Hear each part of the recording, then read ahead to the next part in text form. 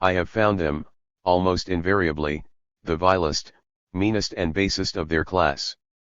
Exceptions there may be, but this is true of religious slave-holders, as a class. It is not for me to explain the fact. Others may do that. I simply state it as a fact, and leave the theological and psychological inquiry, which it raises, to be decided by others more competent than myself. Religious slave-holders, like religious persecutors, are ever extreme in their malice and violence. Very near my new home, on an adjoining farm, there lived the Rev. Daniel Wheaton, who was both pious and cruel after the real Covey pattern. Mr. Wheaton was a local preacher of the Protestant 94. Methodist persuasion, and a most zealous supporter of the ordinances of religion, generally. This Wheaton owned a woman called Seal, who was a standing proof of his mercilessness. Poor Seal's back, always scantily clothed, was kept literally raw, by the lash of this religious man and gospel minister. The most notoriously wicked man, so called in distinction from church members, could hire hands more easily than this brute. When sent out to find a home, a slave would never enter the gates of the preacher Wheaton, while a sinful sinner needed a hand. Behave ill, or behave well, it was the known maxim of Wheaton, that it is the duty of a master to use the lash. If, for no other reason, he contended that this was essential to remind a slave of his condition, and of his master's authority. The good slave must be whipped, to be kept good, and the bad slave must be whipped, to be made good. Such was Wheaton's theory, and such was his practice. The back of his slave woman will, in the judgment, be the swiftest witness against him. While I am stating particular cases, I might as well immortalize another of my neighbors, by calling him by name, and putting him in print. He did not think that Akil was near, taking notes, and will, doubtless, feel quite angry at having his character touched off in the ragged style of a slave's pen. I beg to introduce the reader to Rev. Rigby Hopkins. Mr. Hopkins resides between Easton and St. Michael's, in Talbot County, Maryland. The severity of this man made him a perfect terror to the slaves of his neighborhood. The peculiar feature of his government was his system of whipping slaves, as he said, in advance of deserving it. He always managed to have 1 or 2 slaves to whip on Monday morning, so as to start his hands to their work, under the inspiration of a new assurance on Monday, that his preaching about kindness, mercy, brotherly love, and the like, on Sunday, did not interfere with, or prevent him from establishing his authority, by the cowskin.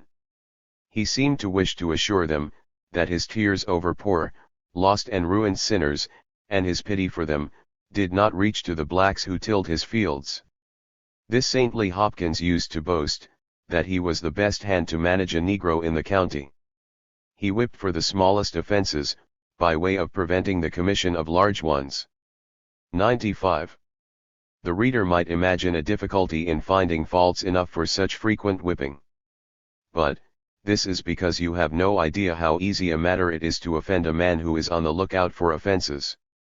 The man, unaccustomed to slave-holding, would be astonished to observe how many floggable offenses there are in the slaveholder's catalogue of crimes, and how easy it is to commit any one of them, even when the slave least intends it. A slaveholder, bent on finding fault, will hatch up a dozen a day, if he chooses to do so, and each one of these shall be of a punishable description. A mere look, word, or motion, a mistake, accident, or want of power, are all matters for which a slave may be whipped at any time. Does a slave look dissatisfied with his condition? It is said, that he has the devil in him, and it must be whipped out. Does he answer loudly, when spoken to by his master, with an air of self-consciousness? Then, must he be taken down a buttonhole lower, by the lash, well laid on? Does he forget, and omit to pull off his hat, when approaching a white person? Then, he must, or may be, whipped for his bad manners. Does he ever venture to vindicate his conduct, when harshly and unjustly accused? Then, he is guilty of impudence, one of the greatest crimes in the social catalogue of Southern society. To allow a slave to escape punishment, who has impudently attempted to exculpate himself from unjust charges, preferred against him by some white person, is to be guilty of great dereliction of duty. Does a slave ever venture to suggest a better way of doing a thing, no matter what? He is, altogether, too officious-wise above what is written, and he deserves, even if he does not get, a flogging for his presumption. Does he, while plowing, break a plow, or while hoeing, break a hoe, or while chopping, break an axe? No matter what were the imperfections of the implement broken, or the natural liabilities for breaking, the slave can be whipped for carelessness. The reverend slaveholder could always find something of this sort, to justify him in using the lash several times during the week. Hopkins, like Covey and Wheaton, were shunned by slaves who had the privilege of finding their own masters at the end of each year, and yet, there was not a man in all that section of country, who made a louder profession of religion, than did Mr. Rigby Hopkins. 96.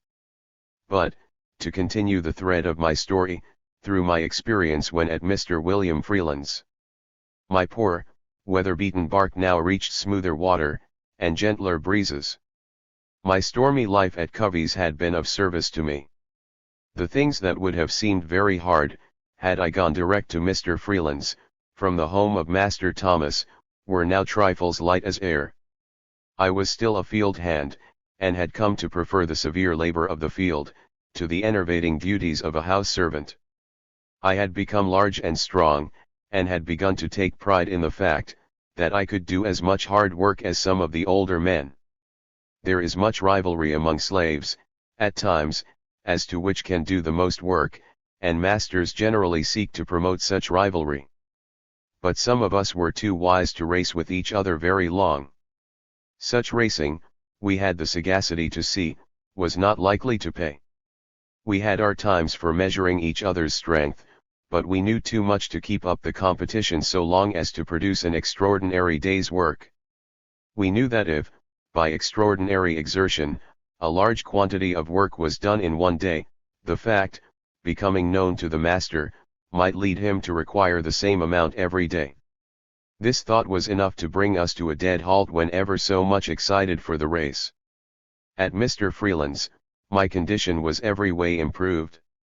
I was no longer the poor scapegoat that I was when at Covey's, where every wrong thing done was saddled upon me, and where other slaves were whipped over my shoulders. Mr. Freeland was too just a man thus to impose upon me, or upon anyone else. It is quite usual to make one slave the object of a special abuse, and to beat him often, with a view to its effect upon others, rather than with any expectation that the slave whipped will be improved by it, but the man with whom I now was, could descend to no such meanness and wickedness. Every man here was held individually responsible for his own conduct. This was a vast improvement on the rule at Covey's.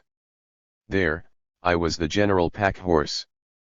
Bill Smith was protected, by a positive prohibition made by his rich master, and the calm. 97. Command of the rich slaveholder is law to the poor one. Hughes was favored, because of his relationship to Covey, and the hands hired temporarily, escaped flogging, except as they got it over my poor shoulders. Of course, this comparison refers to the time when Covey could whip me.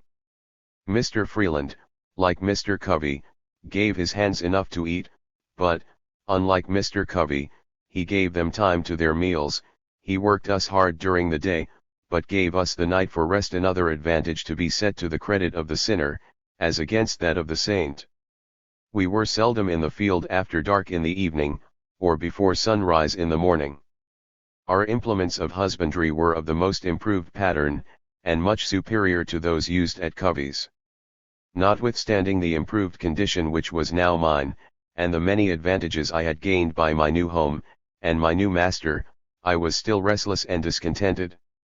I was about as hard to please by a master, as a master is by a slave. The freedom from bodily torture and unceasing labor, had given my mind an increased sensibility, and imparted to it greater activity. I was not yet exactly in right relations. Howbeit, that was not first which is spiritual, but that which is natural, and afterward that which is spiritual. When entombed at coveys shrouded in darkness and physical wretchedness, temporal well-being was the grand desideratum, but, temporal wants supplied, the spirit puts in its claims. Beat and cuff your slave, keep him hungry and spiritless, and he will follow the chain of his master like a dog, but, feed and clothe him well, work him moderately, surround him with physical comfort, and dreams of freedom intrude. Give him a bad master, and he aspires to a good master. Give him a good master, and he wishes to become his own master. Such is human nature. You may hurl a man so low, beneath the level of his kind, that he loses all just ideas of his natural position, but elevate him a little, and the clear conception of rights rises to life and power, and leads him onward. Thus elevated, a little, at Freelands, the dreams called into being by that good man, Father Lawson, when in Baltimore, began to visit me, and shoots from the tree of liberty began to put forth tender buds, and dim hopes of the future began to dawn. 98. I found myself in congenial society, at Mr. Freeland's. There were Henry Harris, John Harris, Handy Caldwell, and Sandy Jenkins *. Henry and John were brothers, belonged to Mr. Freeland. They were both remarkably bright and intelligent, though neither of them could read. Now for mischief. I had not been long at Freeland's before I was up to my old tricks. I early began to address my companions on the subject of education, and the advantages of intelligence over ignorance, and, as far as I dared, I tried to show the agency of ignorance in keeping men in slavery. Webster's spelling book and the Columbian Orator were looked into again.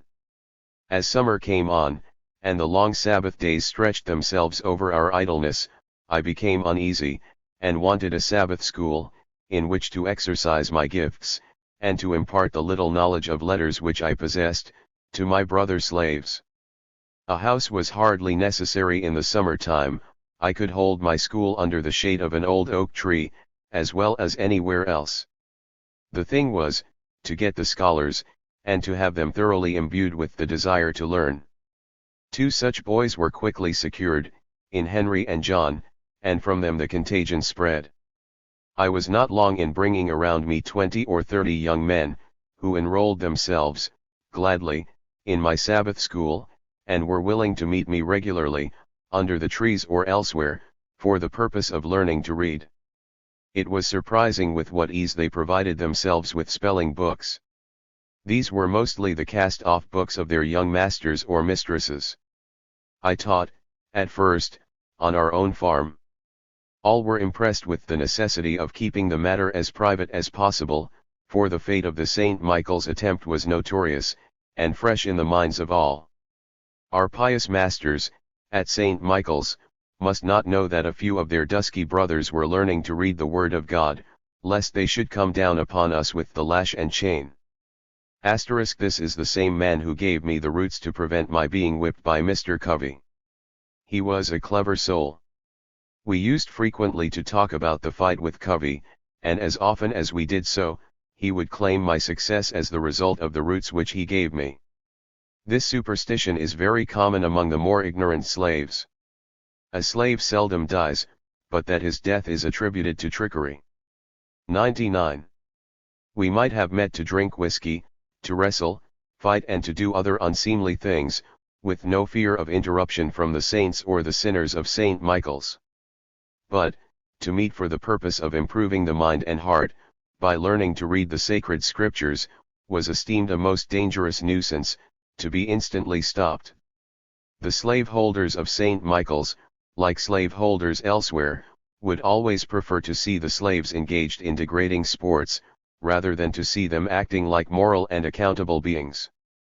Had anyone asked a religious white man, in St. Michael's, 20 years ago, the names of 3 men in that town, whose lives were most after the pattern of our Lord and Master, Jesus Christ, the first 3 would have been as follows: Garrison West, class leader. Wright Fairbanks, class leader.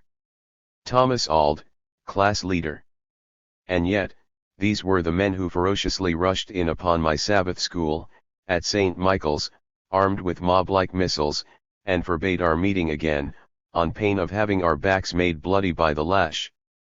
This same Garrison West was my class leader, and I must say, I thought him a Christian, until he took part in breaking up my school. He led me no more after that.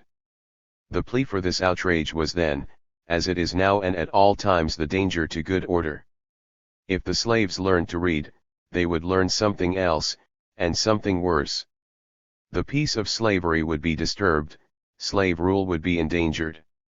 I leave the reader to characterize a system which is endangered by such causes. I do not dispute the soundness of the reasoning.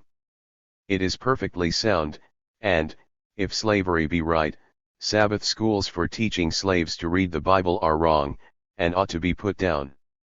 These Christian class leaders were, to this extent, consistent. They had settled the question, that slavery is right, and, by that standard, they determined that Sabbath schools are wrong. To be sure, they were Protestant, and held to the great Protestant right of every man to search the Scriptures for himself, but, then, to all general rules, there are exceptions. How convenient! What crimes may not be committed under the doctrine? 00. Of the last remark. But, my dear, class-leading Methodist brethren, did not condescend to give me a reason for breaking up the Sabbath school at St. Michael's. It was enough that they had determined upon its destruction.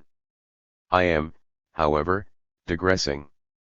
After getting the school cleverly into operation, the second time holding it in the woods, behind the barn, and in the shade of trees, I succeeded in inducing a free-colored man, who lived several miles from our house, to permit me to hold my school in a room at his house. He, very kindly, gave me this liberty, but he incurred much peril in doing so, for the assemblage was an unlawful one. I shall not mention, here, the name of this man, for it might, even now, subject him to persecution, although the offences were committed more than 20 years ago. I had, at one time, more than 40 scholars, all of the right sort, and many of them succeeded in learning to read. I have met several slaves from Maryland, who were once my scholars, and who obtained their freedom, I doubt not, partly in consequence of the ideas imparted to them in that school. I have had various employments during my short life, but I look back to none with more satisfaction, than to that afforded by my Sunday school. An attachment, deep and lasting, sprung up between me and my persecuted pupils, which made my parting from them intensely grievous, and, when I think that most of these dear souls are yet shut up in this abject thraldom, I am overwhelmed with grief. Besides my Sunday school, I devoted 3 evenings a week to my fellow slaves, during the winter. Let the reader reflect upon the fact, that, in this Christian country, men and women are hiding from professors of religion, in barns, in the woods and fields, in order to learn to read the Holy Bible. Those dear souls, who came to my Sabbath school, came not because it was popular or reputable to attend such a place, for they came under the liability of having 40 stripes laid on their naked backs. Every moment they spent in my school, they were under this terrible liability, and, in this respect, I was a sharer with them. Their minds had been cramped and starved by their cruel masters, the light of education had been completely excluded, and their hard earnings had been taken to 01. Educate their masters' children. I felt a delight in circumventing the tyrants, and in blessing the victims of their curses. The year at Mr. Freeland's passed off very smoothly, to outward seeming. Not a blow was given me during the whole year.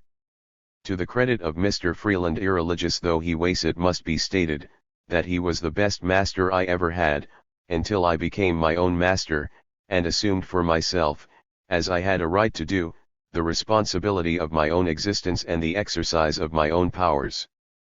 For much of the happiness or absence of misery with which I passed this year with Mr. Freeland, I am indebted to the genial temper and ardent friendship of my brother slaves. They were, every one of them, manly, generous and brave. Yes, I say they were brave, and I will add, fine-looking. It is seldom the lot of mortals to have truer and better friends than were the slaves on this farm. It is not uncommon to charge slaves with great treachery toward each other, and to believe them incapable of confiding in each other, but I must say, that I never loved, esteemed, or confided in men, more than I did in these. They were as true as steel, and no band of brothers could have been more loving. There were no mean advantages taken of each other, as is sometimes the case where slaves are situated as we were, no tattling, no giving each other bad names to Mr. Freeland, and no elevating one at the expense of the other. We never undertook to do anything, of any importance, which was likely to affect each other, without mutual consultation. We were generally a unit, and moved together. Thoughts and sentiments were exchanged between us, which might well be called very incendiary, by oppressors and tyrants, and perhaps the time has not even now come, when it is safe to unfold all the flying suggestions which arise in the minds of intelligent slaves.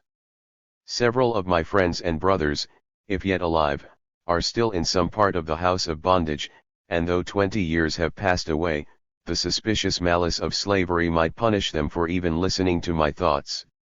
The slaveholder, kind or cruel, is a slaveholder still, every hour violator of the just and inalienable rights of man, and he is, therefore, every hour silently whetting the knife of 2. Vengeance for his own throat. He never lisps a syllable in commendation of the fathers of this republic, nor denounces any attempted oppression of himself, without inviting the knife to his own throat, and asserting the rights of rebellion for his own slaves. The year is ended, and we are now in the midst of the Christmas holidays, which are kept this year as last, according to the general description previously given. 03. Chapter 19. The Runaway Plot. New Year's thoughts and meditations again bought by Freeland. No ambition to be a slave, kindness, no compensation for slavery, incipient steps toward escape, considerations leading thereto, irreconcilable hostility to slavery, solemn vow taken, plan divulged to the slaves, Columbian orator scheme gains favor, despite pro-slavery preaching, danger of discovery, skill of slaveholders in reading the minds of their slaves, suspicion and coercion, hymns with double meaning, value, in dollars, of our company, preliminary consultation, password, conflicts of hope and fear, difficulties to be overcome, ignorance of geography, survey of imaginary difficulties, effect on our minds, Patrick Henry Sandy becomes a dreamer, route to the north, laid out objections considered, frauds practiced on freemen, passes written, anxieties as the time drew near, dread of failure, appeals to comrades, strange presentiment, coincidence, betrayal, discovereth manner of arresting, use, resistance made by Henry Horizit's effect, unique speech of Mrs. Freeland, doer, sad procession to prison, brutal jeers by the multitude along the road, passes eaten, denial, Sandy too well loved to be suspected, dragged behind horse, jail, a relief, a new set of tormentors, slave traders, John, Charles, and Henry released, the author left alone in prison, he is taken out, and sent to Baltimore. I am now at the beginning of the year 1836, a time favorable for serious thoughts. The mind naturally occupies itself with the mysteries of life in all its phases, the ideal, the real and the actual. Sober people look both ways at the beginning of the year, surveying the errors of the past, and providing against possible errors of the future. I, too, was thus exercised. I had little pleasure in retrospect, and the prospect was not very brilliant. Notwithstanding, thought I, the many resolutions and prayers I have made, in behalf of freedom, I am, this first day of the year 1836, still a slave, still wandering in the depths of spirit-devouring thraldom. My faculties and 04 powers of body and soul are not my own, but are the property of a fellow mortal, in no sense superior to me, except that he has the physical power to compel me to be owned and controlled by him. By the combined physical force of the community, I am his slave, a slave for life. With thoughts like these, I was perplexed and chafed, they rendered me gloomy and disconsolate. The anguish of my mind may not be written. At the close of the year 1835, Mr. Freeland, my temporary master, had bought me of Capt. Thomas Auld, for the year 1836. His promptness in securing my services, would have been flattering to my vanity, had I been ambitious to win the reputation of being a valuable slave. Even as it was, I felt a slight degree of complacency at the circumstance. It showed he was as well pleased with me as a slave, as I was with him as a master. I have already intimated my regard for Mr. Freeland, and I may say here, in addressing Northern readers where there is no selfish motive for speaking in praise of a slaveholder, that Mr. Freeland was a man of many excellent qualities, and to me quite preferable to any master I ever had. But the kindness of the slave master only gilds the chain of slavery, and detracts nothing from its weight or power. The thought that men are made for other and better uses than slavery, thrives best under the gentle treatment of a kind master. But the grim visage of slavery can assume no smiles which can fascinate the partially enlightened slave, into a forgetfulness of his bondage, nor of the desirableness of liberty. I was not through the first month of this, my second year with the kind and gentlemanly Mr. Freeland, before I was earnestly considering and devising plans for gaining that freedom, which, when I was but a mere child, I had ascertained to be the natural and inborn right of every member of the human family. The desire for this freedom had been benumbed, while I was under the brutalizing dominion of Covey, and it had been postponed, and rendered inoperative, by my truly pleasant Sunday school engagements with my friends, during the year 1835, at Mr. Freeland's. It had, however, never entirely subsided. I hated slavery, always, and the desire for freedom only needed a favorable breeze, to fan it into a blaze, at any moment. The thought of only being a 05 creature of the present and the past, troubled me, and I longed to have a future with hope in it. To be shut up entirely to the past and present, is abhorrent to the human mind. It is to the soul whose life and happiness is unceasing progress what the prison is to the body, a blight and mildew, a hell of horrors. The dawning of this, another year, awakened me from my temporary slumber, and roused into life my latent, but long-cherished aspirations for freedom. I was now not only ashamed to be contented in slavery, but ashamed to seem to be contented, and in my present favorable condition, under the mild rule of Mr. F., I am not sure that some kind reader will not condemn me for being over-ambitious, and greatly wanting in proper humility, when I say the truth, that I now drove from me all thoughts of making the best of my lot, and welcomed only such thoughts as led me away from the house of bondage. The intense desire, now felt, to be free, quickened by my present favorable circumstances, brought me to the determination to act, as well as to think and speak. Accordingly, at the beginning of this year 1836, I took upon me a solemn vow, that the year which had now dawned upon me should not close, without witnessing an earnest attempt, on my part, to gain my liberty. This vow only bound me to make my escape individually, but the year spent with Mr. Freeland had attached me, as with hooks of steel, to my brother slaves. The most affectionate and confiding friendship existed between us, and I felt it my duty to give them an opportunity to share in my virtuous determination, by frankly disclosing to them my plans and purposes. Toward Henry and John Harris, I felt a friendship as strong as one man can feel for another, for I could have died with and for them. To them, therefore, with a suitable degree of caution, I began to disclose my sentiments and plans, sounding them, the while, on the subject of running away, provided a good chance should offer. I scarcely need tell the reader, that I did my very best to imbue the minds of my dear friends with my own views and feelings. Thoroughly awakened, now, and with a definite vow upon me, all my little reading, which had any bearing on the subject of human rights, was rendered available in my communications with my friends. That gem of a book, the Columbian Orator, with its eloquent 06 orations and spicy dialogues, denouncing oppression and slavery, telling of what had been dared, done and suffered by men, to obtain the inestimable boon of liberty, was still fresh in my memory, and whirled into the ranks of my speech with the aptitude of well-trained soldiers, going through the drill. The fact is, I here began my public speaking. I canvassed, with Henry and John, the subject of slavery, and dashed against it the condemning brand of God's eternal justice, which it every hour violates. My fellow servants were neither indifferent, dull, nor inapt. Our feelings were more alike than our opinions. All, however, were ready to act, when a feasible plan should be proposed. "Show us how the thing is to be done," said they, "and all else is clear." We were all, except Sandy, quite free from slave-holding priestcraft.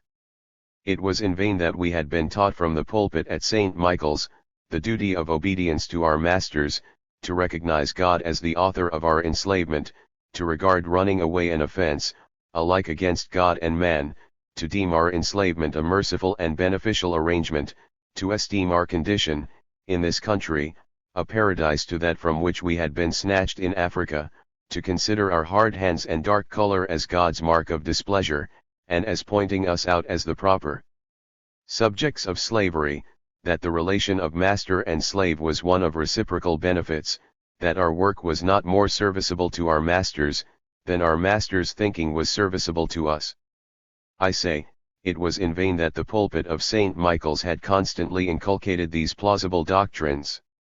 Nature laughed them to scorn. For my own part, I had now become altogether too big for my chains. Father Lawson's solemn words, of what I ought to be, and might be, in the providence of God, had not fallen dead on my soul. I was fast verging toward manhood, and the prophecies of my childhood were still unfulfilled. The thought, that year after year had passed away, and my best resolutions to run away had failed and faded, that I was still a slave, and a slave, too, with chances for gaining my freedom diminished and still diminishing, was not a matter to be slept over easily, nor did I easily sleep over it. But here came a new trouble. Thoughts and purposes so incendiary as those I now cherished, could not agitate the mind. 07.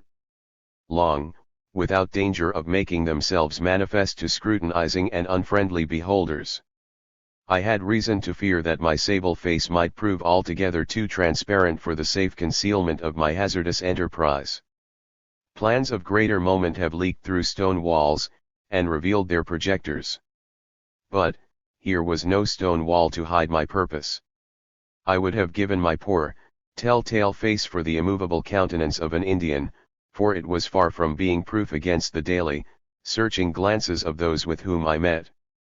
It is the interest and business of slaveholders to study human nature, with a view to practical results, and many of them attain astonishing proficiency in discerning the thoughts and emotions of slaves.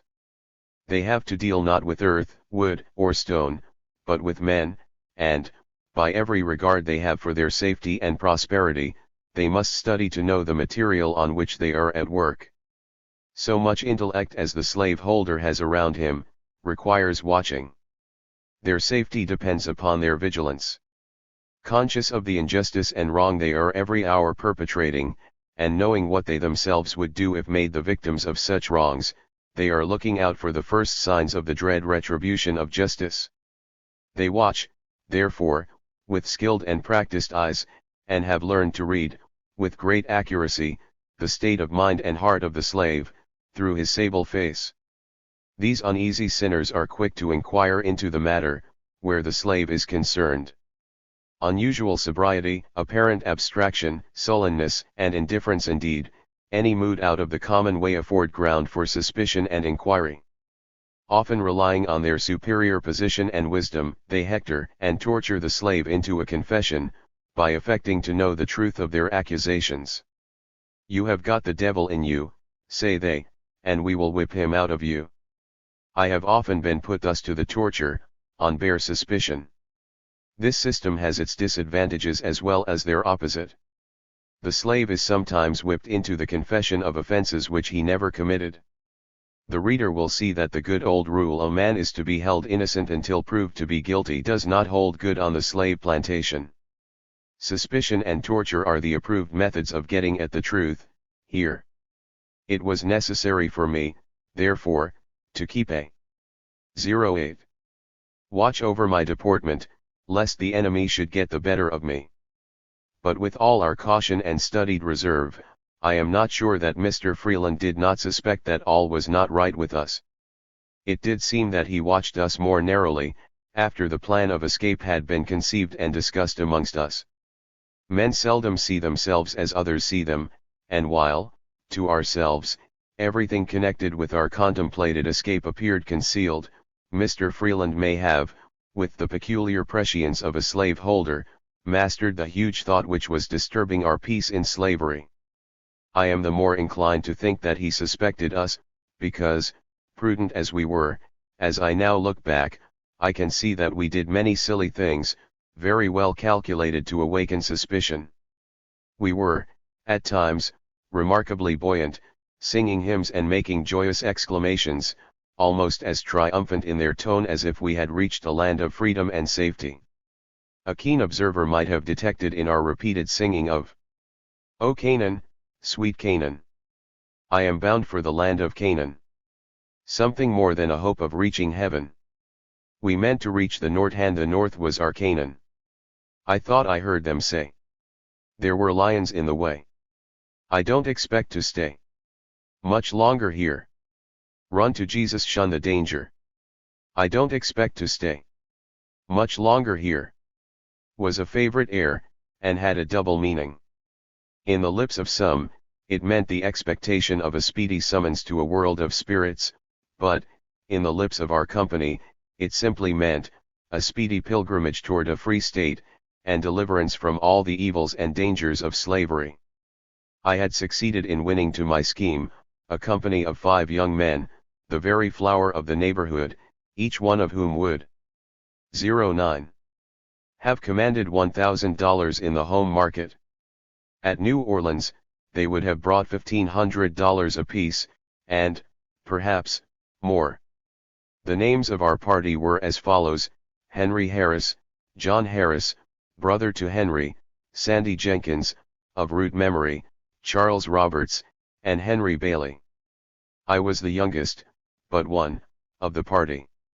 I had, however, the advantage of them all, in experience, and in a knowledge of letters. This gave me great influence over them. Perhaps not one of them, left to himself, would have dreamed of escape as a possible thing. Not one of them was self-moved in the matter. They all wanted to be free, but the serious thought of running away had not entered into their minds, until I won them to the undertaking. They all were tolerably well-off slaves and had dim hopes of being set free, some day, by their masters. If anyone is to blame for disturbing the quiet of the slaves and slave masters of the neighborhood of St. Michael's, I am the man. I claim to be the instigator of the high crime, and I kept life in it, until life could be kept in it no longer. Pending the time of our contemplated departure out of our Egypt, we met often by night, and on every Sunday. At these meetings we talked the matter over, told our hopes and fears, and the difficulties discovered or imagined, and, like men of sense, we counted the cost of the enterprise to which we were committing ourselves. These meetings must have resembled, on a small scale, the meetings of revolutionary conspirators, in their primary condition. We were plotting against our lawful rulers, with this difference that we sought our own good, and not the harm of our enemies. We did not seek to overthrow them, but to escape from them. As for Mr. Freeland, we all liked him, and would have gladly remained with him, as freemen. Liberty was our aim, and we had now come to think that we had a right to liberty, against every obstacle, even against the lives of our enslavers. We had several words, expressive of things, important to us, which we understood, but which, even if distinctly heard by an outsider, would convey no certain meaning. I have reasons for suppressing these passwords, which the reader will easily divine. I hated the secrecy, but where slavery is powerful, and 10. Liberty is weak, the latter is driven to concealment or to destruction. The prospect was not always a bright one. At times, we were almost tempted to abandon the enterprise, and to get back to that comparative peace of mind, which even a man under the gallows might feel, when all hope of escape had vanished. Quiet bondage was felt to be better than the doubts, fears, and uncertainties, which now so sadly perplexed and disturbed us. The infirmities of humanity, generally, were represented in our little band. We were confident, bold, and determined, at times, and, again, doubting, timid and wavering, whistling, like the boy in the graveyard, to keep away the spirits. To look at the map, and observe the proximity of Eastern Shore, Maryland, to Delaware and Pennsylvania, it may seem to the reader quite absurd, to regard the proposed escape as a formidable undertaking. But to understand, someone has said a man must stand under. The real distance was great enough, but the imagined distance was, to our ignorance, even greater. Every slaveholder seeks to impress his slave with a belief in the boundlessness of slave territory, and of his own almost illimitable power. We all had vague and indistinct notions of the geography of the country. The distance, however, is not the chief trouble. The nearer are the lines of a slave state and the borders of a free one, the greater the peril. Hired kidnappers infest these borders. Then, too, we knew that merely reaching a free state did not free us, that, wherever caught, we could be returned to slavery. We could see no spot on this side the ocean, where we could be free. We had heard of Canada, the real Canaan of the American bondman, simply as a country to which the wild goose and the swan repaired at the end of winter, to escape the heat of summer, but not as the home of man. I knew something of theology, but nothing of geography. I really did not, at that time, know that there was a state of New York, or a state of Massachusetts. I had heard of Pennsylvania, Delaware, and New Jersey, and all the southern states, but was ignorant of the free states, generally. New York City was our northern limit, and to go there, and to be forever harassed with the liability of being hunted down and returned to slavery with 11. The certainty of being treated 10 times worse than we had ever been treated before was a prospect far from delightful, and it might well cause some hesitation about engaging in the enterprise. The case, sometimes, to our excited visions, stood thus: at every gate through which we had to pass, we saw a watchman, at every ferry, a guard, on every bridge, a sentinel, and in every wood, a patrol or slave hunter. We were hemmed in on every side. The good to be sought, and the evil to be shunned, were flung in the balance, and weighed against each other. On the one hand, there stood slavery, a stern reality, glaring frightfully upon us, with the blood of millions in his polluted skirts, terrible to behold, greedily devouring our hard earnings and feeding himself upon our flesh. Here was the evil from which to escape. On the other hand, far away, back in the hazy distance, where all forms seemed but shadows, under the flickering light of the North Star behind some craggy hill or snow-covered mountain, stood a doubtful freedom, half frozen, beckoning us to her icy domain. This was, the good to be sought. The inequality was as great as that between certainty and uncertainty. This, in itself, was enough to stagger us, but when we came to survey the untrodden road, and conjecture the many possible difficulties, we were appalled, and at times, as I have said, were upon the point of giving over the struggle altogether. The reader can have little idea of the phantoms of trouble which flit, in such circumstances, before the uneducated mind of the slave. Upon either side, we saw grim death assuming a variety of horrid shapes.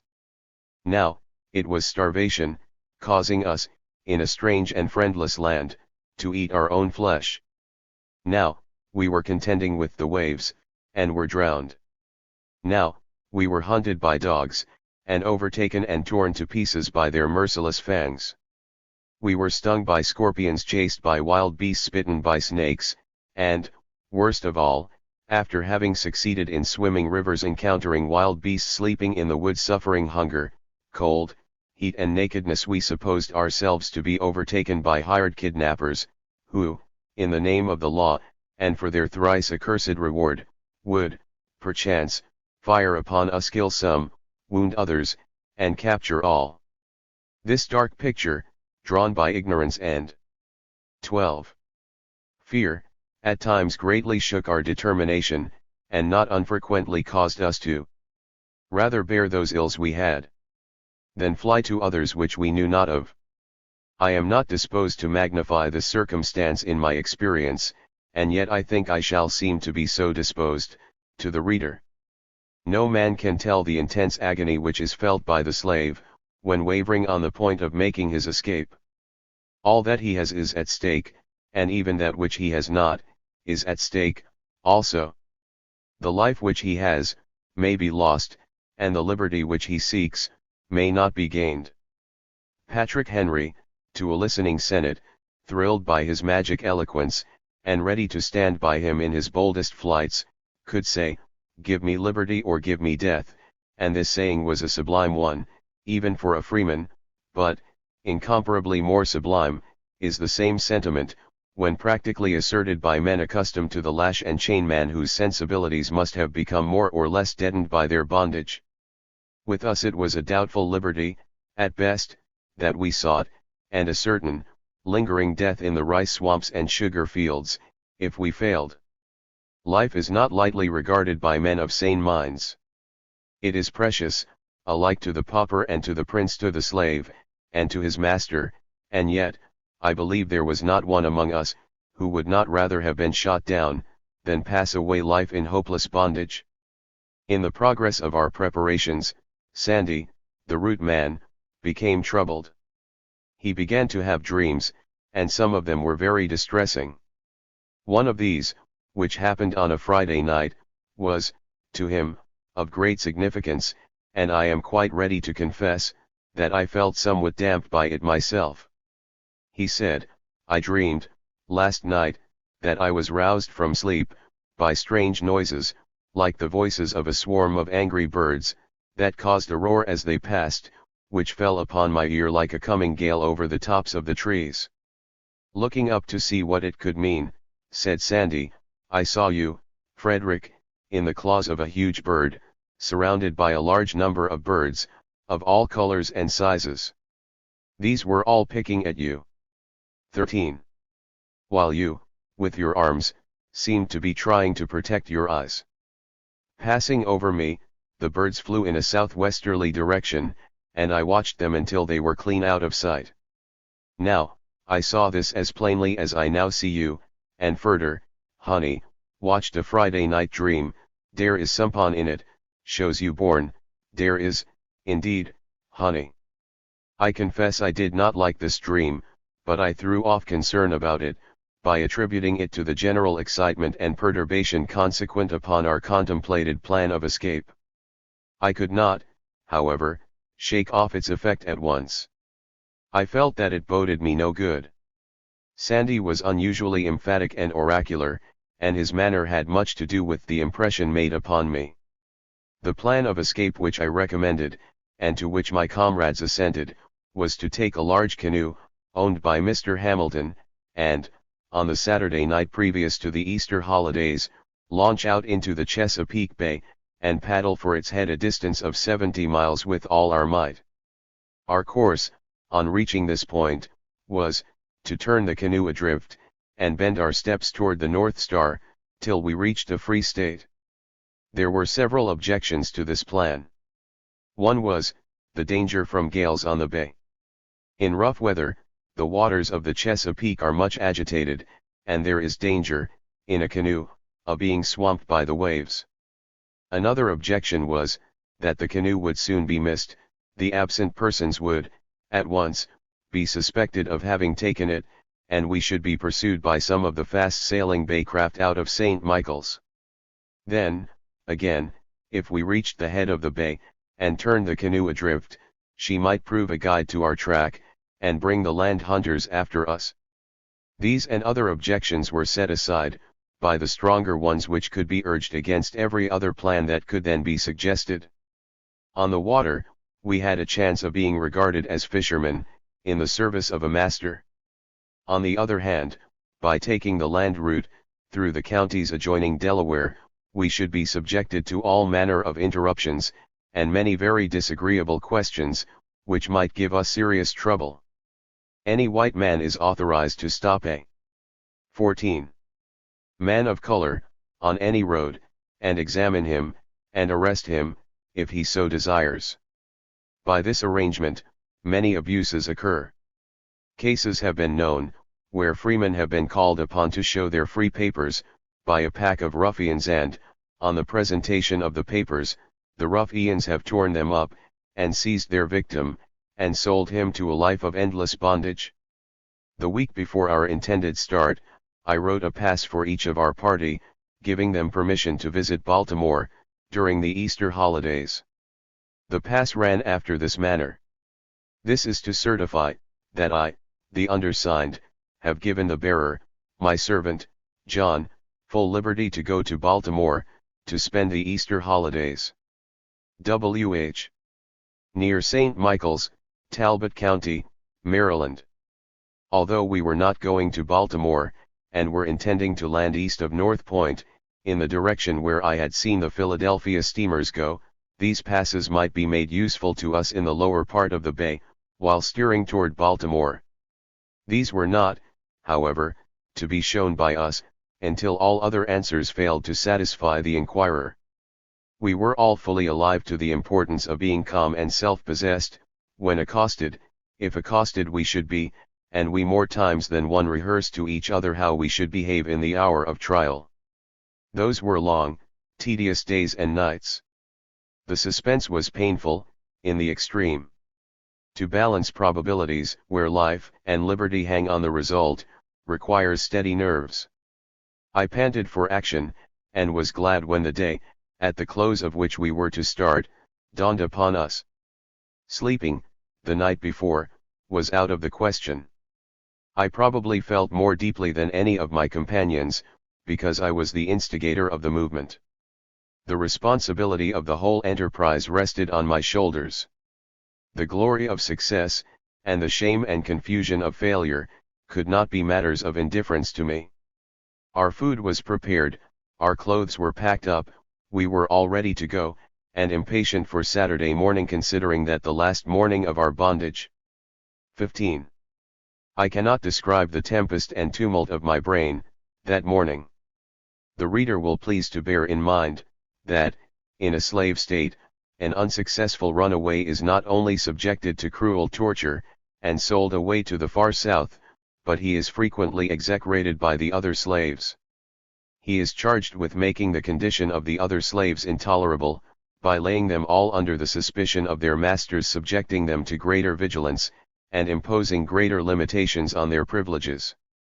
I dreaded murmurs from this quarter. It is difficult, too, for a slave master to believe that slaves escaping have not been aided in their flight by some one of their fellow slaves. When, therefore, a slave is missing, every slave on the place is closely examined as to his knowledge of the undertaking, and they are sometimes even tortured, to make them disclose what they are suspected of knowing of such escape. Our anxiety grew more and more intense, as the time of our intended departure for the north drew nigh. It was truly felt to be a matter of life and death with us, and we fully intended to fight as well as run, if necessity should occur for that extremity. But the trial hour was not yet come. It was easy to resolve, but not so easy to act. I expected there might be some drawing back, at the last. It was natural that there should be, therefore, during the intervening time, I lost no opportunity to explain away difficulties, to remove doubts, to dispel fears, and to inspire all with firmness. It was too late to look back, and now was the time to go forward. Like most other men, we had done the talking part of our work, long and well, and the time had come to act as if we were in earnest, and meant to be as true in action as in words.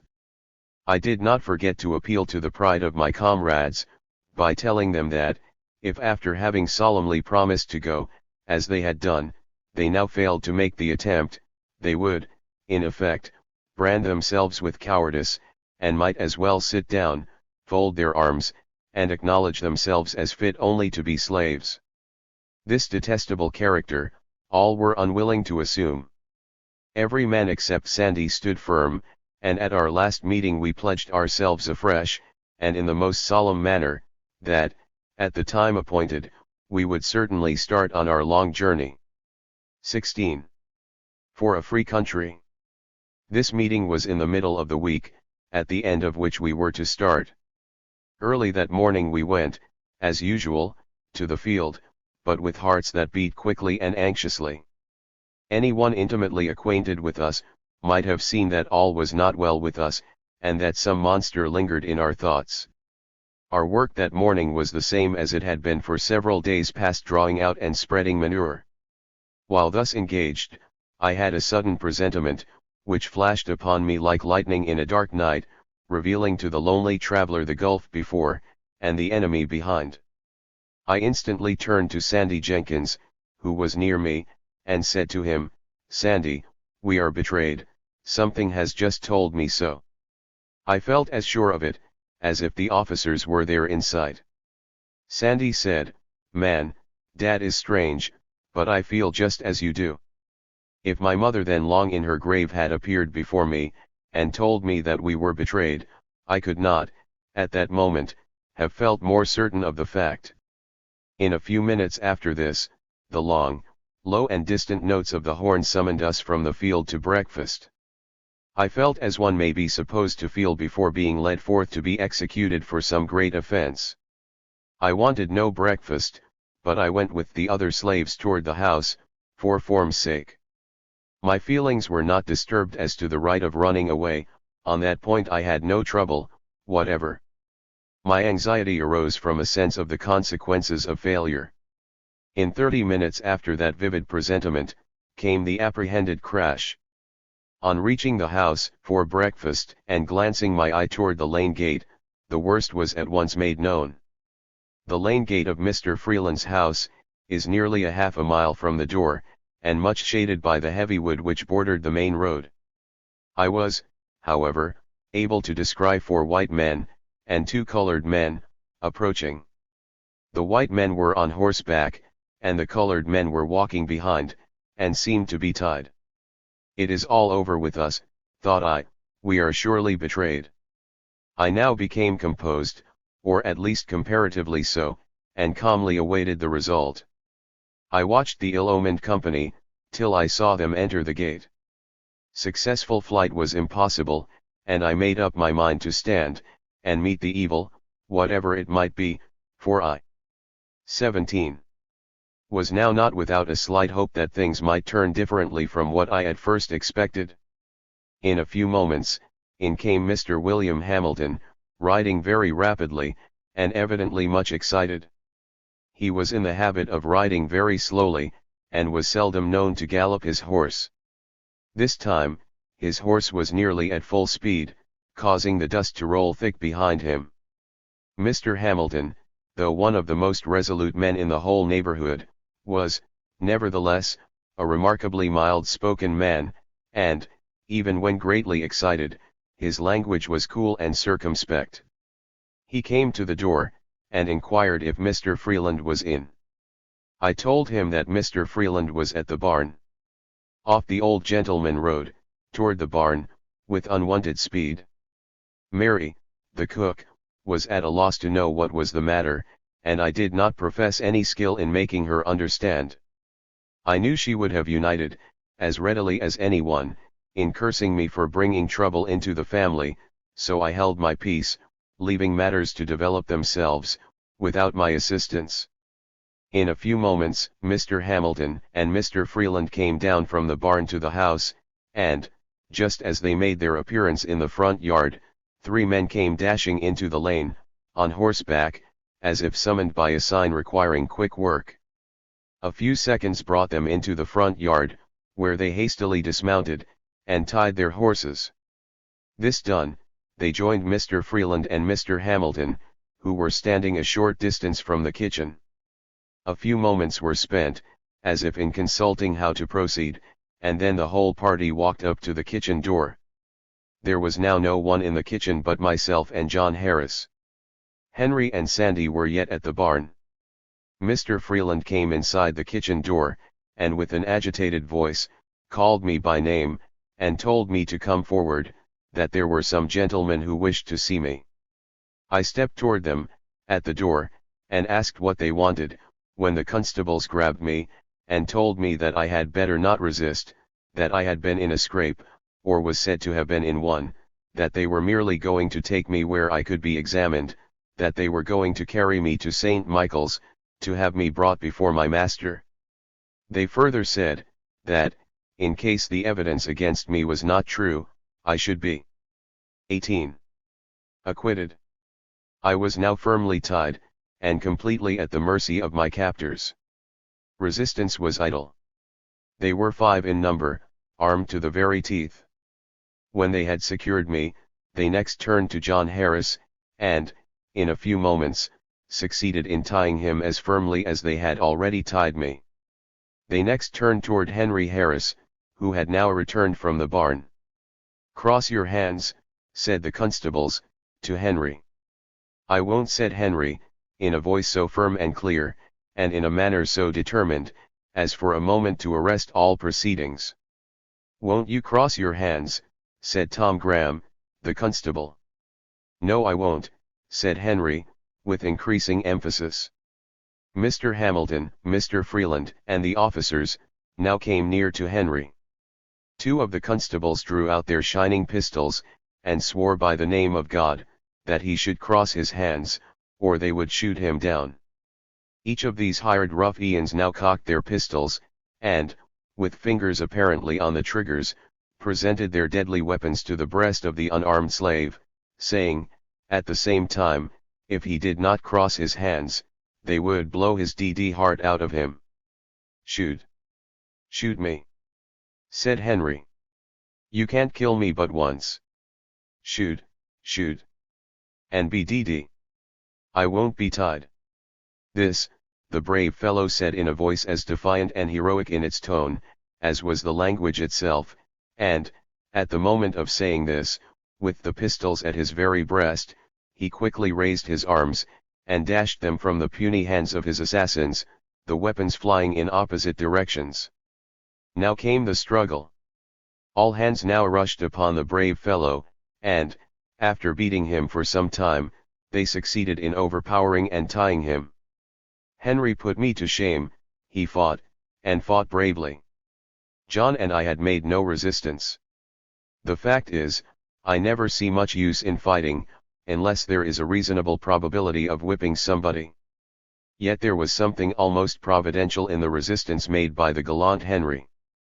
But for that resistance, every soul of us would have been hurried off to the far south. Just a moment previous to the trouble with Henry, Mr. Hamilton mildly said, and this gave me the unmistakable clue to the cause of our arrest, "Perhaps we had now better make a search for those protections, which we understand Frederick has written for himself and the rest." 19. Had these passes been found, they would have been point-blank proof against us, and would have confirmed all the statements of our betrayer. Thanks to the resistance of Henry, the excitement produced by the scuffle drew all attention in that direction, and I succeeded in flinging my pass, unobserved, into the fire. The confusion attendant upon the scuffle, and the apprehension of further trouble, perhaps, led our captors to forego, for the present, any search for those protections which Frederick was said to have written for his companions, so we were not yet convicted of the purpose to run away, and it was evident that there was some doubt, on the part of all, whether we had been guilty of such a purpose. Just as we were all completely tied, and about ready to start toward St. Michael's, and thence to jail, Mrs. Betsy Freeland came to the kitchen door, with her hands full of biscuits, for we had not had time to take our breakfast that morning, and divided them between Henry and John. This done, the lady made the following parting address to me, looking and pointing her bony finger at me. "You devil! You yellow devil! It was you that put it into the heads of Henry and John to run away.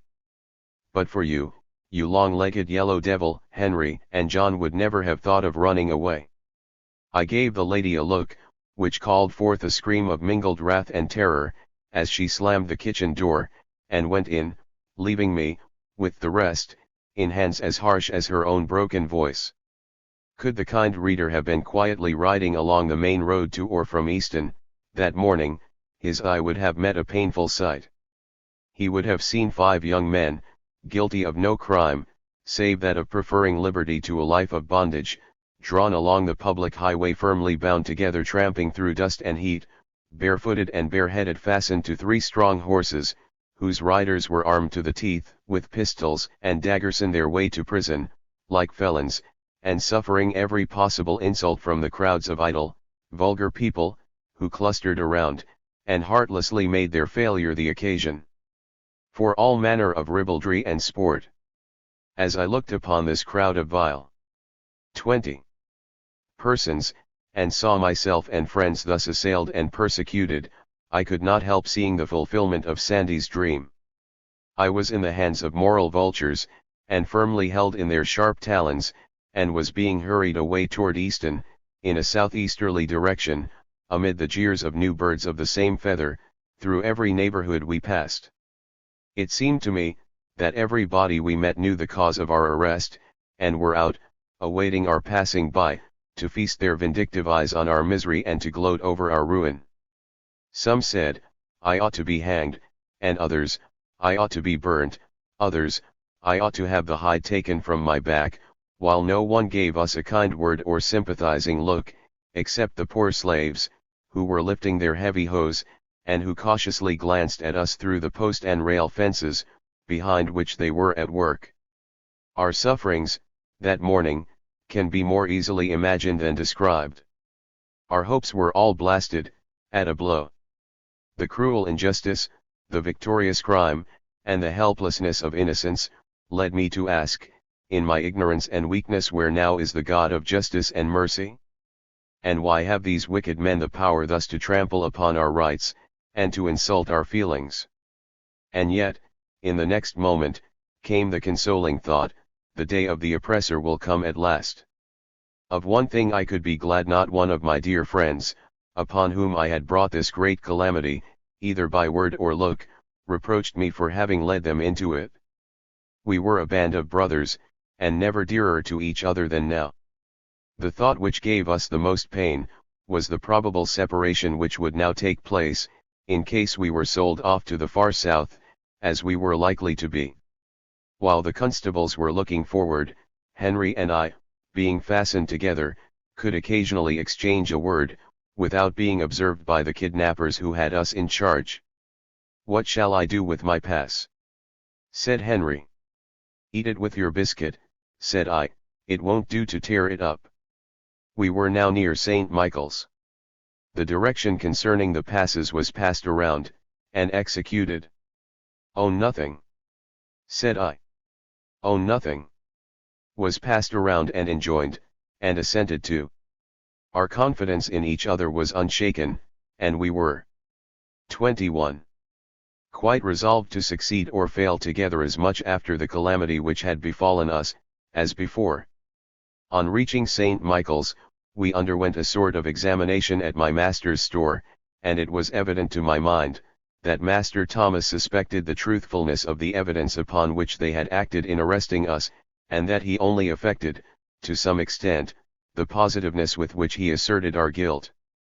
There was nothing said by any of our company, which could, in any manner, prejudice our cause, and there was hope, yet, that we should be able to return to our homes, if for nothing else, at least to find out the guilty man or woman who had betrayed us. To this end, we all denied that we had been guilty of intended flight.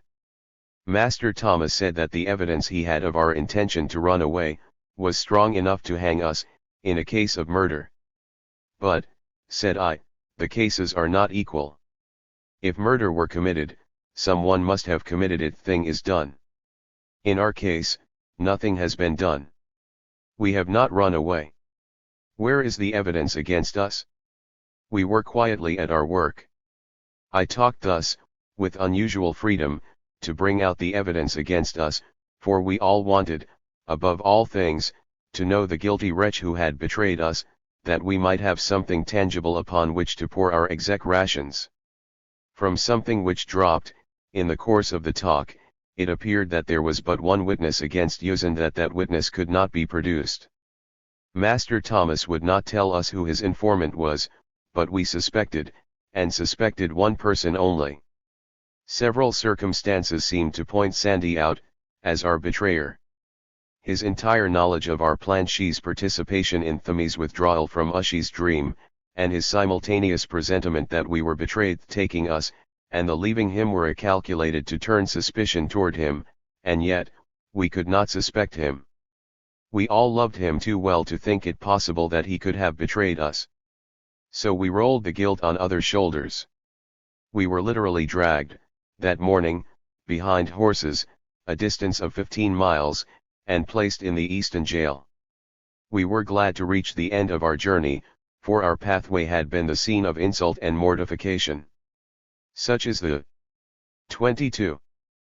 Power of public opinion, that it is hard, even for the innocent, to feel the happy consolations of innocence, when they fall under the maledictions of this power. How could we regard ourselves as in the right, when all about us denounced us as criminals, and had the power and the disposition to treat us as such? In jail, we were placed under the care of Mr. Joseph Graham, the sheriff of the county.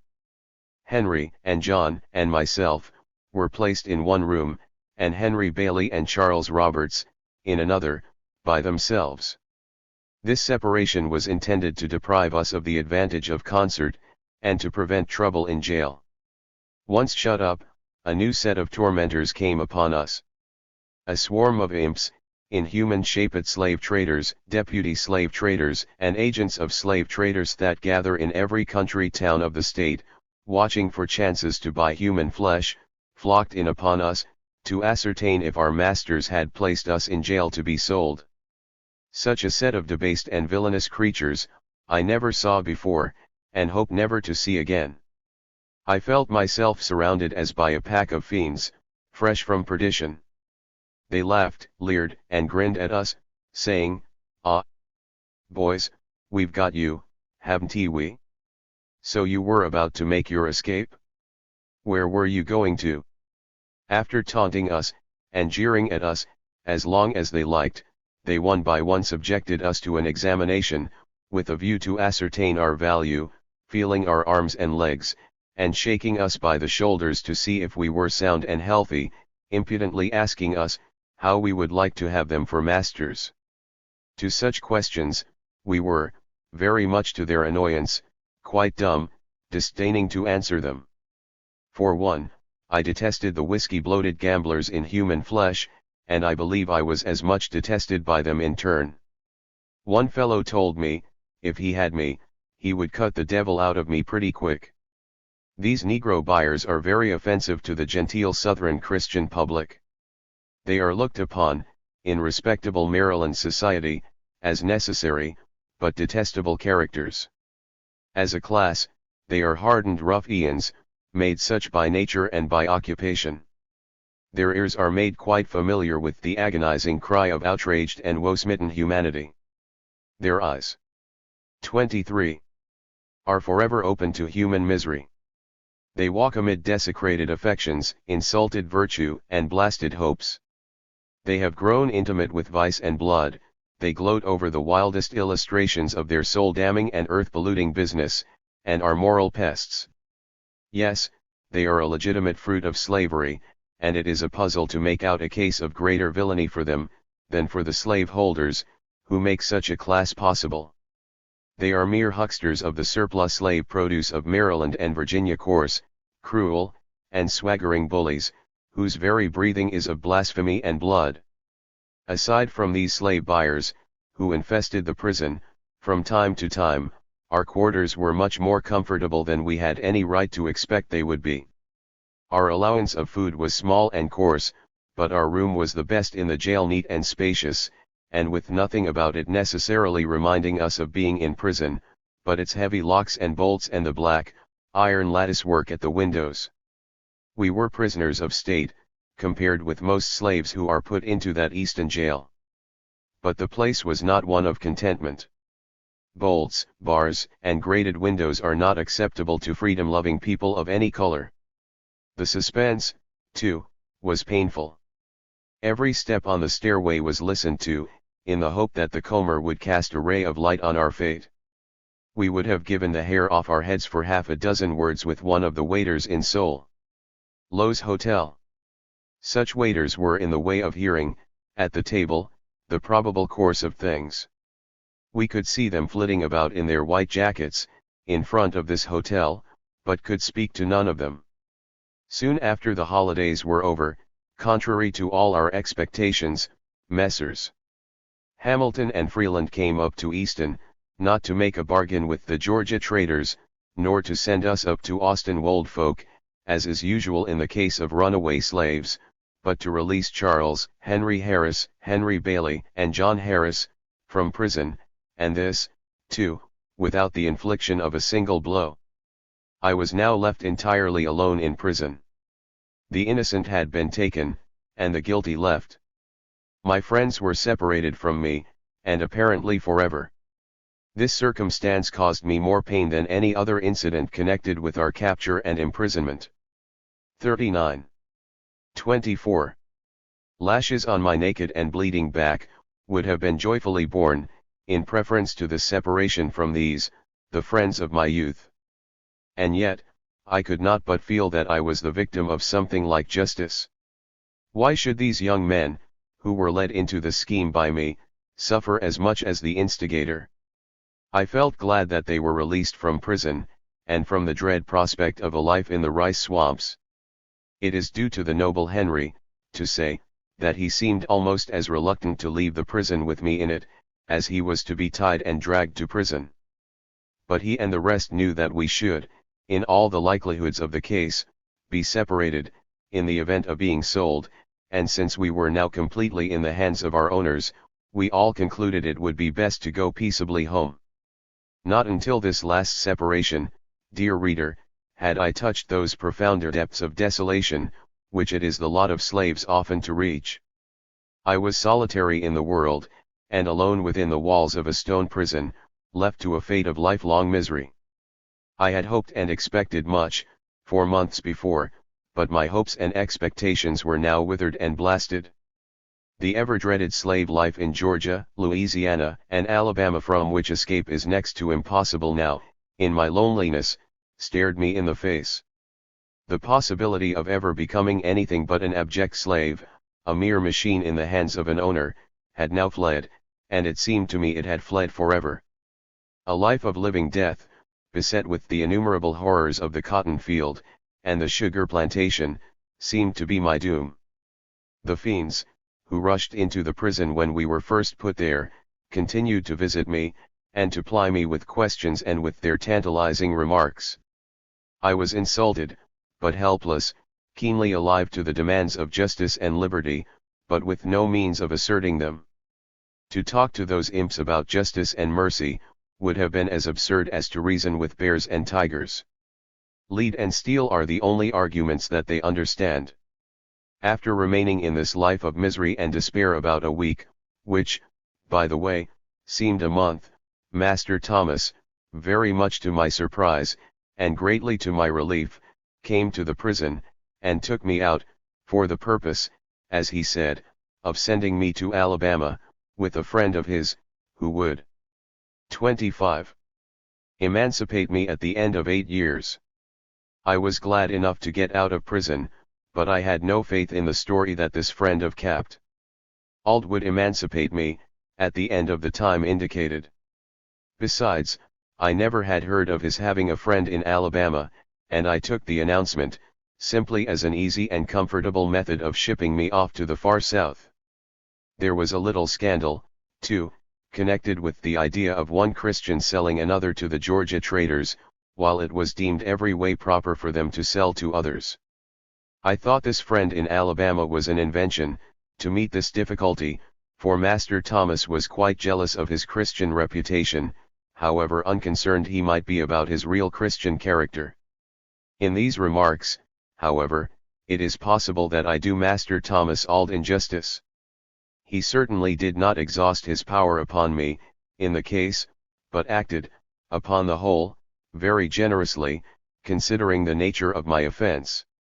He had the power and the provocation to send me, without reserve, into the very Everglades of Florida, beyond the remotest hope of emancipation, and his refusal to exercise that power, must be set down to his credit.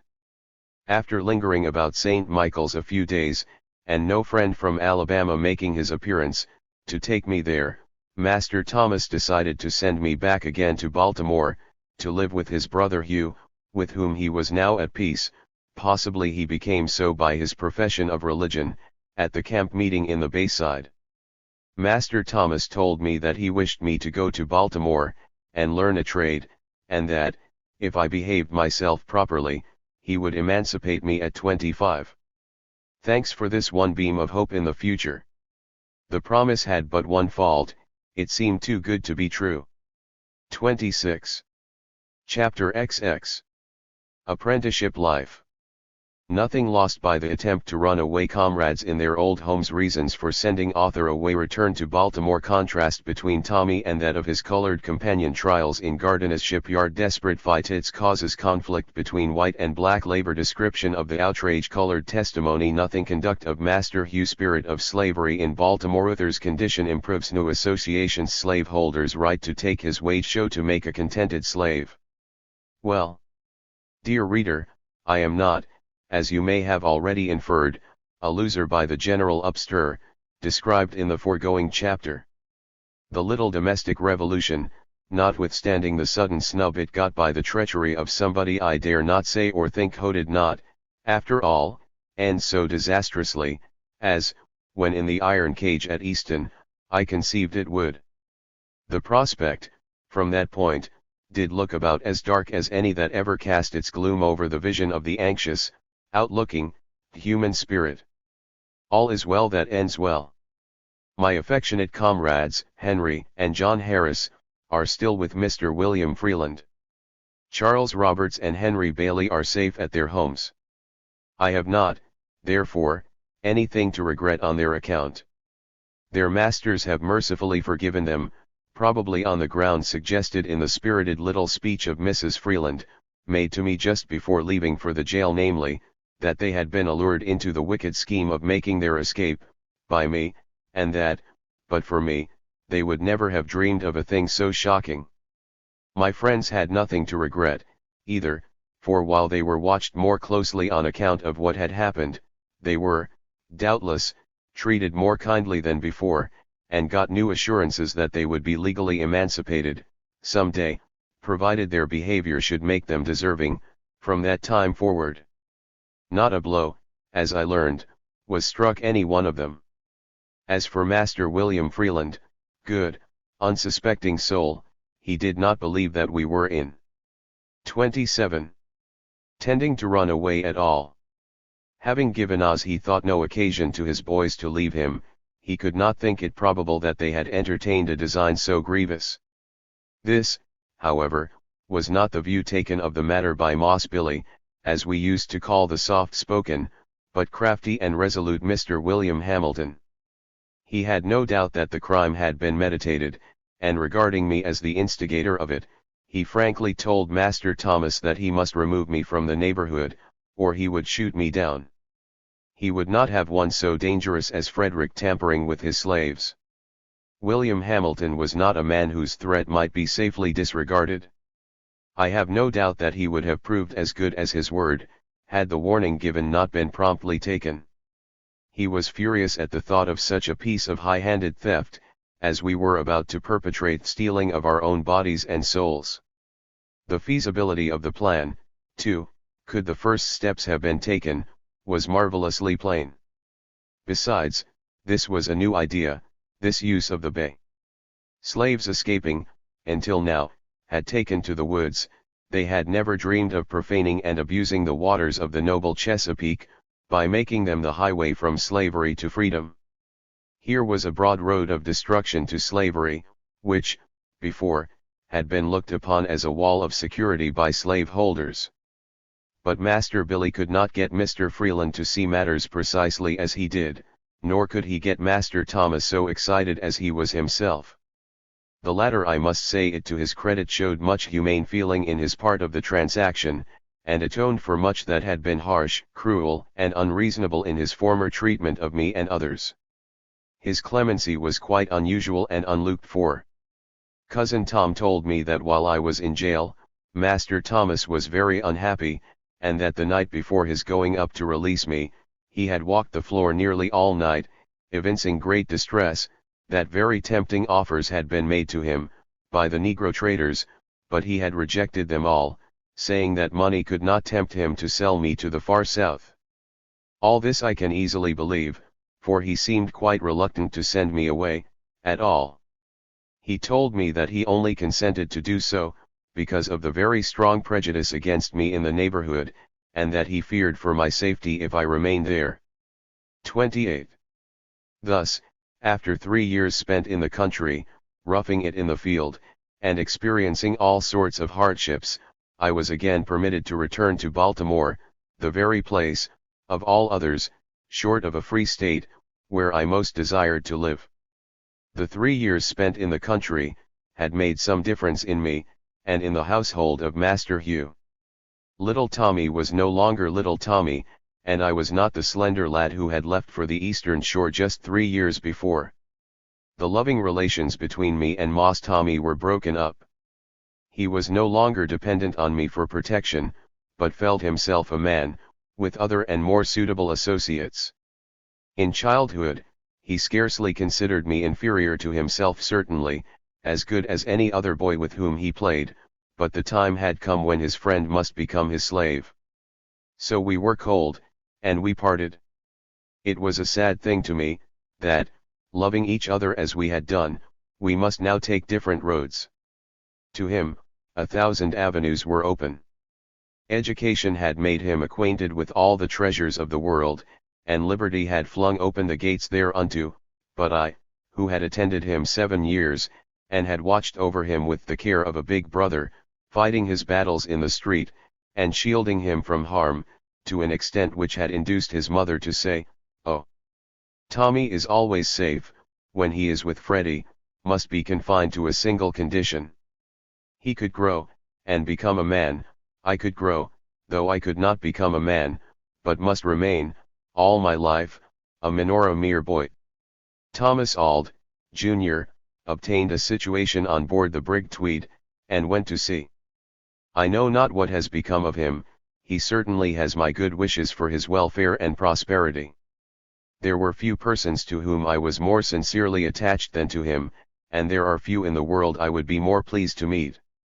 Very soon after I went to Baltimore to live, Master Hugh succeeded in getting me hired to Mr. William Gardner, an extensive shipbuilder on Fells Point. I was placed here to learn to caulk, a trade of which I already had some knowledge, gained while in Mr. Hugh Auld's shipyard, when he was a master builder. Gardner's, however, proved a very unfavorable place for the accomplishment of that object. Mr. Gardner was, that season, engaged in building 2 large men of 29 war vessels, professedly for the Mexican government. These vessels were to be launched in the month of July, of that year, and, in failure thereof, Mr. G would forfeit a very considerable sum of money. So, when I entered the shipyard, all was hurry and driving. There were in the yard about 100 men, of these about 70 or 80 were regular carpenters, privileged men. Speaking of my condition here, I wrote, years ago, and I have now no reason to vary the picture as follows. There was no time to learn anything. Every man had to do that which he knew how to do. In entering the shipyard, my orders from Mr. Gardner were, to do whatever the carpenters commanded me to do. This was placing me at the beck and call of about 75 men. I was to regard all these as masters. Their word was to be my law. My situation was a most trying one. At times I needed a dozen pair of hands. I was called a dozen ways in the space of a single minute. 3 or 4 voices would strike my ear at the same moment. It was Fred, come help me to cant this timber here, Fred. Come carry this timber yonder, Fred. Bring that roller here, Fred. Go get a fresh can of water, Fred. Come help saw off the end of this timber, Fred. Go quick and get the crowbar, Fred. Hold on the end of this fall, Fred. Go the blacksmith's shop, and get a new punch, hurrah, Fred. Run and bring me a cold chisel, I say, Fred. Bear a hand, and get up a fire as quick as lightning under that steam box, halloo, nigger. Come, turn this grindstone, come. Move, move. And bows this timber forward, I say, darky, Blast your eyes, why don't you heat up some pitch? Halloo! Halloo! Halloo! Come here, go there, hold on where you are. DNU, if you move, I'll knock your brains out. Such, dear reader, is a glance at the school which was mine, during the first 8 months of my stay at Baltimore. At the end of 8 months, Master Hugh refused longer to allow me to remain with Mr. Gardner. The circumstance which led to his taking me away, was a brutal outrage, committed upon me by the white apprentices of the shipyard. The fight was a desperate one, and I came out of it most shockingly mangled. I was cut and bruised in sundry places, and my left eye was nearly knocked out of its socket. The facts, leading to this barbarous outrage upon me, illustrate a phase of slavery destined to become an important element in the overthrow of 30. The slave system, and I may, therefore state them with some minuteness. That phase is this: the conflict of slavery with the interests of the white mechanics and laborers of the South. In the country, this conflict is not so apparent, but, in cities, such as Baltimore, Richmond, New Orleans, Mobile, and it is seen pretty clearly. The slaveholders, with a craftiness peculiar to themselves, by encouraging the enmity of the poor, laboring white man against the blacks, succeeds in making the said white man almost as much a slave as the black slave himself. The difference between the white slave, and the black slave, is this: the latter belongs to one slaveholder, and the former belongs to all the slaveholders, collectively. The white slave has taken from him, by indirection, what the black slave has taken from him, directly, and without ceremony. Both are plundered, and by the same plunderers. The slave is robbed, by his master, of all his earnings, above what is required for his bare physical necessities, and the white man is robbed by the slave system, of the just results of his labor, because he is flung into competition with a class of laborers who work without wages. The competition, and its injurious consequences, will, one day, array the non-slave-holding white people of the slave states, against the slave system, and make them the most effective workers against the great evil. At present, the slaveholders blind them to this competition, by keeping alive their prejudice against the slaves, as men ought against them as slaves.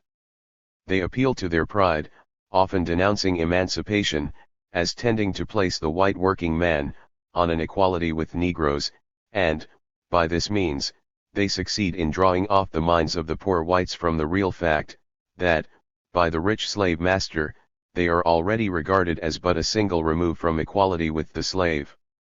The impression is cunningly made, that slavery is the only power that can prevent the laboring white man from falling to the level of the slave's poverty and degradation. To make this enmity deep and broad, between the slave and the poor white man, the latter is allowed to abuse and whip the former, without hindrance. But as I have suggested, this state of facts prevails mostly in the country. In the city of Baltimore, there are not unfrequent murmurs, that educating the slaves to be mechanics may, in the end, give slave masters power to dispense with 31. The services of the poor white man altogether. But, with characteristic dread of offending the slaveholders, these poor, white mechanics in Mr. Gardner's shipyard, instead of applying the natural, honest remedy for the apprehended evil, and objecting at once to work there by the side of slaves, made a cowardly attack upon the free-colored mechanics, saying they were eating the bread which should be eaten by American freemen, and swearing that they would not work with them. The feeling was, really, against having their labor brought into competition with that of the colored people at all, but it was too much to strike directly at the interest of the slaveholders, and, therefore proving their servility and cowardice, they dealt their blows on the poor, colored freeman, and aimed to prevent him from serving himself, in the evening of life, with the trade with which he had served his master, during the more vigorous portion of his days. Had they succeeded in driving the black freemen out of the shipyard, they would have determined also upon the removal of the black slaves. The feeling was very bitter toward all colored people in Baltimore, about this time, and they free and slave suffered all manner of insult and wrong. Until a very little while before I went there, white and black ship carpenters worked side by side, in the shipyards of Mr. Gardner, Mr. Duncan, Mr. Walter Price, and Mr. Robb. Nobody seemed to see any impropriety in it. To outward seeming, all hands were well satisfied. Some of the blacks were first-rate workmen, and were given jobs requiring the highest skill. All at once, however, the white carpenters knocked off, and swore that they would no longer work on the same stage with free Negroes. Taking advantage of the heavy contract resting upon Mr. Gardner, to have the war vessels for Mexico ready to launch in July, and of the difficulty of getting other hands at that season of the year, they swore they would not strike another blow for him, unless he would discharge his free-colored workmen. Now, although this movement did not extend to me, in form, it did reach me, in fact. The spirit which it awakened was one of malice and bitterness, toward colored people generally, and I suffered with the rest, and suffered severely. My fellow apprentices very soon began to feel it to be degrading. 32. To work with me. They began to put on high looks, and to talk contemptuously and maliciously of the niggers, saying, that they would take the country, that they ought to be killed. Encouraged by the cowardly workmen, who, knowing me to be a slave, made no issue with Mr. Gardner about my being there, these young men did their utmost to make it impossible for me to stay. They seldom called me to do anything, without coupling the call with a curse, and, Edward North, the biggest in everything, rascality included, ventured to strike me, whereupon I picked him up, and threw him into the dock. Whenever any of them struck me, I struck back again, regardless of consequences. I could manage any of them singly, and, while I could keep them from combining, I succeeded very well. In the conflict which ended my stay at Mr. Gardner's, I was beset by 4 of them at once: Ned North, Ned Hayes, Bill Stewart, and Tom Humphreys. 2 of them were as large as myself, and they came near killing me, in broad daylight. The attack was made suddenly, and simultaneously. One came in front, armed with a brick, there was one at each side, and one behind, and they closed up around me. I was struck on all sides, and, while I was attending to those in front, I received a blow on my head, from behind, dealt with a heavy handspike. I was completely stunned by the blow, and fell, heavily, on the ground, among the timbers. Taking advantage of my fall, they rushed upon me, and began to pound me with their fists. I let them lay on, for a while, after I came to myself, with a view of gaining strength. They did me little damage, so far, but, finally, getting tired of that sport, I gave a sudden surge, and, despite their weight, I rose to my hands and knees. Just as I did this, one of their number planted a blow with his boot in my left eye, which, for a time, seemed to have burst my eyeball. When they saw my eye completely closed, my face covered with blood, and I staggering under the stunning blows they had given me, they left me. As soon as I gathered sufficient strength, I picked up the handspike, and, madly enough, attempted to pursue them, but here the carpenters interfered, and compelled me to give up my frenzied pursuit. It was impossible to stand against so many. Dear reader, you can hardly believe the statement, but it is 33. True, and, therefore, I write it down. Not fewer than 50 white men stood by, and saw this brutal and shameless outrage committed, and not a man of them all interposed a single word of mercy. There were 4 against 1, and that one's face was beaten and battered most horribly, and no one said, "That is enough," but some cried out, "Kill him, kill him, kill the D.D. nigger.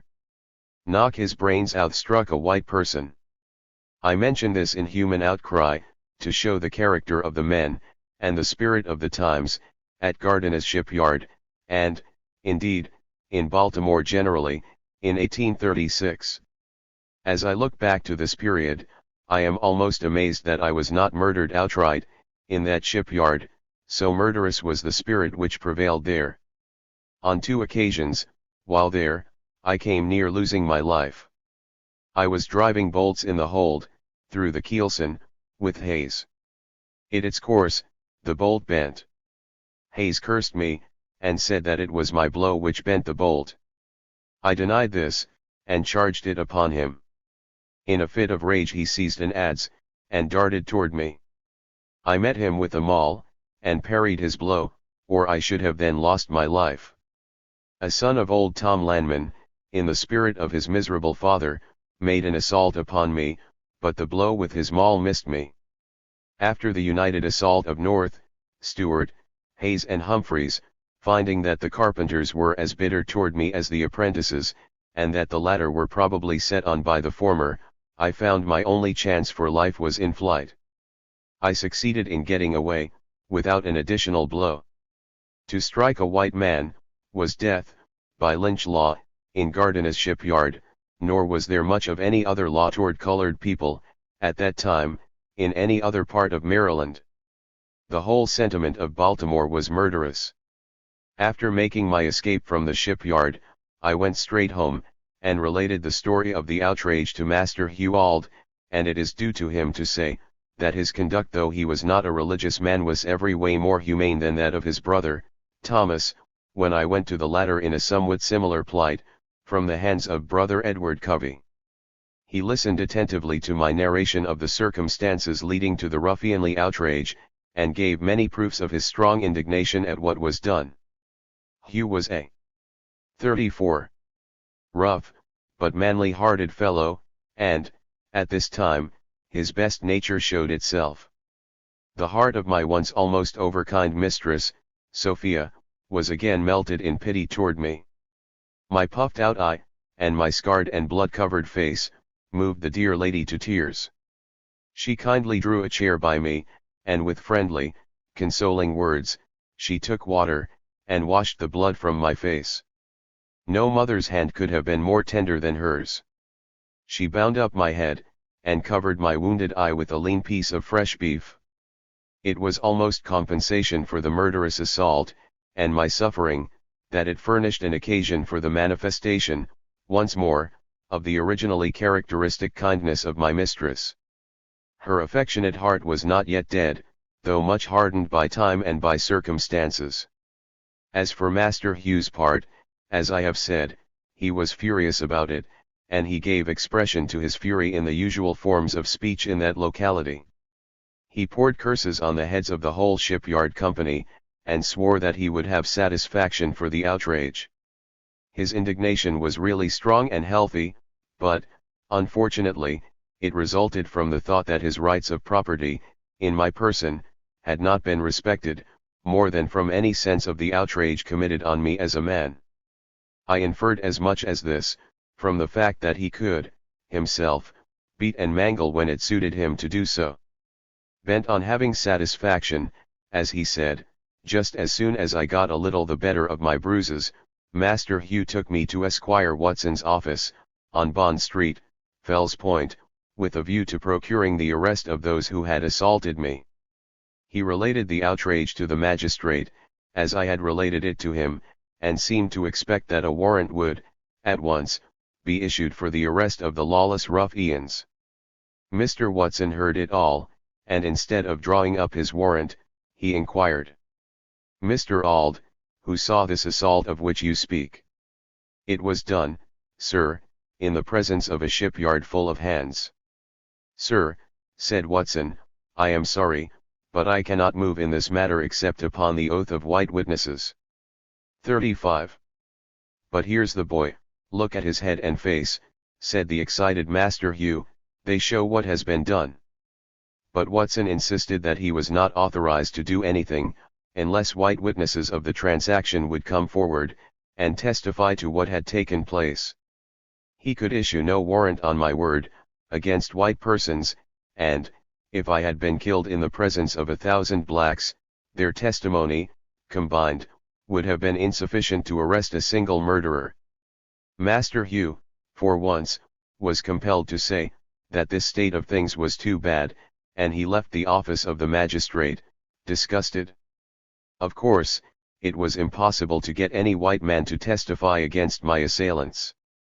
The carpenters saw what was done, but the actors were but the agents of their malice, and did only what the carpenters sanctioned. They had cried, with one accord, "Kill the nigger! Kill the nigger!" Even those who may have pitied me, if any such were among them, lacked the moral courage to come and volunteer their evidence. The slightest manifestation of sympathy or justice toward a person of color, was denounced as abolitionism, and the name of abolitionist, subjected its bearer to frightful liabilities. "DN abolitionists," and "Kill the niggers," were the watchwords of the foul-mouthed ruffians of those days. Nothing was done, and probably there would not have been anything done, had I been killed in the affray. The laws and the morals of the Christian city of Baltimore, afforded no protection to the sable denizens of that city. Master Hugh, on finding he could get no redress for the cruel wrong, withdrew me from the employment of Mr. Gardner, and took me into his own family, Mrs. Auld kindly taking care of me, and dressing my wounds, until they were healed, and I was ready to go again to work.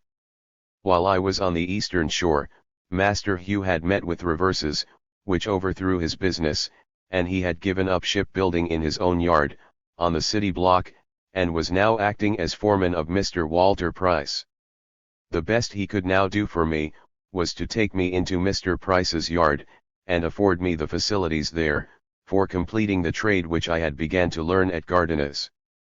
Here I rapidly became ex. 36.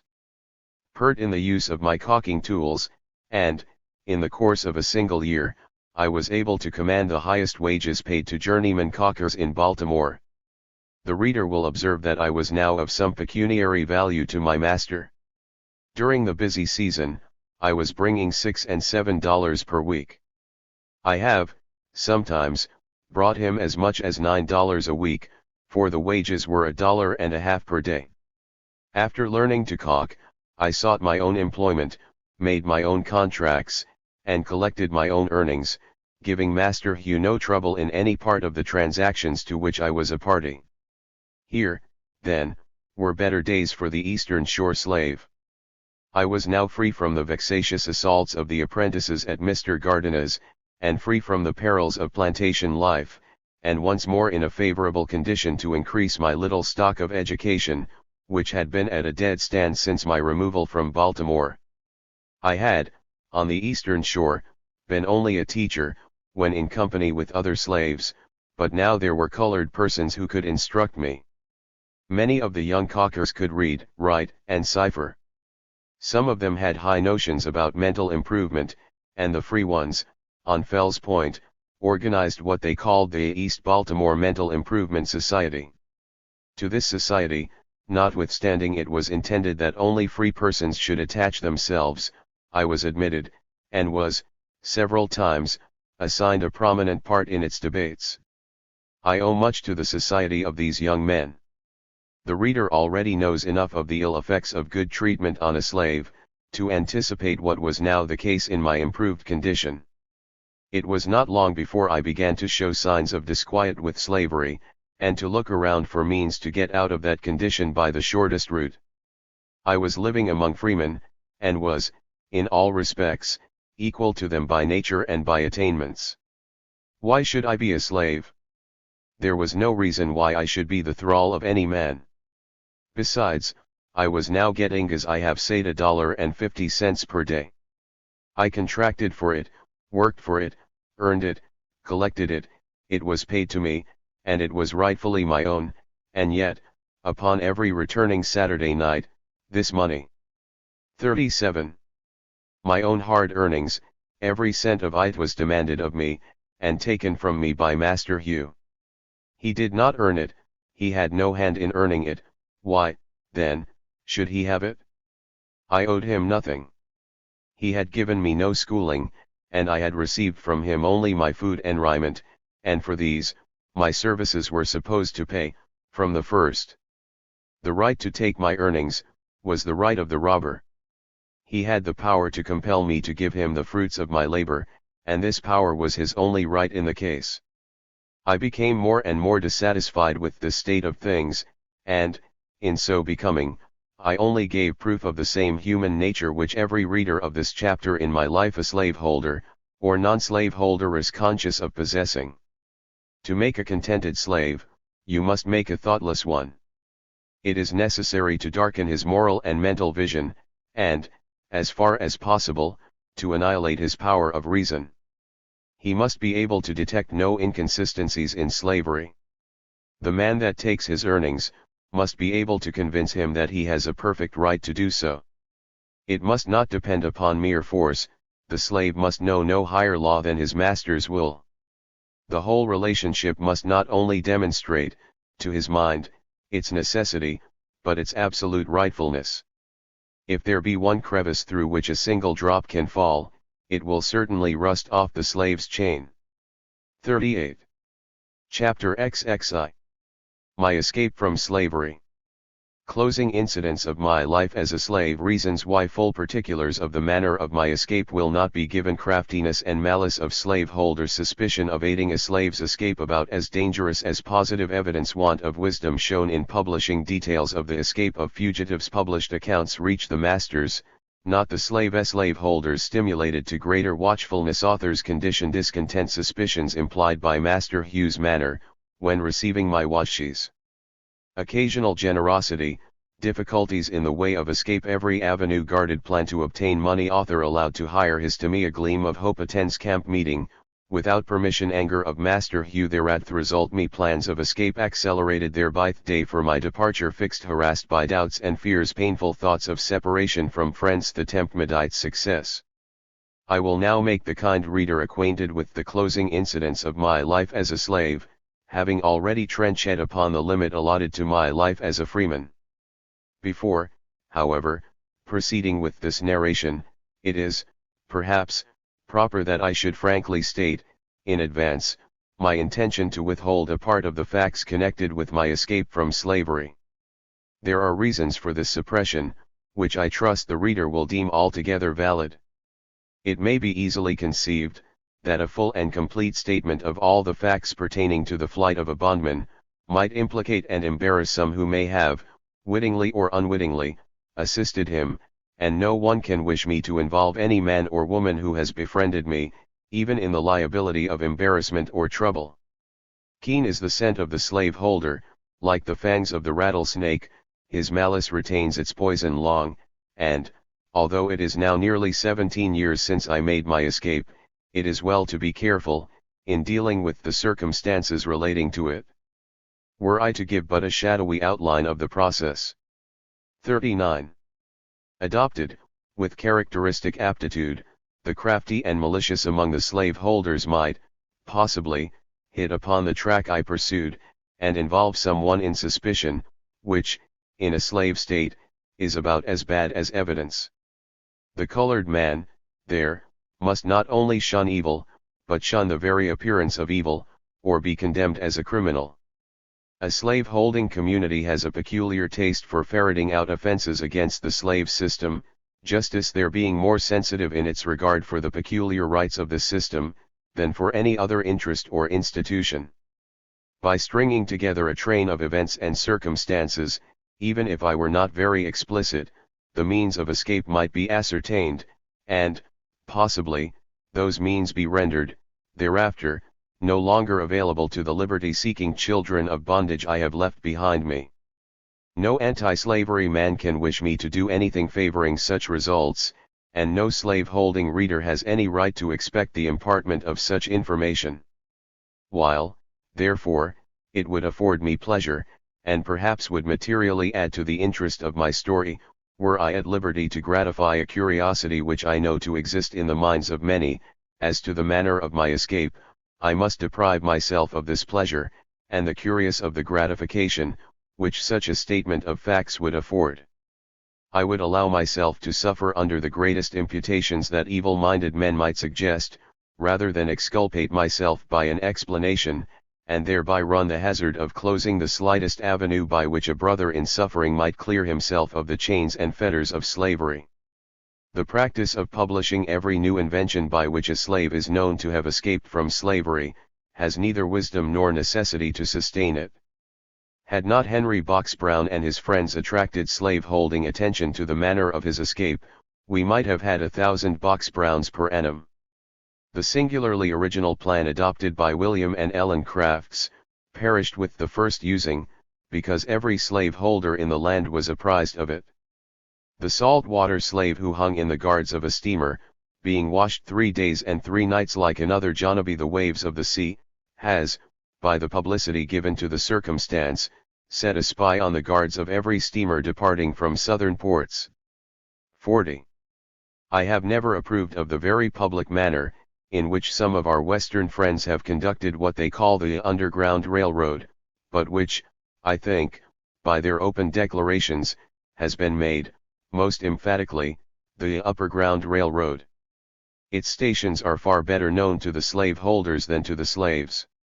I honor those good men and women for their noble daring, in willingly subjecting themselves to persecution, by openly avowing their participation in the escape of slaves.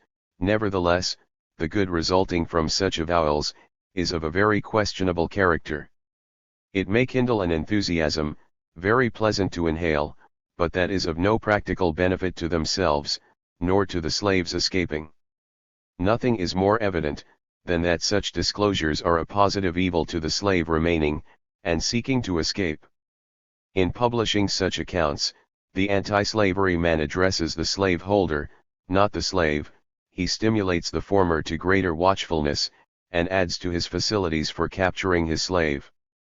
We owe something to the slaves, south of Mason and Dixon's line, as well as to those north of it, and, in discharging the duty of aiding the latter, on their way to freedom, we should be careful to do nothing which would be likely to hinder the former, in making their escape from slavery. Such is my detestation of slavery, that I would keep the merciless slaveholder profoundly ignorant of the means of flight adopted by the slave. He should be left to imagine himself surrounded by myriads of invisible tormentors, ever ready to snatch, from his infernal grasp, his trembling prey. In pursuing his victim, let him be left to feel his way in the dark. Let shades of darkness, commensurate with his crime, shut every ray of light from his pathway, and let him be made to feel, that, at every step he takes, with the hellish purpose of reducing a brother man to slavery, he is running the frightful risk of having his hot brains dashed out by an invisible hand. But, enough of this. I will now proceed to the statement of those facts, connected with my escape, for which I am alone responsible, and for which no one can be made to suffer but myself. My condition in the year of my escape, was, comparatively, a free and easy one, so far, at least, as the wants of the physical man were concerned, but the reader will bear in 41. Mind, that my troubles from the beginning, have been less physical than mental, and he will thus be prepared to find, after what is narrated in the previous chapters, that slave life was adding nothing to its charms for me, as I grew older, and became better acquainted with it. The practice, from week to week, of openly robbing me of all my earnings, kept the nature and character of slavery constantly before me. I could be robbed by indirection, but this was too open and barefaced to be endured. I could see no reason why I should, at the end of each week, pour the reward of my honest toil into the purse of any man. The thought itself vexed me, and the manner in which Master Hugh received my wages, vexed me more than the original wrong. Carefully counting the money and rolling it out, dollar by dollar, he would look me in the face, as if he would search my heart as well as my pocket, and reproachfully ask me, "Is that all?" implying that I had, perhaps, kept back part of my wages, or, if not so, the demand was made, possibly, to make me feel, that, after all, I was an unprofitable servant. Draining me of the last cent of my hard earnings, he would, however, occasionally when I brought home an extra large sum dely out to me a sixpence or a shilling, with a view, perhaps, of kindling up my gratitude, but this practice had the opposite effect. It was an admission of my right to the whole sum. The fact, that he gave me any part of my wages, was proof that he suspected that I had a right to the whole of them. I always felt uncomfortable, after having received anything in this way, for I feared that the giving me a few cents, might, possibly, ease his conscience, and make him feel himself a pretty honorable robber, after all. held to a strict account, and kept under a close watch. The old suspicion of my running away not having been entirely removed. Escape from slavery, even in Baltimore, was very difficult. The railroad from Baltimore to Philadelphia was under regulations so stringent, that even free-colored travelers were almost excluded. They must have free papers, they must be measured and carefully examined, before they were allowed to enter the cars. They only went in the daytime, even when so examined. The steamboats were under regulations equally stringent. All the great turnpikes, leading northward, were beset with kidnappers, a class of men who watched the 42 newspapers for advertisements for runaway slaves, making their living by the accursed reward of slave hunting. My discontent grew upon me, and I was on the lookout for means of escape. With money, I could easily have managed the matter, and, therefore, I hit upon the plan of soliciting the privilege of hiring my time. It is quite common, in Baltimore, to allow slaves this privilege, and it is the practice, also, in New Orleans. A slave who is considered trustworthy, can, by paying his master a definite sum regularly, at the end of each week, dispose of his time as he likes. It so happened that I was not in very good odor, and I was far from being a trustworthy slave. Nevertheless, I watched my opportunity when Master Thomas came to Baltimore, in the spring of 1838, to purchase his spring supply of goods, and applied to him, directly, for the much coveted privilege of hiring my time. This request Master Thomas unhesitatingly refused to grant, and he charged me, with some sternness, with inventing this stratagem to make my escape. He told me, I could go nowhere but he could catch me, and, in the event of my running away, I might be assured he should spare no pains in his efforts to recapture me. He recounted, with a good deal of eloquence, the many kind offices he had done me, and exhorted me to be contented and obedient. "Lay out no plans for the future," said he. "If you behave yourself properly, I will take care of you." Now, kind and considerate as this offer was, it failed to soothe me into repose. In spite of Master Thomas, and, I may say, in spite of myself, also, I continued to think, and worse still, to think almost exclusively about the injustice and wickedness of slavery. No effort of mine or of his could silence this trouble-giving thought, or change my purpose to run away. About 2 months after applying to Master Thomas for the privilege of hiring my time, I applied to Master Hugh for the same liberty, supposing him to be unacquainted with the fact that I had made a similar application to Master Thomas, and had been refused.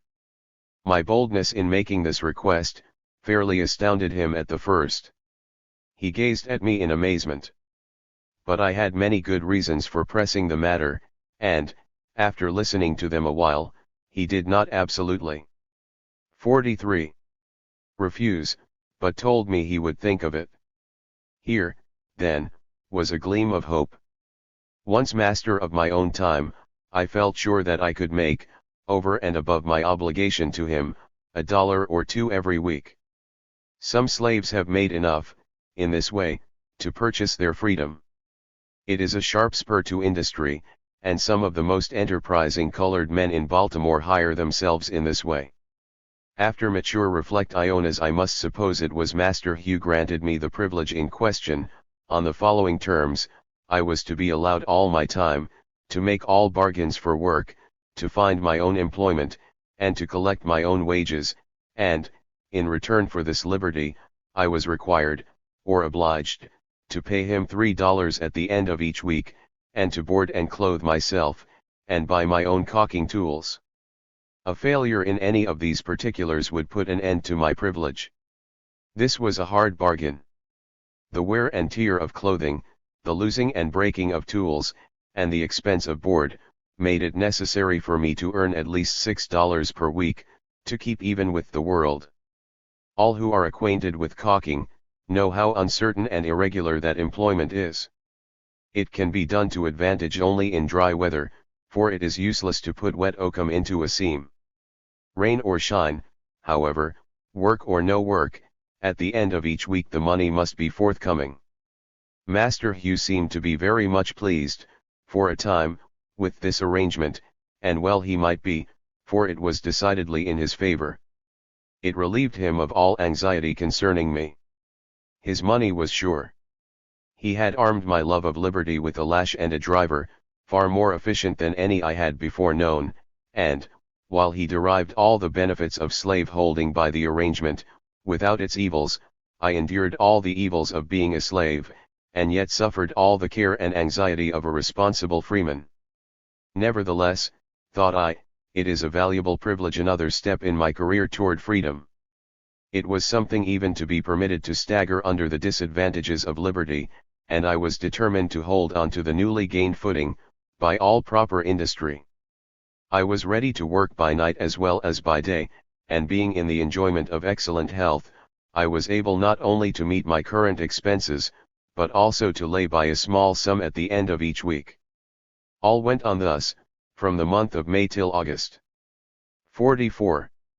Then for reasons which will become apparent as I proceed, me much valued liberty was wrested from me.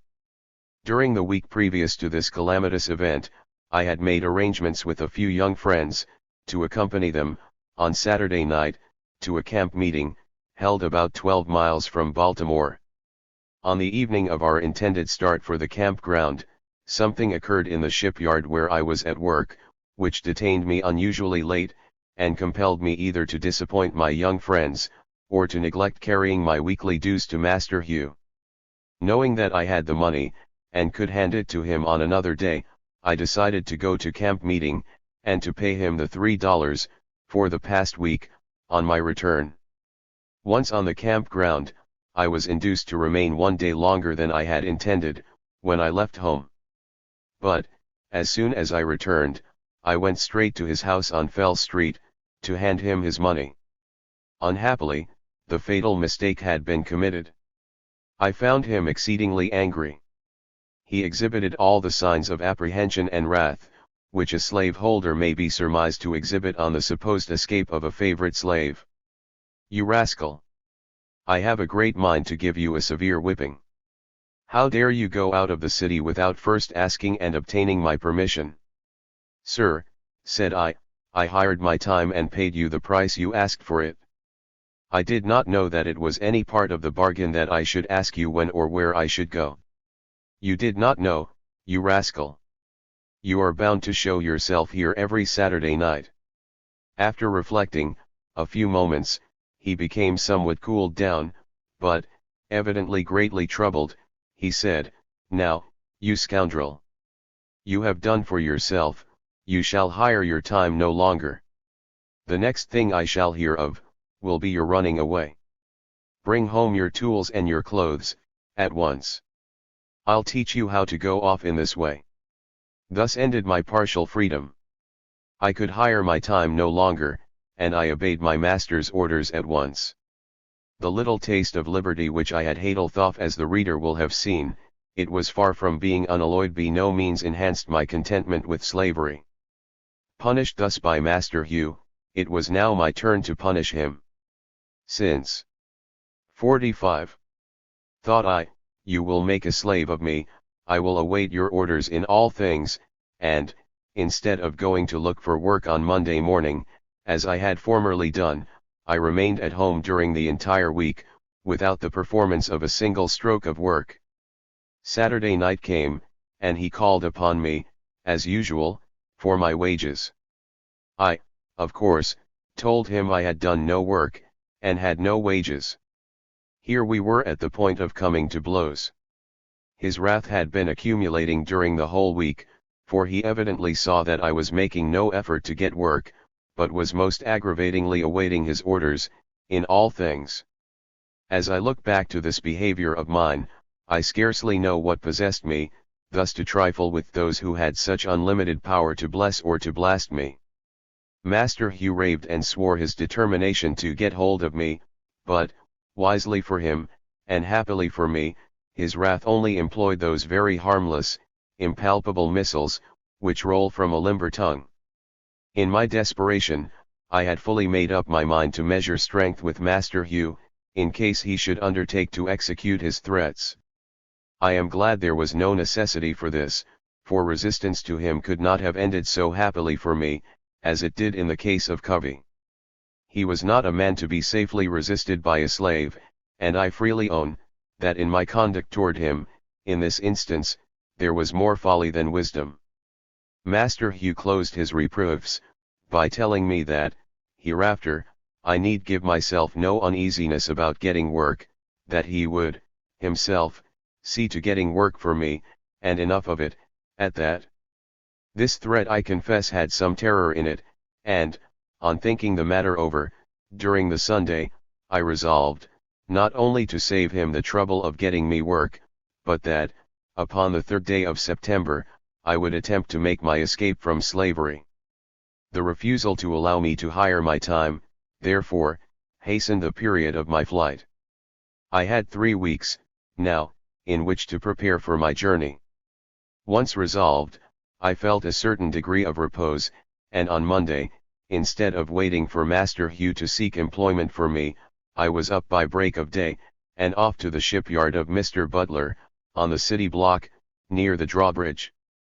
I was a favorite with Mr. B, and, young as I was, I had served as his foreman on the float stage, at caulking. Of course, I easily 46. Obtained work, and, at the end of the week, which by the way was exceedingly fine, I brought Master Hugh nearly $9. The effect of this mark of returning good sense, on my part, was excellent. He was very much pleased, he took the money, commended me, and told me I might have done the same thing the week before. It is a blessed thing that the tyrant may not always know the thoughts and purposes of his victim. Master Hugh little knew what my plans were. The going to camp meeting without asking his permission, the insolent answers made to his reproaches, sulky deportment the week after being deprived of the privilege of hiring my time, had awakened in him the suspicion that I might be cherishing disloyal purposes. My object, therefore, in working steadily, was to remove suspicion, and in this I succeeded admirably. He probably thought I was never better satisfied with my condition, than at the very time I was planning my escape. The 2nd week passed, and again I carried him my full week's wages, $9, and so well pleased was he, that he gave me 25 cents. And bade me make good use of it. I told him I would, for one of the uses to which I meant to put it, was to pay my fare on the Underground Railroad. Things without went on as usual, but I was passing through the same internal excitement and anxiety which I had experienced 2 years and a half before. The failure, in that instance, was not calculated to increase my confidence in the success of this, my second attempt, and I knew that a second failure could not leave me where my first did. He must either get to the far north, or be sent to the far south. Besides the exercise of mind from this state of facts, I had the painful sensation of being about to separate from a circle of honest and warm-hearted friends, in Baltimore. The thought of such a separation, where the hope of ever meeting again is excluded, and where there can be no correspondence, is very painful. It is my opinion, that thousands would escape from slavery who now remain there, but for the strong cords of affection that bind them to their families, relatives, and friends. The daughter is hindered from escaping, by the love she bears her mother, and the father, by the love he bears his children, and so, to the end of the chapter. I had no relations. 47. In Baltimore, and I saw no probability of ever living in the neighborhood of sisters and brothers, but the thought of leaving my friends, was among the strongest obstacles to my running away. The last 2 days of the week, Friday and Saturday, were spent mostly in collecting my things together, for my journey. Having worked 4 days that week, for my master, I handed him $6, on Saturday night.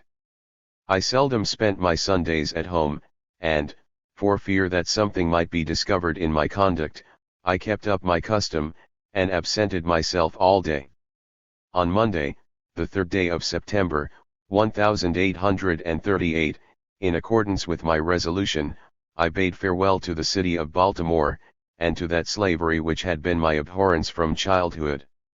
How I got away, in what direction I traveled, whether by land or by water, whether with or without assistance, must, for reasons already mentioned, remain unexplained. 48. 49. Life as a Freeman. Chapter XXII. Liberty attained. Transition from slavery to freedom. A wanderer in New York. Feelings on reaching that city. An old acquaintance met. Unfavorable impressions. Loneliness and insecurity. Apology for slaves who return to their masters. Compelled to tell my condition. Succored by a sailor. David Ruggles. Underground Railroad. Marriage. Baggage taken from me. Kindness of Nathan Johnson. Author's change of name. Dark notions of northern civilization. Contrast colored people in New Bedford. An incident illustrating their spirit. Author. As a common laborer denied work at his trade. First winter at the North. Repulse at the doors of the church. Sanctified hate. Liberator and its editor. There is no necessity for any extended notice of the incidents of this part of my life. There is nothing very striking or peculiar about my career as a freeman, when viewed apart from my life as a slave.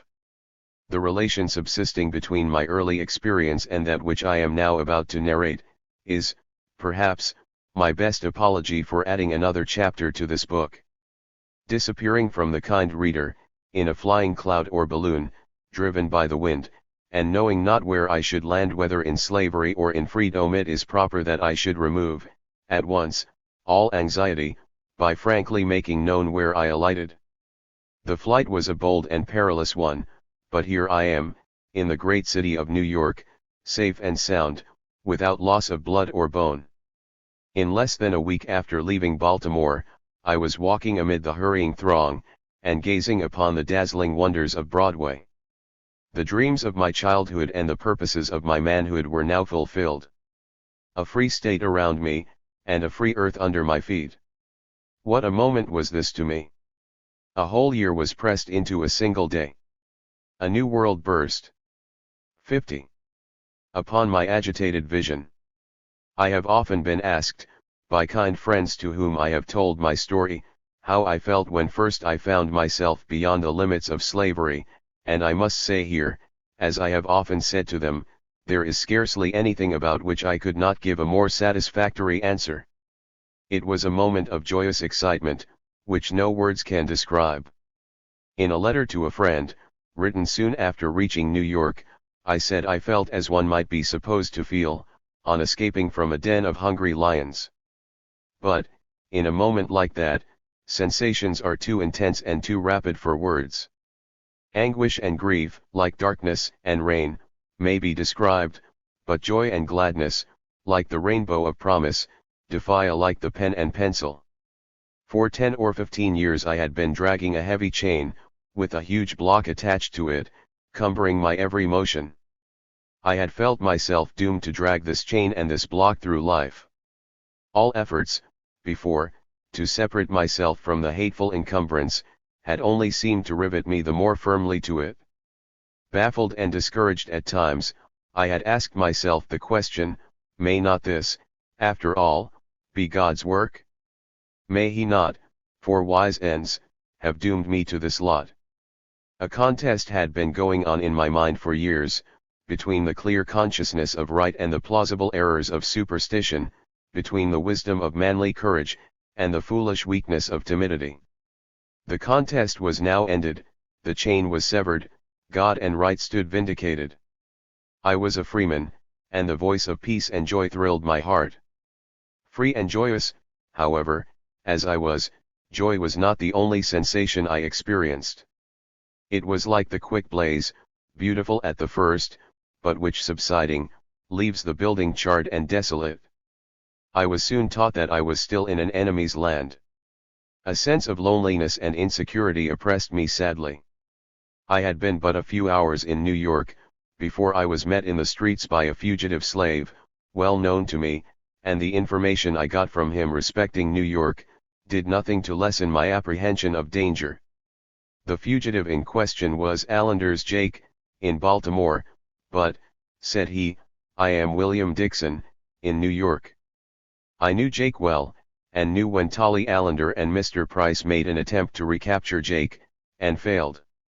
Jake told me all about his circumstances, and how narrowly he escaped being taken back to slavery, that the city was now full of Southerners, returning from the springs, that the black people in New York were not to be trusted, that there were hired men on the lookout for fugitives from slavery, and who, for a few dollars, would betray me into the hands of the slave catchers, that I must trust no man with my secret, that I must not think of going either on the wharves to work, or to a boarding house to board, and, worse still, this same Jake told me it was not in his power to help me.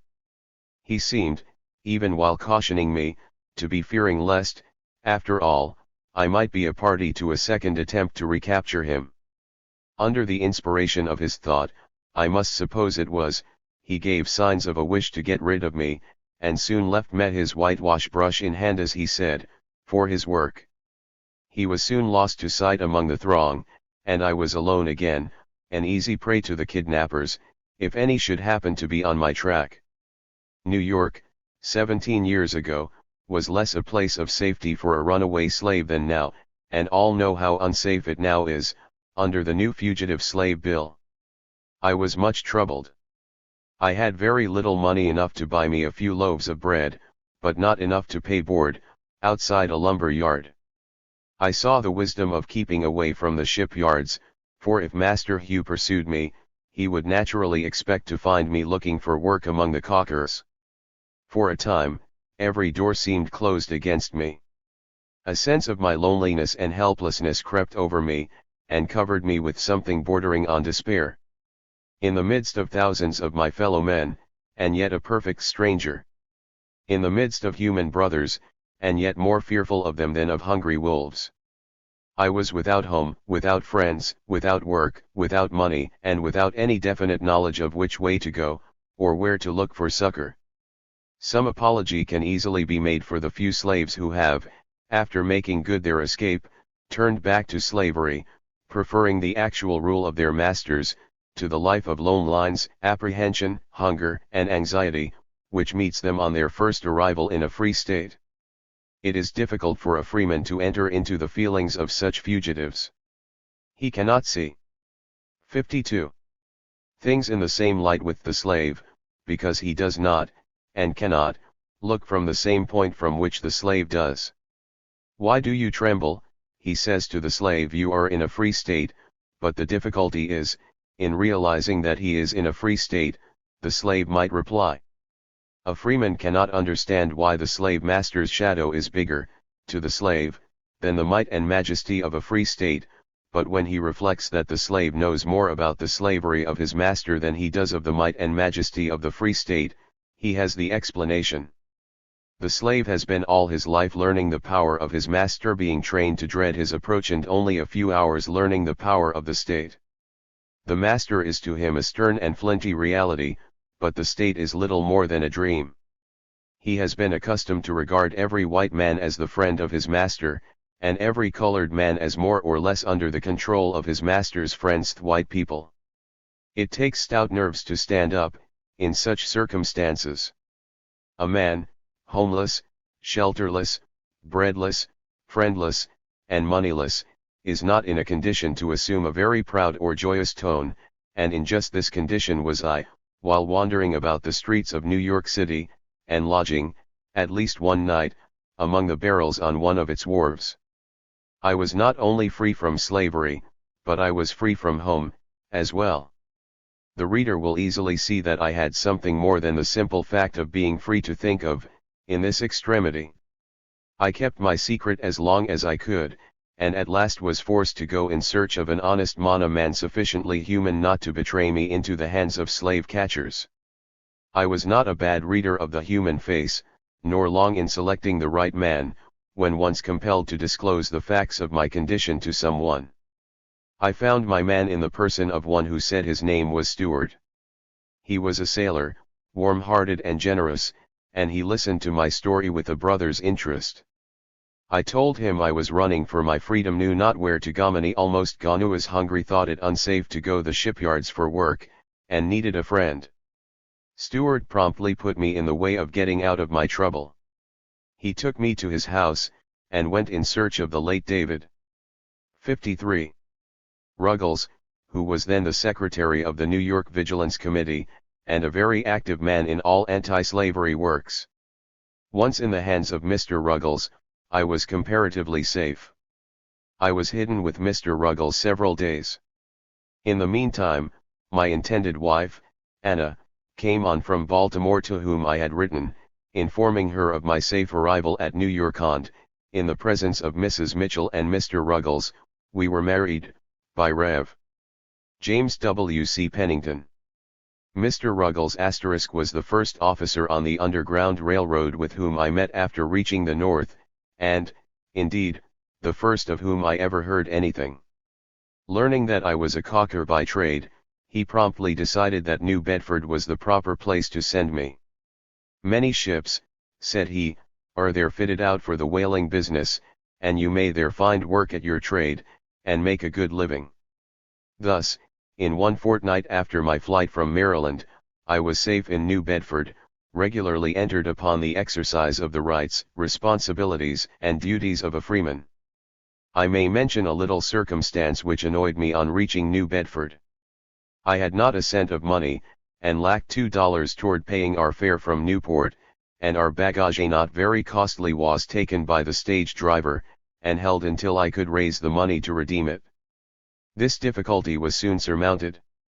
Mr. Nathan Johnson, to whom we had a line from Mr. Ruggles, not only received us kindly and hospitably, but, on being informed about our baggage, promptly loaned me $2 with which to redeem my little property.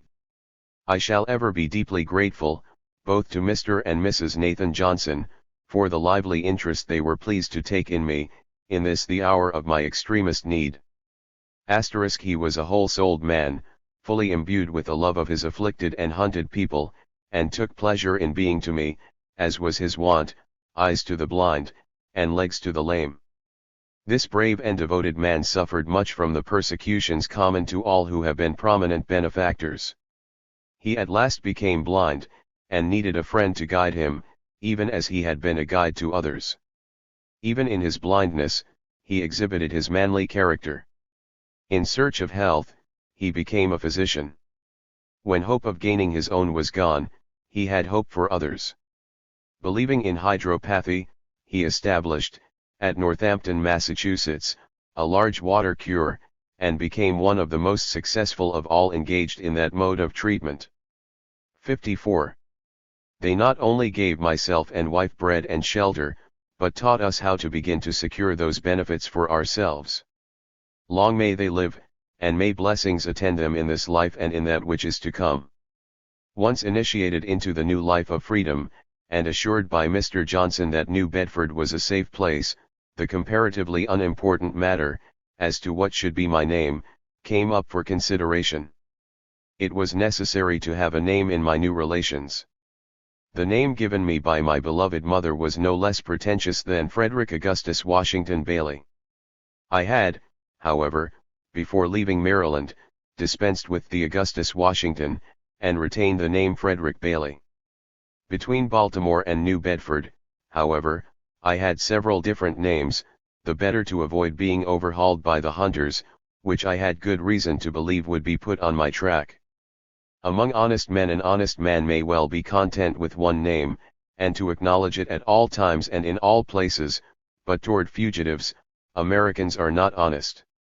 When I arrived at New Bedford, my name was Johnson, and finding that the Johnson family in New Bedford were already quite numerous, sufficiently so to produce some confusion in attempts to distinguish one from another, there was the more reason for making another change in my name.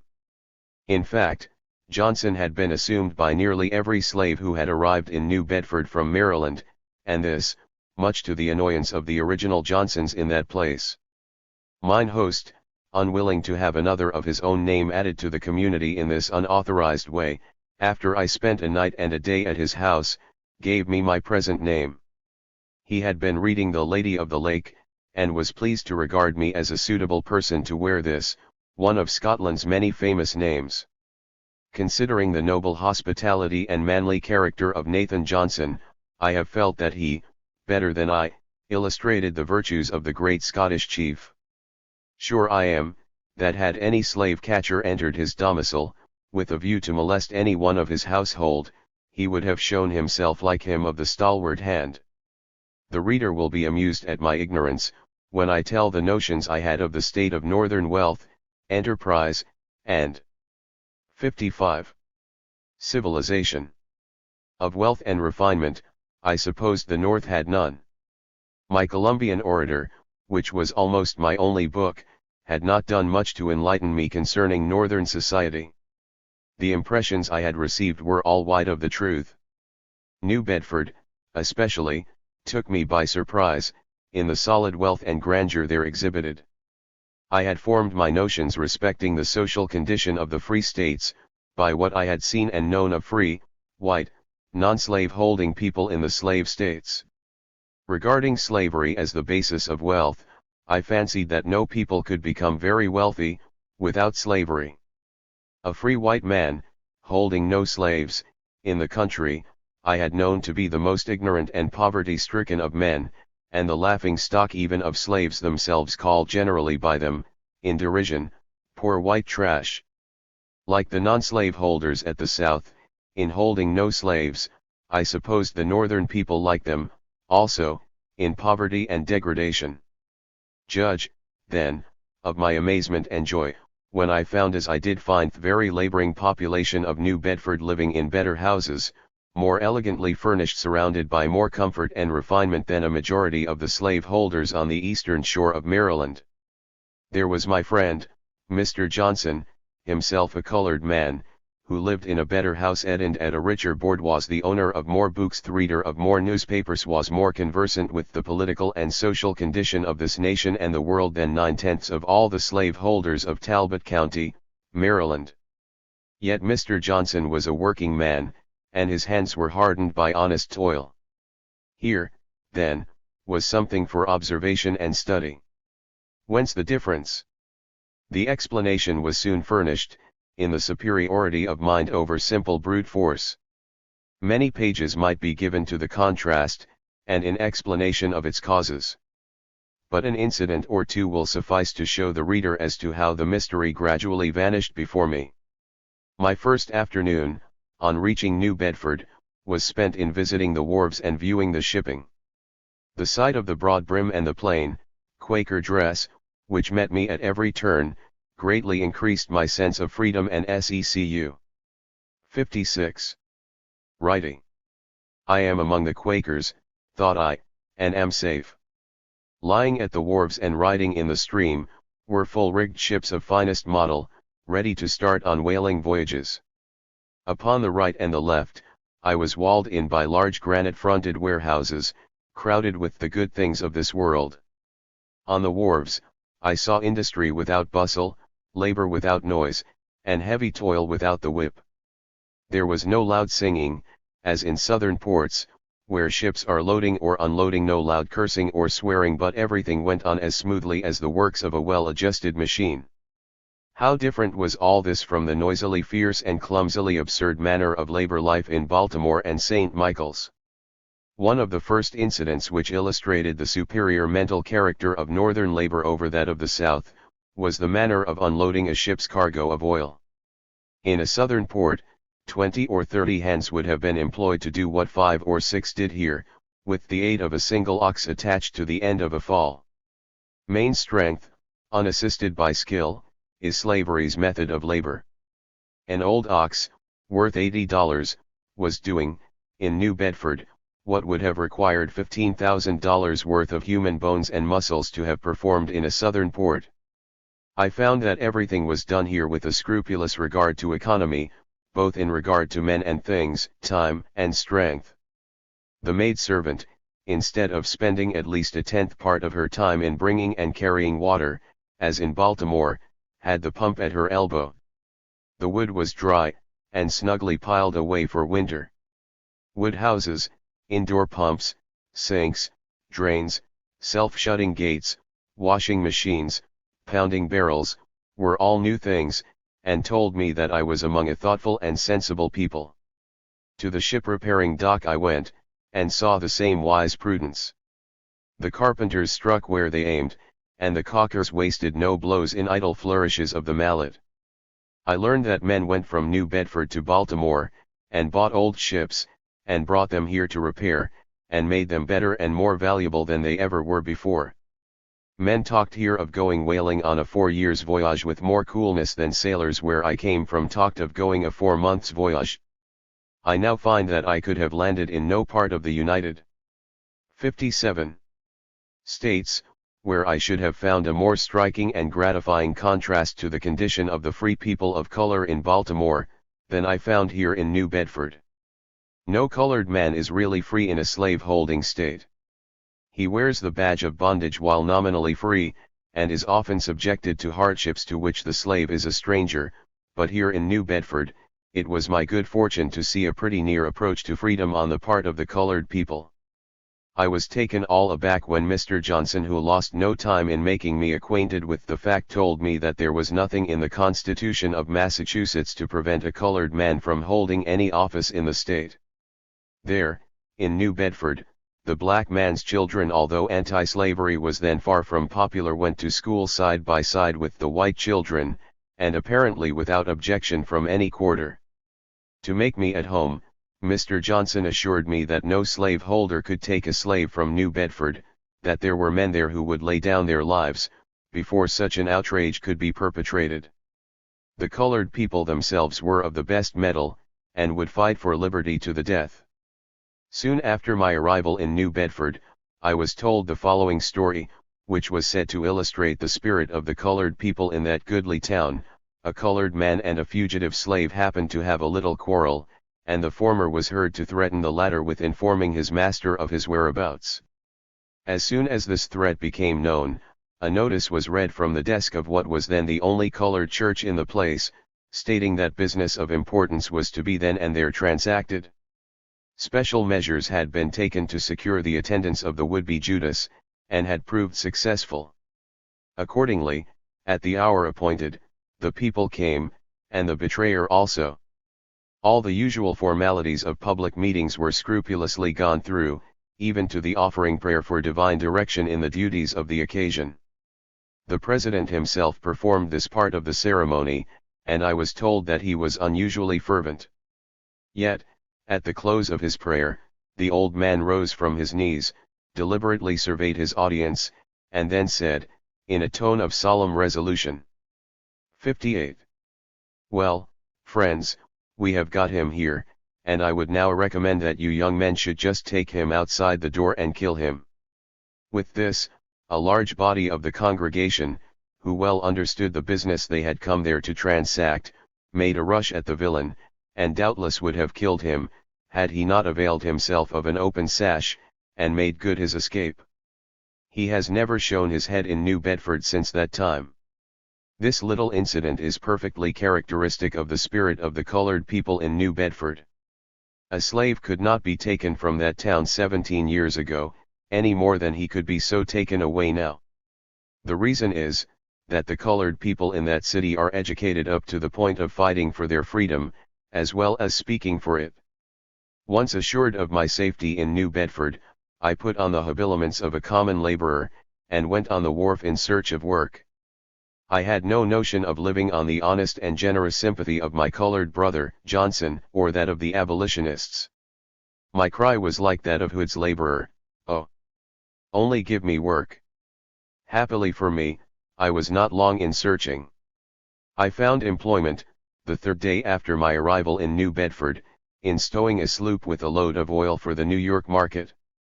It was new, hard, and dirty work, even for a caulker, but I went at it with a glad heart and a willing hand.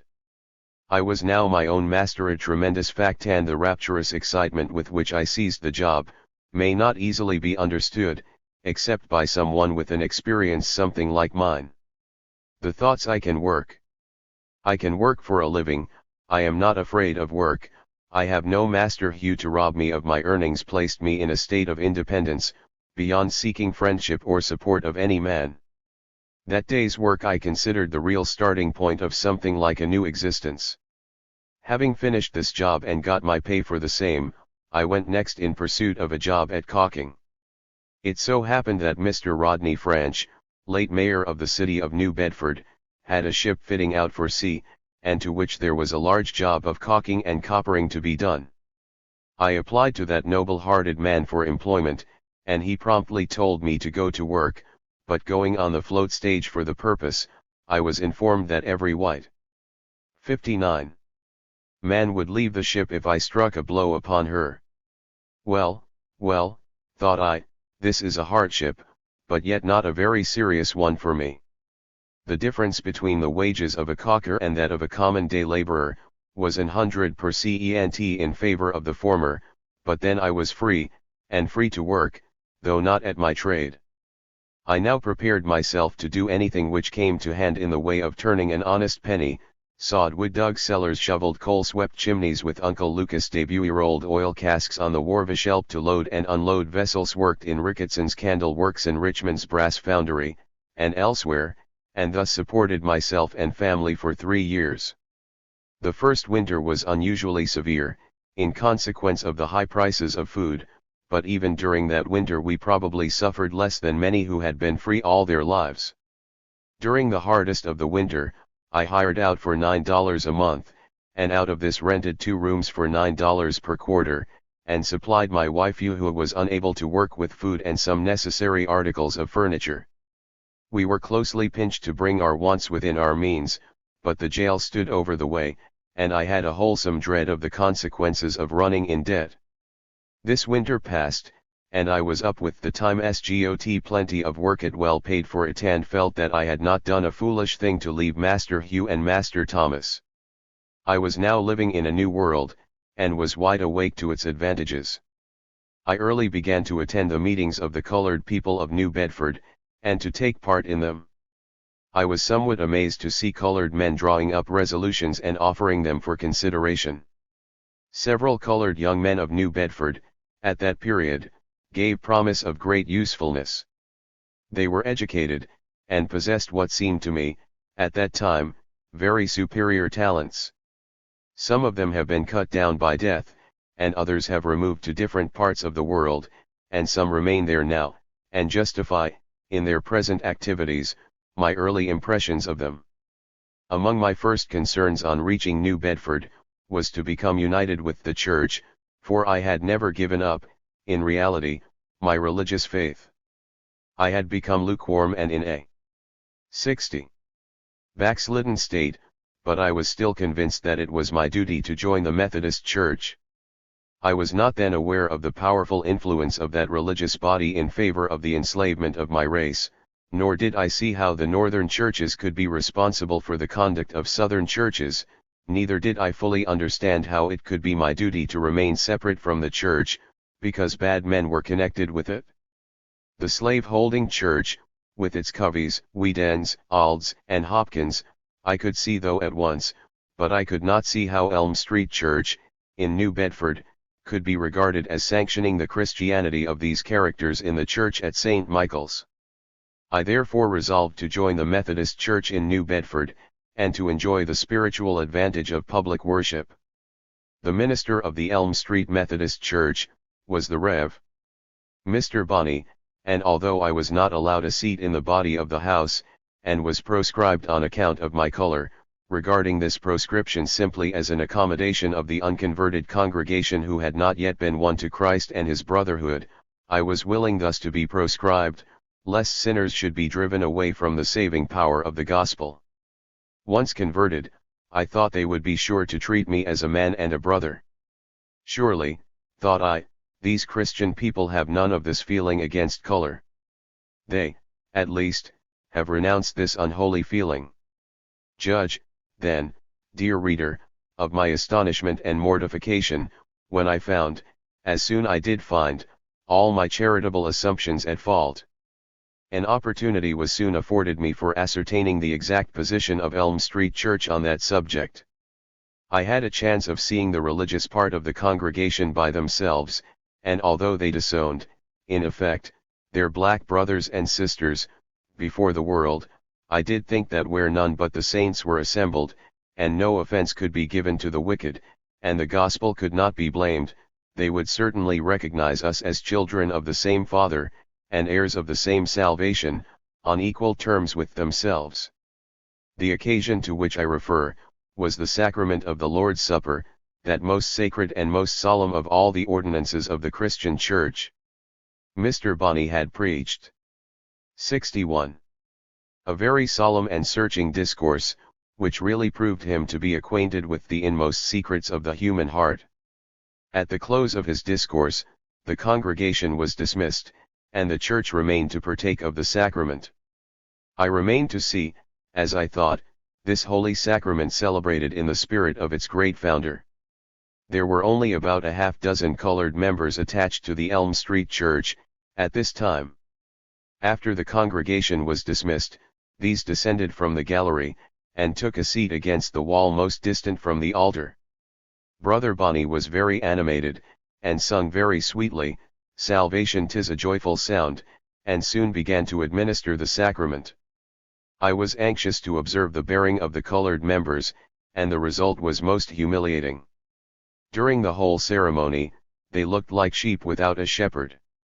The white members went forward to the altar by the bench full, and when it was evident that all the whites had been served with the bread and wine, Brother Bonnie after a long pause, as if inquiring whether all the white members had been served, and fully assuring himself on that important point, then raised his voice to an unnatural pitch, and looking to the corner where his black sheep seemed penned, beckoned with his hand, exclaiming, "Come forward, colored friends, come forward. You, too, have an interest in the blood of Christ. God is no respecter of persons. Come forward, and take this holy sacrament to your comfort."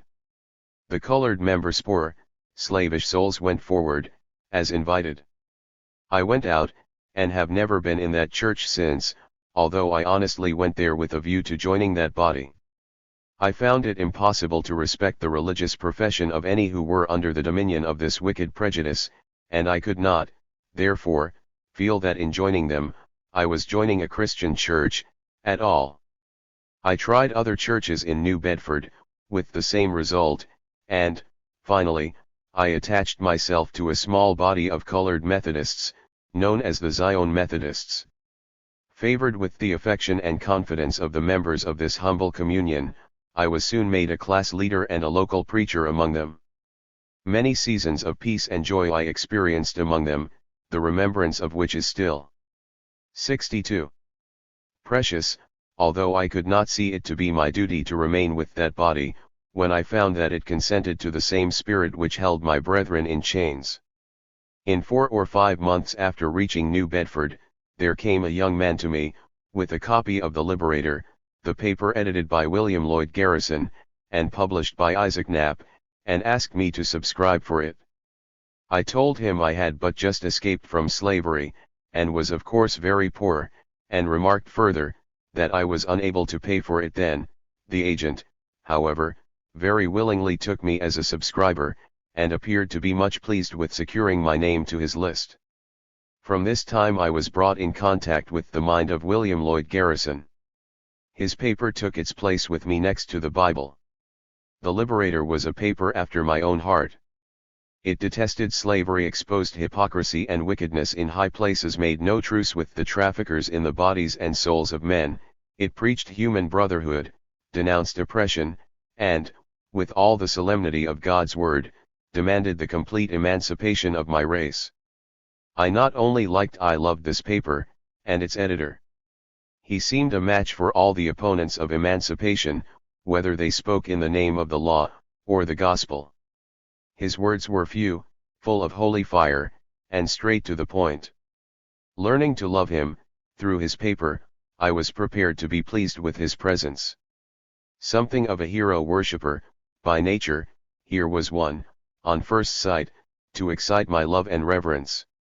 17 years ago, few men possessed a more heavenly countenance than William Lloyd Garrison, and few men evinced a more genuine or a more exalted piety. The Bible was his textbook, held sacred, as the word of the Eternal Father, sinless perfection, complete submission to insults and injuries, literal obedience to the injunction, if smitten on one side to turn the other also. Not only was Sunday a Sabbath, but all days were Sabbaths, and to be kept holy. All sectarism false and mischievous he regenerated, throughout the world, members of one body, and the head Christ Jesus. Prejudice against color was rebellion against God. Of all men beneath the sky, the slaves, because most neglected and despised, were nearest and dearest to his great heart. Those 63 ministers who defended slavery from the Bible, were of their father the devil, and those churches which fellowshipped slaveholders as Christians, were synagogues of Satan, and our nation was a nation of liars. Never loud or noisy, calm and serene as a summer sky, and as pure. You are the man, the Moses, raised up by God, to deliver his modern Israel from bondage, was the spontaneous feeling of my heart, as I sat away back in the hall and listened to his mighty words, mighty in truth, mighty in their simple earnestness. I had not long been a reader of the Liberator, and listener to its editor, before I got a clear apprehension of the principles of the anti-slavery movement. I had already the spirit of the movement, and only needed to understand its principles and measures. These I got from the Liberator, and from those who believed in that paper. My acquaintance with the movement increased my hope for the ultimate freedom of my race, and I united with it from a sense of delight, as well as duty. Every week the Liberator came, and every week I made myself master of its contents. All the anti-slavery meetings held in New Bedford I promptly attended, my heart burning at every true utterance against the slave system, and every rebuke of its friends and supporters. Thus passed the first 3 years of my residence in New Bedford. I had not then dreamed of the possibility of my becoming a public advocate of the cause so deeply embedded in my heart. It was enough for me to list and to receive and applaud the great words of others, and only whisper in private, among the white laborers on the wharves, and elsewhere, the truths which burned in my breast. 64. Chapter XXIII. Introduced to the Abolitionists. First speech at Nantucket, much sensation. Extraordinary speech of M.R. Garrison. Author becomes a public lecturer. 14 years experience. Youthful enthusiasm. A brand new fact. Matter of the author's speech could not follow the program. His fugitive slave ship doubt to settle all doubt. He writes his experience of slavery, danger of recapture increased. In the summer of 1841, a grand anti-slavery convention was held in Nantucket, under the auspices of Mr. Garrison and his friends. Until now, I had taken no holiday since my escape from slavery. Having worked very hard that spring and summer, in Richmond's brass foundry, sometimes working all night as well as all day and needing a day or two of rest, I attended this convention, never supposing that I should take part in the proceedings. Indeed, I was not aware that anyone connected with the convention even so much as knew my name. I was, however, quite mistaken. Mr. William C. Coffin, a prominent abolitionist in those days of trial, had heard me speaking to my colored friends, in the little schoolhouse on 2nd Street, New Bedford, where we worshipped. He sought me out in the crowd, and invited me to say a few words to the convention. Thus sought out, and thus invited, I was induced to speak out the feelings inspired by the occasion, and the fresh recollection of the scenes through which I had passed as a slave. My speech on this occasion is about the only one I ever made, of which I do not remember a single connected sentence. It was with the utmost difficulty that I could stand erect, or that I could command and articulate 2 words without hesitation and stammering. I trembled in every limb. I am not sure that my embarrassment was not the most effective part of my speech, if speech it could be called. At any rate, this is about the only part of my performance that I now distinctly remember. But excited and convulsed as I was, the audience, though remarkably quiet before, became as much excited as myself. Mr. Garrison followed me, taking 65. Me as his text, and now, whether I had made an eloquent speech in behalf of freedom or not, his was one never to be forgotten by those who heard it. Those who had heard Mr. Garrison oftenest, and had known him longest, were astonished. It was an effort of unequaled power, sweeping down, like a very tornado, every opposing barrier, whether of sentiment or opinion. For a moment, he possessed that almost fabulous inspiration, often referred to but seldom attained, in which a public meeting is transformed, as it were, into a single individuality, orator wielding 1,000 heads and hearts at once, and by the simple majesty of his all-controlling thought, converting his heroes into the express image of his own soul. That night there were at least 1,000 Garrisonians in Nantucket. At the close of this great meeting, I was duly waited on by Mr. John A. Collins, then the general agent of the Massachusetts Anti-Slavery Society, and urgently solicited by him to become an agent of that society, and to publicly advocate its anti-slavery principles. I was reluctant to take the proffered position. I had not been quite 3 years from slavery, was honestly distrustful of my ability, wished to be excused, publicity exposed me to discovery and arrest by my master, and other objections came up, but Mr. Collins was not to be put off, and I finally consented to go out for 3 months, for I supposed that I should have got to the end of my story and my usefulness, in that length of time. Here opened upon me a new life, a life for which I had had no preparation. I was a graduate from the peculiar institution, Mr. Collins used to say, when introducing me, with my diploma written on my back. The 3 years of my freedom had been spent in the hard school of adversity. My hands had been furnished by nature with something like a solid leather coating, and I had bravely marked out for myself a life of rough labor, suited to the hardness of my hands, as a means of supporting myself and rearing my children. Now what shall I say of this 14 years' experience as a public advocate of the cause of my enslaved brothers and sisters? The time is but as a speck, yet large enough to justify a pause for retrospection, and a pause it must only be. Young, ardent, and hopeful, I entered upon this new life in the full gush of unsuspecting enthusiasm. The cause was 66. Good, the men engaged in it were good, the means to attain its triumph, good, heaven's blessing must attend all, and freedom must soon be given to the pining millions under a ruthless bondage. My whole heart went with the holy cause, and my most fervent prayer to the Almighty Disposer of the hearts of men, were continually offered for its early triumph. Who or what, thought I, can withstand a cause so good, so holy, so indescribably glorious? The God of Israel is with us. The might of the Eternal is on our side. Now let but the truth be spoken, and a nation will start forth at the sound. In this enthusiastic spirit, I dropped into the ranks of freedom's friends, and went forth to the battle. For a time I was made to forget that my skin was dark and my hair crisped. For a time I regretted that I could not have shared the hardships and dangers endured by the earlier workers for the slaves' release. I soon, however, found that my enthusiasm had been extravagant, that hardships and dangers were not yet past, and that the life now before me had shadows as well as sunbeams. Among the first duties assigned me, on entering the ranks, was to travel, in company with Mr. George Foster, to secure subscribers to the Anti-Slavery Standard and the Liberator. With him I traveled and lectured through the eastern counties of Massachusetts. Much interest was awakened, large meetings assembled. Many came, no doubt, from curiosity to hear what a Negro could say in his own cause. I was generally introduced as a chattel, a thing, a piece of Southern property, the chairman assuring the audience that it could speak.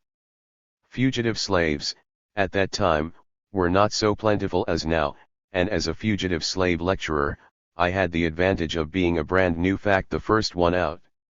Up to that time, a colored man was deemed a fool who confessed himself a runaway slave, not only because of the danger to which he exposed himself of being retaken, but because it was a confession of a very low origin. Some of my colored friends in New Bedford thought very badly of my wisdom for thus exposing and degrading myself. The only precaution I took, at the beginning, to prevent Master Thomas from knowing where I was, and what I was about, was the withholding my former name, my master's name, and the name of the state.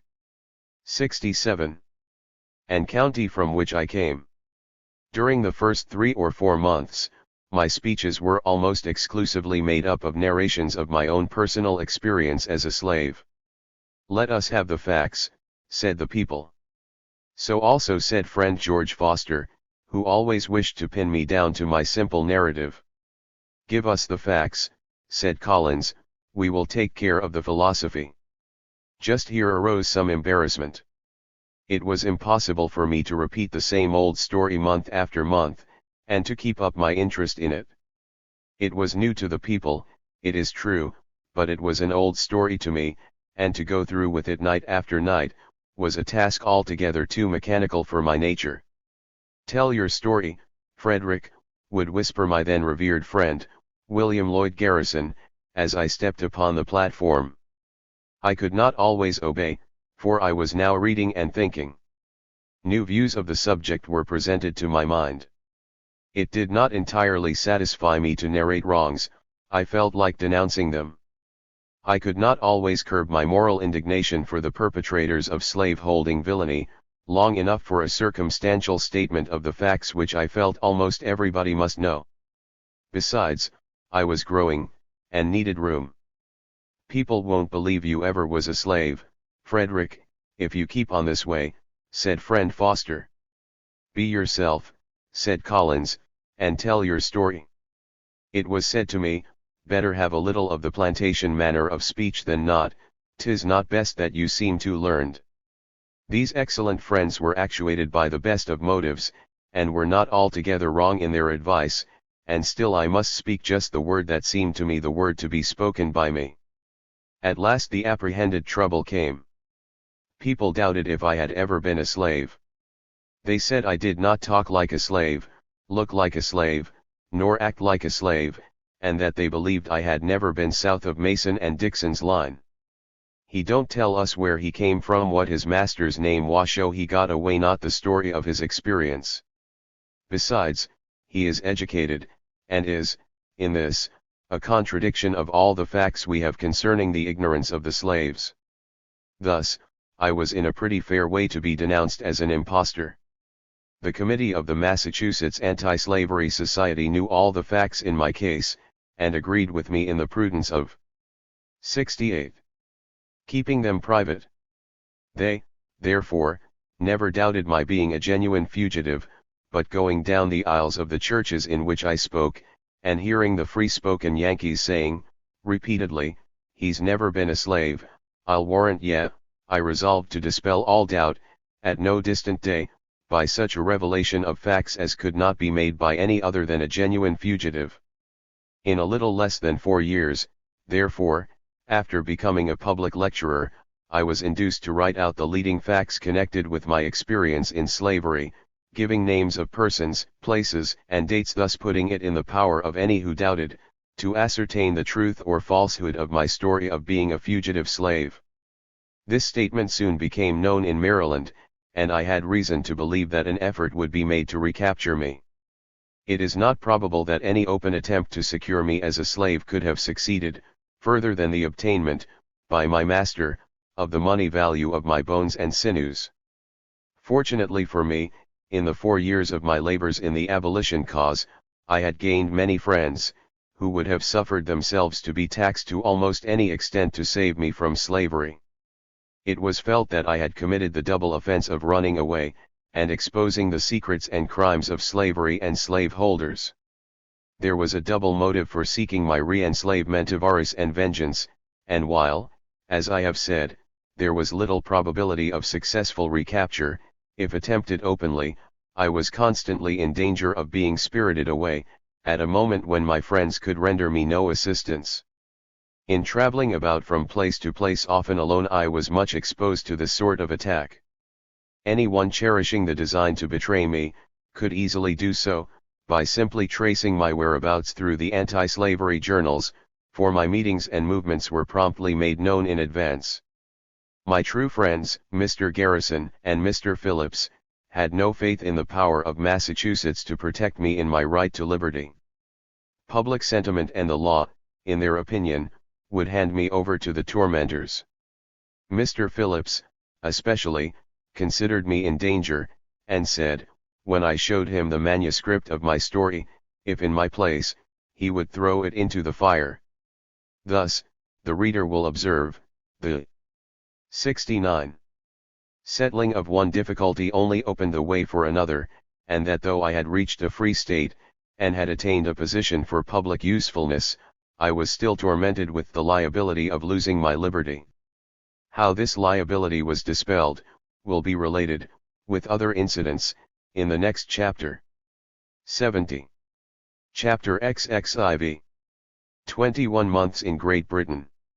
Good arising out of unpropitious events denied cabin passage. Proscription turned to good account. The Hutchinson Family Lithe mob on board the Cambria. Happy introduction to the British public. Letter addressed to William Lloyd Garrison. Time and labors while abroad. Freedom purchased. Mayors Henry Richardson. Free papers. Abolitionists displeased with the ransom. How the author's energies were directed. Reception. Speech in London. Character of the speech defended. Circumstances explained. Causes contributing to the success of his mission. Free Church of Scotland. Testimonial. The allotments of Providence, when coupled with trouble and anxiety, often conceal from finite vision the wisdom and goodness in which they are sent, and, frequently, what seemed a harsh and invidious dispensation, is converted by after experience into a happy and beneficial arrangement. Thus, the painful liability to be returned again to slavery, which haunted me by day, and troubled my dreams by night, proved to be a necessary step in the path of knowledge and usefulness. The writing of my pamphlet, in the spring of 1845, endangered my liberty, and led me to seek a refuge from republican slavery in monarchical England. A rude, uncultivated fugitive slave was driven, by stern necessity, to that country to which young American gentlemen go to increase their stock of knowledge, to seek pleasure, to have their rough, democratic manners softened by contact with English aristocratic refinement. On applying for a passage to England, on board the Cambria, of the Cunard Line, my friend, James N. Buffum, of Lynn, Massachusetts, was informed that I could not be received on board as a cabin passenger. American prejudice against color triumphed over British liberality and civilization, and erected a color test and condition for crossing the sea in the cabin of a British vessel. The insult was keenly felt by my white friends, but to me, it was common, expected, and therefore, a thing of no great consequence, whether I went in the 71. cabin or in the steerage. Moreover, I felt that if I could not go into the first cabin passengers could come into the second cabin, and the result justified my anticipations to the fullest extent. Indeed, I soon found myself an object of more general interest than I wished to be, and so far from being degraded by being placed in the second cabin, that part of the ship became the scene of as much pleasure and refinement, during the voyage, as the cabin itself. The Hutchinson family, celebrated vocalists, fellow passengers, often came to my rude forecastle deck, and sung their sweetest songs, enlivening the place with eloquent music, as well as spirited conversation, during the voyage. In 2 days after leaving Boston, one part of the ship was about as free to me as another. My fellow passengers not only visited me, but invited me to visit them, on the saloon deck. My visits there, however, were but seldom. I preferred to live within my privileges, and keep upon my own premises. I found this quite as much in accordance with good policy, as with my own feelings. The effect was, that with the majority of the passengers, all color distinctions were flung to the winds, and I found myself treated with every mark of respect, from the beginning to the end of the voyage, except in a single instance, and in that, I came near being mobbed, for complying with an invitation given me by the passengers, and the captain of the Cambria, to deliver a lecture on slavery. Our New Orleans and Georgia passengers were pleased to regard my lecture as an insult offered to them, and swore I should not speak. They went so far as to threaten to throw me overboard, and but for the firmness of Captain Judkins, probably would have attempted to put their threats into execution. I have no space to describe this scene, although its tragic and comic peculiarities are well worth describing. An end was put to the melee, by the captain's calling the ship's company to put the salt-water mobocrats in irons. At this determined order, the gentlemen of the lash scampered, and for the rest of the voyage conducted themselves very decorously. This incident of the voyage, in 2 days after landing at Liverpool, brought me at once before the British public, and 72. That by no act of my own, the gentlemen so promptly snubbed in their meditated violence, flew to the press to justify their conduct, and to denounce me as a worthless and insolent Negro. This course was even less wise than the conduct it was intended to sustain, for, besides awakening something like a national interest in me, and securing me an audience, it brought out counter-statements, and threw the blame upon themselves, which they had sought to fasten upon me and the gallant captain of the ship. Some notion may be formed of the difference in my feelings and circumstances, while abroad, from the following extract from one of a series of letters addressed by me to Mr. Garrison, and published in the Liberator. It was written on the 1st day of January, 1846. My dear friend Garrison, up to this time, I have given no direct expression of the views, feelings, and opinions which I have formed, respecting the character and condition of the people of this land. I have refrained thus, purposely. I wish to speak advisedly, and in order to do this, I have waited till, I trust, experience has brought my opinions to an intelligent maturity. I have been thus careful, not because I think what I say will have much effect in shaping the opinions of the world, but because whatever of influence I may possess, whether little or much, I wish it to go in the right direction, and according to truth. I hardly need say that, in speaking of Ireland, I shall be influenced by no prejudices in favor of America. I think my circumstances all forbid that. I have no end to serve, no creed to uphold, no government to defend, and as to nation, I belong to none. I have no protection at home, or resting place abroad. The land of my birth welcomes me to her shores only as a slave, and spurns with contempt the idea of treating me differently, so that I am an outcast from the society of my childhood, and an outlaw in the land of my birth. I am a stranger with thee, and a sojourner, as all my fathers were. That men should be patriotic, is to me perfectly natural, and as a philosophical fact, I am able to give it an intellectual recognition. But no further can I go. If ever I had any patriotism, or any capacity for the feeling, it was whipped out of me long since, by the lash of the American soul drivers. In thinking of America, I sometimes find myself admiring her bright blue sky, her grand old woods, her fertile fields, her beautiful rivers, her mighty lakes, and star-crowned mountains. But my rapture is soon checked, my joy is soon turned to mourning. When I remember 73. That all is cursed with the infernal spirit of slave-holding, robbery, and wrong, when I remember that with the waters of her noblest rivers, the tears of my brethren are borne to the ocean, disregarded and forgotten, and that her most fertile fields drink daily of the warm blood of my outraged sisters, I am filled with unutterable loathing, and led to reproach myself that anything could fall from my lips in praise of such a land. America will not allow her children to love her. She seems bent on compelling those who would be her warmest friends, to be her worst enemies. May God give her repentance, before it is too late, is the ardent prayer of my heart. I will continue to pray, labor, and wait, believing that she cannot always be insensible to the dictates of justice, or deaf to the voice of humanity.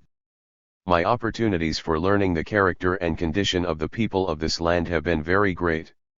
I have traveled almost from the Hill of Howth to the Giant's Causeway, and from the Giant's Causeway to Cape Clear. During these travels, I have met with much in the character and condition of the people to approve, and much to condemn, much that has thrilled me with pleasure, and very much that has filled me with pain. I will not, in this letter, attempt to give any description of those scenes which have given me pain. This I will do hereafter. I have enough, and more than your subscribers will be disposed to read at one time, of the bright side of the picture. I can truly say, I have spent some of the happiest moments of my life since landing in this country. I seem to have undergone a transformation. I live a new life.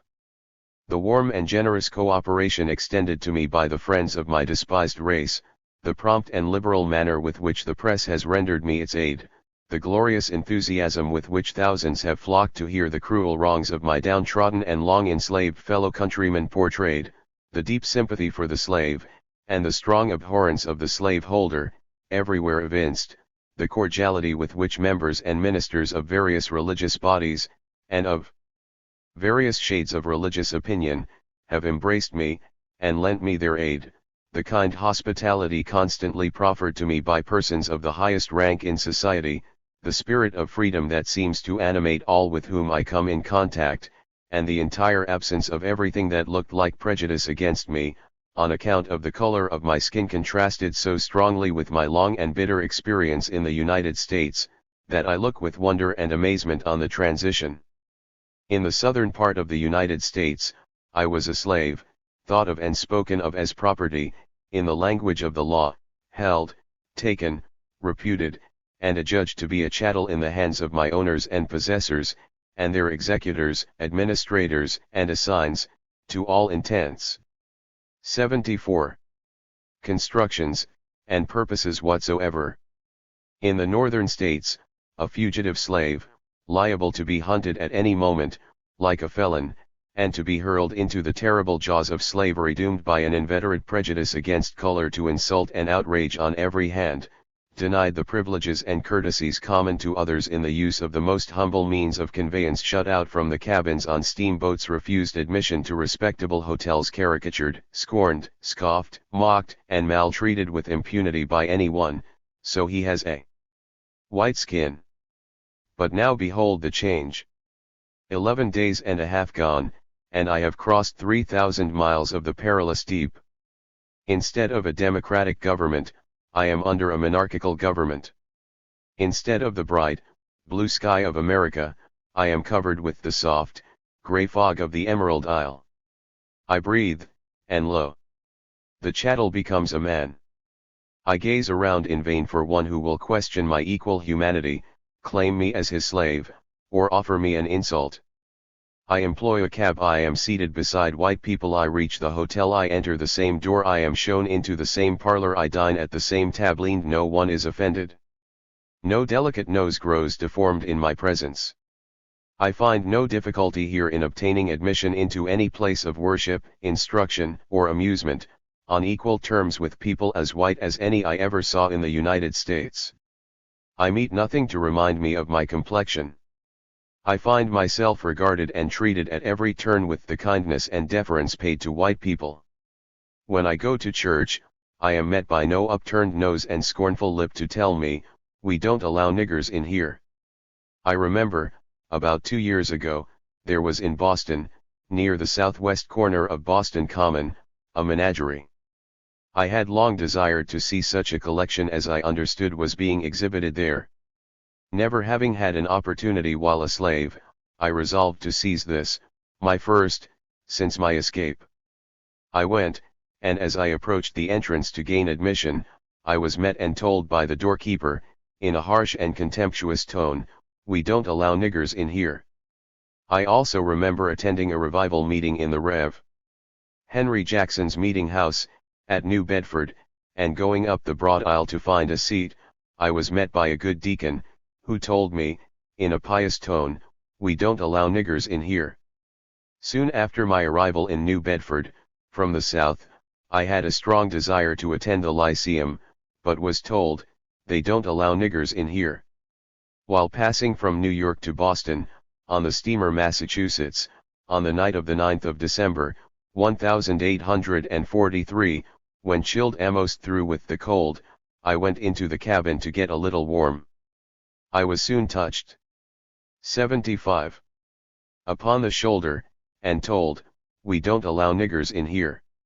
On arriving in Boston, from an anti-slavery tour, hungry and tired, I went into an eating house, near my friend, Mr. Camel's, to get some refreshments. I was met by a lad in a white apron, "We don't allow niggers in here." A week or two before leaving the United States, I had a meeting appointed at Weymouth, the home of that glorious band of true abolitionists, the Weston family, and others. On attempting to take a seat in the omnibus to that place, I was told by the driver, "I don't allow niggers in here." Thank heaven for the respite I now enjoy. I had been in Dublin but a few days, when a gentleman of great respectability kindly offered to conduct me through all the public buildings of that beautiful city, and a little afterward, I found myself dining with the Lord Mayor of Dublin. What a pity there was not some American democratic Christian at the door of his splendid mansion, to bark out at my approach, "They don't allow niggers in here."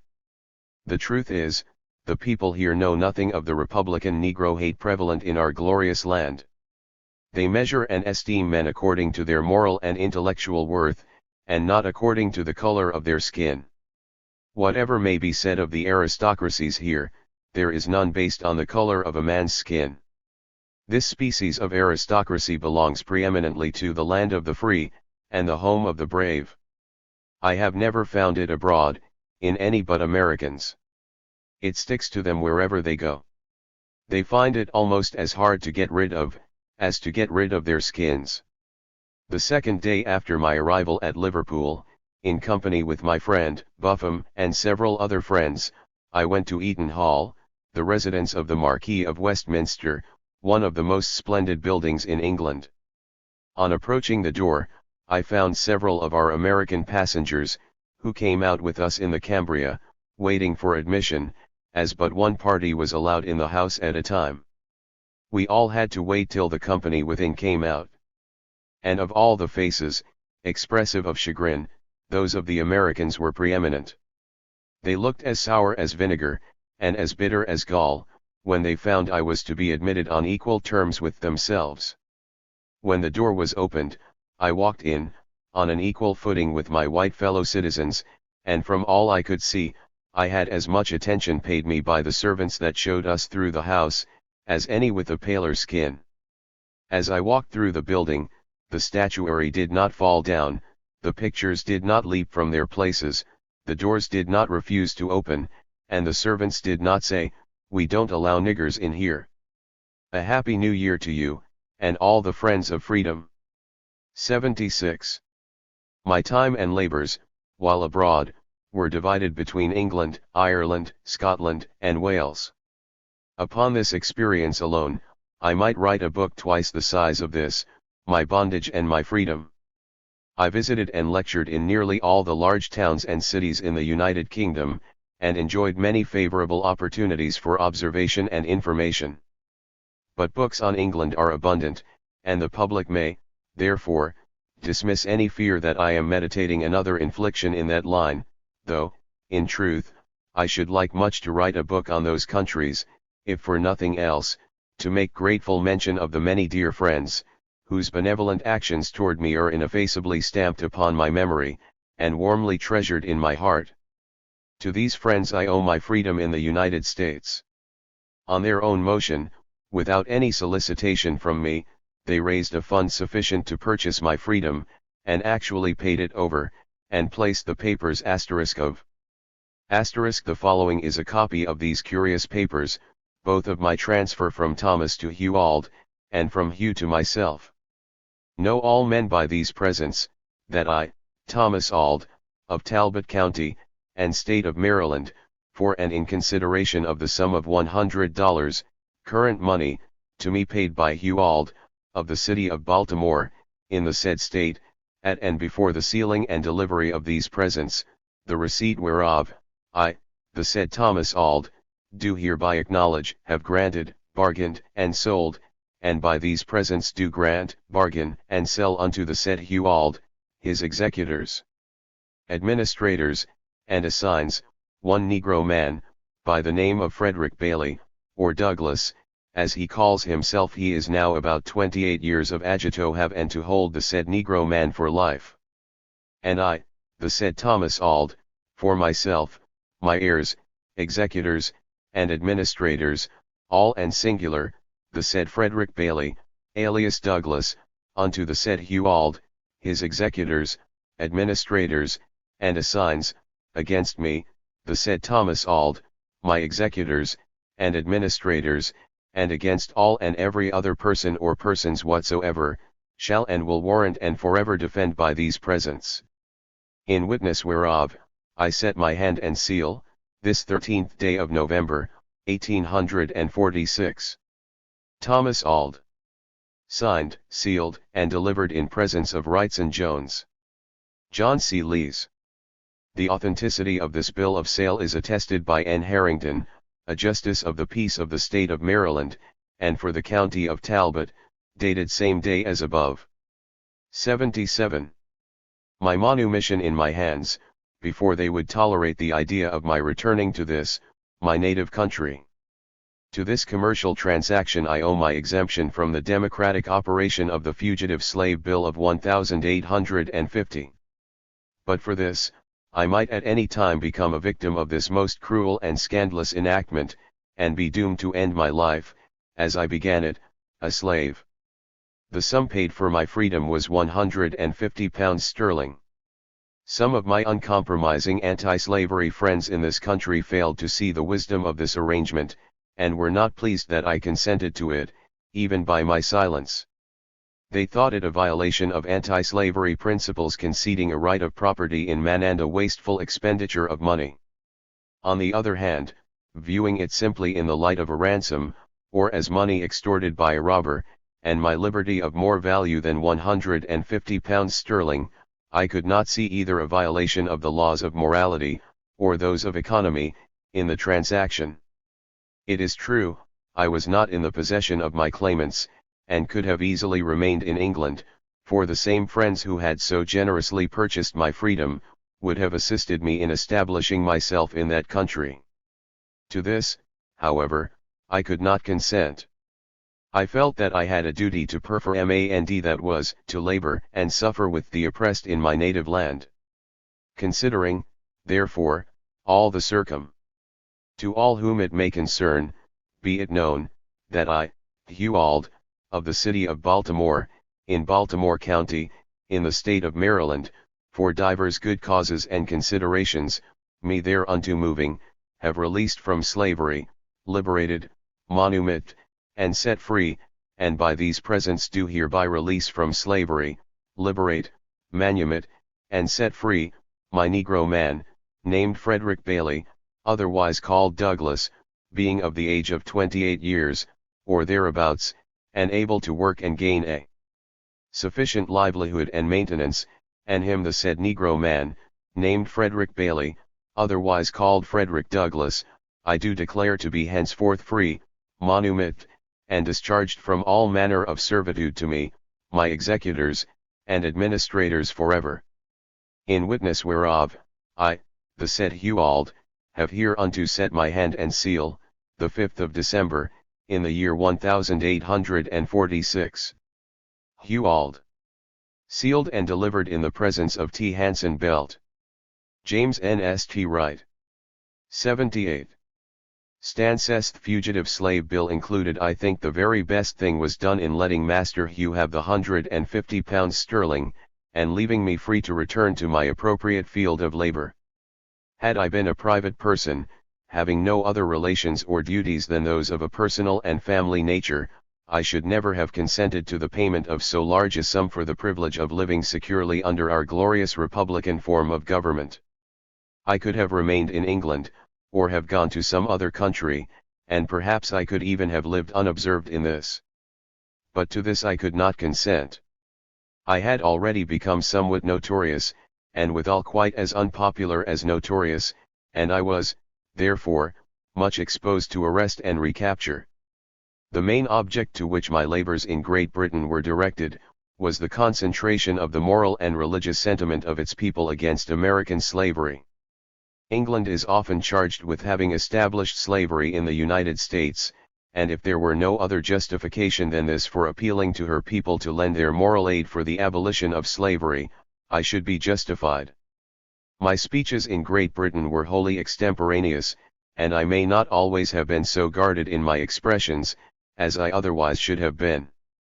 I was 10 years younger then than now, and only 7 years from slavery. I cannot give the reader a better idea of the nature of my discourses, than by republishing one of them, delivered in Finsbury Chapel, London, to an audience of about 2,000 persons, and which was published in the London Universe, at the time *. Those in the United States who may regard this speech as being harsh in its spirit and unjust in its statements, because delivered before an audience supposed to be anti-republican in their principles and feelings, may view the matter differently, when they learn that the case supposed did not exist. It so happened that the great mass of the people in England who attended and patronized my anti-slavery meetings, were, in truth, about as good Republicans as the mass of Americans, and with this decided advantage over the latter they are. See appendix to this volume, page 399. 79. Lovers of republicanism for all men, for black men as well as for white men. They are the people who sympathize with Louis Kossuth and Mazzina, and with the oppressed and enslaved, of every color and nation, the world over. They constitute the democratic element in British politics, and are as much opposed to the union of church and state as we, in America, are to such an union. At the meeting where the speech was delivered, Joseph Sturgis, a worldwide philanthropist, and a member of the Society of Friends presided, and addressed the meeting. George William Alexander, another friend, who has spent more than an American fortune in promoting the anti-slavery cause in different sections of the world, was on the platform, and also Dr. Campbell, who combines all the humane tenderness of Melanchthon, with the directness and boldness of Luther. He is in the very front ranks of nonconformists, and looks with no unfriendly eye upon America. George Thompson, too, was there, and America will yet own that he did a true man's work in relighting the rapidly dying out fire of true republicanism in the American heart, and be ashamed of the treatment he met at her hands. Coming generations in this country will applaud the spirit of this much abused Republican friend of freedom. There were others of note seated on the platform, who would gladly engraft upon English institutions all that is purely Republican in the institutions of America. Nothing, therefore, must be set down against this speech on the score that it was delivered in the presence of those who cannot appreciate the many excellent things belonging to our system of government, and with a view to stir up prejudice against Republican institutions. Again, let it also be remembered, for it is the simple truth, that neither in this speech, nor in any other which I delivered in England, did I ever allow myself to address Englishmen as against Americans. I took my stand on the high ground of human brotherhood, and spoke to Englishmen as men, in behalf of men. Slavery is a crime, not against Englishmen, but against God, and all the members of the human family, and it belongs to the whole human family to seek its suppression. In a letter to Mr. Greeley, of the New York Tribune, written while abroad, I said, 80. I am, nevertheless, aware that the wisdom of exposing the sins of one nation in the ear of another, has been seriously questioned by good and clear-sighted people, both on this and on your side of the Atlantic. And the thought is not without weight on my own mind. I am satisfied that there are many evils which can be best removed by confining our efforts to the immediate locality where such evils exist. This, however, is by no means the case with the system of slavery. It is such a giant sin, such a monstrous aggregation of iniquity, so hardening to the human heart, so destructive to the moral sense, and so well calculated to beget a character, in every one around it, favorable to its own continuance, that I feel not only at liberty, but abundantly justified, in appealing to the whole world to aid in its removal. But, even if I has been often charged labored to bring American institutions generally into disrepute, and had not confined my labors strictly within the limits of humanity and morality, I should not have been without illustrious examples to support me. Driven into semi-exile by civil and barbarous laws, and by a system which cannot be thought of without a shudder, I was fully justified in turning, if possible, the tide of the moral universe against the heaven-daring outrage. 4 circumstances greatly assisted me in getting the question of American slavery before the British public.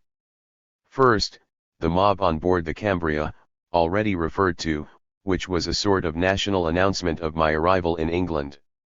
Secondly, the highly reprehensible course pursued by the Free Church of Scotland, in soliciting, receiving, and retaining money in its sustentation fund for supporting the gospel in Scotland, which was evidently the ill-gotten gain of slaveholders and slave traders. Third, the great evangelical alliance, or rather the attempt to form such an alliance, which should include slaveholders of a certain description, added immensely to the interest felt in the slavery question. About the same time, there was the World's Temperance Convention, where I had the misfortune to come in collision with sundry American doctors of divinity, Dr. Cox among the number with whom I had a small controversy. It has happened to me, it has happened to most other men engaged in a good cause, often to be more indebted to 81. My enemies than to my own skill or to the assistance of my friends, for whatever success has attended my labors. Great surprise was expressed by American newspapers, North and South, during my stay in Great Britain, that a person so illiterate and insignificant as myself could awaken an interest so marked in England. These papers were not the only parties surprised. I was myself not far behind them in surprise. But the very contempt and scorn, the systematic and extravagant disparagement of which I was the object, served, perhaps, to magnify my few merits, and to render me of some account, whether deserving or not.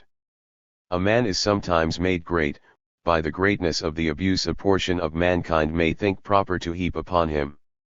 Whether I was of as much consequence as the English papers made me out to be, or not, it was easily seen, in England, that I could not be the ignorant and worthless creature some of the American papers would have them believe I was.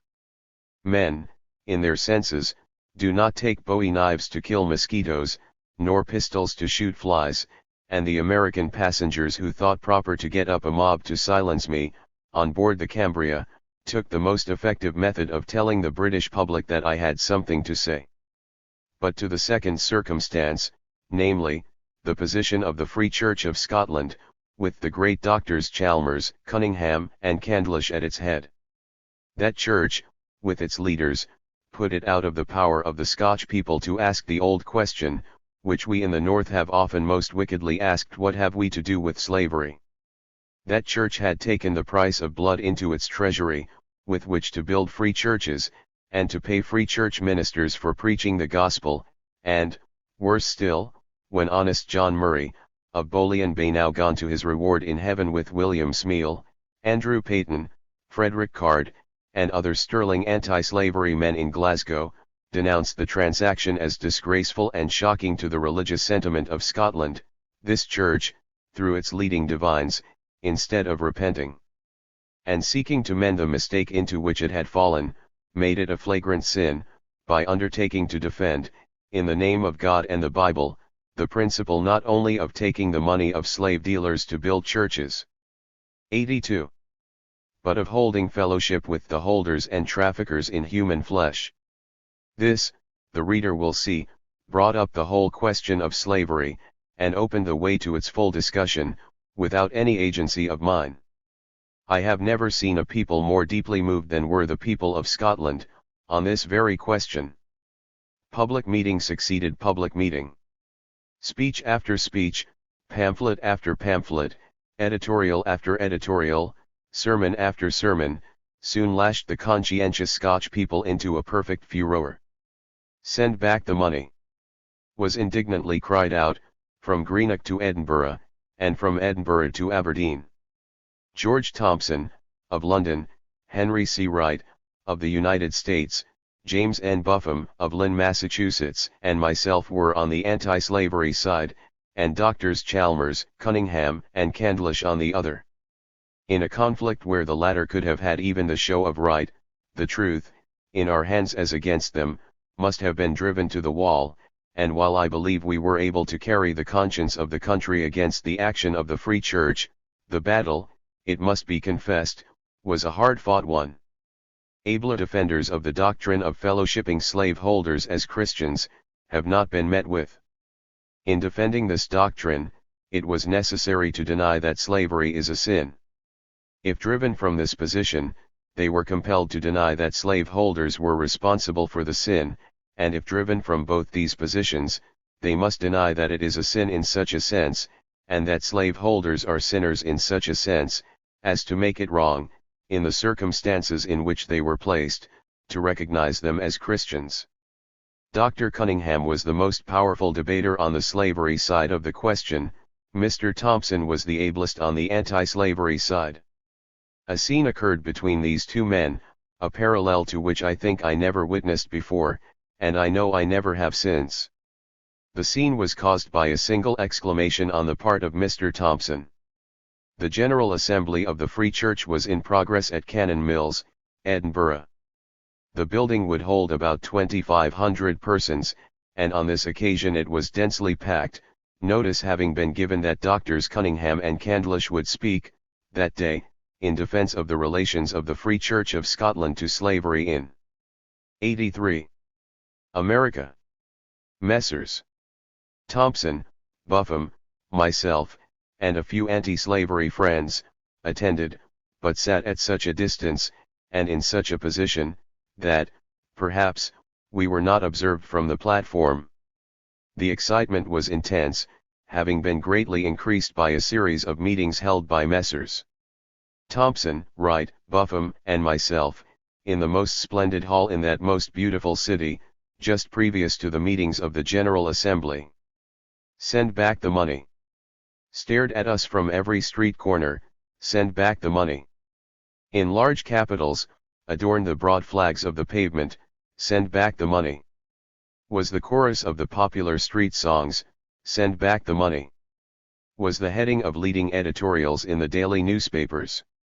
This day, at Cannon Mills, the great doctors of the church were to give an answer to this loud and stern demand. Men of all parties and all sects were most eager to hear. Something great was expected. The occasion was great, the men great, and great speeches were expected from them. In addition to the outside pressure upon Doctors Cunningham and Candlish, there was wavering in their own ranks. The conscience of the church itself was not ease. A dissatisfaction with the position of the church touching slavery, was sensibly manifest among the members, and something must be done to counteract this untoward influence. The great Dr. Chalmers was in feeble health, at the time. His most potent eloquence could not now be summoned to Cannon Mills, as formerly. He whose voice was able to rend asunder and dash down the granite walls of the established Church of Scotland, and to lead a host in solemn procession from it, as from a doomed city, was now old and enfeebled. Besides, he had said his word on this very question, and his word had not silenced the clamor without, nor stilled the anxious heavings within. The occasion was momentous, and felt to be so. The church was in a perilous condition. A change of some sort must take place in her condition, or she must go to pieces. To stand where she did, was impossible. The whole weight of the matter fell on Cunningham and Candlish. No shoulders in the church were broader than theirs, and I must say, badly as I detest the principles laid down and defended by them, I was compelled to acknowledge the vast mental endowments of the 84 men. Cunningham rose, and his rising was the signal for almost tumultuous applause. You will say this was scarcely in keeping with the solemnity of the occasion, but to me it served to increase its grandeur and gravity. The applause, though tumultuous, was not joyous. It seemed to me, as it thundered up from the vast audience, like the fall of an immense shaft, flung from shoulders already galled by its crushing weight. It was like saying, Doctor, we have borne this burden long enough, and willingly fling it upon you. Since it was you who brought it upon us, take it now, and do what you will with it, for we are too weary to bear it. Dr. Cunningham proceeded with his speech, abounding in logic, learning, and eloquence, and apparently bearing down all opposition, but at the fatal moment when he was just bringing all his arguments to a point, and that point being, that neither Jesus Christ nor his holy apostles regarded slave-holding as a sin, George Thompson, in a clear, sonorous, but rebuking voice, broke the deep stillness of the audience, exclaiming, Hear! Hear! Hear! The effect of this simple and common exclamation is almost incredible. It was as if a granite wall had been suddenly flung up against the advancing current of a mighty river.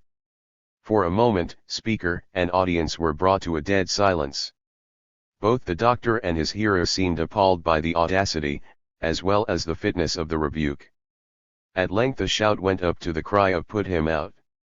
Happily, no one attempted to execute this cowardly order, and the doctor proceeded with his discourse.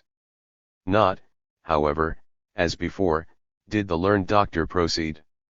The exclamation of Thompson must have re-echoed itself 1,000 times in his memory, during the remainder of his speech, for the doctor never recovered from the blow. The deed was done, however, the pillars of the Church, the proud, Free Church of Scotland, were committed, and the humility of repentance was absent. The Free Church held on to the blood-stained money, and continued to justify itself in its position and of course to apologize for slavery, and does so till this day. She lost a glorious opportunity for giving her voice, her vote, and her example to the cause of humanity, and today she is staggering under the curse of the N. 85. Slaved, whose blood is in her skirts. The people of Scotland are, to this day, deeply grieved at the course pursued by the Free Church, and would hail, as a relief from a deep and blighting shame, the sending back the money to the slave holders from whom it was gathered.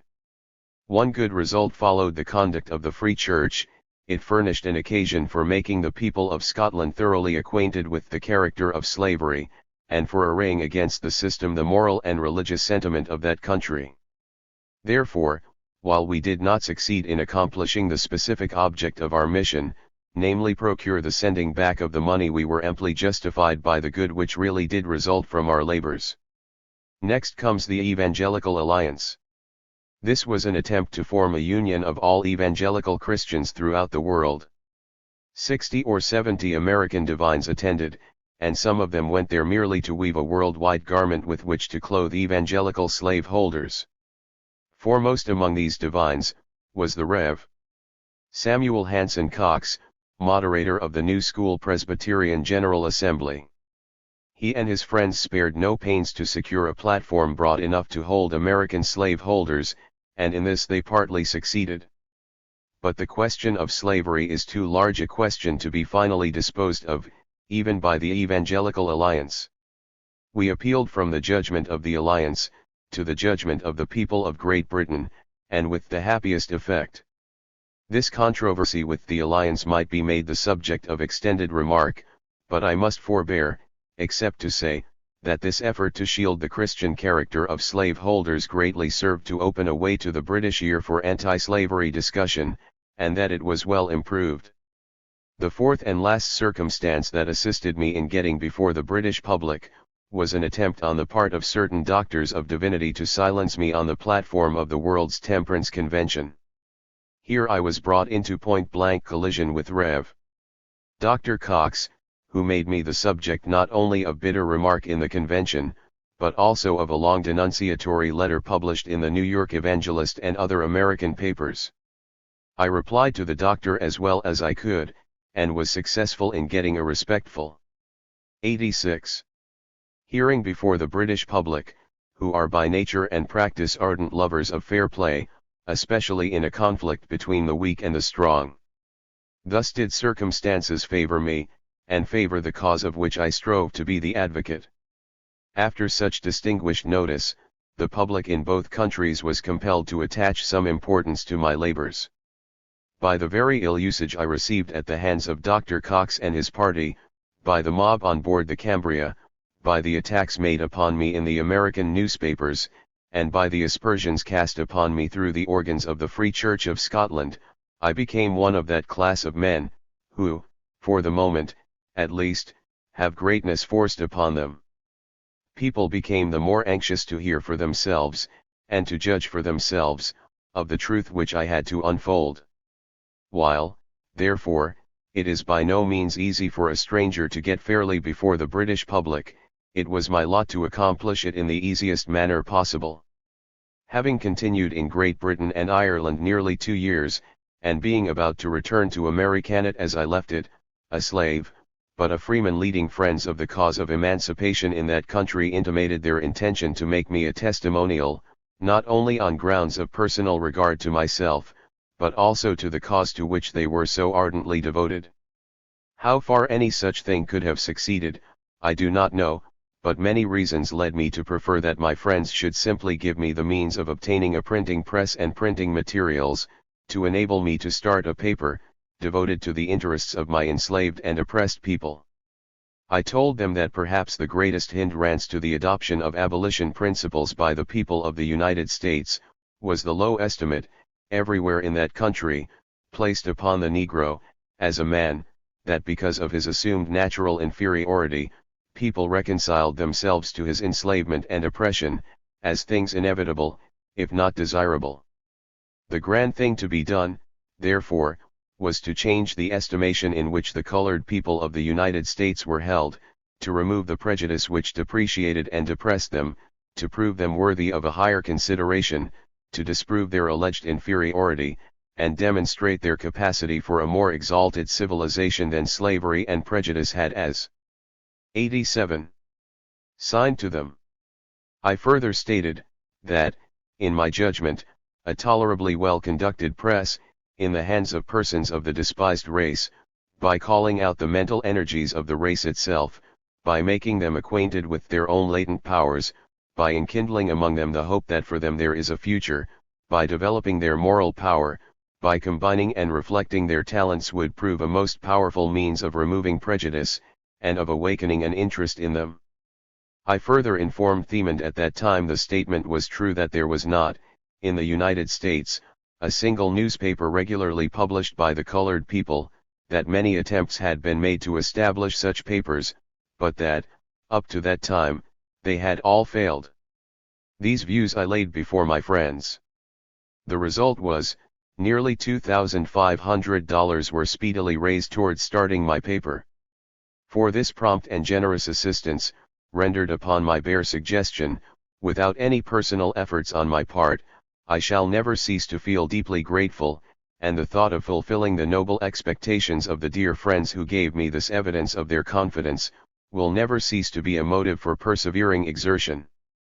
Proposing to leave England, and turning my face toward America, in the spring of 1847, I was met, on the threshold, with something which painfully reminded me of the kind of life which awaited me in my native land.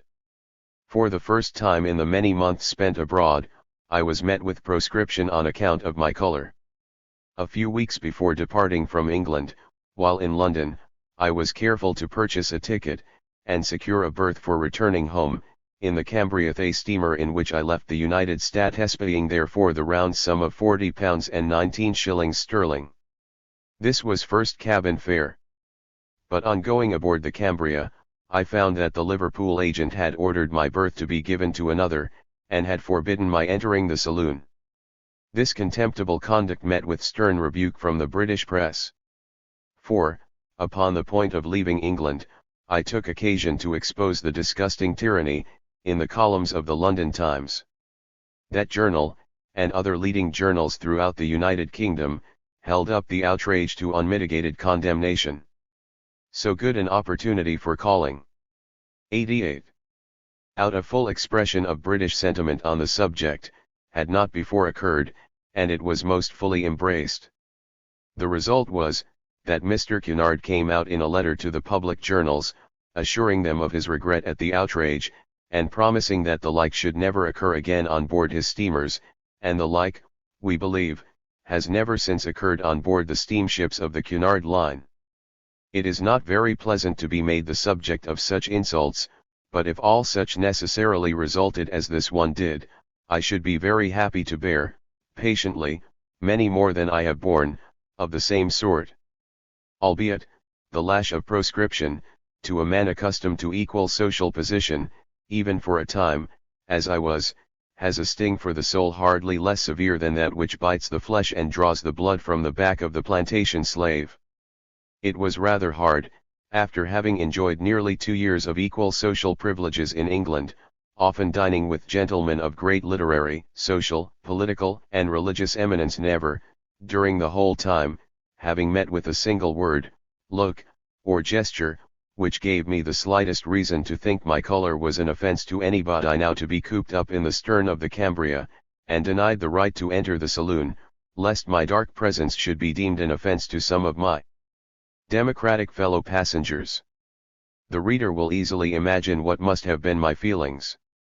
89. Chapter XXV. Various incidents.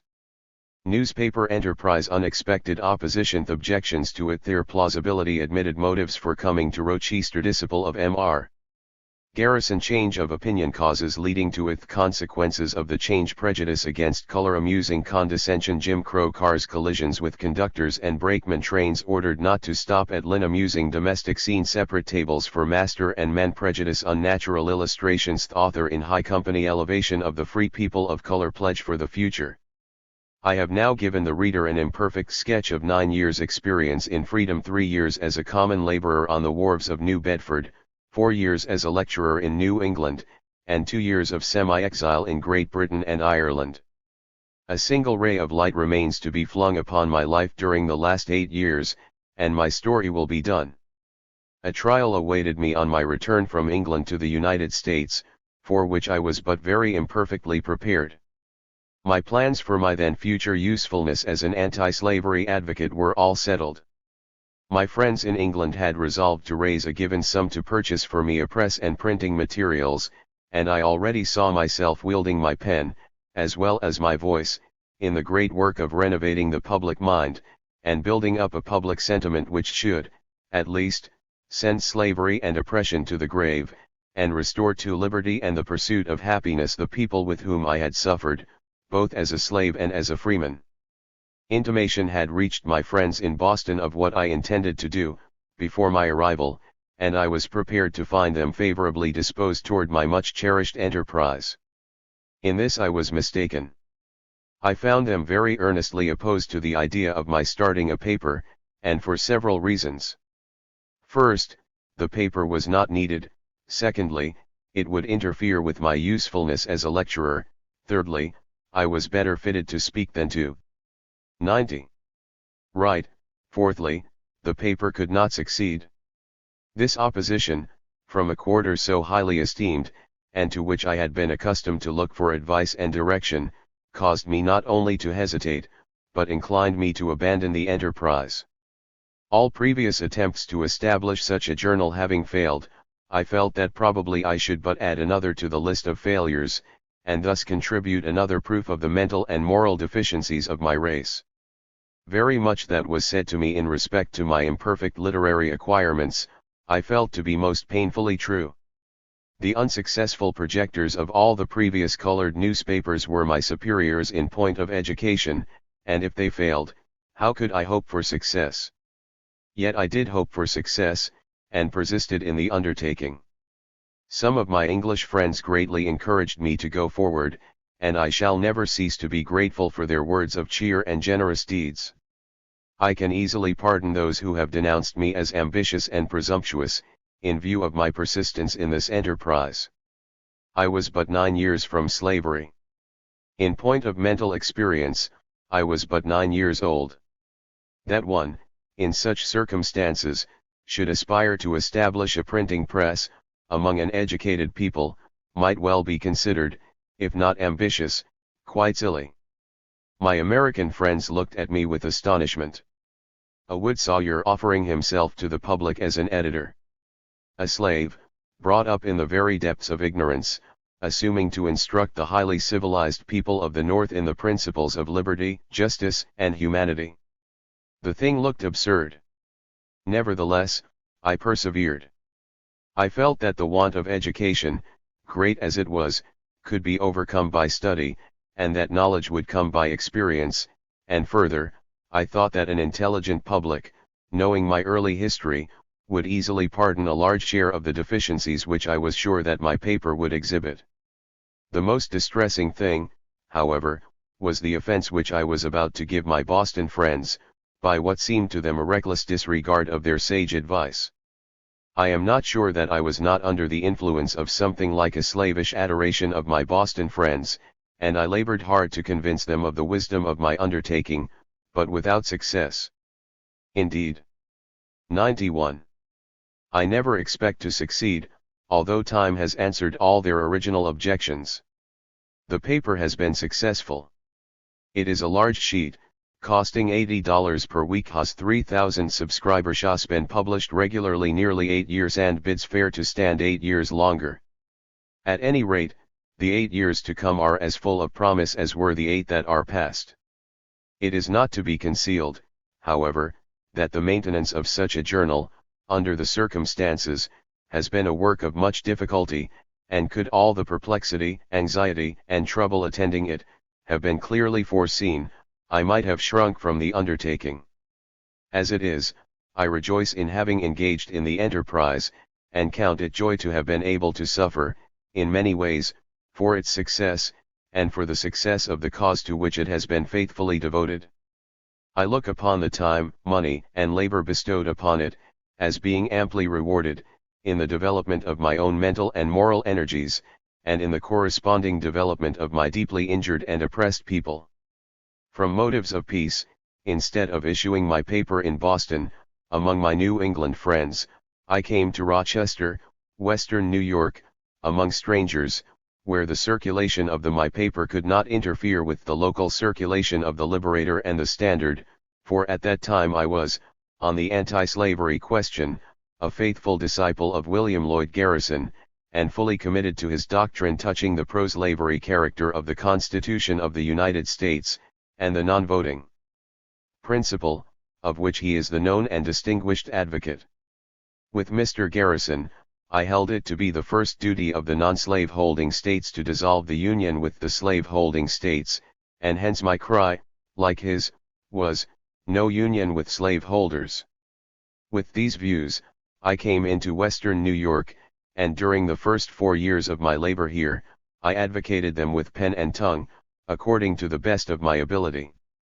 About 4 years ago, upon a reconsideration of the whole subject, I became convinced that there was no necessity for dissolving the union between the northern and southern states, that to seek this dissolution was no part of my duty as an abolitionist, that to abstain from voting, was to refuse to 92. Exercise a legitimate and powerful means for abolishing slavery, and that the Constitution of the United States not only contained no guarantees in favor of slavery, but, on the contrary, it is, in its letter and spirit, an anti-slavery instrument, demanding the abolition of slavery as a condition of its own existence, as the supreme law of the land. Here was a radical change in my opinions, and in the action logically resulting from that change. To those with whom I had been in agreement and in sympathy, I was now in opposition. What they held to be a great and important truth, I now looked upon as a dangerous error. A very painful, and yet a very natural, thing now happened. Those who could not see any honest reasons for changing their views, as I had done, could not easily see any such reasons for my change, and the common punishment of apostates was mine. The opinions first entertained were naturally derived and honestly entertained, and I trust that my present opinions have the same claims to respect. Brought directly, when I escaped from slavery, into contact with a class of abolitionists regarding the Constitution as a slave-holding instrument, and finding their views supported by the united and entire history of every department of the government, it is not strange that I assumed the Constitution to be just what their interpretation made it. I was bound, not only by their superior knowledge, to take their opinions as the true ones, in respect to the subject, but also because I had no means of showing their unsoundness. But for the responsibility of conducting a public journal, and the necessity imposed upon me of meeting opposite views from abolitionists in the state, I should in all probability have remained as firm in my disunion views as any other disciple of William Lloyd Garrison.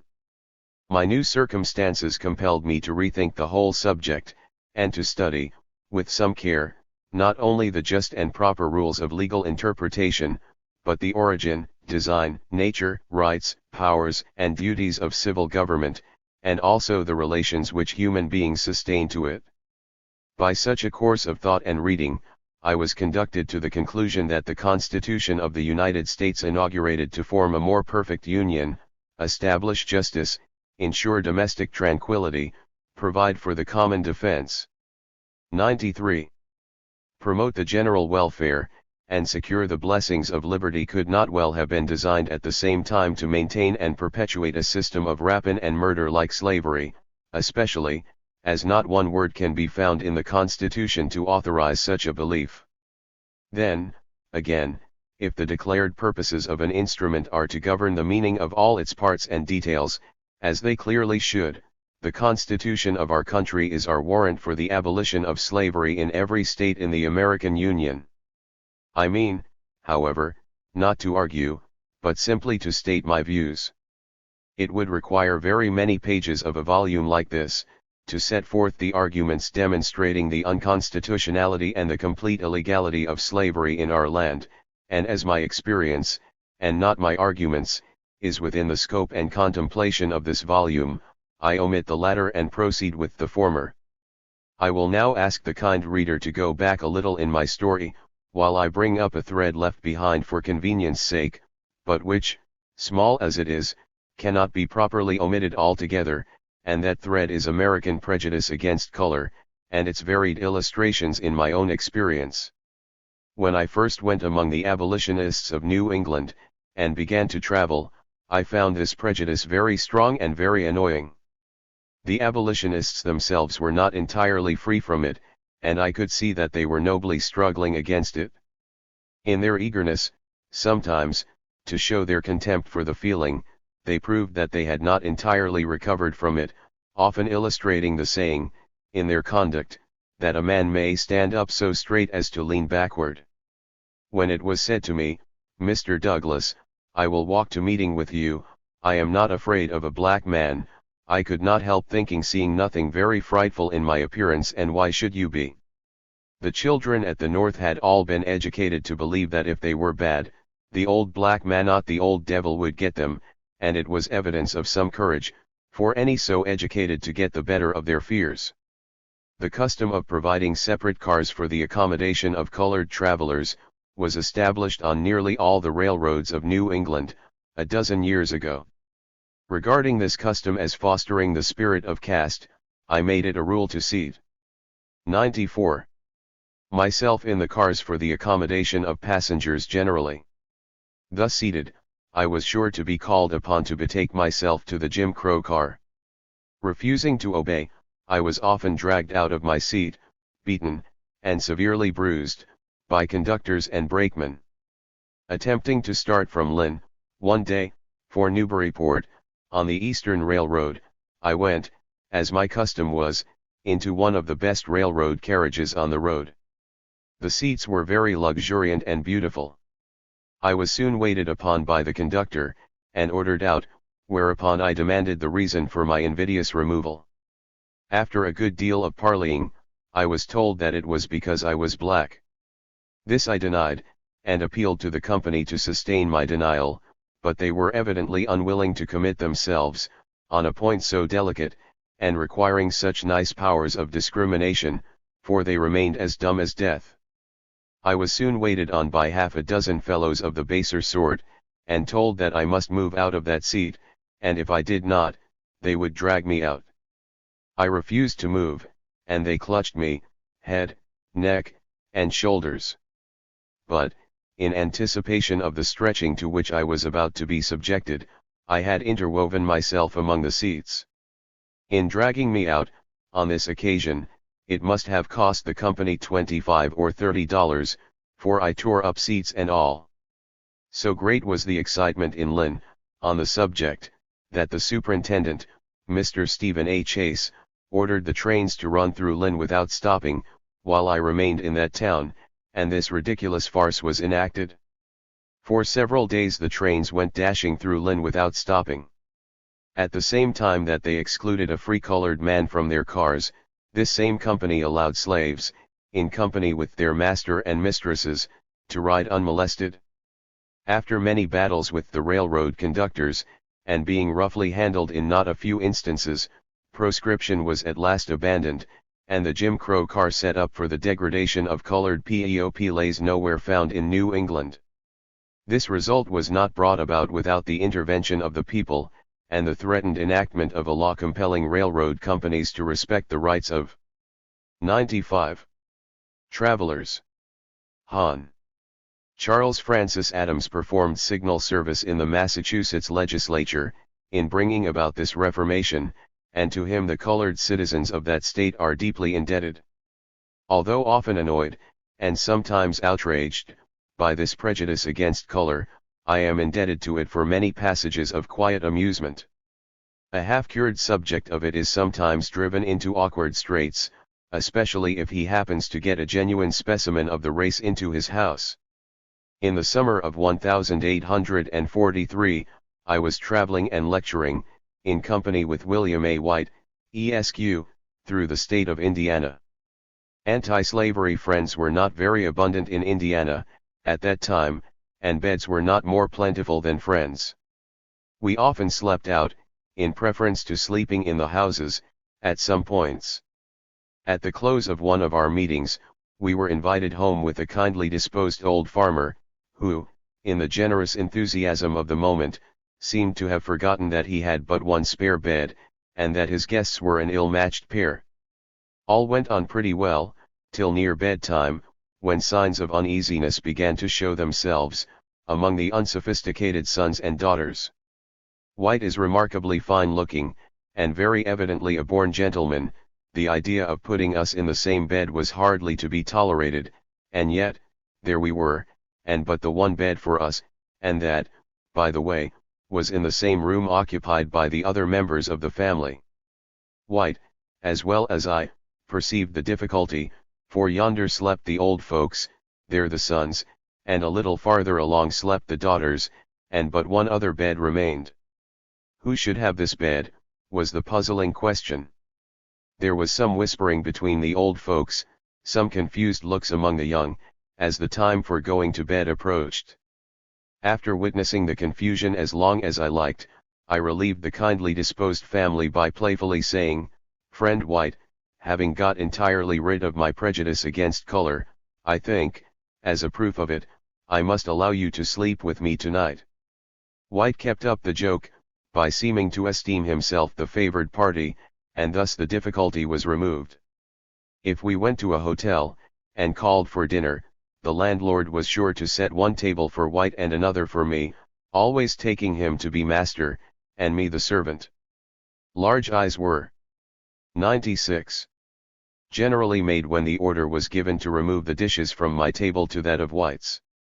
In those days, it was thought strange that a white man and a colored man could dine peaceably at the same table, and in some parts the strangeness of such a sight has not entirely subsided. Some people will have it that there is a natural, an inherent, and an invincible repugnance in the breast of the white race toward dark-colored people, and some very intelligent colored men think that their proscription is owing solely to the color which nature has given them. They hold that they are rated according to their color, and that it is impossible for white people ever to look upon dark races of men, or men belonging to the African race, with other than feelings of aversion. My experience, both serious and mirthful, combats this conclusion. Leaving out of sight, for a moment, grave facts, to this point, I will state one or two, which illustrate a very interesting feature of American character as well as American prejudice. Riding from Boston to Albany, a few years ago, I found myself in a large car, well filled with passengers. The seat next to me was about the only vacant one. At every stopping place we took in new passengers, all of whom, on reaching the seat next to me, cast a disdainful glance upon it, and passed to another car, leaving me in the full enjoyment of a whole form. For a time, I did not know but that my riding there was prejudicial to the interest of the railroad company. A circumstance occurred, however, which gave me an elevated position at once. Among the passengers on this train was Gov. George N. Briggs. I was not acquainted with him, and had no idea that I was known to him. Known to him, however, I was, for upon observing me, the governor left his place, and making his way toward me, respectfully asked the privilege of a seat by my side, and upon introducing himself, we entered into a conversation very pleasant and instructive to me. The despised seat now became honored. His Excellency had removed all the prejudice against sitting by the side of a Negro, and upon his leaving it, as he did, on reaching Pittsfield, there were at least 12 applicants for the place. The governor had, without changing my skin a single shade, made the place respectable which before was despicable. 97. A similar incident happened to me once on the Boston and New Bedford Railroad, and the leading party to it has since been governor of the state of Massachusetts. I allude to Col. John Henry Clifford. Lest the reader may fancy I am aiming to elevate myself, by claiming too much intimacy with great men, I must state that my only acquaintance with Col. Clifford was formed while I was his hired servant, during the first winter of my escape from slavery. I owe it him to say, that in that relation I found him always kind and gentlemanly. But to the incident. I entered a car at Boston, for New Bedford, which, with the exception of a single seat, was full, and found I must occupy this, or stand up, during the journey. Having no mind to do this, I stepped up to the man having the next seat, and who had a few parcels on the seat, and gently asked leave to take a seat by his side. My fellow passenger gave me a look made up of reproach and indignation, and asked me why I should come to that particular seat. I assured him, in the gentlest manner, that of all others this was the seat for me. Finding that I was actually about to sit down, he sang out, "Oh! Stop, stop! And let me get out." Suiting the action to the word, up the agitated man got, and sauntered to the other end of the car, and was compelled to stand for most of the way thereafter. Halfway to New Bedford, or more, Col. Clifford, recognizing me, left his seat, and not having seen me before since I had ceased to wait on him, apparently forgetful of his rank, manifested, in greeting me, something of the feeling of an old friend. This demonstration was not lost on the gentleman whose dignity I had, an hour before, most seriously offended. Col. Clifford was known to be about the most aristocratic gentleman in Bristol County, and it was evidently thought that I must be somebody, else I should not have been thus noticed, by a person so distinguished. Sure enough, after Col. Clifford left me, I found myself surrounded with friends, and among the number, my offended friend stood nearest, and with an apology for his rudeness, which I could not resist, although it was one of the lamest ever offered.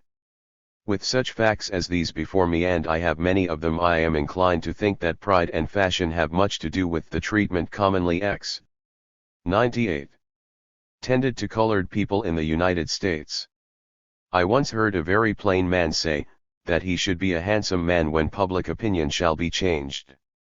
Since I have been editing and publishing a journal devoted to the cause of liberty and progress, I have had my mind more directed to the condition and circumstances of the free colored people than when I was the agent of an abolition society. The result has been a corresponding change in the disposition of my time and labors. I have felt it to be a part of my mission under a gracious providence to impress my sable brothers in this country with the conviction that, notwithstanding the 10,000 discouragements and the powerful hindrances, which beset their existence in this country, notwithstanding the blood-written history of Africa, and her children, from whom we have descended, or the clouds and darkness, now overshadowing them, progress is yet possible, and bright skies shall yet shine upon their pathway, and that Ethiopia shall yet reach forth her hand unto God. Believing that one of the best means of emancipating the slaves of the South is to improve and elevate the character of the free colored people of the North, I shall labor in the future, as I have labored in the past, to promote the moral, social, religious, and intellectual elevation of the free colored people, never forgetting my own humble origin, nor refusing, while heaven lends me ability, to use my voice, my pen, or my vote, to advocate the great and primary work of the universal and unconditional emancipation of my entire race. 99. Appendix, containing extracts from speeches, etc. *. Reception speech at Finsbury Chapel, Moorfields, England, May 22, 1846. Mr. Douglas rose amid loud cheers, and said, "I feel exceedingly glad of the opportunity now afforded me of presenting the claims of my brethren in bonds in the United States, to so many in London and from various parts of Britain, who have assembled here on the present occasion. I have nothing to commend me to your consideration in the way of learning, nothing in the way of education, to entitle me to your attention, and you are aware that slavery is a very bad school for rearing teachers of morality and religion. 21 years of my life have been spent in slavery, personal slavery, surrounded by degrading influences, such as can exist nowhere beyond the pale of slavery, and it will not be strange, if under such circumstances, I should betray, in what I have to say to you, a deficiency of that refinement which is seldom or ever found, except among persons that have experienced superior advantages to those which I have enjoyed. But I will take it for granted that you know something about the degrading influences of slavery, and that you will not expect great things from me this evening, but simply such facts as I may be able to advance immediately in connection with my own experience of slavery. Now, what is the system of slavery? This is the subject of my lecture this evening. What is the character of this institution? I am about to answer the inquiry, what is American slavery? I do this the more readily, since I have found persons in this country who have identified the term slavery with that which I think it is not, and in some instances, I have feared, in so doing, have rather detracted much from the horror with which the term slavery is contemplated. It is common in this country to distinguish every bad thing by the name of slavery. Intemperance is slavery, to be deprived of the right to vote is slavery, says one, to have to work. Mr. Douglas published speeches alone, would fill 2 volumes of the size of this. Our space will only permit the insertion of the extracts which follow, and which, for originality of thought, beauty and force of expression, and for impassioned, indinatory eloquence, have seldom been equaled. 00. Hard is slavery, says another, and I do not know but that if we should let them go on, they would say that to eat when we are hungry, to walk when we desire to have exercise, or to minister to our necessities, or have necessities at all, is slavery. I do not wish for a moment to detract from the horror with which the evil of intemperance is contemplated, not at all, nor do I wish to throw the slightest obstruction in the way of any political freedom that any class of persons in this country may desire to obtain. But I am here to say that I think the term slavery is sometimes abused by identifying it with that which it is not. Slavery in the United States is the granting of that power by which one man exercises and enforces a right of property in the body and soul of another. The condition of a slave is simply that of the brute beast. He is a piece of property, a marketable commodity, in the language of the law, to be bought or sold at the will and caprice of the master who claims him to be his property. He is spoken of, thought of, and treated as property. His own good, his conscience, his intellect, his affections, are all set aside by the master. The will and the wishes of the master are the law of the slave. He is as much a piece of property as a horse. If he is fed because he is property. If he is clothed, it is with a view to the increase of his value as property. Whatever of comfort is necessary to him for his body or soul that is inconsistent with his being property, is carefully wrested from him, not only by public opinion, but by the law of the country. He is carefully deprived of everything that tends in the slightest degree to detract from his value as property. He is deprived of education.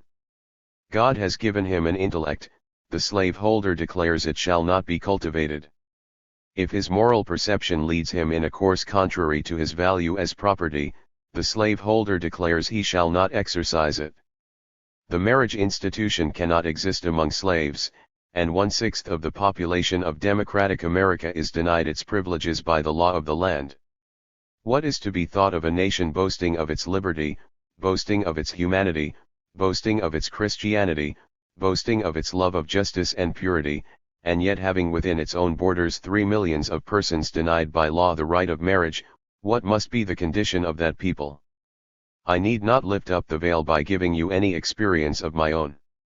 Every one that can put 2 ideas together, must see the most fearful results from such a state of things as I have just mentioned.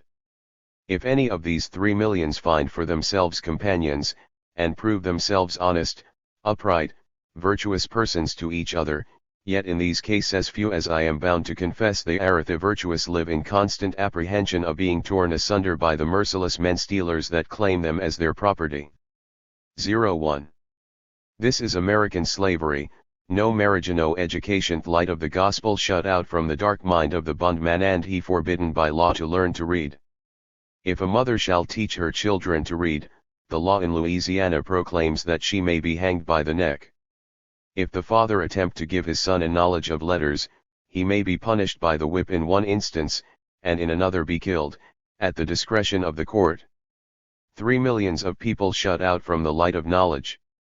It is easy for you to conceive the evil that must result from such a state of things. I now come to the physical evils of slavery. I do not wish to dwell at length upon these, but it seems right to speak of them, not so much to influence your minds on this question, as to let the slaveholders of America know that the curtain which conceals their crimes is being lifted abroad, that we are opening the dark cell, and leading the people into the horrible recesses of what they are pleased to call their domestic institution. We want them to know that a knowledge of their whippings, their scourgings, their brandings, their chainings, is not confined to their plantations, but that some Negro of theirs has broken loose from his chain shafts, burst through the dark incrustation of slavery, and is now exposing their deeds of deep damnation to the gaze of the Christian people of England. The slaveholders resort to all kinds of cruelty. If I were disposed, I have matter enough to interest you on this question for 5 or 6 evenings, but I will not dwell at length upon these cruelties. Suffice it to say, that all the peculiar modes of torture that were resorted to in the West India Islands, are resorted to, I believe, even more frequently, in the United States of America. Starvation, the bloody whip, the chain, the gag, the thumbscrew, cat-hauling, the cat o' nine tails, the dungeon, the bloodhound, are all in requisition to keep the slave in his condition as a slave in the United States.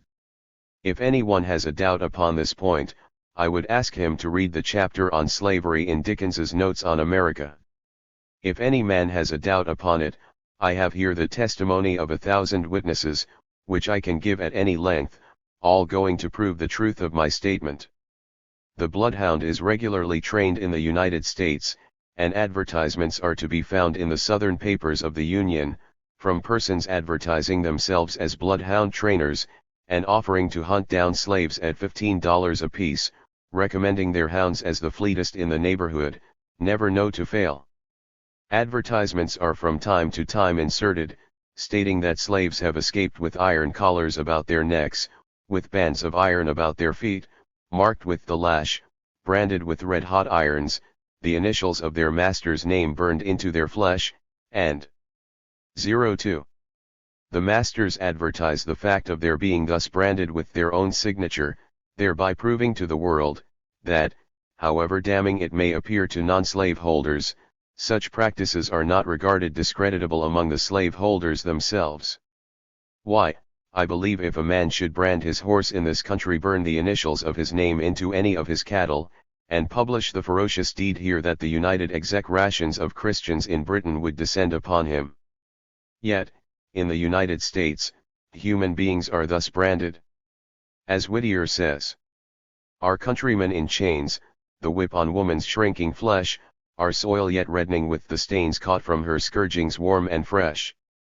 The slave dealer boldly publishes his infamous acts to the world. Of all things that have been said of slavery to which exception has been taken by slaveholders, this, the charge of cruelty, stands foremost, and yet there is no charge capable of clearer demonstration, than that of the most barbarous inhumanity on the part of the slaveholders toward their slaves. And all this is necessary, it is necessary to resort to these cruelties, in order to make the slave a slave, and to keep him a slave. Why, my experience all goes to prove the truth of what you will call a marvelous proposition, that the better you treat a slave, the more you destroy his value as a slave, and enhance the probability of his eluding the grasp of the slaveholder. The more kindly you treat him, the more wretched you make him, while you keep him in the condition of a slave. My experience, I say, confirms the truth of this proposition. When I was treated exceedingly ill, when my back was being scourged daily, when I was whipped within an inch of my life, life was all I cared for. Spare my life, was my continual prayer. When I was looking for the blow about to be inflicted upon my head, I was not thinking of my liberty, it was my life. But, as soon as the blow was not to be feared, then came the longing for liberty. If a slave has a bad master, his ambition is to get a better. When he gets a better, he aspires to have the best, and when he gets the best, he aspires to be his own master. But the slave must be brutalized to keep him as a slave. The slaveholder feels this necessity. I admit this necessity. If it be right to hold slaves at all, it is right to hold them in the only way in which they can be held, and this can be done only by shutting out the light of education from their minds, and brutalizing their persons. The whip, the chain, the gag, the thumbscrew, the bloodhound, the stocks, and all the other 03. Bloody paraphernalia of the slave system, are indispensably necessary to the relation of master and slave. The slave must be subjected to these, or he ceases to be a slave. Let him know that the whip is burned, that the fetters have been turned to some useful and profitable employment, that the chain is no longer for his limbs, that the bloodhound is no longer to be put upon his track, that his master's authority over him is no longer to be enforced by taking his life, and immediately he walks out from the house of bondage and asserts his freedom as a man. The slaveholder finds it necessary to have these implements to keep the slave in bondage, finds it necessary to be able to say, unless you do so and so, unless you do as I bid you, I will take away your life. Some of the most awful scenes of cruelty are constantly taking place in the Middle States of the Union. We have in those states what are called the slave-breeding states. Allow me to speak plainly. Although it is harrowing to your feelings, it is necessary that the facts of the case should be stated. We have in the United States slave-breeding states. The very state from which the minister from our court to yours comes, is one of these states, Maryland, where men, women, and children are reared for the market, just as horses, sheep, and swine are raised for the market. Slave rearing is there looked upon as a legitimate trade, the law sanctions it, public opinion upholds it, the church does not condemn it. It goes on in all its bloody horrors, sustained by the auctioneer's block.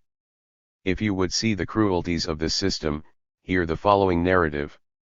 Not long since the following scene occurred. A slave woman and a slave man had united themselves as man and wife in the absence of any law to protect them as man and wife. They had lived together by the permission, not by right, of their master, and they had reared a family. The master found it expedient, and for his interest, to sell them. He did not ask them their wishes in regard to the matter at all, they were not consulted. The man and woman were brought to the auctioneer's block, under the sound of the hammer. The cry was raised, "Here goes, who bids cash?" Think of it, a man and wife to be sold. The woman was placed on the auctioneer's block, her limbs, as is customary, were brutally exposed to the purchasers, who examined her with all the freedom with which they would examine a horse. There stood the husband, powerless, no right to his wife, the master's right preeminent. She was sold. He was next brought to the auctioneer's block. His eyes followed his wife in the distance, and he looked beseechingly, imploringly, to the man that had bought his wife, to buy him also. But he was at length bid off to another person. He was about to be separated forever from her he loved. No. 04. Word of his, no work of his, could save him from this separation. He asked permission of his new master to go and take the hand of his wife at parting. It was denied him. In the agony of his soul he rushed from the man who had just bought him, that he might take a farewell of his wife, but his way was obstructed, he was struck over the head with a loaded whip, and was held for a moment, but his agony was too great. When he was let go, he fell a corpse at the feet of his master. His heart was broken. Such scenes are the everyday fruits of American slavery. Some 2 years since, the Hon. Seth M. Gates, an anti-slavery gentleman of the state of New York, a representative in the Congress of the United States, told me he saw with his own eyes the following circumstance. In the National District of Columbia, over which the star-spangled emblem is constantly waving, where orators are ever holding forth on the subject of American liberty, American democracy, American republicanism, there are 2 slave prisons. When going across a bridge, leading to one of these prisons, he saw a young woman run out, barefooted and bareheaded, and with very little clothing on. She was running with all speed to the bridge he was approaching. His eye was fixed upon her, and he stopped to see what was the matter. He had not paused long before he saw 3 men run out after her. He now knew what the nature of the case was: a slave escaping from her chains, a young woman, a sister escaping from the bondage in which she had been held. She made her way to the bridge, but had not reached it, ere from the Virginia side there came 2 slave holders. As soon as they saw them, her pursuers called out, "Stop her!" True to their Virginian instincts, they came to the rescue of their brother kidnappers, across the bridge. The poor girl now saw that there was no chance for her. It was a trying time. She knew if she went back, she must be a slave forever. She must be dragged down to the scenes of pollution which the slave holders continually provide for most of the poor, sinking, wretched young women, whom they call their property. She formed her resolution, and just as those who were about to take her, were going to put hands upon her, to drag her back, she leaped over the balustrades of the bridge, and down she went to rise no more. She chose death, rather than to go back into the hands of those Christian slave holders from whom she had escaped. Can it be possible that such things as these exist in the United States? Are not these the exceptions? Are any such scenes as this general? Are not such deeds condemned by the law and denounced by public opinion? Let me read to you a few of the laws of the slave-holding states of America. I think no better exposure of slavery can be made than is made by the laws of the states in which slavery 05 exists. I prefer reading the laws to making any statement in confirmation of what I have said myself, for the slaveholders cannot object to this testimony, since it is the calm, the cool, the deliberate enactment of their wisest heads, of their most clear-sighted, their own constituted representatives. If more than 7 slaves together are found in any road without a white person, 20 lashes apiece; for visiting a plantation without a written pass, 10 lashes; for letting loose a boat from where it is made fast, 39 lashes for the first offense, and for the second, shall have cut off from his head 1 ear; for keeping or carrying a club, 39 lashes; for having any article for sale, without a ticket from his master, 10 lashes; for traveling in any other than the most usual and accustomed road, when going alone to any place, 40 lashes; for traveling in the night without a pass, 40 lashes. I am afraid you do not understand the awful character of these lashes. You must bring it before your mind. A human being in a perfect state of nudity, tied hand and foot to a stake, and a strong man standing behind with a heavy whip, knotted at the end, each blow cutting into the flesh, and leaving the warm blood dripping to the feet, and for these trifles. For being found in another person's negro quarters, 40 lashes; for hunting with dogs in the woods, 30 lashes; for being on horseback without the written permission of his master, 25 lashes; for riding or going abroad in the night, or riding horses in the daytime, without leave, a slave may be whipped, cropped, or branded in the cheek with the letter R, or otherwise punished, such punishment not extending to life, or so as to render him unfit for labor. The laws referred to may be found by consulting Brevard's Digest, Haywood's Manual, Virginia Revised Code, Prince's Digest, Missouri Laws, Mississippi Revised Code. A man, for going to visit his brethren, without the permission of his master, and in many instances he may not have that permission, his master, from caprice or other reasons, may not be willing to allow it, may be caught on his way, dragged to a post, the branding iron heated, and the name of his master or the letter R branded into his cheek or on his forehead. They treat slaves thus, on the principle that they must punish for light offense, in order to prevent the commission of larger ones. I wish you to mark that in the single state of Virginia there are 71 crimes for which a colored man may be executed, while there are only 3 of these crimes, which, when committed by a white man, will subject him to that punishment. There are many of these crimes which if the white man did not commit, he would be regarded as a scoundrel and a coward. In the state of Maryland, there is a law to this effect, that if a slave shall strike his master, he may be hanged, his head severed. 06. From his body quartered, and his head and quarters set up in the most prominent places in the neighborhood. If a colored woman, in the defense of her own virtue, in defense of her own person, should shield herself from the brutal attacks of her tyrannical master, or make the slightest resistance, she may be killed on the spot. No law whatever will bring the guilty man to justice for the crime. But you will ask me, can these things be possible in a land professing Christianity? Yes, they are so, and this is not the worst. No, a darker feature is yet to be presented than the mere existence of these facts. I have to inform you that the religion of the Southern states, at this time, is the great supporter, the great sanctioner of the bloody atrocities to which I have referred. While America is printing tracts and Bibles, sending missionaries abroad to convert the heathen, expending her money in various ways for the promotion of the gospel in foreign lands, slave not only lies forgotten, uncared for, but is trampled underfoot by the very churches of the land. What have we in America? Why, we have slavery made part of the religion of the land. Yes, the pulpit there stands up as the great defender of this cursed institution, as it is called. Ministers of religion come forward and torture the hallowed pages of inspired wisdom to sanction the bloody deed.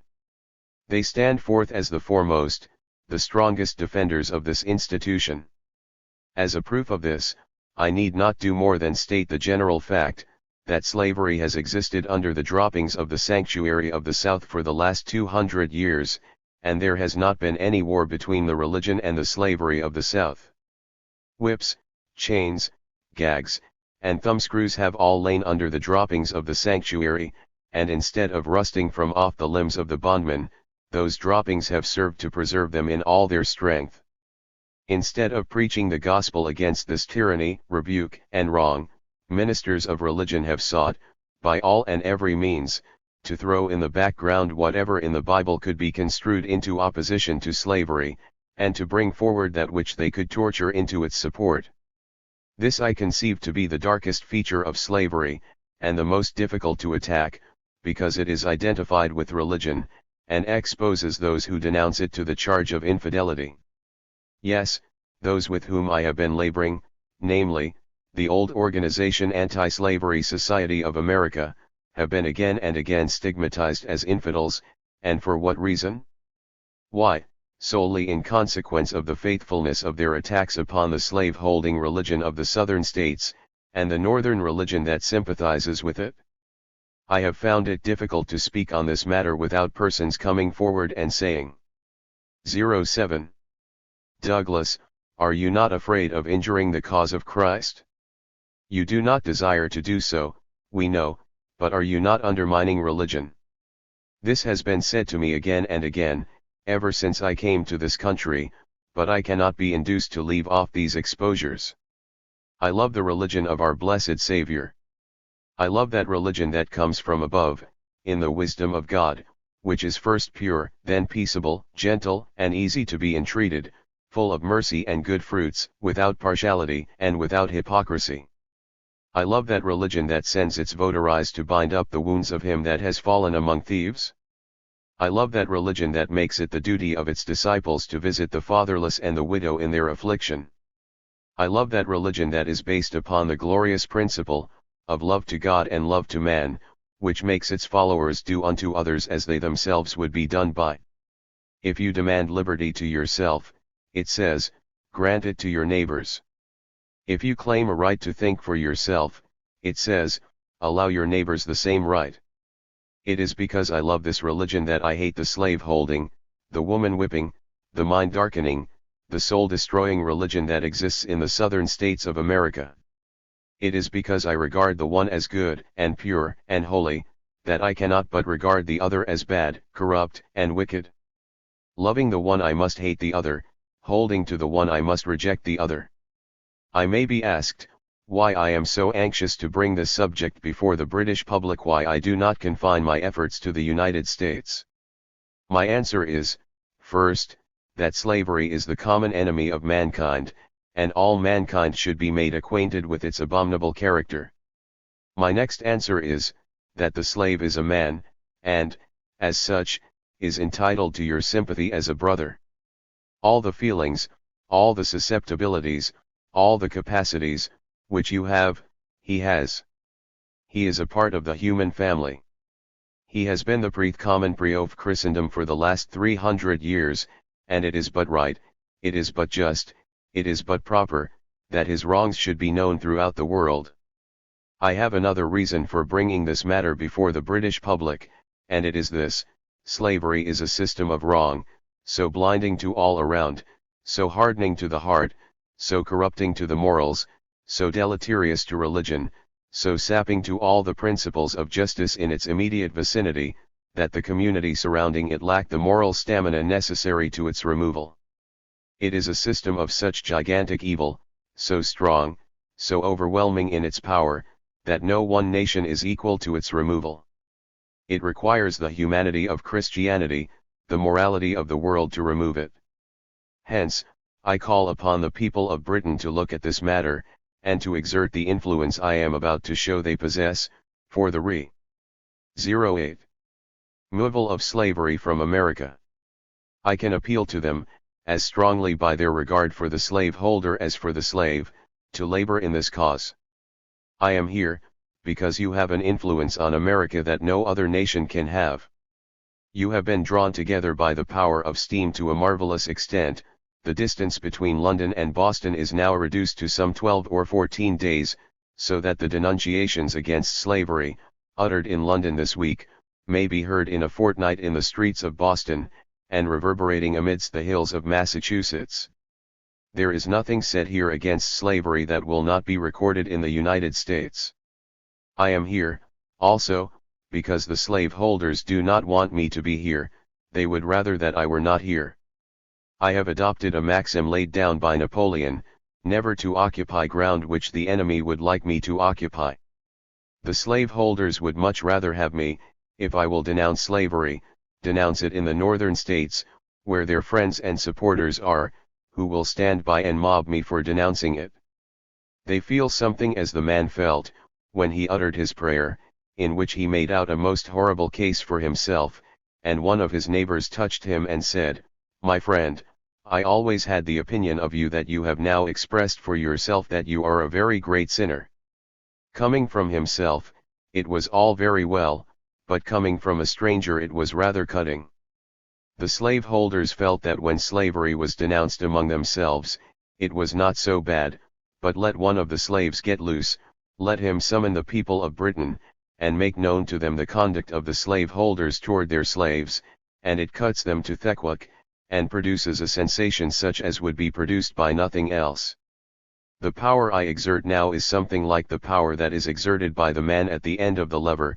My influence now is just in proportion to the distance that I am from the United States. My exposure of slavery abroad will tell more upon the hearts and consciences of slaveholders, than if I was attacking them in America, for almost every paper that I now receive from the United States, comes teeming with statements about this fugitive Negro, calling him a glib-tongued scoundrel, and saying that he is running out against the institutions and people of America. I deny the charge that I am saying a word against the institutions of America, or the people, as such.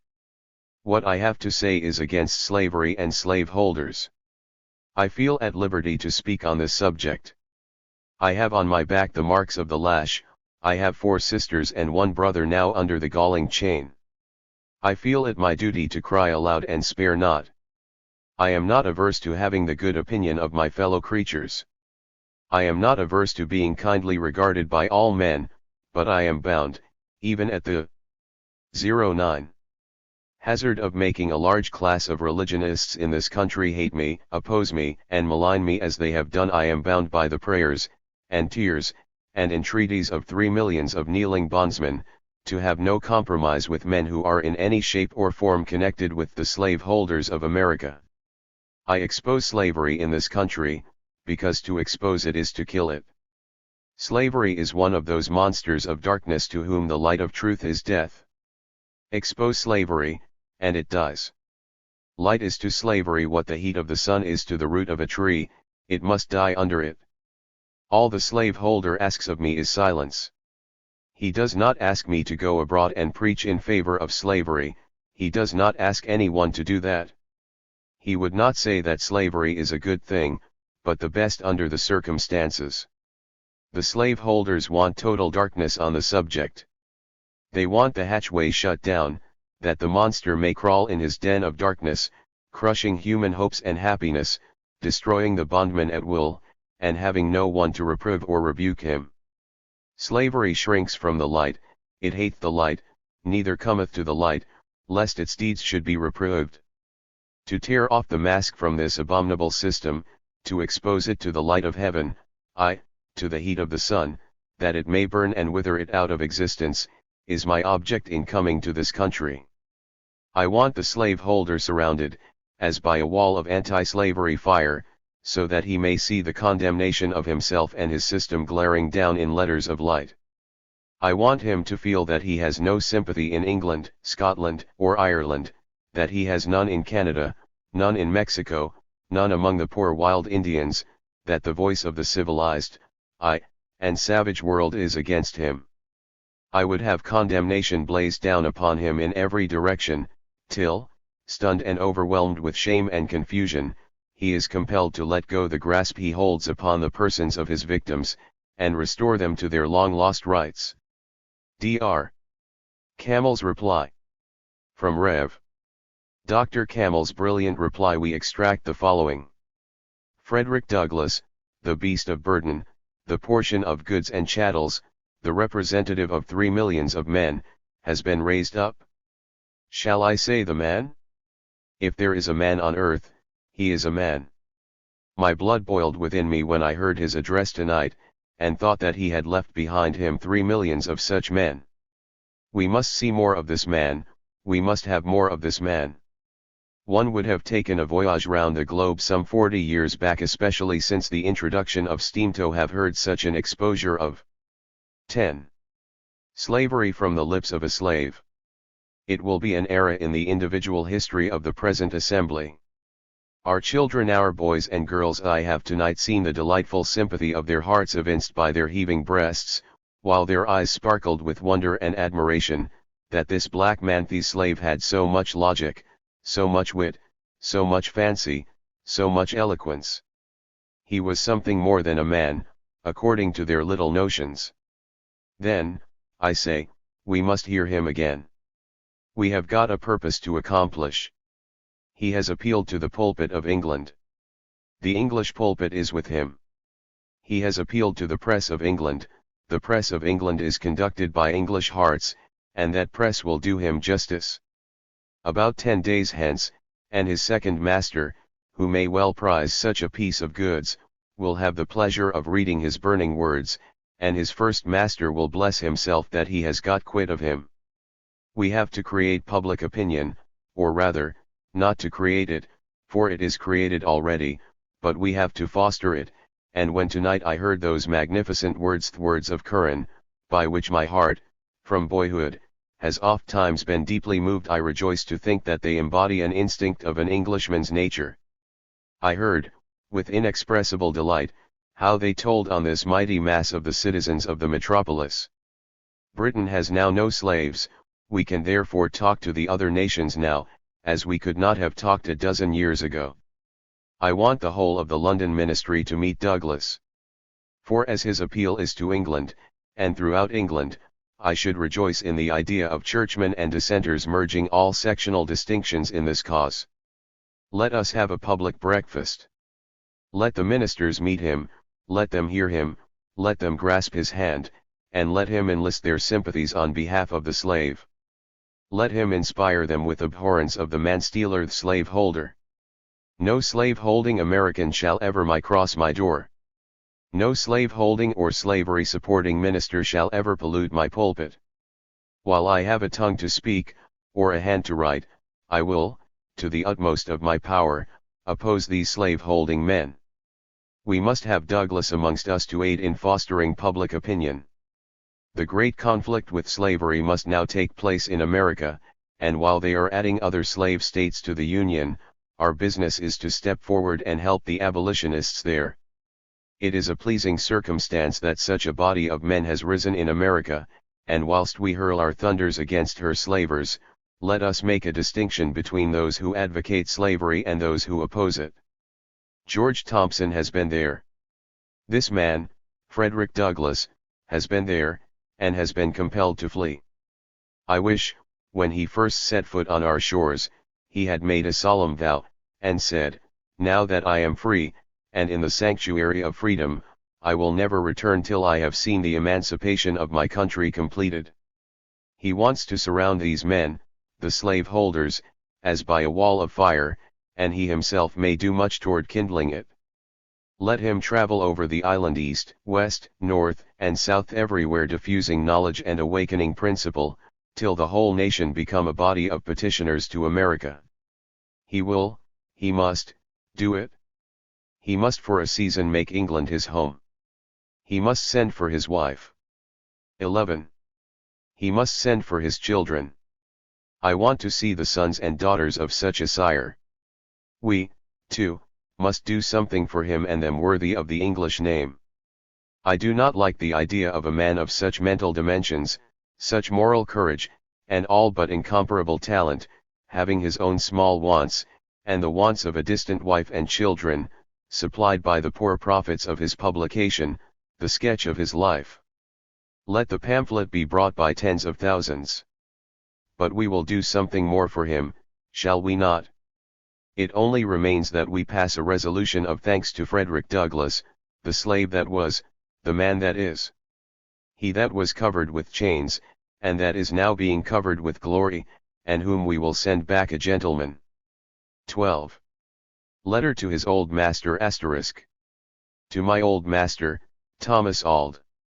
Sir, the long and intimate, though by no means friendly, relation which unhappily subsisted between you and myself, leads me to hope that you will easily account for the great liberty which I now take in addressing you in this open and public manner. The same fact may possibly remove any disagreeable surprise which you may experience on again finding your name coupled with mine, in any other way than in an advertisement, accurately describing my person, and offering a large sum for my arrest. In thus dragging you again before the public, I am aware that I shall subject myself to no inconsiderable amount of censure. I shall probably be charged with an unwarrantable, if not a wanton and reckless disregard of the rights and proprieties of private life. There are those north as well as south who entertain a much higher respect for rights which are merely conventional, than they do for rights which are personal and essential. Not a few there are in our country, who, while they have no scruples against robbing the laborer of the hard-earned results of his patient industry, will be shocked by the extremely indelicate manner of bringing your name before the public. Believing this to be the case, and wishing to meet every reasonable or plausible objection to my conduct, I will frankly state the ground upon which I justify myself in this instance, as well as on former occasions when I have thought proper to mention your name in public. All will agree that a man guilty of theft, robbery, or murder, has forfeited the right to concealment and private life, that the community have a right to subject such persons to the most complete exposure. However much they may desire retirement, and aim to conceal themselves and their movements from the popular gaze, the public have a right to ferret them out, and bring their conduct before the proper tribunals of the country for investigation.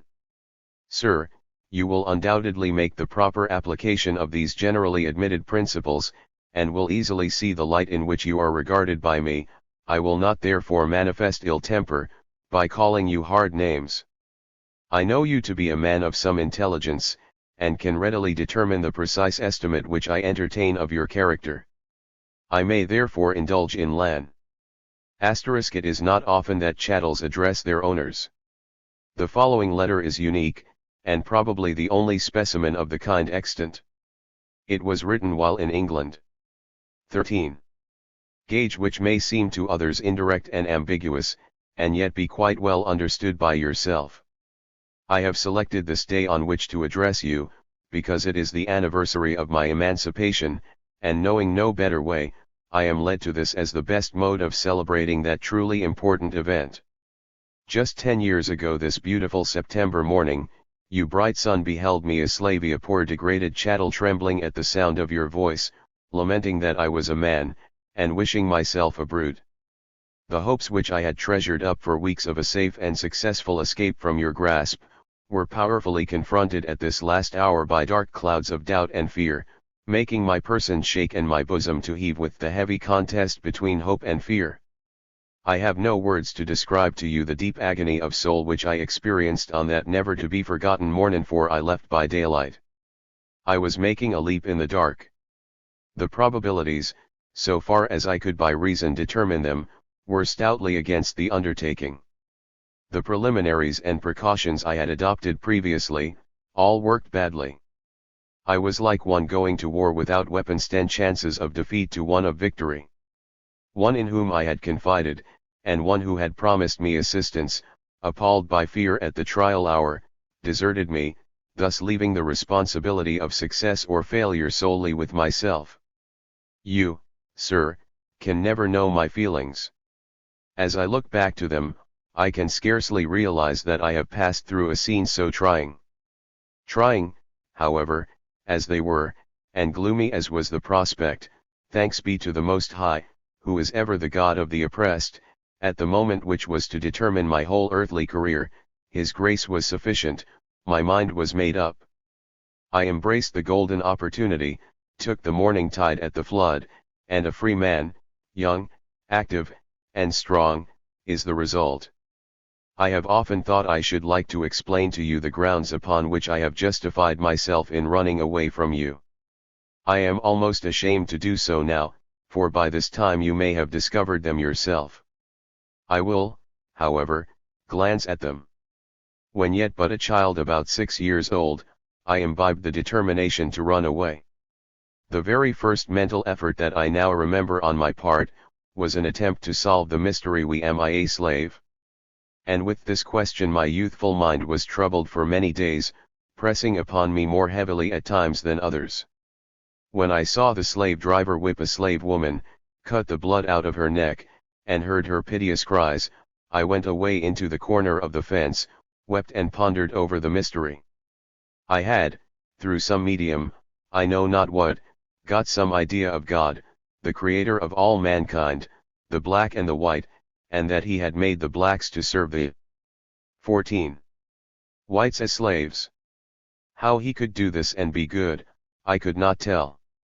I was not satisfied with this theory, which made God responsible for slavery, for it pained me greatly, and I have wept over it long and often.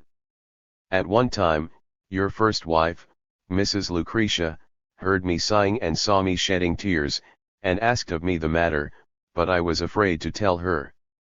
I was puzzled with this question, till one night while sitting in the kitchen, I heard some of the old slaves talking of their parents having been stolen from Africa by white men, and were sold here as slaves.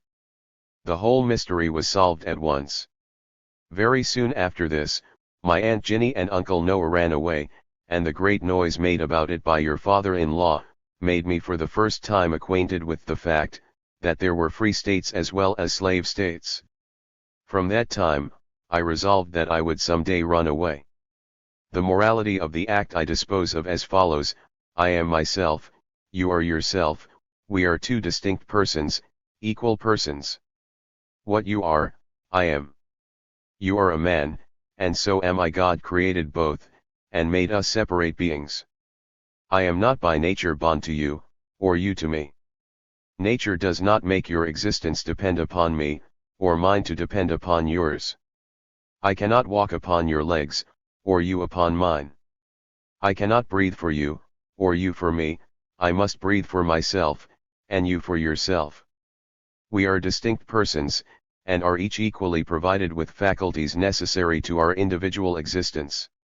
In leaving you, I took nothing but what belonged to me, and in no way lessened your means for obtaining an honest living. Your faculties remained yours, and mine became useful to their rightful owner. I therefore see no wrong in any part of the transaction. It is true, I went off secretly, but that was more your fault than mine.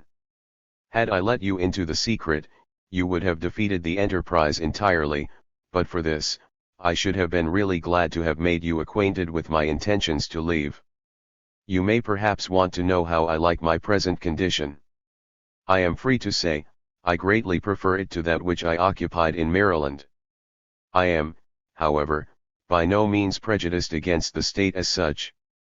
Its geography, climate, fertility, and products, are such as to make it a very desirable abode for any man, and but for the existence of slavery there, it is not impossible that I might again take up my abode in that state. It is not that I love Maryland less, but freedom more.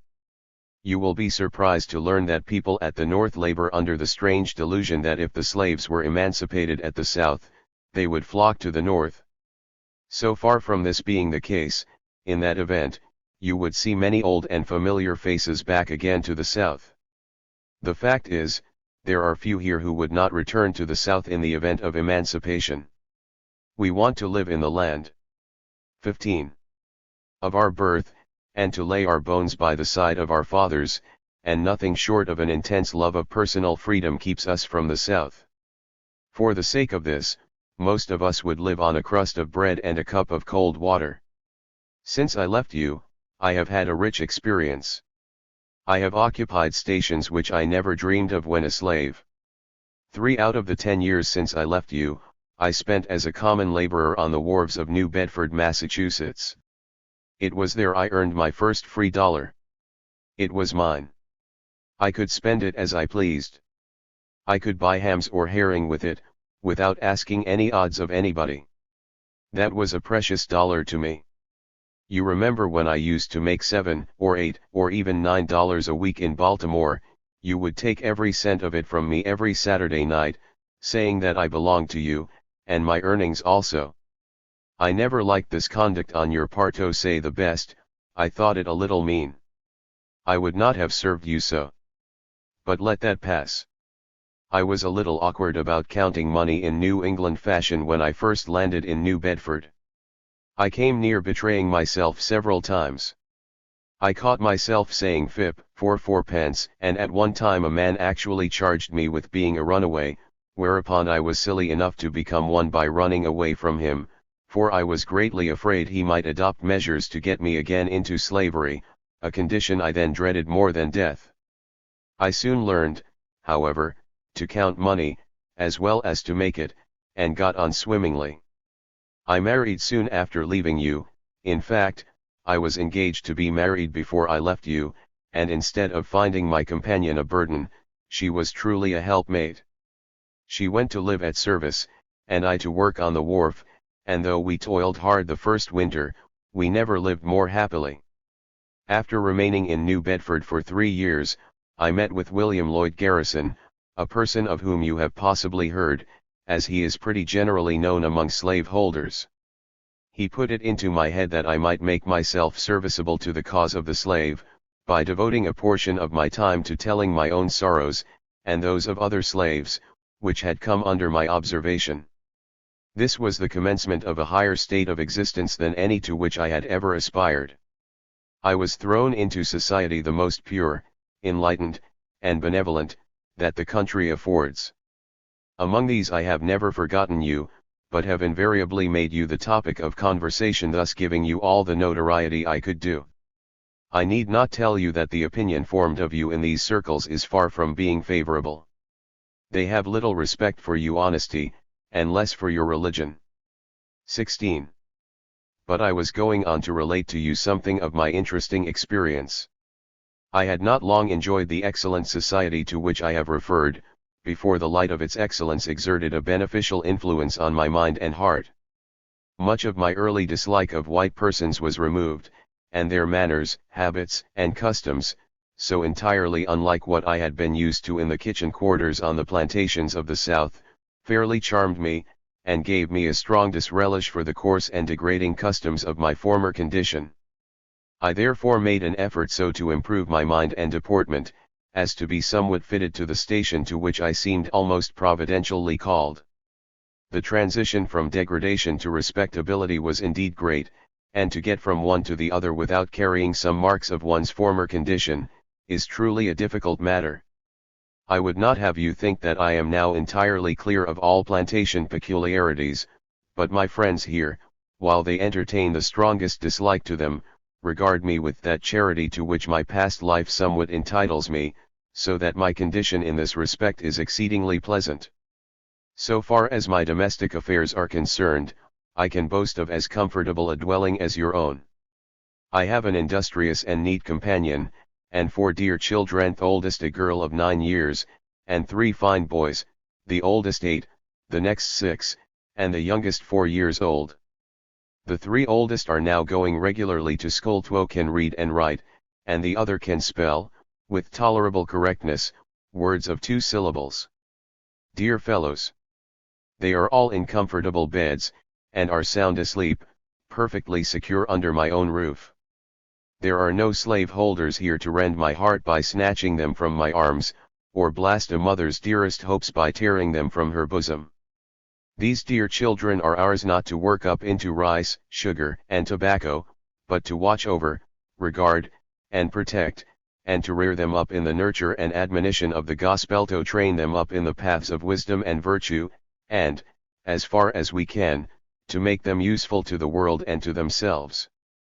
Oh, sir, a slaveholder never appears to me so completely an agent of hell, as when I think of and look upon my dear children.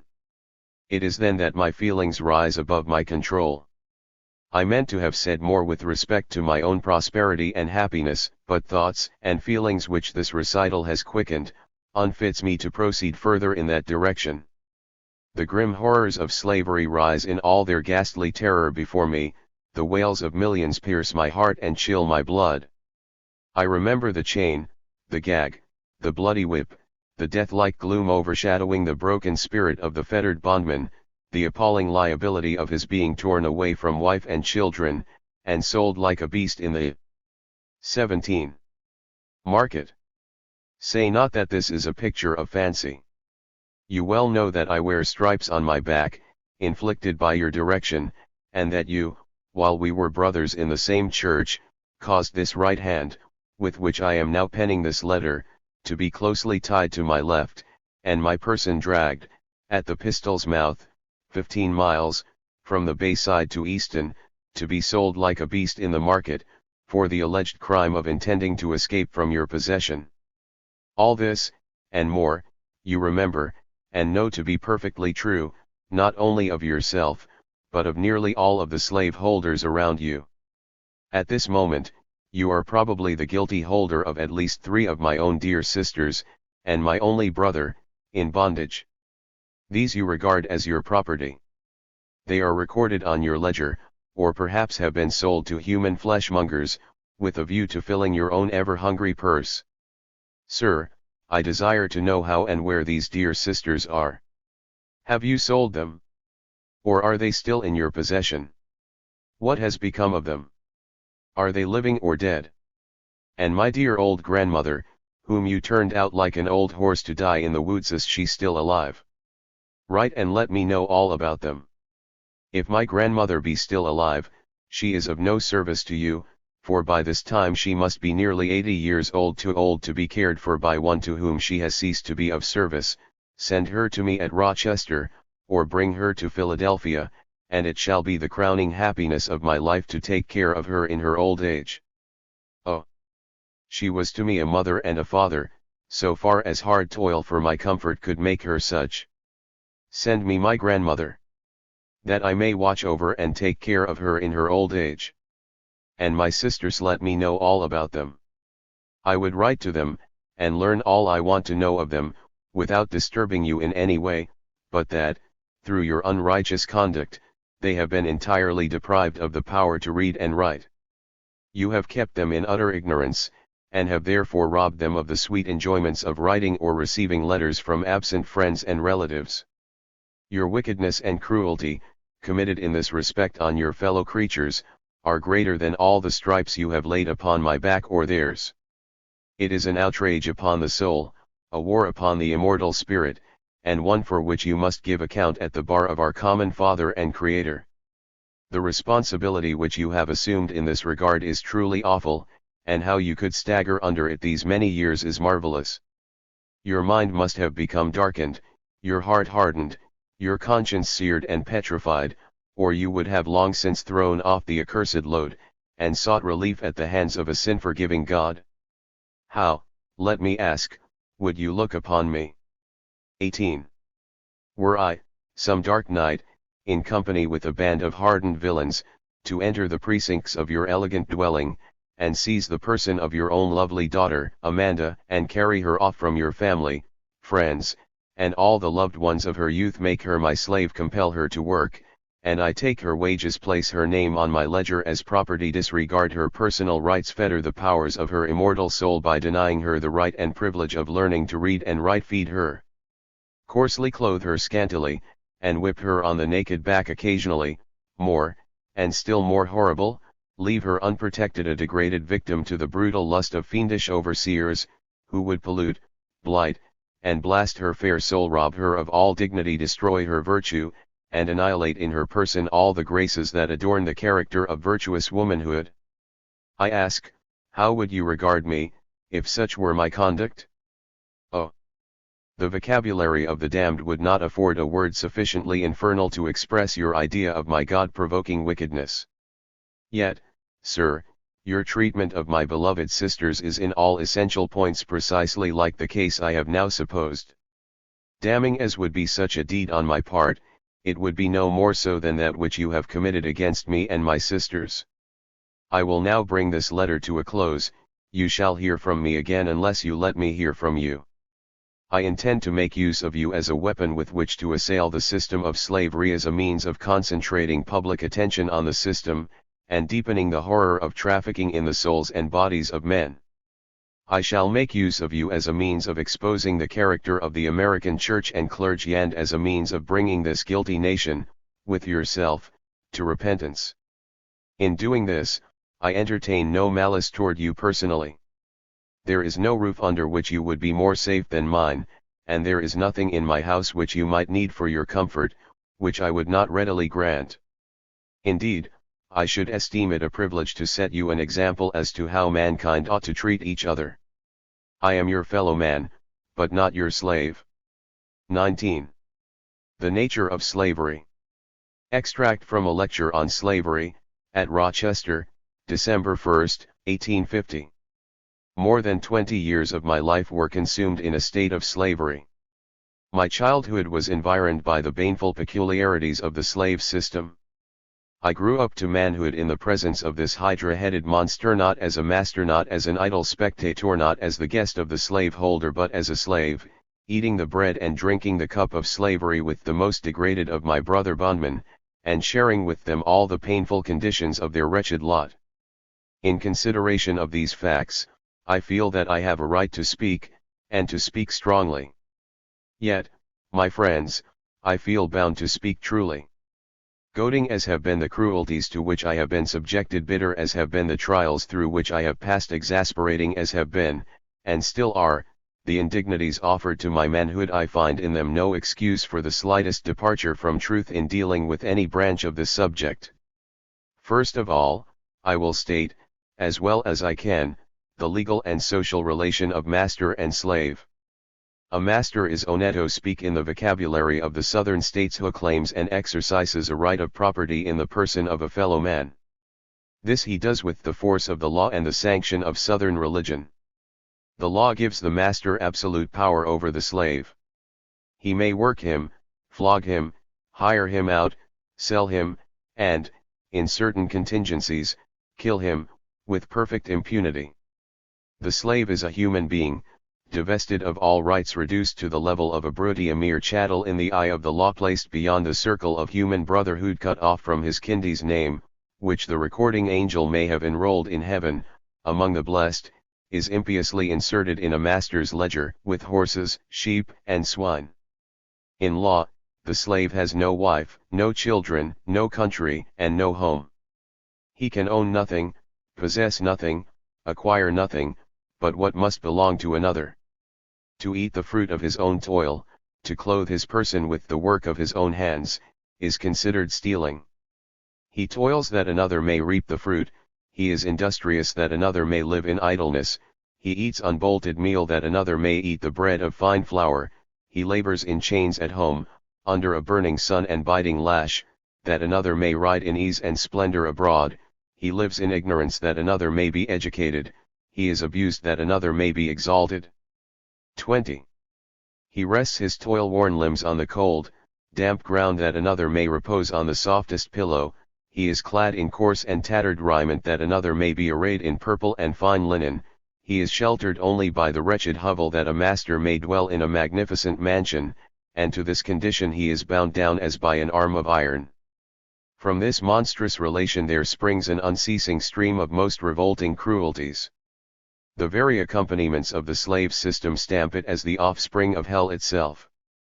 To ensure good behavior, the slaveholder relies on the whip, to induce proper humility, he relies on the whip, to rebuke what he is pleased to term insolence, he relies on the whip, to supply the place of wages as an incentive to toil, he relies on the whip, to bind down the spirit of the slave, to imbrute and destroy his manhood, he relies on the whip, the chain, the gag, the thumbscrew, the pillory, the bowie knife, the pistol, and the bloodhound. These are the necessary and unvarying accompaniments of the system. Wherever slavery is found, these horrid instruments are also found. Whether on the coast of Africa, among the savage tribes, or in South Carolina, among the refined and civilized, slavery is the same, and its accompaniments one and the same. It makes no difference whether the slaveholder worships the God of the Christians, or is a follower of Muhammad, he is the minister of the same cruelty, and the author of the same misery. Slavery is always slavery, always the same foul, haggard, and damning scourge, whether found in the Eastern or in the Western Hemisphere. There is a still deeper shade to be given to this picture.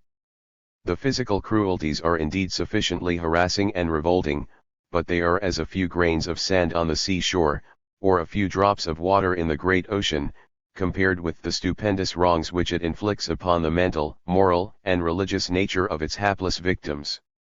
It is only when we contemplate the slave as a moral and intellectual being, that we can adequately comprehend the unparalleled enormity of slavery, and the intense criminality of the slaveholder. I have said that the slave was a man. What a piece of work is man! How noble in reason! How infinite in faculties! In form and moving how express and admirable! In action how like an angel! In apprehension how like a god! The beauty of the world! The paragon of animals! The slave is a man, the image of God, but a little lower than the angels, possessing a soul, eternal and indestructible, capable of endless happiness, or immeasurable woe, a creature of hopes and fears, of affections and passions, of joys and sorrows, and he is endowed with those mysterious powers by which man soars above the 21 things of time and sense, and grasps, with undying tenacity, the elevating and sublimely glorious idea of a God. It is such a being that is smitten and blasted. The first work of slavery is to mar and deface those characteristics of its victims which distinguish men from things, and persons from property.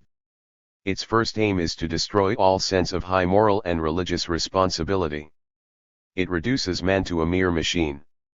It cuts him off from his Maker, it hides from him the laws of God, and leaves him to grope his way from time to eternity in the dark, under the arbitrary and despotic control of a frail, depraved, and sinful fellow man. As the serpent charmer of India is compelled to extract the deadly teeth of his venomous prey before he is able to handle him with impunity, so the slaveholder must strike down the conscience of the slave before he can obtain the entire mastery over his victim. It is, then, the first business of the enslaver of men to blunt, deaden, and destroy the central principle of human responsibility. Conscience is, to the individual soul, and to society, what the law of gravitation is to the universe. It holds society together, it is the basis of all trust and confidence, it is the pillar of all moral rectitude. Without it, suspicion would take the place of trust, vice would be more than a match for virtue, men would prey upon each other, like the wild beasts of the desert, and earth would become a hell. Nor is slavery more adverse to the conscience than it is to the mind.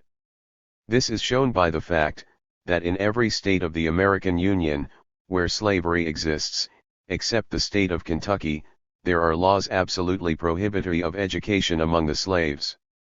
The crime of teaching a slave to read is punishable with severe fines and imprisonment, and, in some instances, with death itself. Nor are the laws respecting this matter a dead letter. Cases may occur in which they are disregarded, and a few instances may be found where slaves may have learned to read, but such are isolated cases, and only prove the rule. The great mass of slaveholders look upon education among the slaves as utterly subversive of the slave system. I well remember when my mistress first announced to my master that she had discovered that I could read. His face colored at once with surprise and chagrin. He said that I was ruined, and my value as a slave destroyed, that a slave should know nothing but to obey his master, that to give a Negro an inch would lead him to take an ell, that having learned how to read, I would soon want to know how to write, and that by and by I would be running away. I think my audience will bear witness to the correctness of this philosophy, and to the literal fulfillment of this prophecy. 22. It is perfectly well understood at the South, that to educate a slave is to make him discontented with slavery, and to invest him with a power which shall open to him the treasures of freedom, and since the object of the slaveholder is to maintain complete authority over his slave, his constant vigilance is exercised to prevent everything which militates against, or endangers, the stability of his authority. Education being among the menacing influences, and, perhaps, the most dangerous, is, therefore, the most cautiously guarded against. It is true that we do not often hear of the enforcement of the law, punishing as a crime the teaching of slaves to read, but this is not because of a want of disposition to enforce it. The true reason or explanation of the matter is this: there is the greatest unanimity of opinion among the white population in the South in favor of the policy of keeping the slave in ignorance. There is, perhaps, another reason why the law against education is so seldom violated. The slave is too poor to be able to offer a temptation sufficiently strong to induce a white man to violate it, and it is not to be supposed that in a community where the moral and religious sentiment is in favor of slavery, many martyrs will be found sacrificing their liberty and lives by violating those prohibitory enactments. As a general rule, then, darkness reigns over the abodes of the enslaved, and how great is that darkness! We are sometimes told of the contentment of the slaves, and are entertained with vivid pictures of their happiness. We are told that they often dance and sing, that their masters frequently give them wherewith to make merry, in fine, that they have little of which to complain. I admit that the slave does sometimes sing, dance, and appear to be merry. But what does this prove? It only proves to my mind, that though slavery is armed with 1,000 stings, it is not able entirely to kill the elastic spirit of the bondman. That spirit will rise and walk abroad, despite of whips and chains, and extract from the cup of nature occasional drops of joy and gladness. No thanks to the slaveholder, nor to slavery, that the vivacious captive may sometimes dance in his chains. His very mirth in such circumstances stands before God as an accusing angel against his enslaver. It is often said, by the opponents of the anti-slavery cause, that the condition of the people of Ireland is more deplorable than that of the American slaves. Far be it from me to underrate the sufferings of the Irish people. They have been long oppressed, and the same heart that prompts me to plead the cause of the American bondman, makes it impossible for me not to sympathize with the oppressed of all lands. Yet I must say that there is no analogy between the two cases. The Irishman is poor, but he is not a slave. He may be in rags. 23. But he is not a slave. He is still the master of his own body, and can say with the poet, "The hand of Douglas is his own." The world is all before him, where to choose, and poor as may be my opinion of the British Parliament, I cannot believe that it will ever sink to such a depth of infamy as to pass a law for the recapture of fugitive Irishmen. The shame and scandal of kidnapping will long remain wholly monopolized by the American Congress. The Irishman has not only the liberty to emigrate from his country, but he has liberty at home. He can write and speak and cooperate for the attainment of his rights and the redress of his wrongs. The multitude can assemble upon all the green hills and fertile plains of the Emerald Isle, they can pour out their grievances, and proclaim their wants without molestation, and the press, that swift-winged messenger, can bear the tidings of their doings to the extreme bounds of the civilized world. They have their conciliation hall, on the banks of the Liffey, their reform clubs, and their newspapers, they pass resolutions, send forth addresses, and enjoy the right of petition. But how is it with the American slave? Where may he assemble? Where is his conciliation hall? Where are his newspapers? Where is his right of petition? Where is his freedom of speech? His liberty of the press? And his right of locomotion? He is said to be happy, happy men can speak. But ask the slave what is his condition, what his state of mind, what he thinks of enslavement? And you had as well address your inquiries to the silent dead. There comes no voice from the enslaved. We are left to gather his feelings by imagining what ours would be, were our souls in his soul's stead. If there were no other fact descriptive of slavery, than that the slave is dumb, this alone would be sufficient to mark the slave system as a grand aggregation of human horrors. Most who are present, will have observed that leading men in this country have been putting forth their skill to secure quiet to the nation. A system of measures to promote this object was adopted a few months ago in Congress. The result of those measures is known. Instead of quiet, they have produced alarm, instead of peace, they have brought us war, and so it must ever be. While this nation is guilty of the enslavement of 3 millions of innocent men and women, it is as idle to think of having a sound and lasting peace, as it is to think there is no God to take cognizance of the affairs of men. There can be no peace to the wicked while slavery continues in the land. It will be condemned, and while it is condemned there will be agitation. Nature must cease to be nature, men must become monsters, humanity must be transformed. Christie. 24.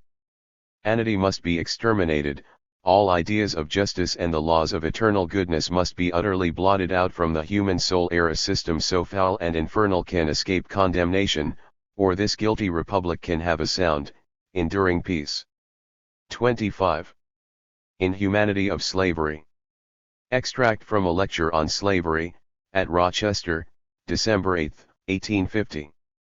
The relation of master and slave has been called patriarchal, and only second in benignity and tenderness to that of the parent and child. This representation is doubtless believed by many northern people, and this may account, in part, for the lack of interest which we find among persons whom we are bound to believe to be honest and humane. What, then, are the facts? Here I will not quote my own experience in slavery, for this you might call one-sided testimony. I will not cite the declarations of abolitionists, for these you might pronounce exaggerations. I will not rely upon advertisements cut from newspapers, for these you might call isolated cases. But I will refer you to the laws adopted by the legislatures of the slave states. I give you such evidence, because it cannot be invalidated nor denied. I hold in my hand sundry extracts from the slave codes of our country, from which I will quote. Now, if the foregoing be an indication of kindness, what is cruelty? If this be parental affection, what is bitter molly-good-nighty? A more atrocious and bloodthirsty string of laws could not well be conceived of. And yet I am bound to say that they fall short of indicating the horrible cruelties constantly practiced in the slave states. I admit that there are individual slave holders less cruel and barbarous than is allowed by law, but these form the exception. The majority of slave holders find it necessary, to ensure obedience, at times, to avail themselves of the utmost extent of the law, and many go beyond it. If kindness were the rule, we should not see advertisements filling the columns of almost every Southern newspaper, offering large rewards for fugitive slaves, and describing them as being branded with irons, loaded with chains, and scarred by the whip. One of the most telling testimonies against the pretended kindness of slave holders, is the fact that uncounted numbers of fugitives are now inhabiting the dismal swamp, preferring the untamed wilderness to their cultivated home, choosing rather to encounter hunger and thirst, and to roam with the wild beasts of the forest, running the hazard of being hunted and shot down, than to submit to the authority of kind masters. I tell you, my friends, humanity is never driven to such an unnatural course of life, without great wrong. The slave finds more of the milk of human kindness in the bosom of the savage Indian, than in 26. The heart of his Christian master. He leaves the man of the Bible, and takes refuge with the man of the tomahawk. He rushes from the praying slaveholder into the paws of the bear. He quits the homes of men for the haunts of wolves.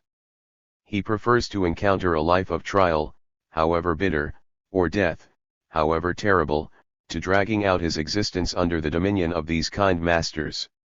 The apologists for slavery often speak of the abuses of slavery, and they tell us that they are as much opposed to those abuses as we are, and that they would go as far to correct those abuses and to ameliorate the condition of the slave as anybody. The answer to that view is, that slavery is itself an abuse, that it lives by abuse, and dies by the absence of abuse.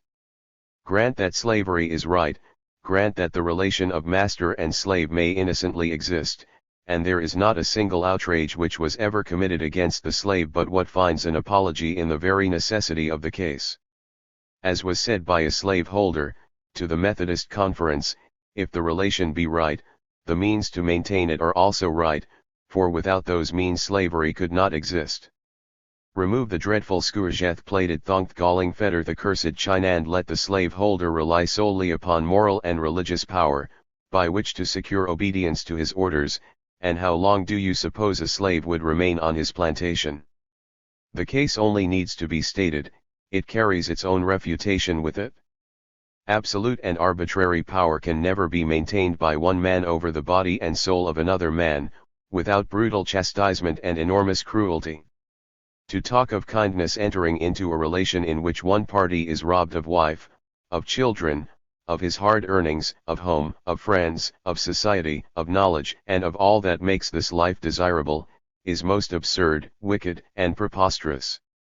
I have shown that slavery is wicked, in that it violates the great law of liberty, written on every human heart, wicked, in that it violates the first command of the Decalogue, wicked, in that it fosters the most disgusting licentiousness, wicked, in that it mars and defaces the image of God by cruel and barbarous inflictions, wicked, in that it contravenes the laws of eternal justice, and tramples in the dust all the humane and heavenly precepts of the New Testament.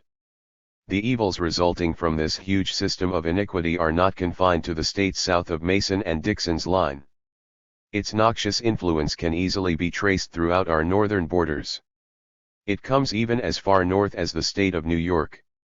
Traces of it may be 27. Seen even in Rochester, and travelers have told me it casts its gloomy shadows across the lake, approaching the very shores of Queen Victoria's dominions.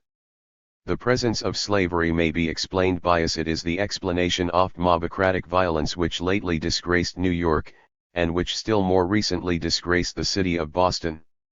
These violent demonstrations, these outrageous invasions of human rights, faintly indicate the presence and power of slavery here. It is a significant fact, that while meetings for almost any purpose under heaven may be held unmolested in the city of Boston, that in the same city, a meeting cannot be peaceably held for the purpose of preaching the doctrine of the American Declaration of Independence, that all men are created equal. The pestiferous breath of slavery taints the whole moral atmosphere of the North, and enervates the moral energies of the whole people. The moment a foreigner ventures upon our soil, and utters a natural repugnance to oppression, that moment he is made to feel that there is little sympathy in this land for him. If he were greeted with smiles before, he meets with frowns now, and it shall go well with him if he be not subjected to that peculiarly fitting method of showing fealty to slavery, the assaults of a mob. Now, will any man tell me that such a state of things is natural, and that such conduct on the part of the people of the North, springs from a consciousness of rectitude? No. Every fiber of the human heart unites in detestation of tyranny, and it is only when the human mind has become familiarized with slavery, is accustomed to its injustice, and corrupted by its selfishness, that it fails to record its abhorrence of slavery, and does not exult in the triumphs of liberty. The northern people have been long connected with slavery, they have been linked to a decaying corpse, which has destroyed the moral health. The union of the government, the union of the North and South, in the political parties, the union in the religious organizations of the land, have all served to deaden the moral sense of the northern people, and to impregnate them with sentiments and ideas forever in conflict with what as a nation we call genius of American institutions. Rightly viewed, this is an alarming fact, and ought to rally all that is pure, just, and holy in one determined effort to crush the monster of corruption, and to scatter its guilty prophets to the winds. In a high moral sense, as well as in a national sense, the whole American people are responsible for slavery, and must share, in its guilt and shame, with the most obdurate men-stealers of the South. While slavery exists, and the union of these states endures, every 28th American citizen must bear the chagrin of hearing his country branded before the world as a nation of liars and hypocrites, and behold his cherished national flag pointed at with the utmost scorn and derision. Even now an American abroad is pointed out in the crowd, as coming from a land where men gain their fortunes by the blood of souls, from a land of slave markets, of bloodhounds, and slave hunters, and, in some circles, such a man is shunned altogether, as a moral pest. Is it not time, then, for every American to awake, and inquire into his duty with respect to the subject? Wendell Phillips, the eloquent New England orator, in his return from Europe, in 1842, said, "As I stood upon the shores of Genoa, and saw floating on the placid waters of the Mediterranean, the beautiful American warship Ohio, with her masts tapering proportionately aloft, and an eastern sun reflecting her noble form upon the sparkling waters, attracting the gaze of the multitude, my first impulse was of pride, to think myself an American, but when I thought that the first time that gallant ship would gird on her gorgeous apparel, and wake from beneath her sides her dormant thunders, it would be in defense of the African slave trade, I blushed in utter shame for my country." Let me say again, slavery is alike the sin and the shame of the American people, it is a blot upon the American name, and the only national reproach which need make an American hang his head in shame, in the presence of monarchical governments. With this gigantic evil in the land, we are constantly told to look at home. If we say aught against crowned heads, we are pointed to our enslaved millions.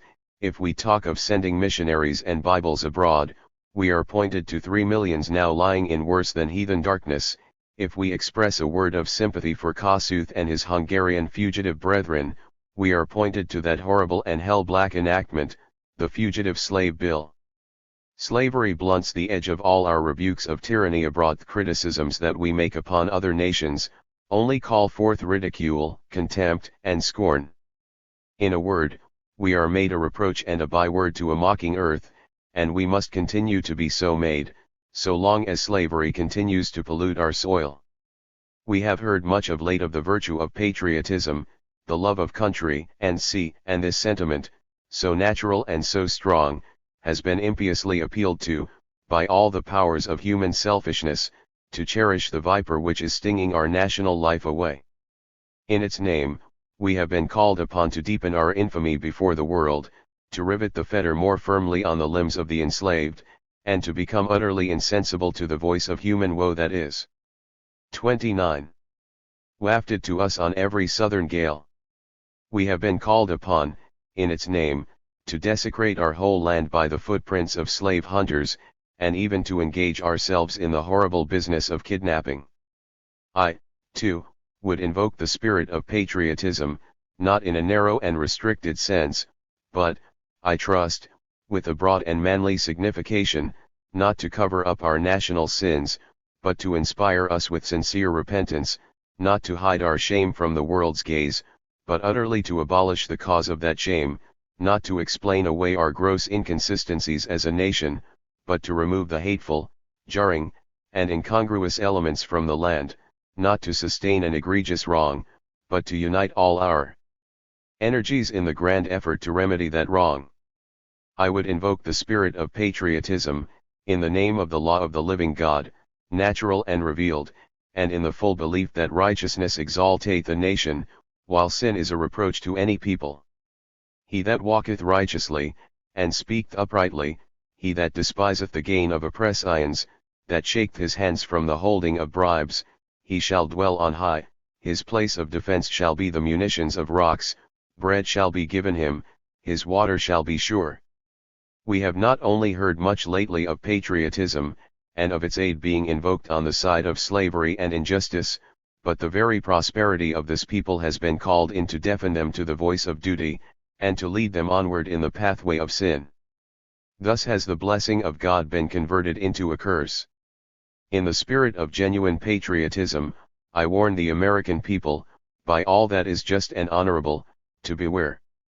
I warn them that, strong, proud, and prosperous though we be, there is a power above us that can bring down high looks, at the breath of whose mouth our wealth may take wings, and before whom every knee shall bow, and who can tell how soon the avenging angel may pass over our land, and the sable bondmen now in chains, may become the instruments of our nation's chastisement. Without appealing to any higher feeling, I would warn the American people, and the American government, to be wise in their day and generation. I exhort them to remember the history of other nations, and I remind them that America cannot always sit as a queen, in peace and repose, that prouder and stronger governments than this have been shattered by the bolts of a just God, that the time may come when those they now despise and hate, may be needed, when those whom they now compel by oppression to be enemies, may be wanted as friends. What has been, may be again. There is a point beyond which human endurance cannot go. The crushed worm may 30. Yet turn under the heel of the oppressor. I warn them, then, with all solemnity, and in the name of retributive justice, to look to their ways, for in an evil hour, those sable arms that have, for the last 2 centuries, been engaged in cultivating and adorning the fair fields of our country, may yet become the instruments of terror, desolation, and death, throughout our borders. It was the sage of the Old Dominion that said while speaking of the possibility of a conflict between the slaves and the slaveholders, God has no attribute that could take sides with the oppressor in such a contest. I tremble for my country when I reflect that God is just, and that his justice cannot sleep forever.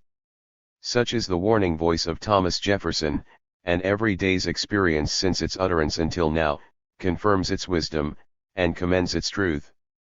31. What to the slave is the 4th of July? Extract from an oration, at Rochester, July 5, 1852. Fellow citizens, pardon me, and allow me to ask, why am I called upon to speak here today?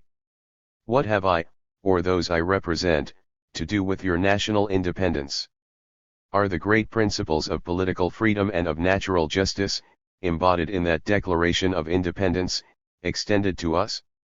And am I, therefore, called upon to bring our humble offering to the national altar, and to confess the benefits, and express devout gratitude for the blessings, resulting from your independence to us?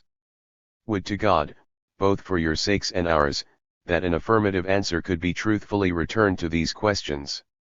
Then would my task be light, and my burden easy and delightful. For who is there so cold that a nation's sympathy could not warm him? Who so obdurate and dead to the claims of gratitude, that would not thankfully acknowledge such priceless benefits? Who so stolid and selfish, that would not give his voice to swell the hallelujahs of a nation's jubilee, when the chains of servitude had been torn from his limbs? I am not that man. In a case like that, the dumb might eloquently speak, and the lame man leap as an hart. But, such is not the state of the case. I say it with a sad sense of the disparity between us. I am not included within the pale of this glorious anniversary. Your high independence only reveals the immeasurable distance between us. The blessings in which you this day rejoice, are not enjoyed in common. The rich inheritance of justice, liberty, prosperity, and independence, bequeathed by your fathers, is shared by you, not by me. The sunlight that brought life and healing to you, has brought stripes and death to me. This 4th of July is yours, not mine. You may rejoice, I must mourn. To drag a man in fetters into the grand illuminated temple of liberty, and call upon him to join you in joyous anthems, were inhuman mockery and sacrilegious irony. Do you mean, citizens, to mock me, by asking me to speak today? If so, there is a parallel to your conduct. And let me warn you that it is dangerous to copy the example of a nation whose crimes, towering up to heaven, were thrown down by the breath of the Almighty, burying that nation in irrecoverable ruin. I can today take up the plaintive lament of a peeled and woe-smitten people. By the rivers of Babylon, there we sat down. Yeah. We wept when we remembered Zion. We hanged our harps upon the willows in the 32 midst thereof. For there, they that carried us away captive, required of us a song, and they who wasted us required of us mirth, saying, Sing us one of the songs of Zion. How can we sing the Lord's song in a strange land? If I forget thee, O Jerusalem, let my right hand forget her cunning. If I do not remember thee, let my tongue cleave to the roof of my mouth.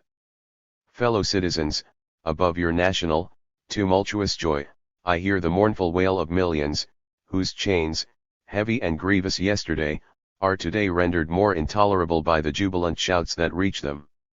If I do forget, if I do not faithfully remember those bleeding children of sorrow this day, may my right hand forget her cunning, and may my tongue cleave to the roof of my mouth. To forget them, to pass lightly over their wrongs, and to chime in with the popular theme, would be treason most scandalous and shocking, and would make me a reproach before God and the world. My subject, then, fellow citizens, is American slavery. I shall see this day and its popular characteristics from the slave's point of view. Standing there, identified with the American bondman, making his wrongs mine, I do not hesitate to declare, with all my soul, that the character and conduct of this nation never looked blacker to me than on this 4th of July. Whether we turn to the declarations of the past, or to the professions of the present, the conduct of the nation seems equally hideous and revolting. America is false to the past, false to the present, and solemnly binds herself to be false to the future. Standing with God and the crushed and bleeding slave on this occasion, I will, in the name of humanity which is outraged, in the name of liberty which is fettered, in the name of the Constitution and the Bible, which are disregarded and trampled upon, dare to call in question and to denounce, with all the emphasis I can command, everything that serves to perpetuate slavereth great sin and shame of America. I will not equivocate, I will not excuse, I will use the severest language I can command, and yet not one word shall escape me that any man, whose judgment is not blinded by prejudice, or who is not at heart a slave holder, shall not confess to be right and just. But I fancy I hear some one of my audience say, it is just in this circumstance that you and your brother abolitionists fail to make a favorable impression on the public mind. Would you argue more, and denounce less, would you persuade more and rebuke less, your cause would be much more likely to succeed. But, I submit, where all is plain there is nothing to be argued. What point in the anti-slavery creed would you have me argue? On what branch of the subject do the people of this country need light? Must I undertake? 33. To prove that the slave is a man? That point is conceded already. Nobody doubts it.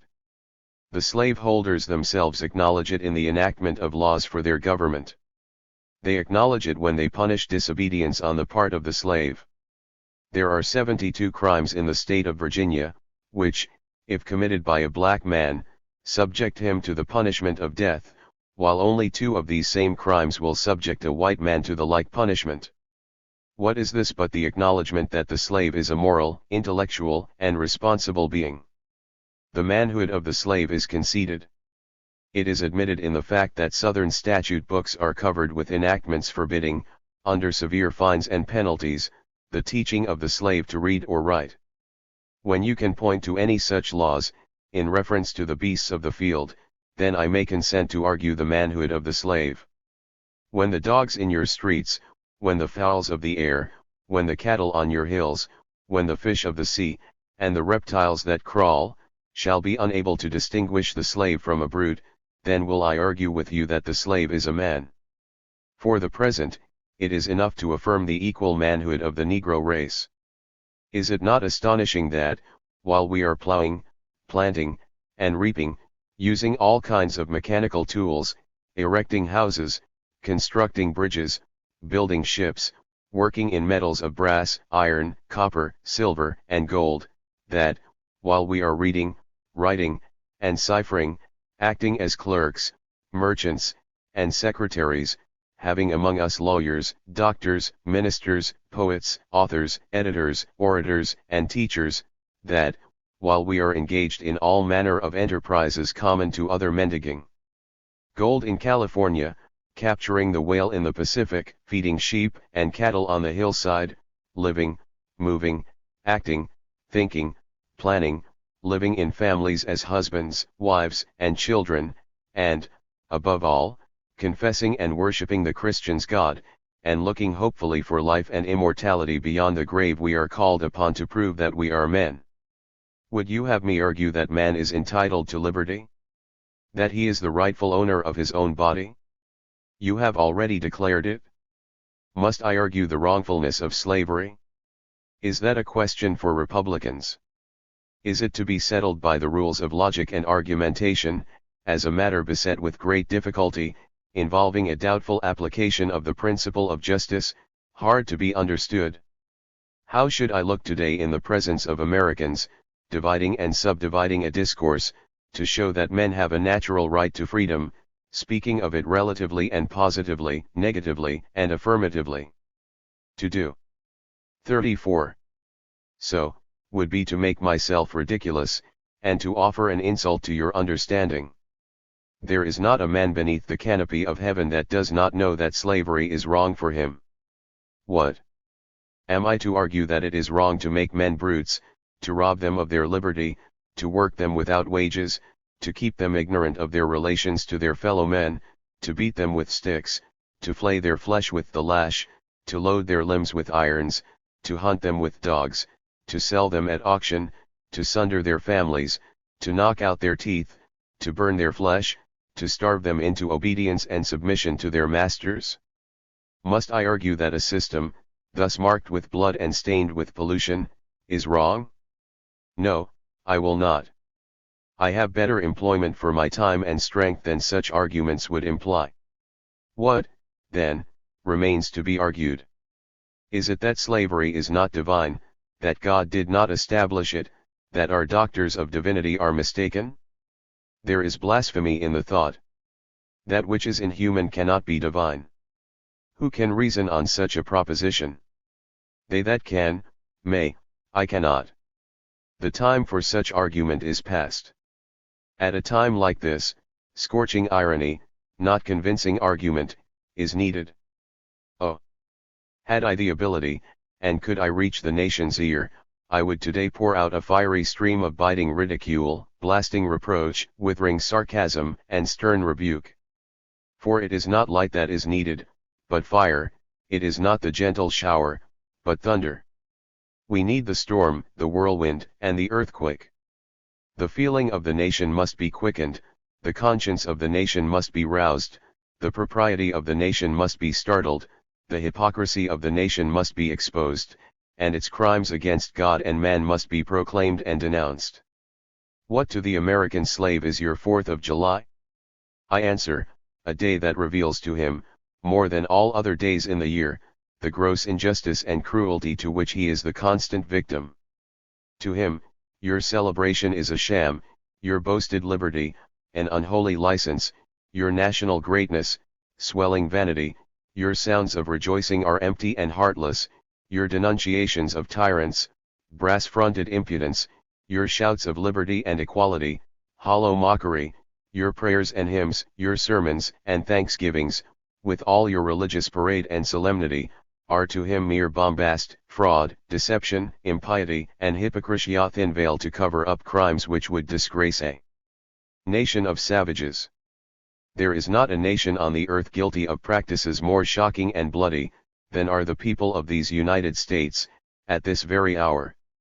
Go where you may, search where you will, roam through all the monarchies and despotisms of the Old World, travel through South. 35. America, search out every abuse, and when you have found the last, lay your facts by the side of the everyday practices of this nation, and you will say with me, that, for revolting barbarity and shameless hypocrisy, America reigns without a rival. 36. The internal slave trade. Extract from an oration, at Rochester, July 5, 1852. Take the American slave trade, which, we are told by the papers, is especially prosperous just now. Ex-Senator Benton tells us that the price of men was never higher than now. He mentions the fact to show that slavery is in no danger. This trade is one of the peculiarities of American institutions. It is carried on in all the large towns and cities in one half of this confederacy, and millions are pocketed every year by dealers in this horrid traffic. In several states this trade is a chief source of wealth. It is called the internal slave trade. It is, probably, called so, too, in order to divert from it the horror with which the foreign slave trade is contemplated. That trade has long since been denounced by this government as piracy. It has been denounced with burning words, from the high places of the nation, as an execrable traffic. To arrest it, to put an end to it, this nation keeps a squadron, at immense cost, on the coast of Africa.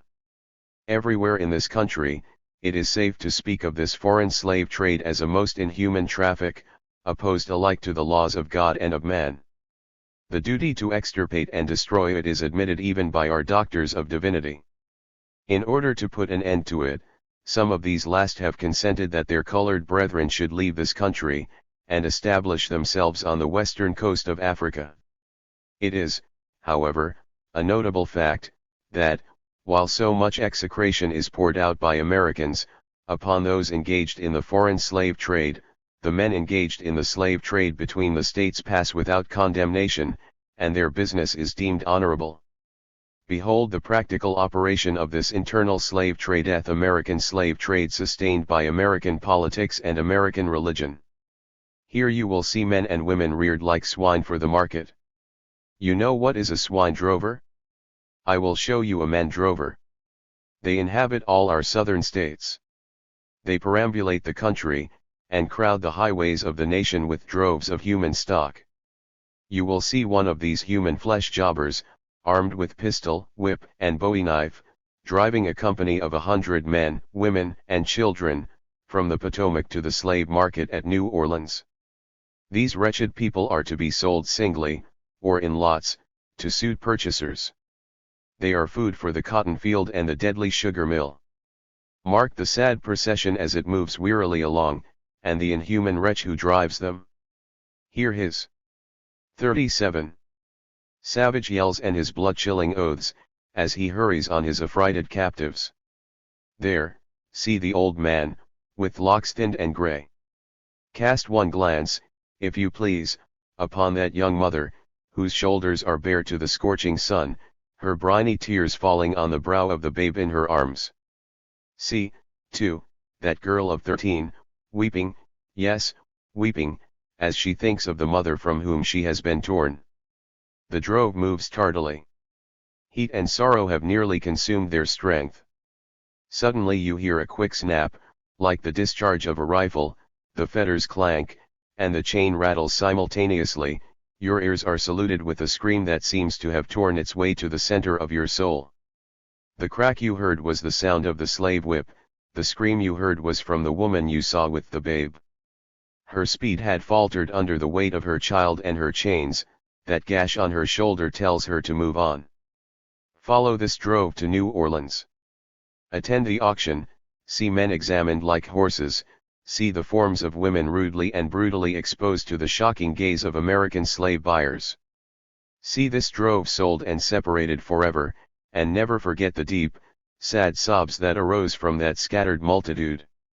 Tell me, citizens, where, under the sun, can you witness a spectacle more fiendish and shocking?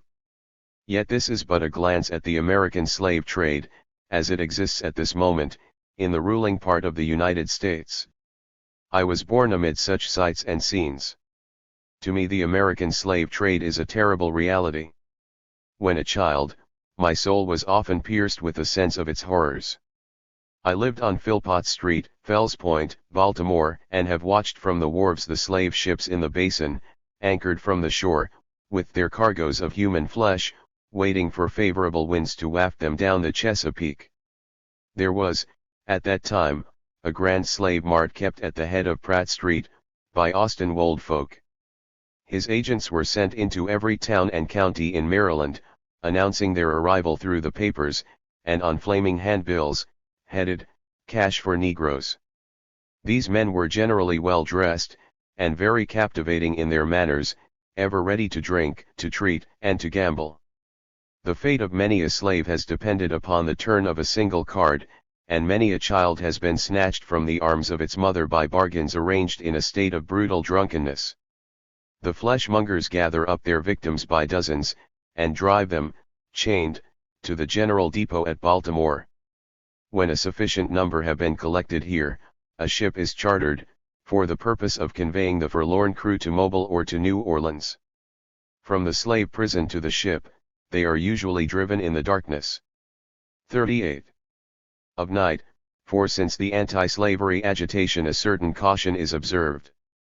In the deep, still darkness of midnight, I have been often aroused by the dead, heavy footsteps and the piteous cries of the chained gangs that passed our door.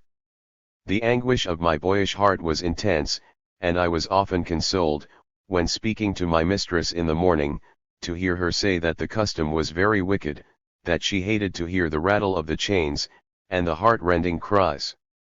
I was glad to find one who sympathized with me in my horror. Fellow citizens, this murderous traffic is today in active operation in this boasted republic.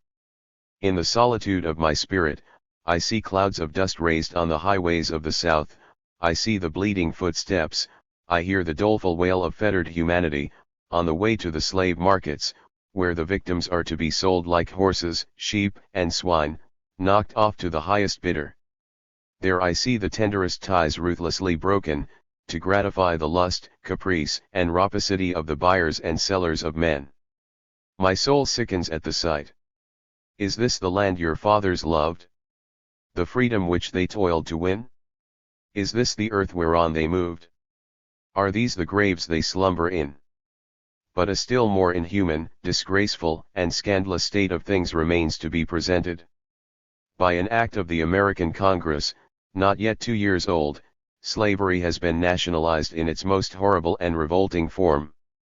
By that act, Mason and Dixon's line has been obliterated, New York has become as Virginia, and the power to hold, hunt, and sell men, women, and children as slaves, remains no longer a mere state institution, but is now an institution of the whole United States. The power is coextensive with the Star-Spangled Banner and American Christianity. Where these go, may also go the merciless slave hunter. Where these are, man is not sacred. He is a bird for the sportsman's gun. By that most foul and fiendish of all human decrees, the liberty and person of every man are put in peril. Your broad republican domain is a hunting ground for men. Not for thieves and robbers, enemies of society, merely, but for men guilty of no crime. Your lawmakers have commanded all good citizens to engage in this hellish sport. Your president, your secretary of state, your lords, nobles, and ecclesiastics, enforce as a duty you owe to your free and glorious country and to your God, that you do this accursed thing. Not fewer than 40 Americans have within the past 2 years been hunted down, and without a moment's warning, hurried away in chains, and consigned to slavery. 39. And excruciating torture. Some of these have had wives and children dependent on them for bread, but of this no account was made. The right of the hunter to his prey, stands superior to the right of marriage, and to all rights in this republic, the rights of God included. For black men there are neither law, justice, humanity, nor religion. The fugitive slave law makes mercy to them a crime, and bribes the judge who tries them. An American judge gets $10 for every victim he consigns to slavery, and 5, when he fails to do so. The oath of any 2 villains is sufficient, under this hell-black enactment, to send the most pious and exemplary black man into the remorseless jaws of slavery. His own testimony is nothing. He can bring no witnesses for himself. The minister of American justice is bound by the law to hear but one side, and that side is the side of the oppressor. Let this damning fact be perpetually told. Let it be thundered around the world, that, in tyrant-killing, king-hating, people-loving, democratic, Christian America, the seats of justice are filled with judges, who hold their office under an open and palpable bribe, and are bound, in deciding in the case of a man's liberty, to hear only his accusers. In glaring violation of justice, in shameless disregard of the forms of administering law, in cunning arrangement to entrap the defenseless, and in diabolical intent, this fugitive slave law stands alone in the annals of tyrannical legislation. I doubt if there be another nation on the globe having the brass and the baseness to put such a law on the statute book. If any man in this assembly thinks differently from me in this matter, and feels able to disprove my statements, I will gladly confront him at any suitable time and place he may select. 40. The Slavery Party. Extract from a speech delivered before the AAS Society, in New York, May, 1853. Sir, it is evident that there is in this country a purely slavery party, a party which exists for no other earthly purpose but to promote the interests of slavery. The presence of this party is felt everywhere in the Republic. It is known by no particular name, and has assumed no definite shape, but its branches reach far and wide in the Church and in the State. This shapeless and nameless party is not intangible in other and more important respects. That party, sir, has determined upon a fixed, definite, and comprehensive policy toward the whole colored population of the United States. What that policy is, it becomes us as abolitionists, and especially does it become the colored people themselves, to consider and to understand fully. We ought to know who our enemies are, where they are, and what are their objects and measures. Well, sir, here is my version of it, not original with me but mine because I hold it to be true. I understand this policy to comprehend 5 cardinal objects. They are these: first, the complete suppression of all anti-slavery discussion. 2d. The expatriation of the entire free people of color from the United States. 3d. The unending perpetuation of slavery in this republic. 4th. The nationalization of slavery to the extent of making slavery respected in every state of the Union. 5th. The extension of slavery over Mexico and the entire South American states. Sir, these objects are forcibly presented to us in the stern logic of passing events, in the facts which are and have been passing around us during the last 3 years. The country has been and is now dividing on these grand issues. In their magnitude, these issues cast all others into the shade, depriving them of all life and vitality. Old party ties are broken. Like is finding its like on either side of these great issues, and the great battle is at hand. For the present, the best representative of the slavery party in politics is the Democratic Party. Its great head for the present is President Pierce, whose boast it was, before his election, that his whole life had been consistent with the interests of slavery, that he is above reproach on that score. In his inaugural address, he reassures the South on this point. Well, the head of the slave power being in power, it is natural that the pro-slavery elements should cluster around the administration, and this is rapidly being done. A fraternization is going on. The stringent protectionists and the free traders strike hands. The supporters of Phil. 41. More are becoming the supporters of Pierce. The silver gray wig shakes hands with the hunker Democrat, the former only differing from the latter in name. They are of one heart, one mind, and the union is natural and perhaps inevitable. Both hate Negroes, both hate progress, both hate the higher law, both hate William H. Seward, both hate the Free Democratic Party, and upon this hateful basis they are forming a union of hatred. Pilate and Herod are thus made friends. Even the central organ of the Whig Party is extending its beggar hand for a morsel from the table of slavery democracy, and when spurned from the feast by the more deserving, it pockets the insult, when kicked on one side it turns the other, and perseveres in its importunities.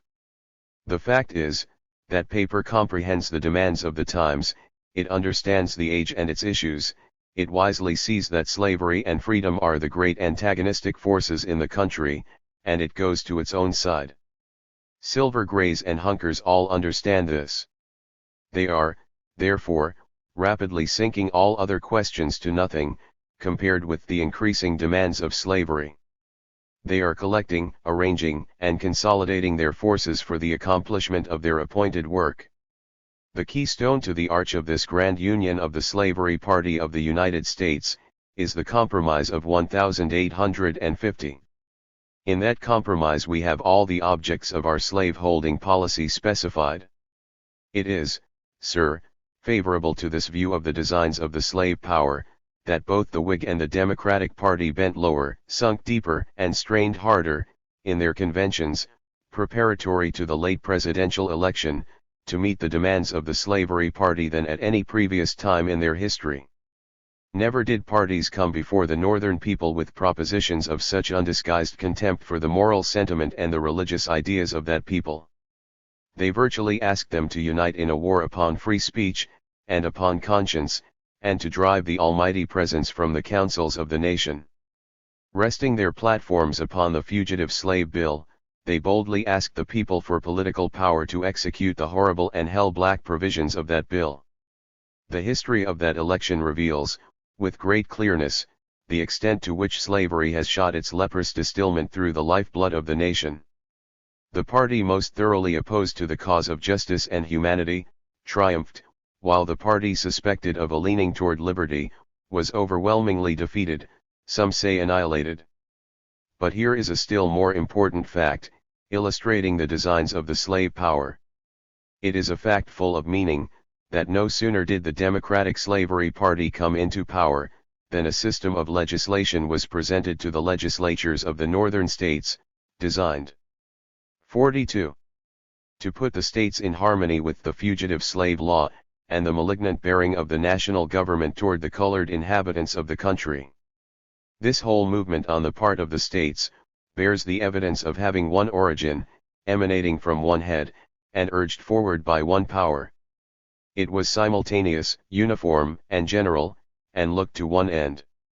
It was intended to put thorns under feet already bleeding, to crush a people already bowed down, to enslave a people already but half free, in a word, it was intended to discourage, dishearten, and drive the free-colored people out of the country. In looking at the recent black law of Illinois, one is struck dumb with its enormity. It would seem that the men who enacted that law, had not only banished from their minds all sense of justice, but all sense of shame. It coolly proposes to sell the bodies and souls of the black to increase the intelligence and refinement of the whites, to rob every black stranger who ventures among them, to increase their literary fund. While this is going on in the states, a pro-slavery, political board of health is established at Washington. Senators Hale, Chase, and Summer are robbed of a part of their senatorial dignity and consequence as representing sovereign states, because they have refused to be inoculated with the slavery virus. Among the services which a senator is expected by his state to perform, are many that can only be done efficiently on committees, and, in saying to these honorable senators, "You shall not serve on the committees of this body," the slavery party took the responsibility of robbing and insulting the states that sent them. It is an attempt at Washington to decide for the states who shall be sent to the Senate. Sir, it strikes me that this aggression on the part of the slave power did not meet at the hands of the proscribed senators the rebuke which we had a right to expect would be administered. It seems to me that an opportunity was lost, that the great principle of senatorial equality was left undefended, at a time when its vindication was sternly demanded. But it is not to the purpose of my present statement to criticize the conduct of our friends. I am persuaded that much ought to be left to the discretion of anti-slavery men in Congress, and charges of recreancy should never be made but on the most sufficient grounds. For, of all the places in the world where an anti-slavery man needs the confidence and encouragement of friends, I take Washington to be that place. Let me now call attention to the social influences which are operating and cooperating with the slavery party of the country, designed to contribute to one or all of the grand objects aimed at by that party. We see here the black man attacked in his vital interests, prejudice and hate are excited against him, enmity is stirred up between 43. Him and other laborers. The Irish people, warm-hearted, generous, and sympathizing with the oppressed everywhere, when they stand upon their own green island, are instantly taught, on arriving in this Christian country, to hate and despise the colored people. They are taught to believe that we eat the bread which of right belongs to them. The cruel lie is told the Irish, that our adversity is essential to their prosperity. Sir, the Irish American will find out his mistake one day. He will find that in assuming our avocation he also has assumed our degradation. But for the present we are sufferers. The old employments by which we have heretofore gained our livelihood, are gradually, and it may be inevitably, passing into other hands. Every hour sees us elbowed out of some employment to make room perhaps for some newly arrived emigrants, whose hunger and color are thought to give them a title to a special favor. White men are becoming house servants, cooks, and stewards, common laborers, and flunkies to our gentry, and, for aught I see, they adjust themselves to their stations with all becoming obsequiousness. This fact proves that if we cannot rise to the whites can fall to us. Now, sir, look once more. While the colored people are thus elbowed out of employment, while the enmity of emigrants is being excited against us, while state after state enacts laws against us, while we are hunted down, like wild game, and oppressed with a general feeling of insecurity, the American Colonization Society, that old offender against the best interests and slanderer of the colored people, awakens to new life, and vigorously presses its scheme upon the consideration of the people and the government. New papers are started, some for the North and some for the South, and each in its tone adapting itself to its latitude. Government, state, and national, is called upon for appropriations to enable the society to send us out of the country by steam. They want steamers to carry letters and Negroes to Africa. Evidently, this society looks upon our extremity as its opportunity, and we may expect that it will use the occasion well. They do not deplore, but glory, in our misfortunes. But, sir, I must hasten. I have thus briefly given my view of one aspect of the present condition and future prospects of the colored people of the United States. And what I have said is far from encouraging to my afflicted people. I have seen the cloud gather upon the sable brows of some who hear me. I confess the case looks black enough. Sir, I am not a hopeful man. I think I am apt even to undercalculate the benefits of the future. Yet, sir, in this seemingly desperate case, I do not despair for my people. There is a bright side to almost every picture of this kind, and ours is no exception to the general rule. If the influences against us are strong, those for us are 44. Also strong. To the inquiry, will our enemies prevail in the execution of their designs? In my God and in my soul, I believe they will not. Let us look at the first object sought for by the slavery party of the country, viz., the suppression of anti-slavery discussion. They desire to suppress discussion on this subject, with a view to the peace of the slaveholder and the security of slavery. Now, sir, neither the principal nor the subordinate objects here declared, can be at all gained by the slave power, and for this reason, it involves the proposition to padlock the lips of the whites, in order to secure the fetters on the limbs of the blacks. The right of speech, precious and priceless, cannot, will not, be surrendered to slavery. Its suppression is asked for, as I have said, to give peace and security to slaveholders. Sir, that thing cannot be done. God has interposed an insuperable obstacle to any such result. There can be no peace, saith my God, to the wicked. Suppose it were possible to put down this discussion, what would it avail the guilty slaveholder, pillowed as he is upon the heaving bosoms of ruined souls? He could not have a peaceful spirit. If every anti-slavery tongue in the nation were silent, every anti-slavery organization dissolved, every anti-slavery press demolished, every anti-slavery periodical, paper, book, pamphlet, or what not, were searched out, gathered together, deliberately burned to ashes, and their ashes given to the four winds of heaven, still the slaveholder could have no peace. In every pulsation of his heart, in every throb of his life, in every glance of his eye, in the breeze that soothes, and in the thunder that startles, would be waked up an accuser, whose cause is, thou art, verily, guilty concerning thy brother. 45.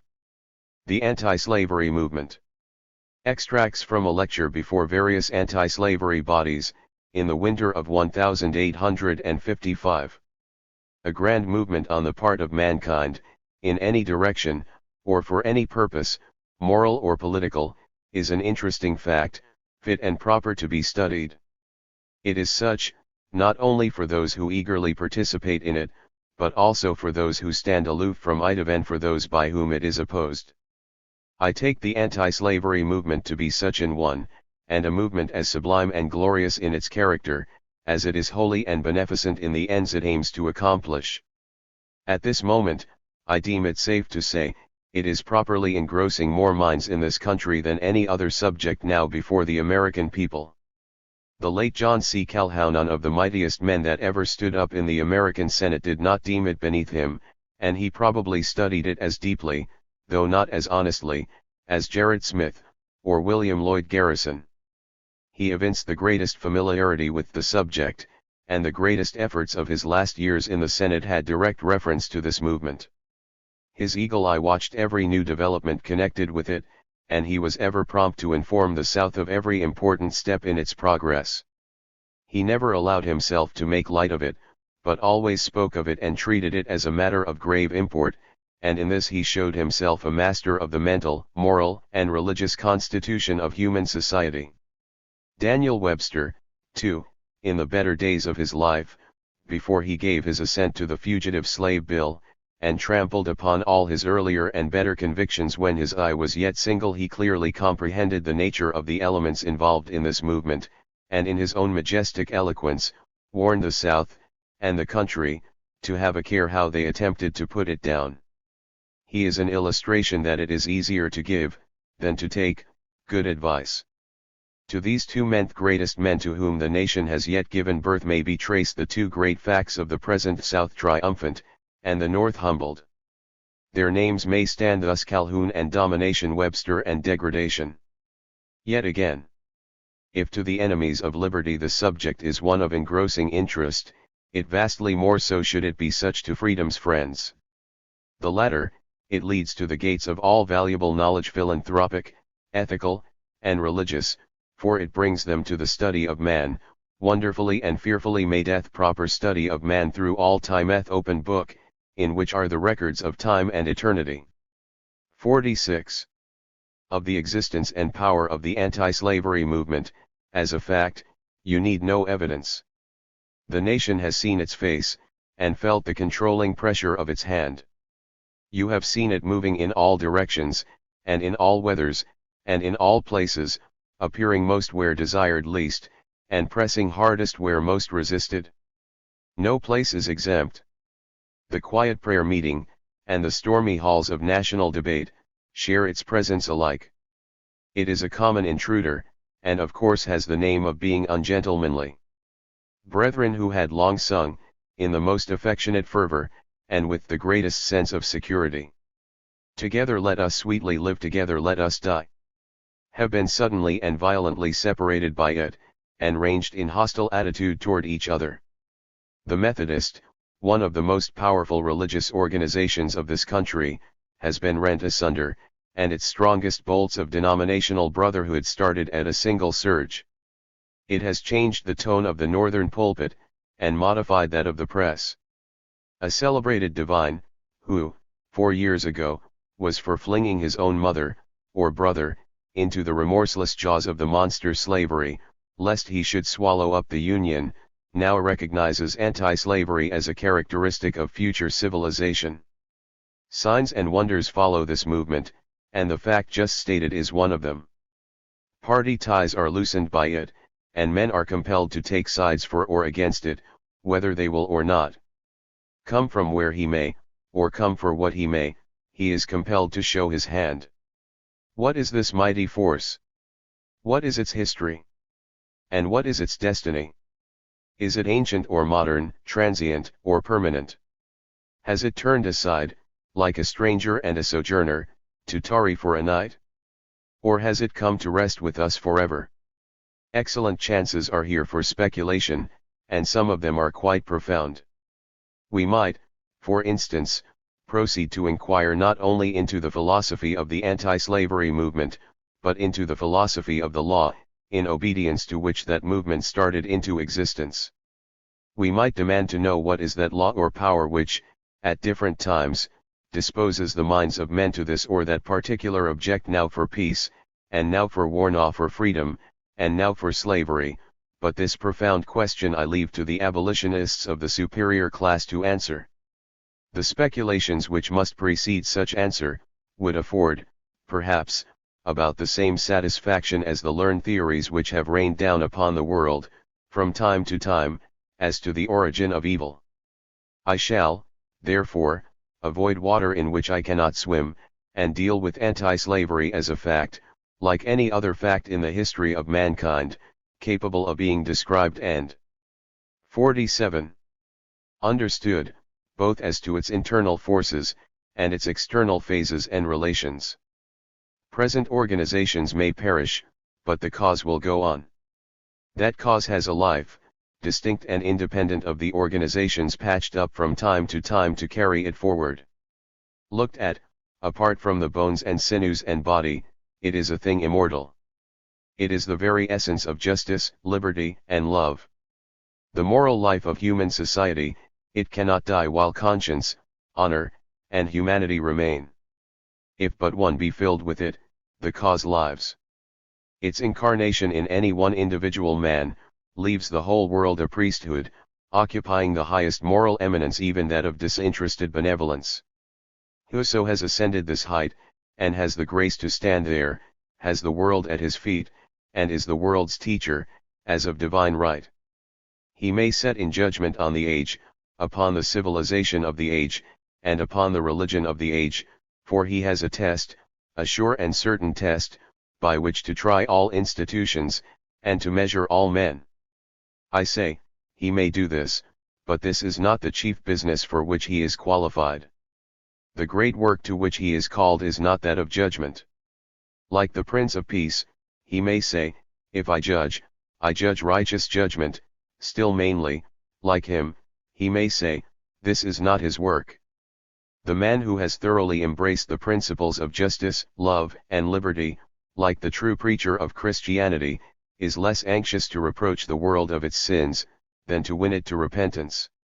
His great work on earth is to exemplify, and to illustrate, and to engraft those principles upon the living and practical understandings of all men within the reach of his influence. This is his work, long or short his years, many or few his adherents, powerful or weak his instrumentalities, through good report, or through bad report, this is his work. It is to snatch from the bosom of nature the latent facts of each individual man's experience, and with steady hand to hold them up fresh and glowing, enforcing, with all his power, their acknowledgement and practical adoption. If there be but one such man in the land, no matter what becomes of abolition societies and parties, there will be an anti-slavery cause, and an anti-slavery movement. Fortunately for that cause, and fortunately for him by whom it is espoused, it requires no extraordinary amount of talent to preach it or to receive it when preached. The grand secret of its power is, that each of its principles is easily rendered appreciable. 48. To the faculty of reason in man, and that the most unenlightened conscience has no difficulty in deciding on which side to register its testimony. It can call its preachers from among the fishermen, and raise them to power. In every human breast, it has an advocate which can be silent only when the heart is dead. It comes home to every man's understanding, and appeals directly to every man's conscience. A man that does not recognize and approve for himself the rights and privileges contended for, in behalf of the American slave, has not yet been found. In whatever else men may differ, they are alike in the apprehension of their natural and personal rights. The difference between abolitionists and those by whom they are opposed, is not as to principles. All are agreed in respect to these. The manner of applying them is the point of difference. The slaveholder himself, the daily robber of his equal brother, discourses eloquently as to the excellency of justice, and the man who employs a brutal driver to flay the flesh of his negroes, is not offended when kindness and humanity are commended. Every time the abolitionist speaks of justice, the anti-abolitionist assent says, "Yes, I wish the world were filled with a disposition to render to every man what is rightfully due him, I should then get what is due me." That's right, let us have justice. By all means, let us have justice. Every time the abolitionist speaks in honor of human liberty, he touches a chord in the heart of the anti-abolitionist, which responds in harmonious vibrations. Liberty, yes, that is very evidently my right, and let him beware who attempts to invade or abridge that right. Every time he speaks of love, of human brotherhood, and the reciprocal duties of man and man, the anti-abolitionist assent says, "Yes, all right, all true, cannot have such ideas too often, or too fully expressed." So he says, and so he feels, and only shows thereby that he is a man as well as an anti-abolitionist. You have only to keep out of sight the manner of applying your principles, to get them endorsed every time. Contemplating himself, he sees truth with absolute clearness and distinctness. He only blunders when asked to lose sight of himself. In his own cause he can beat a Boston lawyer, but he is dumb when asked to plead the cause of others. He knows very well whatsoever he would have done unto himself, but is quite in doubt as to having the same thing done unto others. It is just here, that lions spring up in the path of duty, and the battle once fought in heaven is refought on the earth. So it is, so hath it ever been, and so must it ever be, when the claims of justice and mercy make their demand at the door of human selfishness. Nevertheless, there is that within which ever pleads for the right and the just. In conclusion, I have taken a sober view of the present anti-slavery. 49. Movement. I am sober, but not hopeless. There is no denying, for it is everywhere admitted, that the anti-slavery question is the great moral and social question now before the American people.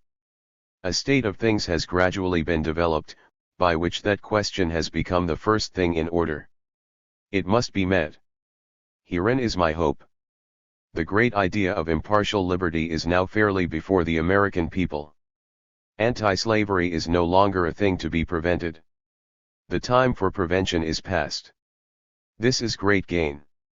When the movement was younger and weaker, when it wrought in a Boston garret to human apprehension, it might have been silently put out of the way. Things are different now. It has grown too large, its friends are too numerous, its facilities too abundant, its ramifications too extend, and its power too omnipotent, to be snuffed out by the contingencies of infancy. 1,000 strong men might be struck down, and its ranks still be invincible. One flash from the heart-supplied intellect of Harriet Beecher Stowe could light 1,000,000 campfires in front of the embattled host of slavery, which not all the waters of the Mississippi, mingled as they are with blood, could extinguish. The present will be looked to by after coming generations, as the age of anti-slavery literature, when supply on the gallop could not keep pace with the ever-growing demand, when a picture of a Negro on the cover was a help to the sale of a book, when conservative lyceums and other American literary associations began first to select their orators for distinguished occasions from the ranks of the previously despised abolitionists. If the anti-slavery movement shall fail now, it will not be from outward opposition, but from inward decay. Its auxiliaries are everywhere. Scholars, authors, orators, poets, and statesmen give it their aid. The most brilliant of American poets volunteer in its service. Whittier speaks in burning verse to more than 30,000, in the national era. Your own Longfellow whispers, in every hour of trial and disappointment, labor and wait. James Russell Lowell is reminding us that men are more than institutions. Pierpont cheers the heart of the pilgrim in search of liberty, by singing the praises of the North Star. Bryant, too, is with us, and though chained to the car of party, and dragged on amidst a whirl of political excitement, he snatches a moment for letting drop a smiling verse of sympathy for the man in chains. The poets are with us. It would seem almost absurd to say it, considering the use that has been made of them, that we have allies in the Ethiopian songs, those songs that constitute our national music, and without which we have no national music. They are heart songs, and the finest feelings of human nature are expressed in them. Lucy Neal, Old Kentucky Home, and Uncle Ned, can make the heart sad as well as merry, and can 50. Call forth a tear as well as a smile. They awaken the sympathies for the slave, in which anti-slavery principles take root, grow, and flourish. In addition to authors, poets, and scholars at home, the moral sense of the civilized world is with us. England, France, and Germany, the three great lights of modern civilization, are with us, and every American traveler learns to regret the existence of slavery in his country. The growth of intelligence, the influence of commerce, steam, wind, and lightning are our allies. It would be easy to amplify this summary, and to swell the vast conglomeration of our material forces, but there is a deeper and truer method of measuring the power of our cause, and of comprehending its vitality. This is to be found in its accordance with the best elements of human nature. It is beyond the power of slavery to annihilate affinities recognized and established by the Almighty. The slave is bound to mankind by the powerful and inextricable network of human brotherhood. His voice is the voice of a man, and his cry is the cry of a man in distress, and man must cease to be man before he can become insensible to that cry. It is the righteousness of the cause the humanity of the cause which constitutes its potency. As one genuine bank bill is worth more than 1,000 counterfeits, so is one man, with right on his side, worth more than 1,000 in the wrong. One may chase 1,000, and put 10,000 to flight. It is, therefore, upon the goodness of our cause, more than upon all other auxiliaries, that we depend for its final triumph.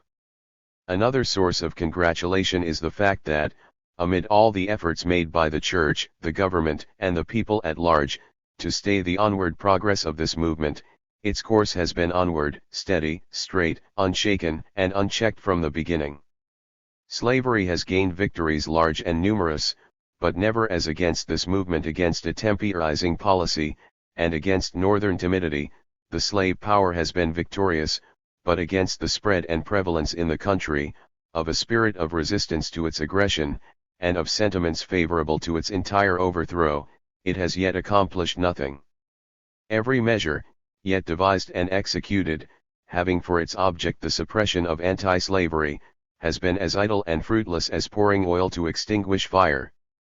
A general rejoicing took place on the passage of the compromise measures of 1850. Those measures were called peace measures, and were afterward termed by both the great parties of the country, as well as by leading statesmen, a final settlement of the whole question of slavery, but experience has laughed to scorn the wisdom of pro-slavery statesmen, and their final settlement of agitation seems to be the final revival, on a broader and grander scale than ever before, of the case. 51.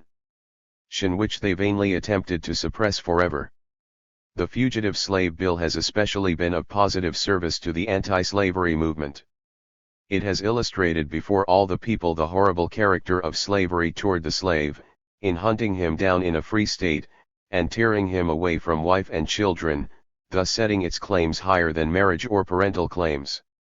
It has revealed the arrogant and overbearing spirit of the slave states toward the free states, despising their principles, shocking their feelings of humanity, not only by bringing before them the abominations of slavery, but by attempting to make them parties to the crime. It has called into exercise among the colored people, the hunted ones, a spirit of manly resistance well calculated to surround them with a bulwark of sympathy and respect hitherto unknown. For men are always disposed to respect and defend rights, when the victims of oppression stand up manfully for themselves. There is another element of power added to the anti-slavery movement, of great importance. It is the conviction, becoming every day more general and universal, that slavery must be abolished at the South, or it will demoralize and destroy liberty at the North. It is the nature of slavery to beget a state of things all around it favorable to its own continuance. This fact, connected with the system of bondage, is beginning to be more fully realized. The slaveholder is not satisfied to associate with men in the church or in the state, unless he can thereby stain them with the blood of his slaves. To be a slaveholder is to be a propagandist from necessity, for slavery can only live by keeping down the undergrowth morality which nature supplies. Every newborn white babe comes armed from the eternal presence, to make war on slavery. The heart of pity, which would melt in due time over the brutal chastisements it sees inflicted on the helpless, must be hardened. And this work goes on every day in the year, and every hour in the day. What is done at home is being done also abroad here in the North. And even now the question may be asked, have we at this moment a single free state in the Union? The alarm at this point will become more general. The slave power must go on in its career of exact ions. Give, give, will be its cry, till the timidity which concedes shall give place to courage, which shall resist. Such is the voice of experience, such has been the past, such is the present, and such will be that future, which, so sure as man is man, will come. Here I leave the subject, and I leave off where I began, consoling myself and congratulating the friends of freedom upon the fact that the anti-slavery cause is not a new thing under the sun, not some moral delusion which a few years' experience may dispel. It has appeared among 52 men in all ages, and summoned its advocates from all ranks. Its foundations are laid in the deepest and holiest convictions, and from whatever soul the demon, selfishness, is expelled, there will this cause take up its abode. Old as the everlasting hills, immovable as the throne of God, and certain as the purposes of eternal power, against all hindrances, and against all delays, and despite all the mutations of human instrumentalities, it is the faith of my soul, that this anti-slavery cause will triumph. 53. Life and Times of Frederick Douglass. Written by himself. His early life he is a slave, his escape from bondage, and his complete history to the present time, including his connection with the anti-slavery movement, his labors in Great Britain as well as in his own country, his experience in the conduct of an influential newspaper, his connection with the Underground Railroad, his relation with John Brown and the Harper's Ferry raid, his recruiting the 54th and 55th Mass. Colored regiments, his interviews with Presidents Lincoln and Johnson, his appointment by Gen. Grant to accompany the Santo Domingo Commission also to a seat in the Council of the District of Columbia, his appointment as United States Marshal by President R.B. Hayes, also his appointment to be Recorder of Deeds in Washington by President J.A. Garfield, with many other interesting and important events of his most eventful life. With an introduction by M.R. George L. Ruffin. Of Boston. 1893. 54. 55. Contents. Chapter I. Author's birth. 475. Author's place of birth. Description of country, its inhabitants, genealogical trees, method of counting time in slave district, state of author's birth, names of grandparents, their cabin home with them, slave practice of separating mothers from their children, author's recollections of his mother who was his father. Chapter 2. Removal from grandmothers. 478. Author's early home, its charms, author's ignorance of old master, his gradual perception of the truth concerning him, his relations to Col. Edward Lloyd, author's removal to old master's home, his journey thence, his separation from his grandmother, his grief. Chapter 3. Troubles of childhood. 482. Col. Lloyd's plantation. Aunt Katy, her cruelty and ill nature capped. Anthony's partiality to Aunt Katy, allowance of food. Author's hunger, unexpected rescue by his mother, the reproof of Aunt Katy, sleep a slave mother's love, Uther's inheritance, his mother's acquirement, share death. Chapter 4.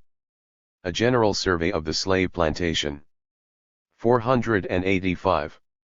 Home plantation of Colonel Lloyd, its isolation, its industries, the slave rule power of overseers. Author finds some enjoyment, natural scenery, sloop Sally Lloyd, windmill, slave quarter, old master's house, stables, storehouses, etc., etc., the great house, its surroundings, Lloyd burial place, superstition of slaves, Colonel Lloyd's wealth, Negro politeness, Dr. Copper, Captain Anthony, his family, Master Daniel Lloyd, his brothers, social etiquette. 56. Chapter V. A slaveholder's character.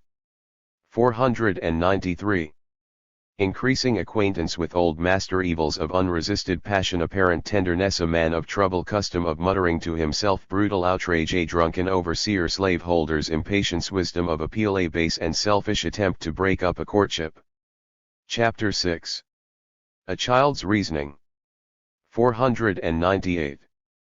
The author's early reflections on slavery, Aunt Jenny and Uncle Noah, presentiment of one day becoming a freeman, conflict between an overseer and a slave woman, advantage of resistance, death of an overseer, Col.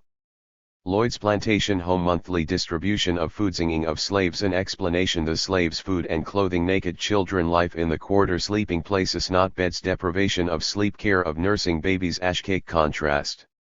Chapter 7. Luxuries at the Great House. 506.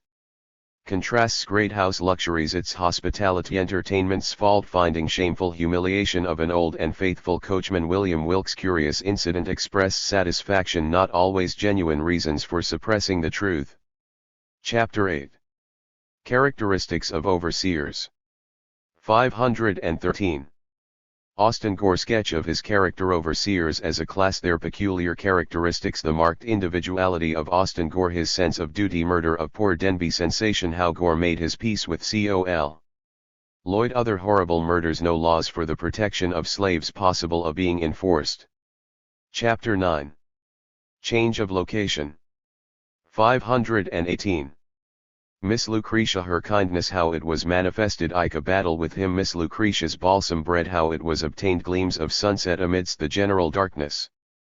57. Suffering from cold, how we took our meal, mush preparations for going to Baltimore, delight at the change, cousin Tom's opinion of Baltimore, arrival there, kind reception, Mr. and Mrs. Hewald, their son Tommy, my relations to them, my duties, a turning point in my life. Chapter X, learning to read. 524. City annoyances, plantation regrets, my mistress, her history, her kindness, my master, his sourness, my comforts, increased sensitiveness, my occupation, learning to read, baneful effects of slave holding on my dear, good mistress, Mr. Hugh forbids Mrs. Sophia to teach me further, clouds gather on my bright prospects, Master Ald's exposition of the philosophy of slavery, city slaves, country slaves, contrasts, exceptions, Mr. Hamilton's two slaves, Mrs. Hamilton's cruel treatment of them, piteous aspect presented by them, no power to come between the slave and slaveholder. Chapter 11. Growing in knowledge. 529. My mistress, her slave-holding duties, their effects on her originally noble nature, the conflict in her mind, she opposes my learning to read, too late she had given me the inch, I was resolved to take the L, how I pursued my study to read, me tutors, what progress I made, slavery, what I heard said about it, 13 years old, Columbian orator, dialogue, speeches, Sheridan, Pitt, Lords Chatham and Fox, knowledge, increasing liberty, singing, sadness, unhappiness of Mrs. Sophiami, hatred of slavery, yon upas tree overshadows us all. Chapter 12. Religious nature awakened. 536. Abolitionists spoken of eagerness to know the meaning of word, consults the dictionary, incendiary information, the enigmas solved, Nat Turner, insurrection, cholera, religion, Methodist minister, religious impressions, Father Lawson, his character and occupation, his influence over me, our mutual attachment, new hopes and aspirations, heavenly light, two Irishmen on wharf, conversation with them, learning to write, my aims. 58. Chapter 13. The vicissitudes of slave life. 543. Death of old master's son Richard, speedily followed by that of old master valuation and division of all the property, including the slaves sent for to come to Hillsborough to be valued and divided. Sad prospects and grief. Parting slaves have no voice in deciding their own destinies. General dread of falling into Master Andrew's hand. She's drunkenness. Good fortune in falling to Miss Lucretia. She allows my return to Baltimore. Joy at Master Hugh's death of Miss Lucretia. Master Thomas Auld's second marriage. The new wife, unlike the old, again removed from Master Hugh's. Reasons for regret. Plan of escape. Chapter 14. Experience in St. Michael's. 551. St. Michael's and its inhabitants capped. Auld his new wife sufferings from hunger forced to steal. Argument in vindication thereof. Southern camp meeting. What capped? Auld did their hopes suspicions. The result faith and works at variance. Position in the church. Poor cousin Henny. Methodist preachers their disregard of the slave sown exception. Sabbath school. How and by whom broken up. Sad change in my prospects. Covey, the Negro breaker. Chapter 15. Covey, the Negro breaker. 563. Journey to Covey's meditations by the way. Covey's house. Family awkwardness as a field hand. A cruel beating. Why given description of Covey. First attempt at driving oxen. Hairbreadth escape. Ox and man alike property. Hard labor more effective than the whip for breaking down the spirit. Cunning and trickery of Covey. Family worship. Shocking and indecent contempt for chastity. Great mental agitation. Anguish beyond description. Chapter 16. Another pressure of the tyrant's vice. 575. Experience at Covey's summed up. First 6 months severer than the remaining 6 preliminaries to the change. Reasons for narrating the circumstances seen in the treading yard. Author taken escapes to St. Michael's. The pursuit. Suffering in the Woodstock with Master Thomasha. Speeding driven back to 59. Covey's the slaves never sick. Natural to expect them to feign sickness. Laziness of slave holders. Chapter 17. The last flogging. 582. A sleepless night returned to Covey's. Punished by him the chase. Defeated vengeance. Postponed musings in the woods. The alternative. Deplorable spectacle. Night in the woods. Expected attack. Accosted by Sandy. A friend, not a master. Sandy's hospitality. The ash cake supper. Interview with Sandy. His advice. Sandy a conjurer as well as a Christianthe. Magic root. Strange meeting with Covey. His manner. Covey's Sunday face. Arthur's defensive resolve. The fight. The victory, and its results. Chapter 18. New relations and duties. 593. Change of masters. Benefits derived by change. Fame of the fight with Covey. Reckless unconcern. Author's abhorrence of slavery. Ability to read. A cause of prejudice. The holiday show spent. Sharp hit at slavery. Effects of holidays. Difference between Covey and Freeland. An irreligious master preferred to a religious one. Hard life at Covey's useful to the author. Improved condition does not bring contentment. Congenial society at Freeland. Souther's Sabbath school. Secrecy necessary. Affectionate relations of tutor and pupils. Confidence and friendship among slaves. Slavery the inviter of vengeance. Chapter 19. The runaway plot. 603. New Year's thoughts and meditations. Again hired by Freeland. Kindness. No compensation for slavery. Incipient steps toward escape. Considerations leading there to. Hostility to slavery. Solemn vow taken. Plan divulged to slaves. Columbian orator against scheme. Gains favor. Danger of discovery. Skill of slaveholders. Suspicion and coercion. Hymns with double meaning. Consultation. Password. Hope and fear. Ignorance of geography. Imaginary difficulties. Patrick Henry. Sandy a dreamer. Route to the north mapped out. Objections. Frauds. Passes. Anxieties. Fear of failure. Strange presentiment. Coincidence. Betrayal. Arrests. Resistance. MRS. Freeland. Prison. Brutal jests. Passes. Eaten. Denial. Sandy dragged behind horses. Slave trader. Salone in prison. Sent to Baltimore. 60. Chapter XX. Apprenticeship life.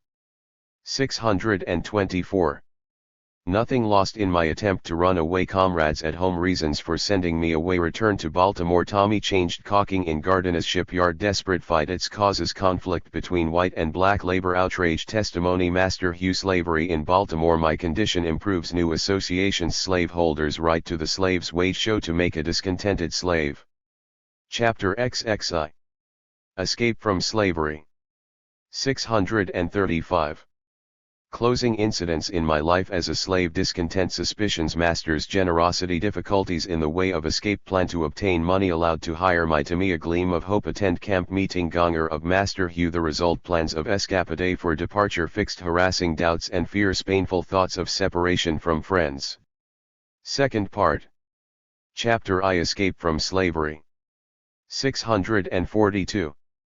Reasons for not having revealed the manner of escape: nothing of romance in the method, danger-free papers, unjust tax protection papers, free trade and sailors' rights, American Eagle railroad train, unobserving conductor, capt. McGowan, honest German, fears safe arrival in Philadelphia, ditto in New York. Chapter 2. Life as a freeman. 647. Loneliness and insecurity, Islanders, Jake succored by a sailor, David Ruggles, marriage, steamer J.W. Richmond stage to New Bedford, arrival there, drivers, detention of baggage, Nathan Johnson, change of name, why called Douglas, obtaining work, The Liberator and its editor. 61. Chapter 3. Introduced to the abolitionists. 660.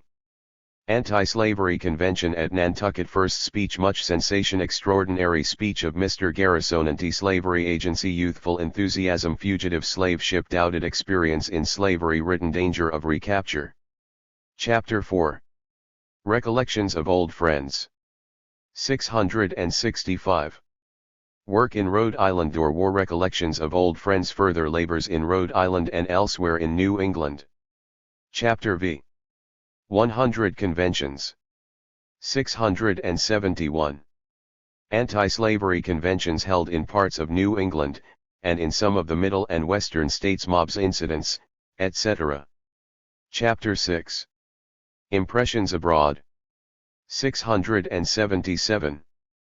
Danger to be averted, a refuge sought abroad, voyage on the steamship Cambria, refusal of first-class passage, attractions of the forecastle deck, Hutchinson family invited to make a speech, Southerners feel insulted, captain threatens to put them in irons, experiences abroad, attentions received, impressions of different members of Parliament, and of other public men, contrast with life in America, kindness of friends, their purchase of my person, and the gift of the same to myself, my return. Chapter 7. Triumphs and Trials. 703. New experience, painful disagreement of opinion with old friends, final decision to publish my paper in Rochester, its fortunes and its friends, change in my own views regarding the Constitution of the United States, fidelity to conviction, loss of old friends, support of new ones, loss of house, etc., by fire, triumphs and trials, Underground Railroad incidents. 62. Chapter 8. John Brown and Mrs. Stowe. 715. My first meeting with Capt. John Brown, the Free Soil Movement Colored Convention, Uncle Tom's Cabin Industrial School for Colored People, letter to Mrs. H.B. Stowe. Chapter 9. Increasing demands of the slave power. 734. Increased demands of slavery, war in Kansas, John Brown's raid, his capture and execution, my escape to England from United States Marshals. Chapter X. The beginning of the end. 754. My connection with John Brown to and from England, presidential contest, election of Abraham Lincoln. Chapter 11. Secession and War. 773. Recruiting of the 54th and 55th Colored Regiments, visit to President Lincoln and Secretary Stanton, promised a commission as Adjutant General to General Thomas, disappointment. Chapter 12. Hope for the Nation. 789. Proclamation of Emancipation, its reception in Boston, objections brought against it, its effect on the country, interview with President Lincoln, New York riots, re-election of Mr. Lincoln, his inauguration, and inaugural Vice President Johnson, presidential reception, the fall of Richmond, Faneuil Hall, the assassination, condolence. Chapter 13. Vast changes. 811. Satisfaction and anxiety, new fields of labor opening, lyceums and colleges soliciting addresses, literary attractions, pecuniary gain, still pleading for human rights, President Andy Johnson, colored delegation, their reply to him, National Loyalist Convention, 1866, and its procession, not wanted, meeting with an old friend, joy and surprise, the old master's welcome, and 63. Miss Amanda's friendship enfranchisement debated and accomplished the Negro a citizen. Chapter 14. Living and Learning. 835. Inducement to a political career. Objections. A newspaper enterprise. The New National Era. Its abandonment. The Freedmen Saving and Trust Company. Sad experience. Vindication.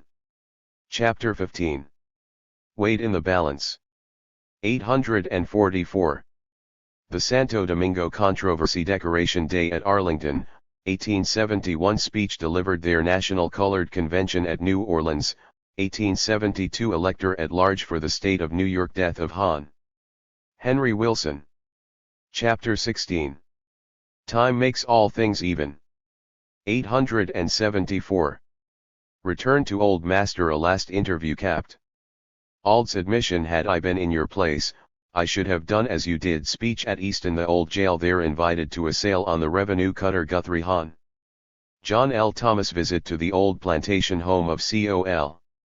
Lloyd. Kind reception and attentions. Familiar scene. Old memorious burial ground. Hospitality. Gracious reception from Mrs. Buchanan. A little girl's floral gift. A promise of a good time coming. Speech at Harper's Ferry, Decoration Day, 1881. Storer College. Hon. A. J. Hunter. Chapter 17. Incidents and Events. 887. Hon. Gerrit Smith and Mr. E. C. Delevan. Experiences at hotels and on steamboats and other modes of travel. Hon. Edward Marshall. Grace Greenwood. Hon. Moses Norris. Robert G. Ingersoll. Reflections and Conclusions. Compensations. Chapter 18. Honor to whom honor. 900. Grateful recognition. Friends in need. Lucretia Mott. Lydia Maria Child. Sarah and Angelina Grimke. Abby Kelly. H. Beecher Stowe. Other friends. Woman suffrage. 64. Chapter 19. Retrospection. 909. Meeting of colored citizens in Washington to express their sympathy at the great national bereavement, the death of President Garfield. Concluding reflections and convictions. Appendix. 915. Oration at the unveiling of the Freedmen's Monument, at Lincoln Park, Washington, D.C., April 14, 1876. Extract from a speech delivered at Elmira, N.Y., August 1, 1880. Third part. Chapter I. Later Life. 938. Again summoned to the defense of his people. The difficulties of the task. The race problem. His life work. The anti-slavery movement. Chapter 2. A grand occasion. 944. Inauguration of President Garfield. A valuable precedent and affecting scene. The greed of the office seekers. Conference with President Garfield. Distrust of the Vice President. Chapter 3. Doubts as to Garfield's course. 950. Garfield not a stalwart. Encounter of Garfield with Tucker. Hope in promises of a new departure. The sorrow-stricken nation. Chapter 4. Recorder of Deeds. 954. Activity in behalf of his people. Income of the Recorder of Deeds. False impressions as to his wealth. Appeals for assistance. Persistent beggars. 65. Chapter V. President Cleveland's administration. 959. Circumstances of Cleveland's election. Political standing of the District of Columbia. Estimate of Cleveland's character. Respect for Mr. Cleveland. Decline of strength in the Republican Party. Time of gloom for the colored people. Reason for the defeat of Blaine. Chapter 6. The Supreme Court decision. 966. Action of the Supreme Court. Its effects on the colored people. Address at Lincoln Hall. Chapter 7. Defeat of James G. Blaine. 981. Causes of the Republican defeat. Tariff and free trade. No confidence in the Democratic Party. Chapter 8. European tour. 984. Revisits Parliament. Changes in Parliament. Recollections of Lord Brougham. Listens to Gladstone. Meeting with old friends. Chapter 9. Continuation of European tour.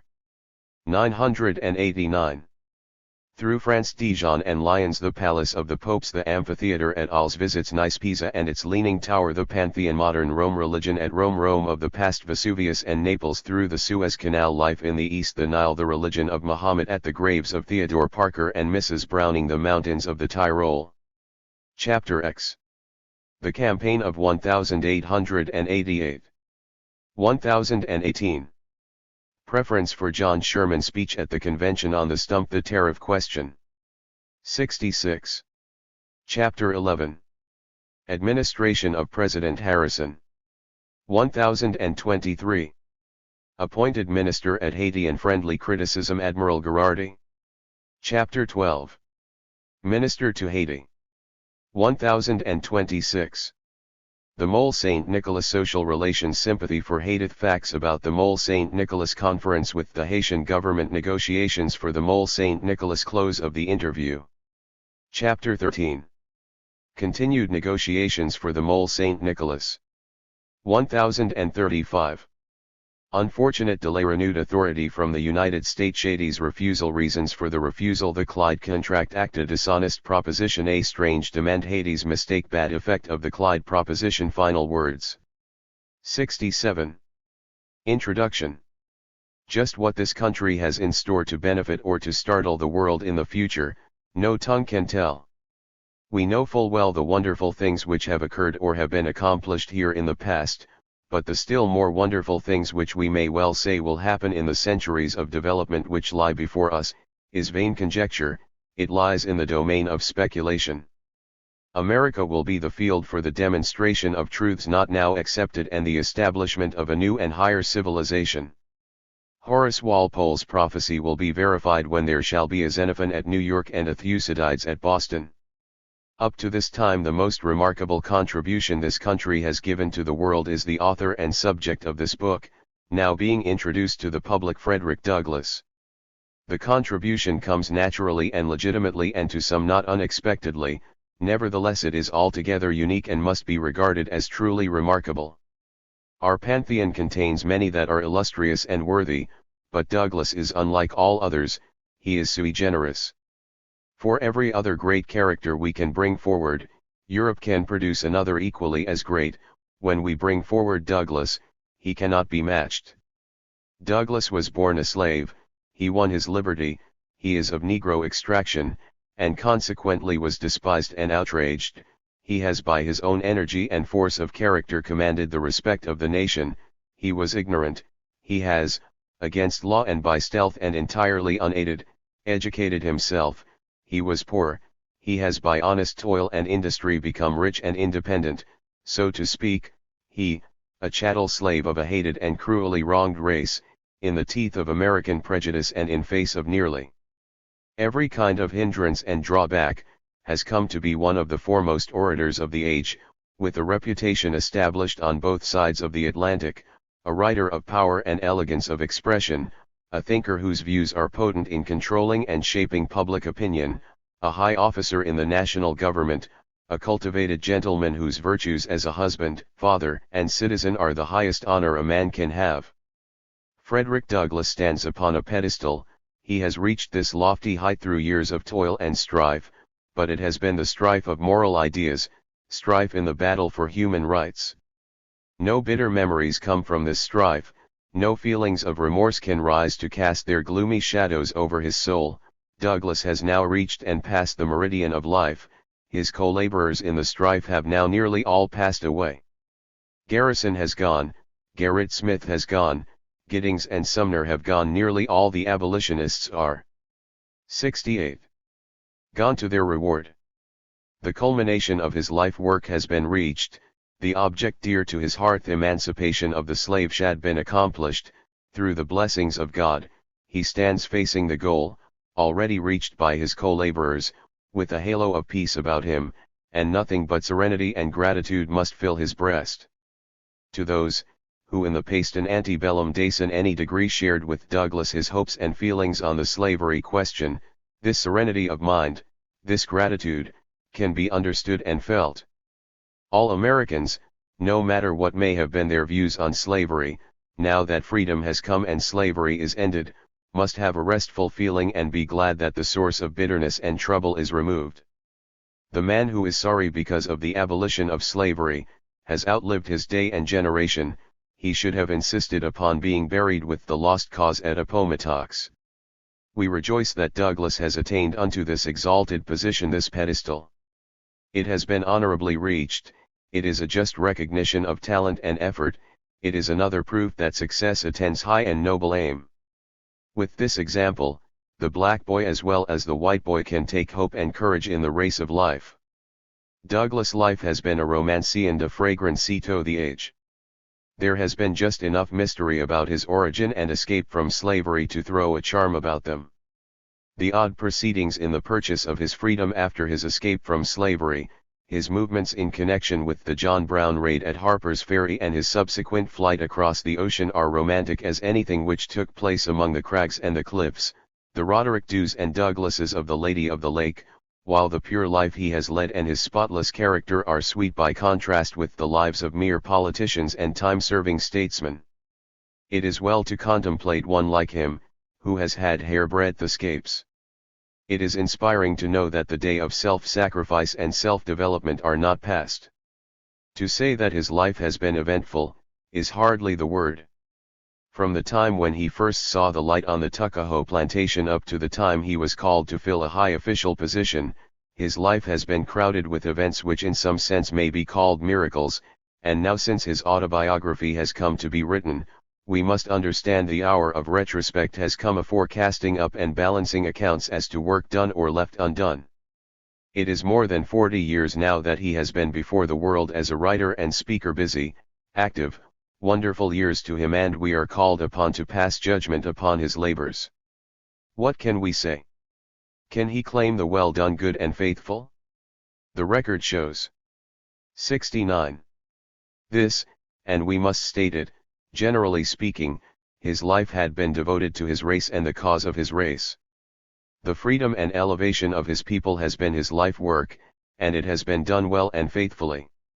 That is the record, and that is sufficient.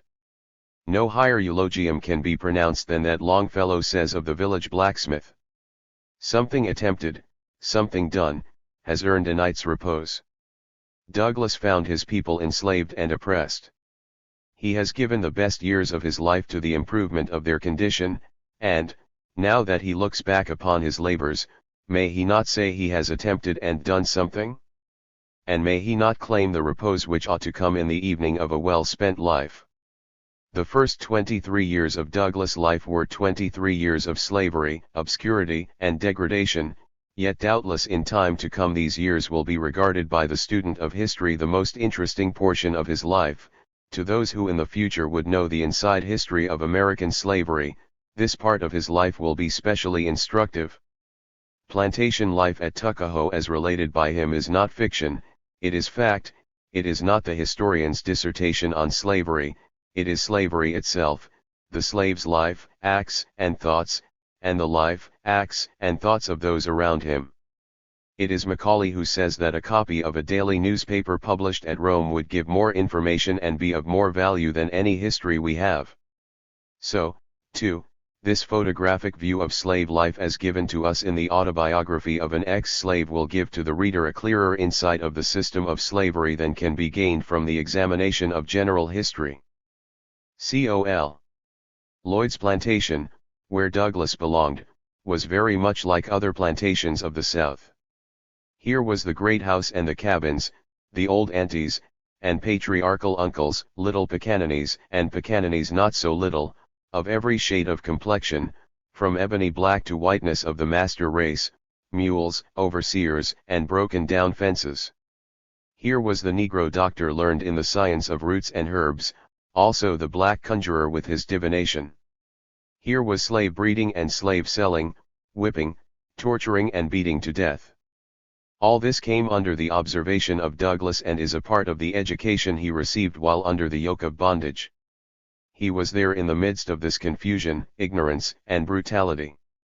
Little did the overseer on this plantation think that he had in his gang a man of superior order and undaunted spirit, whose mind, far above the minds of the groveling creatures about him, was at that 70 very time plotting schemes for his liberty, nor did the thought ever enter the mind of Col.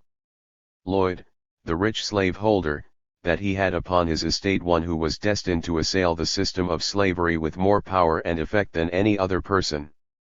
Douglas' fame will rest mainly, no doubt, upon his oratory. His powers in this direction are very great, and, in some respects, unparalleled by our living speakers. His oratory is his own, and apparently formed after the model of no single person.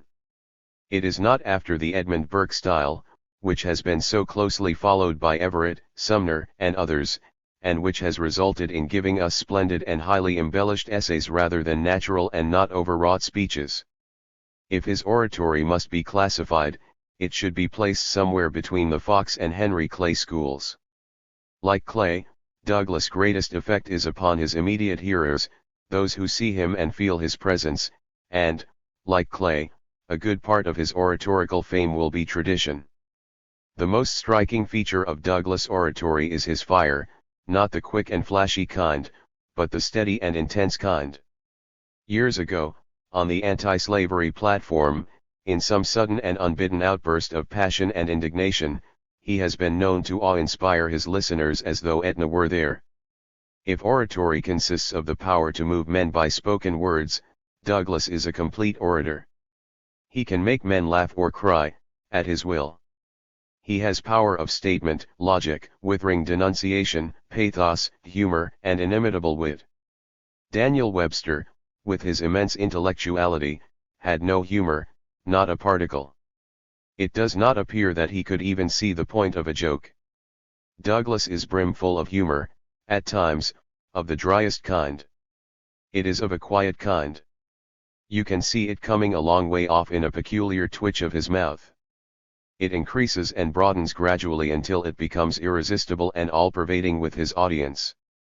Douglas' rank as a writer is high, and justly so. His writings, if anything, are more meritorious than his speaking. For many years he was the editor of newspapers, doing all of the editorial work. He has contributed largely to magazines. He is a forcible and thoughtful writer. His style is pure and graceful, and he has great felicity of expression. His written productions, in Finnish, compare favorably with the written productions of our most cultivated writers. His style comes partly, no doubt, from his long and constant practice, but the true source is his clear mind, which is well stored by a close acquaintance with the best authors. His range of reading has been wide and extensive. He has been a hard student. In every sense of the word, he is a self-made man. By dint of hard study he has educated himself, and today it may be said he has a well-trained intellect. He, 71, has surmounted the disadvantage of not having a university education, by application and well-directed effort.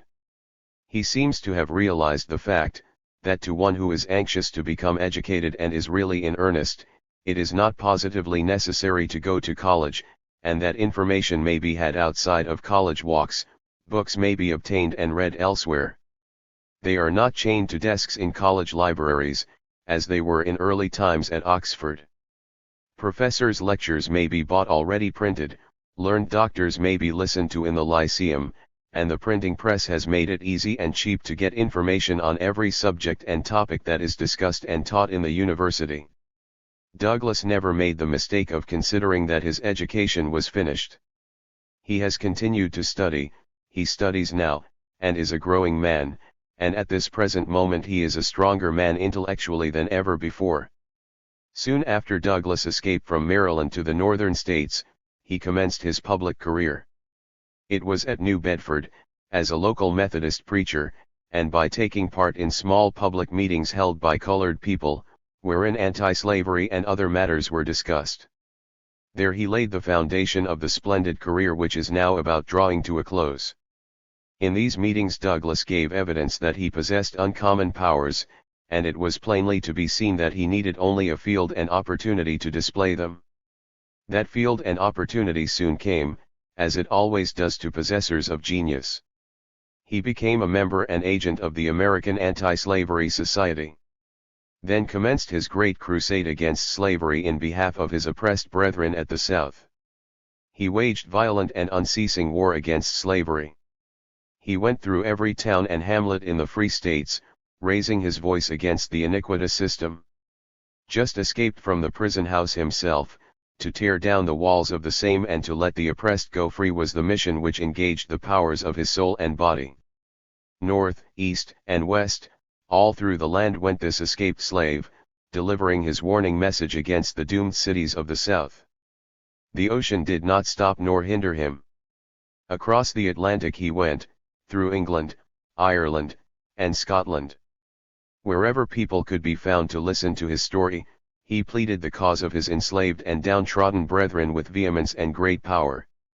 From 1840 to 1861, the time of the commencement of the Civil War, which extirpated slavery in this country, Douglass was continually speaking on the platform, writing for his newspaper and for magazines, or working in conventions for the abolition of slavery. 72. The life and work of Douglass has been a complete vindication of the colored people in this respect. It has refuted and overthrown the position taken by some writers, that colored people were deficient in mental qualifications and were incapable of attaining high intellectual position. We may reasonably expect to hear no more of this now. The argument is exploded. Douglass has settled the fact the right way, and it is something to settle a fact. That Douglass is a brave man there can be little doubt. He has physical as well as moral courage. His encounter with the overseer of the Eastern Shore plantation attests his pluck. There the odds were against him, everything was against him. There the unwritten rule of law was, that the Negro who dared to strike a white man must be killed, but Douglass fought the overseer and whipped him. His plotting with other slaves to escape, writing and giving them passes, and the unequal and desperate fight maintained by him in the Baltimore shipyard, where law and public sentiment were against him, also show that he has courage. But since the day of his slavery, while living here at the North, many instances have happened which show very plainly that he is a man of courage and determination. If he had not been, he would have long since succumbed to the brutality and violence of the low and mean-spirited people found in the free states. Up to a very recent date it has been deemed quite safe, even here in the North, to insult and impose on inoffensive colored people, to elbow a colored man from the sidewalk, to jeer at him and apply vile epithets to him. In some localities this has been the rule and not the exception, and to put him out of public conveyances and public places by force was of common occurrence. It made little difference that the colored man was decent, civil, and respectably clad, and had paid his fare. If the proprietor of the place or his patrons took the notion that the presence of the colored man was an affront to their dignity or inconsistent with their notions of self-respect, out he must go. Nor must he stand upon the order of his going, but go at once. It was against this feeling that Douglass had to contend. He met it often. He was a prominent colored man traveling from place to place. A good part of the time he was in strange cities, stopping at strange taverns, that is, when he was allowed to stop. Time and again has he been refused accommodation in hotels. Time and again has he been in a strange place with nowhere to lay his head until some kind anti-slavery person would come forward and give him shelter. The writer of this remembers well, because he was present and saw the transaction, the John Brown meeting in Tremont Temple, in 73. 1860, when a violent mob, composed of the rough element from the slums of the city, led and encouraged by bankers and brokers, came into the hall to break up the meeting. Douglass was presiding. The mob was armed, the police were powerless, the mayor could not or would not do anything. On came the mob, surging through the aisles, over benches, and upon the platform. The women in the audience became alarmed and fled. The hirelings were prepared to do anything, they had the power and could with impunity. Douglass sat upon the platform with a few chosen spirits, cool and undaunted. The mob had got about and around him. He did not heed their howling nor was he moved by their threats. It was not until their leader, a rich banker, with his followers, had mounted the platform and wrenched the chair from under him that he was dispossessed. By main force and personal violence they removed him from the platform. It affords me great pleasure to introduce to the public this book, The Life and Times of Frederick Douglass. I am glad of the opportunity to present a work which tells the story of the rise and progress of our most celebrated colored man. To the names of Toussaint L'Ouverture and Alexander Dumas is to be added that of Frederick Douglass. We point with pride to this trio of illustrious names. I bid my fellow countrymen take new hope and courage. The near future will bring us other men of worth and genius, and our list of illustrious names will become lengthened. Until that time the duty is to work and wait. Respectfully, George L. Ruffin. 75. Life as a Slave. Chapter I. Author's Birth. Author's place of birth. Description of country, its inhabitants. Genealogical trees. Method of counting time in slave district. State of author's birth. Names of grandparents. Their cabin home with them. Slave practice of separating mothers from their children. Author's recollections of his mother. Who was his father? In Talbot County, Eastern Shore, State of Maryland, near Easton, the county town, there is a small district of country, thinly populated, and remarkable for nothing that I know of more than for the worn-out, sandy, desert-like appearance of its soil, the general dilapidation of its farms and fences, the indigent and spiritless character of its inhabitants, and the prevalence of ague and fever. It was in this dull, flat, and unthrifty district or neighborhood, bordered by the Choptank River, among the laziest and muddiest of streams, surrounded by a white population of the lowest order, indolent and drunken to a proverb, and among slaves who, in point of ignorance and indolence, were fully in accord with their surroundings, that I, without any fault of my own, was born, and spent the first years of my childhood. The reader must not expect me to say much of my family. Genealogical trees did not flourish among slaves.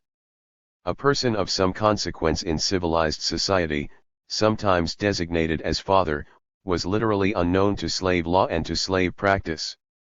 I never met with a slave in that part of the country who could tell me with any certainty how old he was. Few at that time knew anything of the months of the year or of the days of the month. They measured the ages of their children by springtime, wintertime, harvest time, planting time, and the like. Masters allowed no questions concerning their ages to be put to them by slaves. Such questions were regarded by the 76 masters as evidence of an impudent curiosity. From certain events, however, the dates of which I have since learned, I suppose myself to have been born in February, 1817.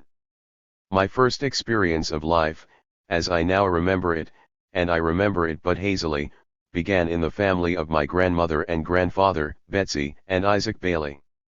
They were considered old settlers in the neighborhood, and from certain circumstances I infer that my grandmother, especially, was held in high esteem, far higher than was the lot of most colored persons in that region. She was a good nurse, and a capital hand at making nets used for catching shad and herring, and was, withal, somewhat famous as a fisherwoman. I have known her to be in the water waist deep, for hours, seine hauling. She was a gardener as well as a fisherwoman, and remarkable for her success in keeping her seedling sweet potatoes through the months of winter, and easily got the reputation of being born to good luck. In planting time grandmother Betsy was sent for in all directions, simply to place the seedling potatoes in the hills or drills, for superstition had it that her touch was needed to make them grow. This reputation was full of advantage to her and her grandchildren, for a good crop, after her planting for the neighbors, brought her a share of the harvest. Whether because she was too old for field service, or because she had so faithfully discharged the duties of her station in early life, I know not, but she enjoyed the high privilege of living in a cabin separate from the quarters, having imposed upon her only the charge of the young children and the burden of her own support. She esteemed it great good fortune to live so, and took much comfort in having the children. The practice of separating mothers from their children and hiring them out at distances too great to admit of their meeting, save at long intervals, was a marked feature of the cruelty and barbarity of the slave system, but it was in harmony with the grand aim of that system, which always and everywhere sought to reduce man to a level with the brute. It had no interest in recognizing or preserving any of the ties that bind families together or to their homes. My grandmother's 5 daughters were hired out in this way, and my only recollections of my own mother are of a 77. Few hasty visits made in the night on foot, after the daily tasks were over, and when she was under the necessity of returning in time to respond to the driver's call to the field in the early morning. These little glimpses of my mother, obtained under such circumstances and against such odds, meager as they were, are ineffaceably stamped upon my memory.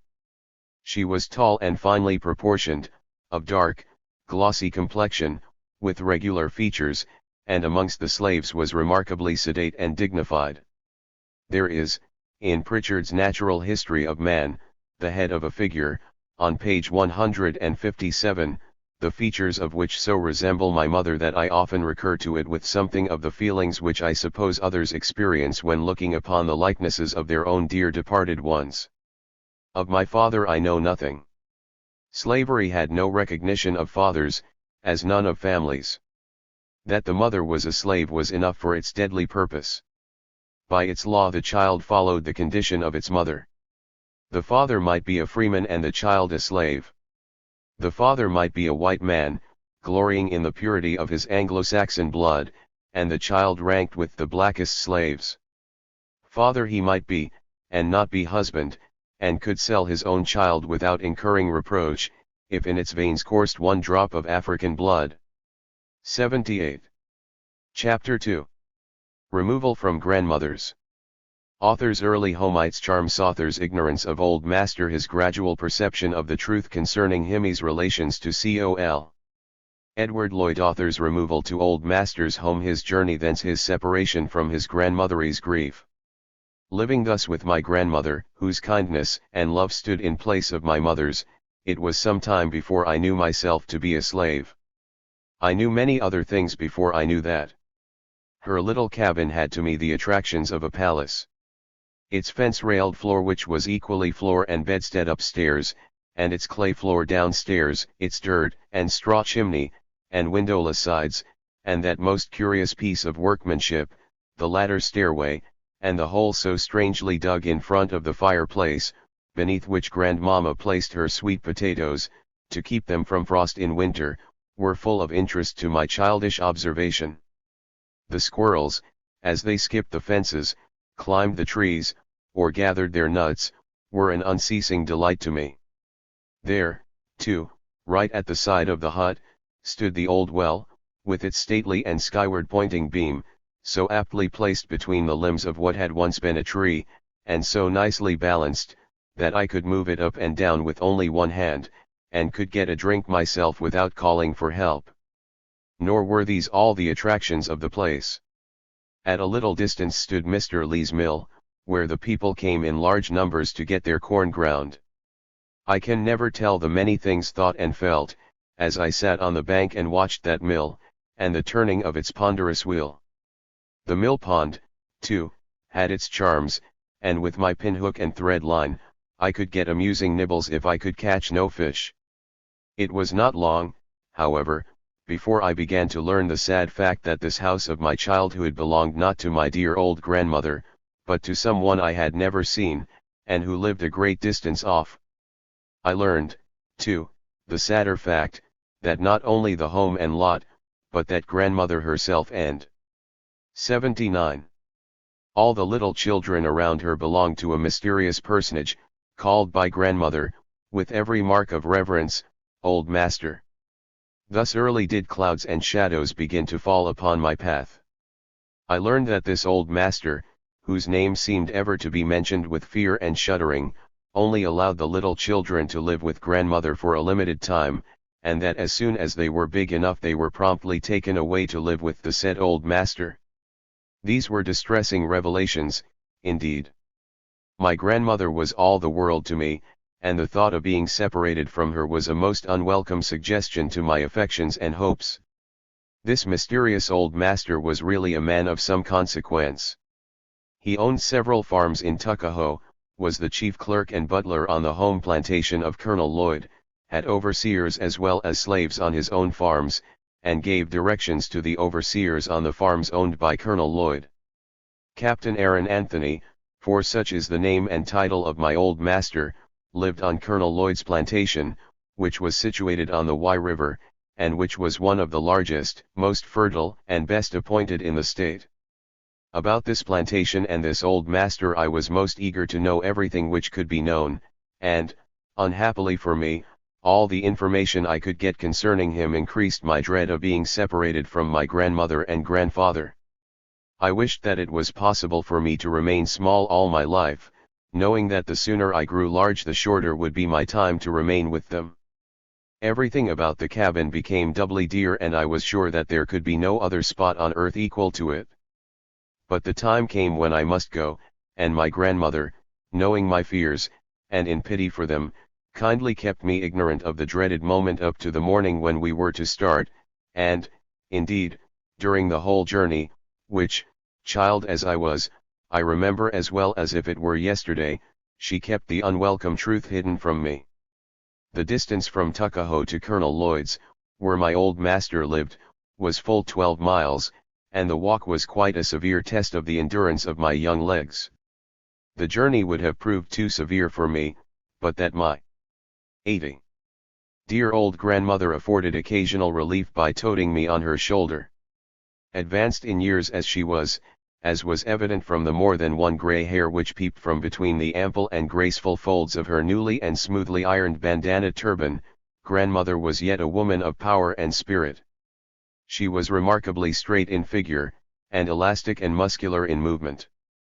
I seemed hardly to be a burden to her. She would have toted me farther, but I felt myself too much of a man to allow it. Yet while I walked I was not independent of her. She often found me holding her skirts lest something should come out of the woods and eat me up. Several old logs and stumps imposed upon me, and got themselves taken for enormous animals. I could plainly see their legs, eyes, ears, and teeth, till I got close enough to see that the eyes were knots, washed white with rain, and the legs were broken limbs, and the ears and teeth only such because of the point from which they were seen. As the day advanced the heat increased, and it was not until the afternoon that we reached the much dreaded end of the journey. Here I found myself in the midst of a group of children of all sizes and of many colors: black, brown, copper-colored, and nearly white. I had not before seen so many children. As a newcomer I was an object of special interest. After laughing and yelling around me and playing all sorts of wild tricks, they asked me to go out and play with them. This I refused to do. Grandmamma looked sad, and I could not help feeling that our being there boded no good to me. She was soon to lose another object of affection, as she had lost many before. Affectionately patting me on the head, she told me to be a good boy and go out to play with the children. They are kin to you, she said, go and play with them. She pointed out to me my brother Perry, and my sisters, Sarah and Eliza. I had never seen them before, and though I had sometimes heard of them and felt a curious interest in them, I really did not understand what they were to me or I to them. Brothers and sisters we were by blood, but slavery had made us strangers. They were already initiated into the mysteries of old master's domicile, and they seemed to look upon me with a certain degree of compassion. I really wanted to play with 81 them, but they were strangers to me, and I was full of fear that my grandmother might leave for home without taking me with her. Entreated to do so, however, and that, too, by my dear grandmother, I went to the back part of the house to play with them and the other children. Play, however, I did not, but stood with my back against the wall witnessing the playing of the others. At last, while standing there, one of the children, who had been in the kitchen, ran up to me in a sort of roguish glee, exclaiming, "Fed, Fed, grandmamma gone." I could not believe it. Yet, fearing the worst, I ran into the kitchen to see for myself, and lo! She was indeed gone, and was now far away, and clean out of sight. I need not tell all that happened now. Almost heartbroken at the discovery, I fell upon the ground and wept a boy's bitter tears, refusing to be comforted. My brother gave me peaches and pears to quiet me, but I promptly threw them on the ground. I had never been deceived before, and something of resentment mingled with my grief at parting with my grandmother. It was now late in the afternoon. The day had been an exciting and wearisome one, and I know not where, but I suppose I sobbed myself to sleep, and its balm was never more welcome to any wounded soul than to mine. The reader may be surprised that I relate so minutely an incident apparently so trivial, and which must have occurred when I was less than 7 years old, but, as I wish to give a faithful history of my experience in slavery, I cannot withhold a circumstance which at the time affected me so deeply, and which I still remember so vividly. Besides, this was my first introduction to the realities of the slave system. 82. Chapter 3. Troubles of Childhood. Col. Lloyd's plantation. Aunt Katy, her cruelty and ill nature recouped. Anthony's partiality to Aunt Katy, allowance of food. Author's hunger, unexpected rescue by his mother. Reproof of Aunt Katy, sleep a slave mother's love. Author's inheritance. His mother's acquirement. Sure death. Once established on the home plantation of Col. Lloyd, I was with the children there, left to the tender mercies of Aunt Katy, a slave woman, who was to my master what he was to Col. Lloyd. Disposing of us in classes or sizes, he left to Aunt Katy all the minor details concerning our management. She was a woman who never allowed herself to act greatly within the limits of delegated power, no matter how broad that authority might be. Ambitious of old master's favor, ill-tempered and cruel by nature, she found in her present position an ample field for the exercise of her ill-omened qualities. She had a strong hold upon old master, for she was a first-rate cook, and very industrious. She was therefore greatly favored by him, and as one mark of his favor she was the only mother who was permitted to retain her children around her, and even to these, her own children, she was often fiendish in her brutality. Cruel, however, as she sometimes was to her own children, she was not destitute of maternal feeling, and in her instinct to satisfy their demands for food she was often guilty of starving me and the other children. Want of food was my chief trouble during my first summer here. Captain Anthony, instead of allowing a given quantity of food to each slave, committed the allowance for all to Aunt Katy, to be divided by her, after cooking, amongst us. The allowance consisted of coarse cornmeal, not very abundant, and which, by passing through Aunt Katy's hands, became more slender still for some of us. I have often been so pinched with hunger as to dispute with old Nep, the dog, for the crumbs which fell from the kitchen table. Many times have I followed, with eager step, the waiting girl when she shook the tablecloth, to get the crumbs and small bones flung out. 83. For the dogs and cats. It was a great thing to have the privilege of dipping a piece of bread into the water in which meat had been boiled, and the skin taken from the rusty bacon was a positive luxury. With this description of the domestic arrangements of my new home, I may here recount a circumstance which is deeply impressed on my memory, as affording a bright gleam of a slave mother's love, and the earnestness of a mother's care. I had offended Aunt Katy. I do not remember in what way, for my offences were numerous in that quarter, greatly depending upon her moods as to their heinousness, and she had adopted her usual mode of punishing me, namely, making me go all day without food. For the first hour or two after dinner time, I succeeded pretty well in keeping up my spirits, but as the day wore away, I found it quite impossible to do so any longer. Sundown came, but no bread, and in its stead came the threat from Aunt Katy, with a scowl well suited to its terrible import, that she would starve the life out of me. Brandishing her knife, she chopped off the heavy slices of bread for the other children, and put the loaf away, muttering all the while her savage designs upon myself. Against this disappointment, for I was expecting that her heart would relent at last, I made an extra effort to maintain my dignity, but when I saw the other children around me with satisfied faces, I could stand it no longer. I went out behind the kitchen wall and cried like a fine fellow. When wearied with this, I returned to the kitchen, sat by the fire and brooded over my hard lot. I was too hungry to sleep. While I sat in the corner, I caught sight of an ear of Indian corn upon an upper shelf. I watched my chance and got it, and shelling off a few grains, I put it back again. These grains I quickly put into the hot ashes to roast. I did this at the risk of getting a brutal thumping, for Aunt Katy could beat as well as starve me. My corn was not long in roasting, and I eagerly pulled it from the ashes, and placed it upon a stool in a clever little pile. I began to help myself, when who but my own dear mother should come in. The scene which followed is beyond my power to describe. The friendless and hungry boy, in his extremest need, found himself in the strong, protecting arms of his mother. I have before spoken of my mother's dignified and impressive manner. I shall never forget the indescribable 84 expression of her countenance when I told her that Aunt Katy had said she would starve the life out of me. There was deep and tender pity in her glance at me, and, at the same moment, a fiery indignation at Aunt Katy, and while she took the corn from me, and gave in its stead a large ginger cake, she read Aunt Katy a lecture which was never forgotten. That night I learned as I had never learned before, that I was not only a child, but somebody's child. I was grander upon my mother's knee than a king upon his throne. But my triumph was short. I dropped off to sleep, and waked in the morning to find my mother gone and myself at the mercy again of the virago in my master's kitchen, whose fiery wrath was my constant dread.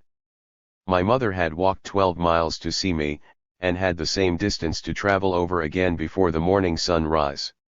I do not remember ever seeing her again. Her death soon ended the little communication that had existed between us, and with it, I believe, a life full of weariness and heartfelt sorrow. To me it has ever been a grief that I knew my mother so little, and have so few of her words treasured in my remembrance. I have since learned that she was the only one of all the colored people of Tuckahoe who could read. How she acquired this knowledge I know not, for Tuckahoe was the last place in the world where she would have been likely to find facilities for learning. I can therefore fondly and proudly ascribe to her an earnest love of knowledge. That in any slave state a field hand should learn to read is remarkable, but the achievement of my mother, considering the place and circumstances, was very extraordinary. In view of this fact, I am happy to attribute any love of letters I may have, not to my presumed Anglo-Saxon paternity, but to the native genius of my sable, unprotected, and uncultivated mother, a woman who belonged to a race whose mental endowments are still disparaged and despised. 85. Chapter 4. A General Survey of the Slave Plantation. Home plantation of Colonel Lloyd. Its isolation, its industrious slave rule power of overseers. Author finds some enjoyment. Natural scenery. Sloop Sally Lloyd. Windmill. Slave quarter. Old master's house. Stables, storehouses, etc., etc. The great house, its surroundings. Lloyd burial place. Superstition of slaves. Colonel Lloyd's wealth. Negro politeness. Dr. Copper. Captain Anthony. His family. Master Daniel Lloyd. His brothers. Social etiquette. It was generally supposed that slavery in the state of Maryland existed in its mildest form, and that it was totally divested of those harsh and terrible peculiarities which characterized the slave system in the southern and southwestern states of the American Union. The ground of this opinion was the contiguity of the free states, and the influence of their moral, religious, and humane sentiments. Public opinion was, indeed, a measurable restraint upon the cruelty and barbarity of masters, overseers, and slave drivers, whenever and wherever it could reach them, but there were certain secluded and out-of-the-way places, even in the state of Maryland, 50 years ago, seldom visited by a single ray of healthy public sentiment, where slavery, wrapped in its own congenial darkness, could and did develop all its malign and shocking characteristics, where it could be indecent without shame, cruel without shuddering, and murderous without apprehension or fear of exposure or punishment. Just such a secluded, dark, and out-of-the-way place was the home plantation of Colonel Edward Lloyd, in Talbot County, eastern shore of Maryland. It was far away from all the great thoroughfares of travel and commerce, and proximate to no town or village. There was neither schoolhouse nor townhouse in its neighborhood. The schoolhouse was unnecessary, for there were no children to go to school. The children and grandchildren of Col. Lloyd were taught in the house by a private tutor. The overseer's children went off somewhere in the state to school, and therefore could bring no foreign or dangerous influence from abroad to embarrass the natural operation of the slave system of the place. Here, not even the commonest mechanics, from whom there might have been an occasional outburst of honest and telling indignation at cruelty and wrong on other plantations, were white men. Its whole public was made up of and divided into three classes: slaveholders, slaves, and overseers. Its blacksmiths, wheelwrights, shoemakers, weavers, and coopers were slaves. Not even commerce, selfish and indifferent to moral considerations as it usually is, was permitted within its secluded precincts. Whether with a view of guarding against the escape of its secrets, I know not, but it is a fact, that every leaf and grain of the products of this plantation and those of the neighboring farms belonging to Col. Lloyd were transported to Baltimore in his own vessels, every man and boy on board of which, except the captain, were owned by him as his property. In return, everything brought to the plantation came through the same channel. To make this isolation more apparent, it may be stated that the estates adjoining Col. Lloyd's were owned and occupied by friends of his, who were as deeply interested as himself in maintaining the slave system in all its rigor. These were the Tilghmans, the Goldboroughs, the Lockermans, the Pacas, the Skinners, Gibsons, and others of lesser affluence and standing.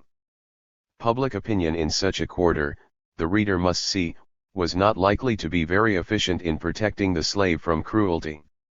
To be a restraint upon abuses of this nature, opinion must emanate from humane and virtuous communities, and to no such opinion or influence was Col. Lloyd's plantation exposed. It was a little nation by itself, having its own language, its own rules, regulations, and customs. The troubles and controversies arising here were not settled by the civil power of the state. The overseer was the important dignitary. He was generally accuser, judge, jury, advocate, and executioner. The criminal was always dumb, and no slave was allowed to testify other than against his brother slave. There were, of course, no conflicting rights of property, for 87. All the people were the property of one man, and they could themselves own no property. Religion and politics were largely excluded. One class of the population was too high to be reached by the common preacher, and the other class was too low in condition and ignorance to be much cared for by religious teachers, and yet some religious ideas enter this dark corner.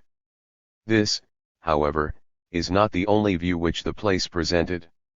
Though civilization was, in many respects, shut out, nature could not be. Though separated from the rest of the world, though public opinion, as I have said, could seldom penetrate its dark domain, though the whole place was stamped with its own peculiar iron-like individuality, and though crimes, high-handed and atrocious, could be committed there with strange and shocking impunity, it was, to outward seeming, a most strikingly interesting place, full of life, activity, and spirit, and presented a very favorable contrast to the indolent monotony and languor of Tuckahoe. It resembled, in some respects, descriptions I have since read of the old baronial domains of Europe. Keen as was my regret and great as was my sorrow at leaving my old home, I was not long in adapting myself to this my new one. A man's troubles are always half disposed of when he finds endurance the only alternative. I found myself here, there was no getting away, and naught remained for me but to make the best of it. Here were plenty of children to play with and plenty of pleasant resorts for boys of my age and older. The little tendrils of affection, so rudely broken from the darling objects in and around my grandmother's home, gradually began to extend and twine themselves around the new surroundings. Here, for the first time, I saw a large windmill, with its wide sweeping white wings, a commanding object to a child's eye. This was situated on what was called Long Point, a tract of land dividing Miles River from the Wye. I spent many hours here watching the wings of this wondrous mill. In the river, or what was called the Swash, at a short distance from the shore, quietly lying at anchor, with her small rowboat dancing at her stern, was a large sloop, the Sally Lloyd, called by that name in honor of the favorite daughter of the colonel. These two objects, the sloop and mill, awakened as I remember. 88. Thoughts, ideas, and wondering. Then here were a great many houses, human habitations full of the mysteries of life at every stage of it. There was the little red house up the road, occupied by Mr. Sevier, the overseer. A little nearer to my old master's stood a long, low, rough building literally alive with slaves of all ages, sexes, conditions, sizes, and colors. This was called the Long Quarter. Perched upon a hill east of our house, was a tall, dilapidated old brick building, the architectural dimensions of which proclaimed its creation for a different purpose, now occupied by slaves, in a similar manner to the long quarters. Besides these, there were numerous other slave houses and huts scattered around in the neighborhood, every nook and corner of which were completely occupied. Old Master's house, a long brick building, plain but substantial, was centrally located, and was an independent establishment. Besides these houses there were barns, stables, storehouses, tobacco houses, blacksmith shops, wheelwright shops, cooper shops, but above all there stood the grandest building my young eyes had ever beheld, called by every one on the plantation the Great House. This was occupied by Col. Lloyd and his family. It was surrounded by numerous and variously shaped outbuildings. There were kitchens, wash houses, dairies, summer houses, greenhouses, hen houses, turkey houses, pigeon houses, and arbors of many sizes and devices, all neatly painted or whitewashed, interspersed with grand old trees, ornamental and primitive, which afforded delightful shade in summer and imparted to the scene a high degree of stately beauty. The great house itself was a large white wooden building with wings on three sides of it. In front, extending the entire length of the building and supported by a long range of columns, was a broad portico, which gave to the colonel's home an air of great dignity and grandeur. It was a treat to my young and gradually opening mind to behold this elaborate exhibition of wealth, power, and beauty. The carriage entrance to the house was by a large gate, more than a quarter of a mile distant. The intermediate space was a beautiful lawn, very neatly kept and tended. It was dotted thickly over with trees and flowers. The road or lane from the gate to the great house was richly paved with white. 89. Pebbles from the beach and in its course formed a complete circle around the lawn. Outside this select enclosure were parks, as about the residences of the English nobility, where rabbits, deer, and other wild game might be seen peering and playing about, with none to molest them or make them afraid. The tops of the stately poplars were often covered with red-winged blackbirds, making all nature vocal with the joyous life and beauty of their wild, warbling notes. These all belonged to me as well as to Col. Edward Lloyd, and, whether they did or not, I greatly enjoyed them. Not far from the great house were the stately mansions of the dead Lloyds, a place of somber aspect. Vast tombs, embowered beneath the weeping willow and the fir tree, told of the generations of the family, as well as of their wealth. Superstition was rife among the slaves about this family burying ground. Strange sights had been seen there by some of the older slaves, and I was often compelled to hear stories of shrouded ghosts, riding on great black horses, and of balls of fire which had been seen to fly there at midnight, and of startling and dreadful sound that had been repeatedly heard. Slaves knew enough of the orthodox theology of the time, to consign all bad slave holders to hell, and they often fancied such persons wishing themselves back again to wield the lash. Tales of sights and sounds strange and terrible, connected with the huge black tombs, were a great security to the grounds about them, for few of the slaves had the courage to approach them during the daytime. It was a dark, gloomy, and forbidding place, and it was difficult to feel that the spirits of the sleeping dust there deposited reigned with the blessed in the realms of eternal peace.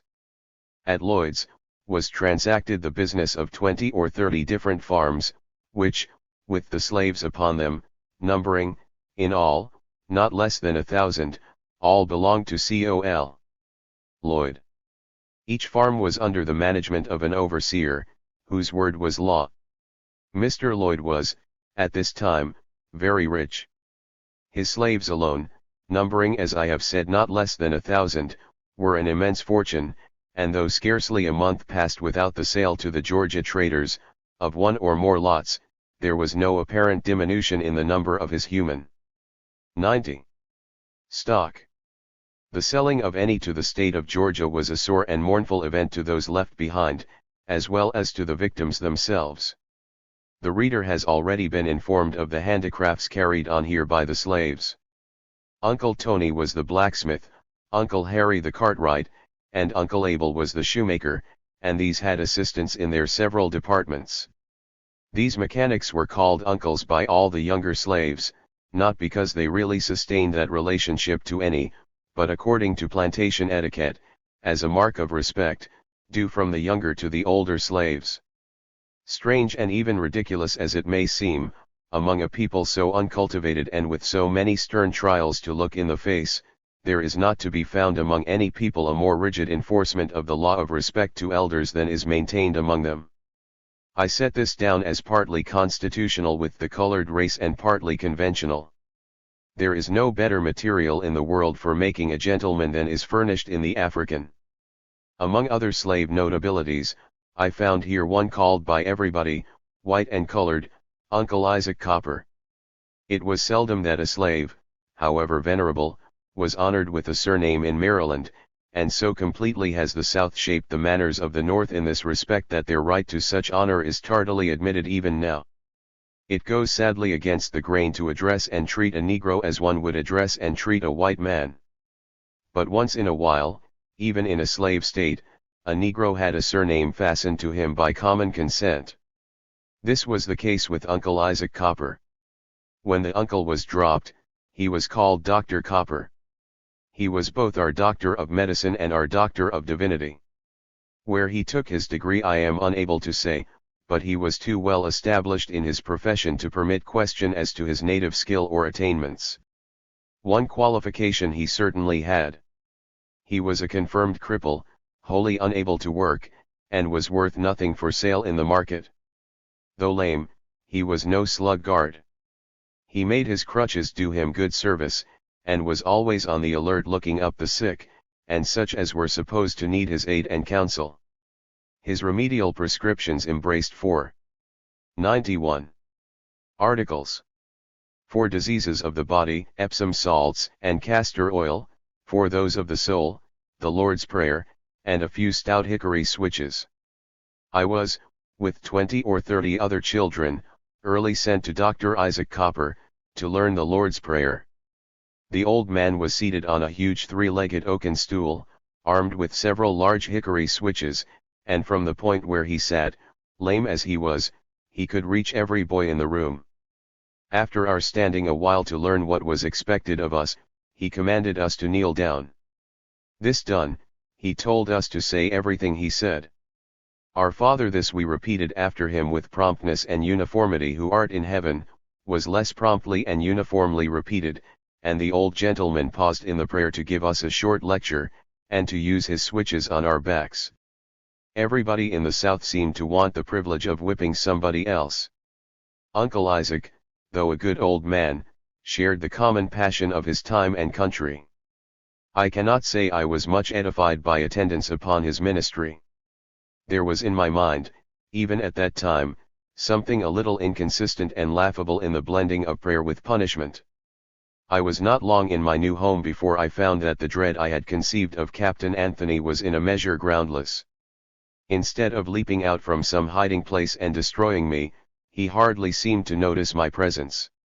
He probably thought as little of my arrival there as of an additional pig to his stock. He was the chief agent of his employer.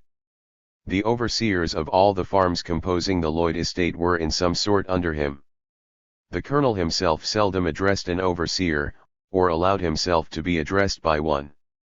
To Captain Anthony, therefore, was committed the headship of all the farms.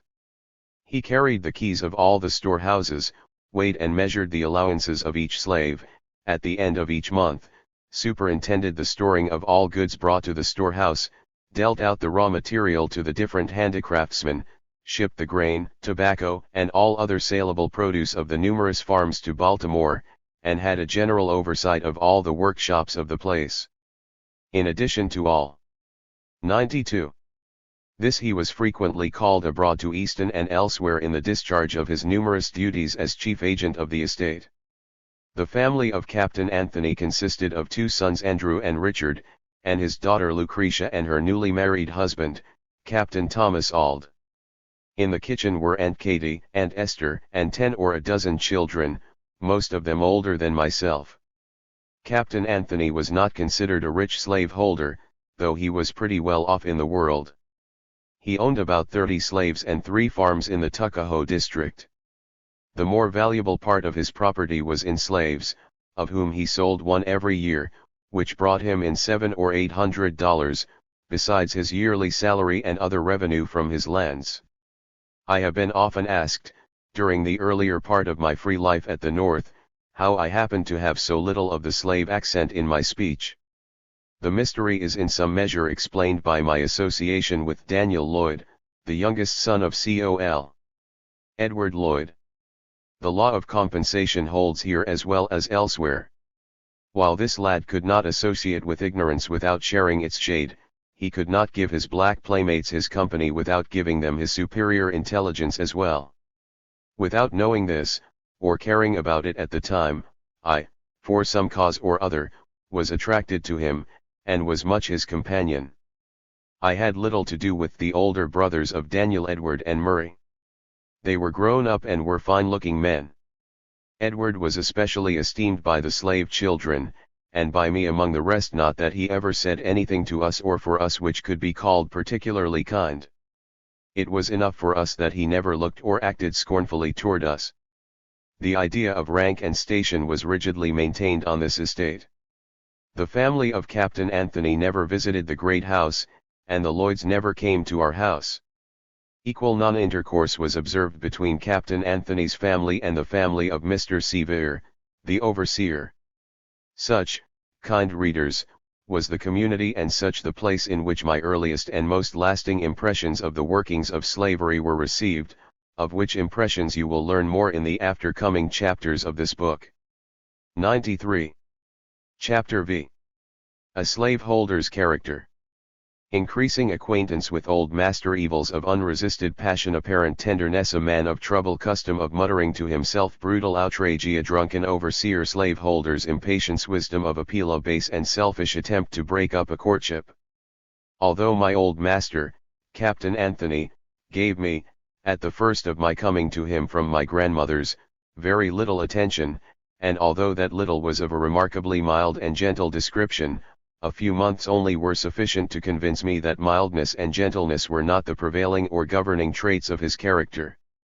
These excellent qualities were displayed only occasionally. He could, when it suited him, appear to be literally insensible to the claims of humanity. He could not only be deaf to the appeals of the helpless against the aggressor, but he could himself commit outrages deep, dark, and nameless. Yet he was not by nature worse than other men. Had he been brought up in a free state, surrounded by the full restraints of civilized society, restraints which are necessary to the freedom of all its members, alike and equally, Capt. Anthony might have been as humane a man as are members of such society generally. A man's character always takes its hue, more or less, from the form and color of things about him. The slaveholder, as well as the slave, was the victim of the slave system. Under the whole heavens there could be no relation more unfavorable to the development of honorable character than that sustained by the slaveholder to the slave. Reason is imprisoned here, and passions run wild. Could the reader have seen Captain Anthony gently leading me by the hand, as he sometimes did, patting me on the head, speaking to me in soft, caressing tones, and calling me his little Indian boy, he would have deemed him a kind-hearted old man, and really almost fatherly to the slave boy. But the pleasant moods of a slaveholder are transient and fitful. They neither come often nor remain long. The temper of the old man was subject to special 94 trials, but since these trials were never borne patiently, they added little to his natural stock of patience. Aside from his troubles with his slaves and those of Mr. Lloyd, he made the impression upon me of being an unhappy man. Even to my child's eye he wore a troubled and at times a haggard aspect. His strange movements excited my curiosity and awakened my compassion. He seldom walked alone without muttering to himself, and he occasionally stormed about as if defying an army of invisible foes. Most of his leisure was spent in walking around, cursing and gesticulating as if possessed by a demon. He was evidently a wretched man, at war with his own soul and all the world around him. To be overheard by the children disturbed him very little. He made no more of our presence than that of the ducks and geese he met on the green. But when his gestures were most violent, ending with a threatening shake of the head and a sharp snap of his middle finger and thumb, I deemed it wise to keep at a safe distance from him. One of the first circumstances that opened my eyes to the cruelties and wickedness of slavery and its hardening influences upon my old master, was his refusal to interpose his authority to protect and shield a young woman, a cousin of mine, who had been most cruelly abused and beaten by his overseer in Tuckahoe. This overseer, a Mr. Plummer, was, like most of his class, little less than a human brute, and, in addition to his general profligacy and repulsive coarseness, he was a miserable drunkard, a man not fit to have the management of a drove of mules. In one of his moments of drunken madness he committed the outrage which brought the young woman in question down to my old master's for protection. The poor girl, on her arrival at our house, presented a most pitiable appearance. She had left in haste and without preparation, and probably without the knowledge of Mr. Plummer. She had traveled 12 miles, barefooted, bare-necked, and bareheaded. Her neck and shoulders were covered with scars, newly made, and, not content with marring her neck and shoulders with the cowhide, the cowardly wretch had dealt her a blow on the head with a hickory club, which cut a horrible gash, and left her face literally covered with blood. In this condition the poor young woman came down to implore 95. Protection at the hands of my old master. I expected to see him boil over with rage at the revolting deed, and to hear him fill the air with curses upon the brutal Plummer, but I was disappointed. He sternly told her in an angry tone, she deserved every bit of it, and if she did not go home instantly he would himself take the remaining skin from her neck and back. Thus the poor girl was compelled to return without redress, and perhaps to receive an additional flogging for daring to appeal to authority higher than that of the overseer. I did not at that time understand the philosophy of this treatment of my cousin. I think I now understand it. This treatment was a part of the system, rather than a part of the man. To have encouraged appeals of this kind would have occasioned much loss of time and would have left the overseer powerless to enforce obedience. Nevertheless, when a slave had nerve enough to go straight to his master with a well-founded complaint against an overseer, though he might be repelled and have even that of which he at the time complained repeated, and though he might be beaten by his master, as well as by the overseer, for his temerity, the policy of complaining was, in the end, generally vindicated by the relaxed rigor of the overseer's treatment. The latter became more careful and less disposed to use the lash upon such slaves thereafter. The overseer very naturally disliked to have the ear of the master disturbed by complaints, and, either for this reason or because of advice privately given him by his employer, he generally modified the rigor of his rule after complaints of this kind had been made against him.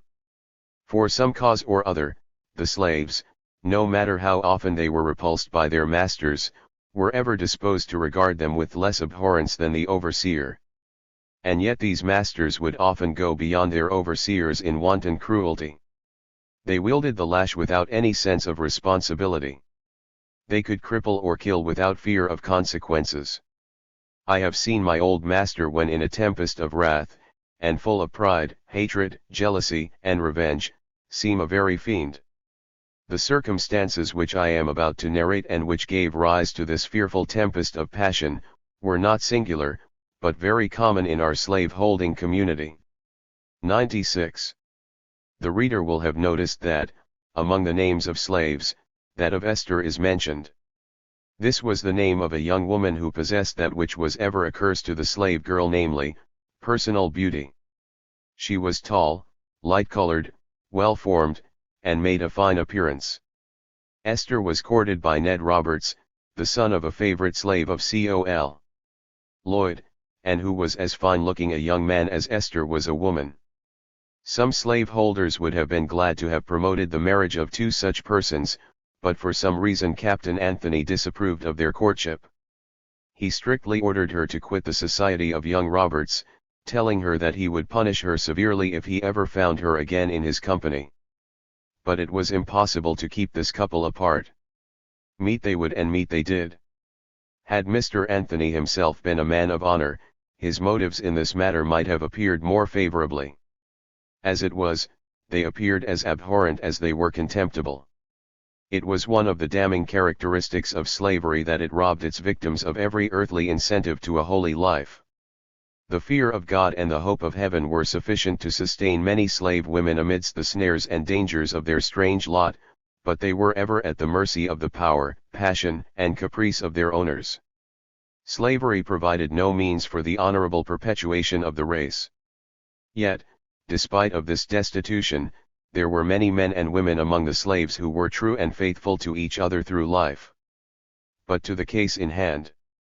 Abhorred and circumvented as he was, Captain Anthony, having the power, was determined on revenge. I happened to see its shocking execution, and shall never forget the scene. It was early in the morning, when all was still, and before any of the family in the house or kitchen had risen. I was, in fact, awakened by the heart-rending shrieks and piteous cries of poor Esther. My sleeping place was on the dirt floor of a little rough closet which opened into the kitchen, and through the cracks in its unplaned boards I could distinctly see and hear what was going on, without being seen. Esther's wrists were firmly tied, and the twisted rope was fastened to a strong iron staple in a heavy wooden beam above, near the fireplace. Here she stood on a bench, her arms tightly drawn above her head. Her back and 97 shoulders were perfectly bare. Behind her stood old master, cowhide in hand, pursuing his barbarous work with all manner of harsh, coarse, and tantalizing epithets. He was cruelly deliberate, and protracted the torture as one who was delighted with the agony of his victim. Again and again he drew the hateful scourge through his hand, adjusting it with a view of dealing the most pain-giving blow his strength and skill could inflict. Poor Esther had never before been severely whipped. Her shoulders were plump and tender. Each blow, vigorously laid on, brought screams from her as well as blood. "Have mercy! Oh, mercy!" she cried. "I won't do so no more." But her piercing cries seemed only to increase his fury. The whole scene, with all its attendant circumstances, was revolting and shocking to the last degree, and when the motives for the brutal castigation are known, language has no power to convey a just sense of its dreadful criminality. After laying on I dare not say how many stripes, old master untied his suffering victim. When let down she could scarcely stand. From my heart I pitied her, and child as I was, and new to such scenes, the shock was tremendous. I was terrified, hushed, stunned, and bewildered. The scene her described was often repeated, for Edward and Esther continued to meet, notwithstanding all efforts to prevent their meeting. 98. Chapter 6. A Child's Reasoning. The author's early reflections on slavery. Aunt Jenny and Uncle Noah. Presentment of one day becoming a freeman. Conflict between an overseer and a slave woman. Advantage of resistance. Death of an overseer. Col. Lloyd's plantation home. Monthly distribution of food. Singing of slaves. An explanation. Slaves' food and clothing. Naked children. Life in the quarter. Sleeping place. Snot beds. Deprivation of sleep. Care of nursing baby. Cake. Contrast. The incidents related in the foregoing chapter led me thus early to inquire into the origin and nature of slavery. Why am I a slave? Why are some people slaves and others masters?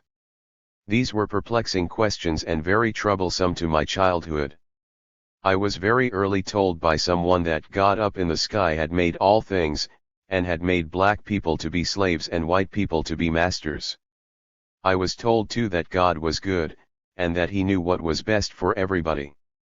This was, however, less satisfactory than the first statement.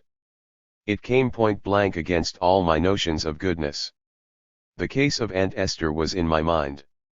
Besides, I could not tell how anybody could know that God made black people to be slaves. Then I found, too, that there were puzzling exceptions to this theory of slavery, in the fact that all black people were not slaves, and all white people were not masters. An incident occurred about this time that made a deep impression on my mind. My Aunt Jenny and one of the men slaves of Captain Anthony ran away. A great noise was made about it. Old Master was furious. He said he would follow them and catch them and bring them back, but he never did, and somebody told me that Uncle Noah and Aunt Jenny had gone to the Free States and were free. Besides this occurrence, which brought much light to my mind on the subject, there were several slaves on Mr. Lloyd's place who remembered being brought from Africa. There were others who told me that their fathers and mothers were stolen from Africa. 99.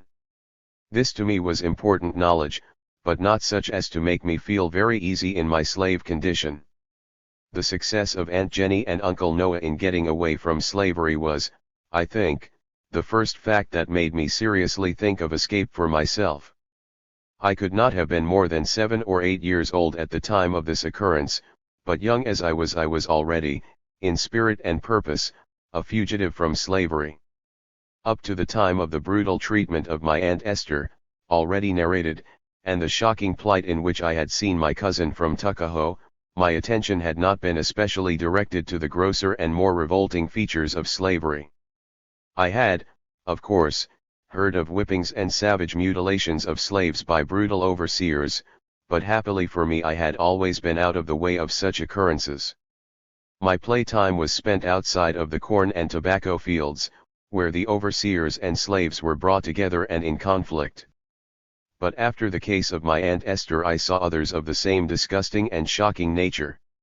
The one of these which agitated and distressed me most was the whipping of a woman, not belonging to my old master, but to Col. Lloyd. The charge against her was very common and very indefinite, namely, impudence. This crime could be committed by a slave in 100 different ways, and depended much upon the temper and caprice of the overseer as to whether it was committed at all. He could create the offense whenever it pleased him. A look, a word, a gesture, accidental or intentional, never failed to be taken as impudence when he was in the right mood for such an offense. In this case there were all the necessary conditions for the commission of the crime charged. The offender was nearly white, to begin with. She was the wife of a favorite hand on board of Mr. Lloyd's sloop, and was besides, the mother of 5 sprightly children. Vigorous and spirited woman that she was, a wife and a mother, with a predominating share of the blood of the master running in her veins, Nellie had all the qualities essential to impudence to a slave overseer. My attention was called to the scene of the castigation by the loud screams and curses that proceeded from the direction of it. When I came near the parties engaged in the struggle, the 00 overseer had hold of Nellie, endeavoring with his whole strength to drag her to a tree against her resistance. Both his and her faces were bleeding, for the woman was doing her best.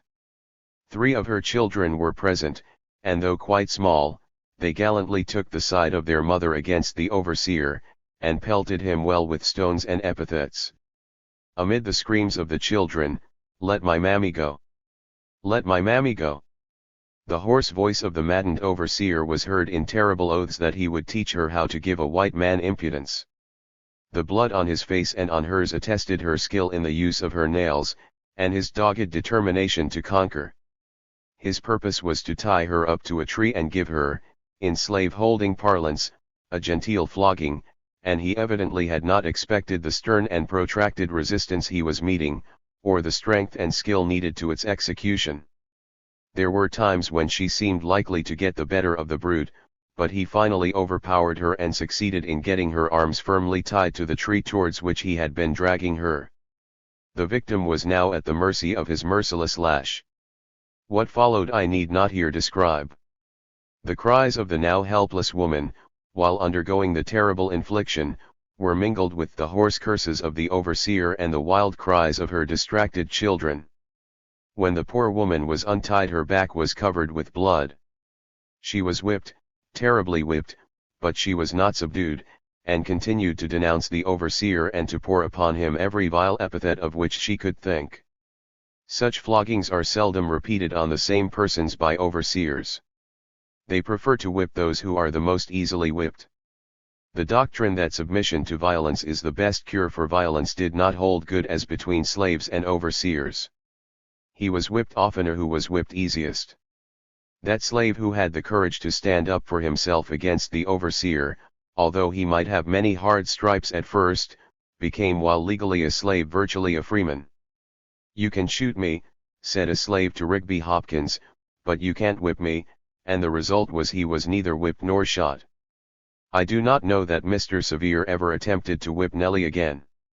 He probably never did, for he was taken 01. Sick not long after and died. It was commonly said that his deathbed was a wretched one, and that, the ruling passion being strong in death, he died flourishing the slave whip and with horrid oaths upon his lips. This deathbed scene may only be the imagining of the slaves.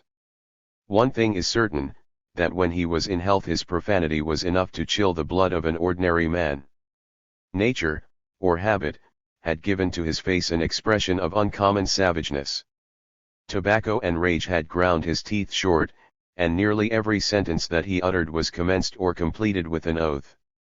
Hated for his cruelty, despised for his cowardice, he went to his grave lamented by nobody on the place outside of his own house, if, indeed, he was even lamented there.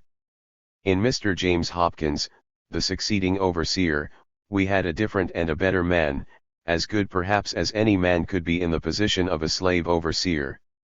Though he sometimes wielded the lash, it was evident that he took no pleasure in it and did it with much reluctance. He stayed but a short time here, and his removal from the position was much regretted by the slaves generally. Of the successor of Mr. Hopkins I shall have something to say at another time and in another place. For the present we will attend to a further description of the business-like aspect of Col. Lloyd's Great House Farm. There was always much bustle and noise here on the 2 days at the end of each month, for then the slaves belonging to the different branches of this great estate assembled here by their representatives, to obtain their monthly allowances of cornmeal and pork. These were gala days for the slaves of the outlying farms, and there was much rivalry among them as to who should be elected to go up to the Great House Farm for the allowances, and indeed to attend to any other business at this great place, to them the capital of a little nation. Its beauty and grandeur, its immense wealth, its numerous population, and the fact that Uncles Harry, Peter, and Jake, the sailors on board the sloop, usually kept on sale trinkets which they bought in Baltimore to sell to their less fortunate fellow servants, made a visit to the Great House Farm a high privilege, and eagerly sought. It was valued, too, as a mark of distinction and confidence, but probably the chief motive. 02. Among the competitors for the office was the opportunity it afforded to shake off the monotony of the field and to get beyond the overseer's eye and lash. Once on the road with an ox team, and seated on the tongue of the cart, with no overseer to look after him, one felt comparatively free. Slaves were expected to sing as well as to work. A silent slave was not liked, either by masters or overseers. "Make a noise there! Make a noise there! And bear a hand," were words usually addressed to slaves when they were silent. This, and the natural disposition of the Negro to make a noise in the world, may account for the almost constant singing among them when at their work. There was generally more or less singing among the teamsters, at all times. It was a means of telling the overseer, in the distance, where they were and what they were about. But on the allowance days those commissioned to the Great House Farm were peculiarly vocal. While on the way they would make the grand old woods for miles around reverberate with their wild and plaintive notes. They were indeed both merry and sad. Child as I was, these wild songs greatly depressed my spirits. Nowhere outside of dear old Ireland, in the days of want and famine, have I heard sounds so mournful. In all these slave songs there was ever some expression of praise of the great house farm, something that would please the pride of the Lloyds. I am going away to the great house farm. Oh, yeah. Oh, yeah. Oh, yeah. My old master is a good old master. Oh, yeah. Oh, yeah. Oh, yeah. These words would be sung over and over again, with others, improvised as they went along, jargon, perhaps, to the reader, but full of meaning to the singers. I have sometimes thought that the mere hearing of these songs would have done more to impress the good people of the North with the soul-crushing character of slavery than whole volumes exposing the physical cruelties of the slave system, for the heart has no language like song. Many years ago, when recollecting my experience in this respect, I wrote of these slave songs in the following strain. 03. I did not, when a slave, fully understand the deep meaning of those rude and apparently incoherent songs. I was, myself, within the circle, so that I could then neither hear nor see as those without might see and hear. They breathed the prayer and complaint of souls overflowing with the bitterest anguish. They depressed my spirits and filled my heart with ineffable sadness. The remark in the olden time was not unfrequently made, that slaves were the most contented and happy laborers in the world, and their dancing and singing were referred to in proof of this alleged fact, but it was a great mistake to suppose them happy because they sometimes made those joyful noises. The songs of the slaves represented their sorrows, rather than their joys. Like tears, they were a relief to aching hearts. It is not inconsistent with the constitution of the human mind that it avails itself of one and the same method for expressing opposite emotions. Sorrow and desolation have their songs, as well as joy and peace. It was the boast of slaveholders that their slaves enjoyed more of the physical comforts of life than the peasantry of any country in the world. My experience contradicts this. The men and the women slaves on Col. Lloyd's farm received as their monthly allowance of food, 8 pounds of pickled pork, or its equivalent in fish. The pork was often tainted, and the fish were of the poorest quality. With their pork or fish, they had given them 1 bushel of Indian meal, unbolted, of which quite 15% was more fit for pigs than for men. With this 1 pint of salt was given, and this was the entire monthly allowance of a full-grown slave, working constantly in the open field from morning till night every day in the month except Sunday. There is no kind of work which really requires a better supply of food to prevent physical exhaustion than the field work of a slave. The yearly allowance of clothing was not more ample than the supply of food. It consisted of 2 tow linen shirts, 1 pair of trousers of the same coarse material for summer, and a woolen pair of trousers and a woolen jacket for winter, with 1 pair of yarn stockings and a pair of shoes of the coarsest description. Children under 10 years old had neither shoes, stockings, jackets, nor trousers. They had 2 coarse tow linen shirts per year. 04. And when these were worn out they went naked till the next allowance day, and this was the condition of the little girls as well as of the boys. As to beds, they had none. 1 coarse blanket was given them, and this only to the men and women. The children stuck themselves in holes and corners about the quarters, often in the corners of huge chimneys, with their feet in the ashes to keep them warm. The want of beds, however, was not considered a great privation by the field hands. Time to sleep was of far greater importance. For when the day's work was done most of these had their washing, mending, and cooking to do, and having few or no facilities for doing such things, very many of their needed sleeping hours were consumed in necessary preparations for the labors of the coming day.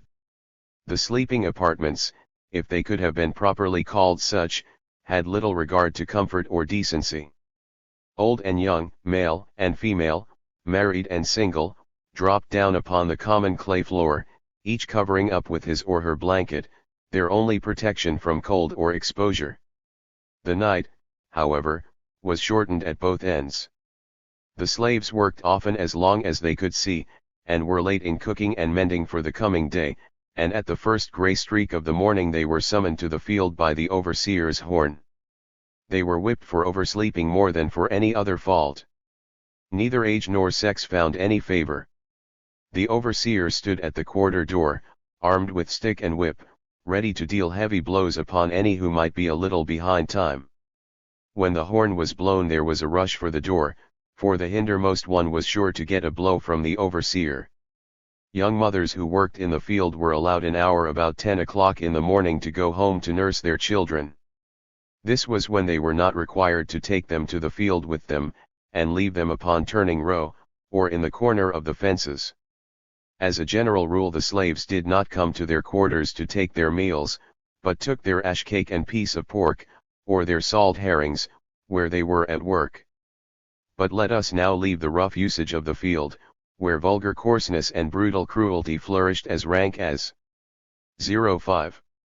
Weeds in the tropics, and where a vile wretch, in the shape of a man, rides, walks and struts about, with whip in hand, dealing heavy blows and leaving deep gashes on the flesh of men and women, and turn our attention to the less repulsive slave life as it existed in the home of my childhood.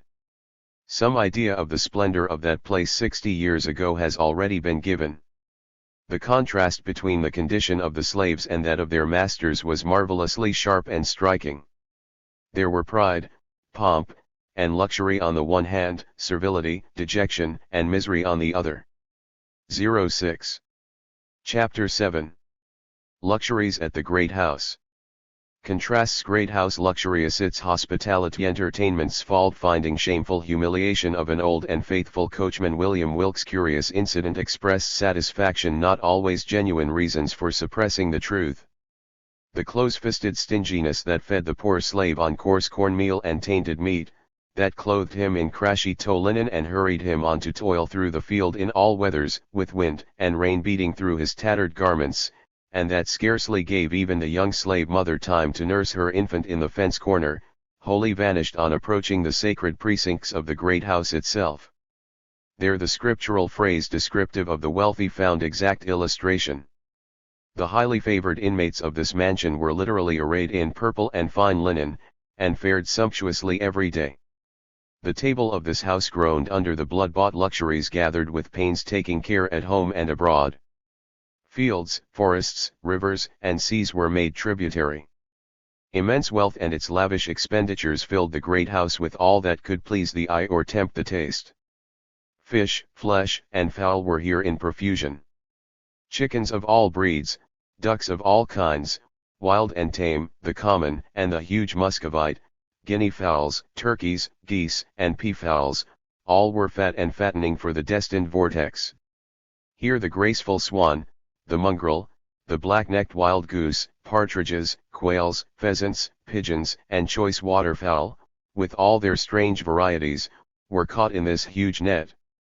Beef, veal, mutton, and venison, of the most select kinds and quality, rolled in bounteous profusion to this grand consumer.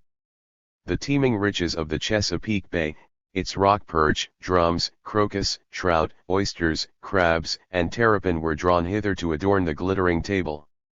The dairy, too, the finest then on the eastern shore of Maryland, supplied by cattle of the best English stock, imported for the express purpose, poured its rich donations. 07. Of fragrant cheese, golden butter, and delicious cream to heighten the attractions of the gorgeous, unending round of feasting. Nor were the fruits of the earth overlooked. The fertile garden, many acres in size, constituting a separate establishment distinct from the common farm, with its scientific gardener direct from Scotland, a Mr. McDermott, and 4 men under his direction, was not behind, either in the abundance or in the delicacy of its contributions. The tender asparagus, the crispy celery, and the delicate cauliflower, eggplants, beets, lettuce, parsnips, peas, and French beans, early and late, radishes, cantaloupes, melons of all kinds, and the fruits of all climes and of every description, from the hardy apples of the north to the lemon and orange of the south, culminated at this point. Here were gathered figs, raisins, almonds, and grapes from Spain, wines and brandies from France, teas of various flavor from China, and rich, aromatic coffee from Java, all conspiring to swell the tide of high life, where pride and indolence lounged in magnificence and satiety.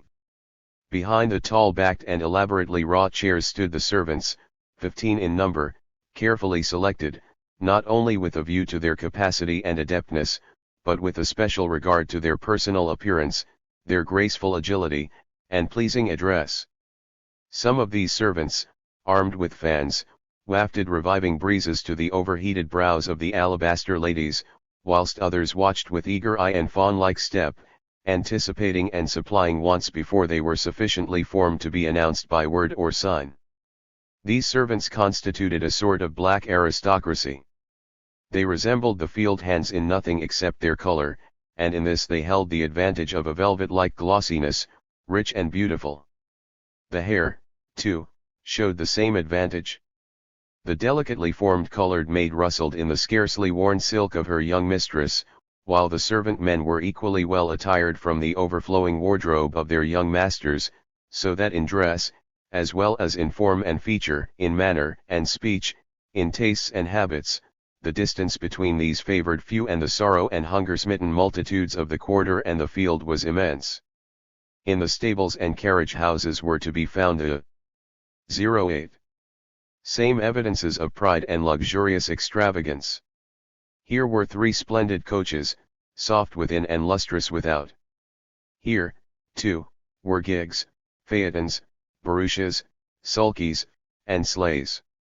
Here were saddles and harnesses, beautifully wrought and richly mounted.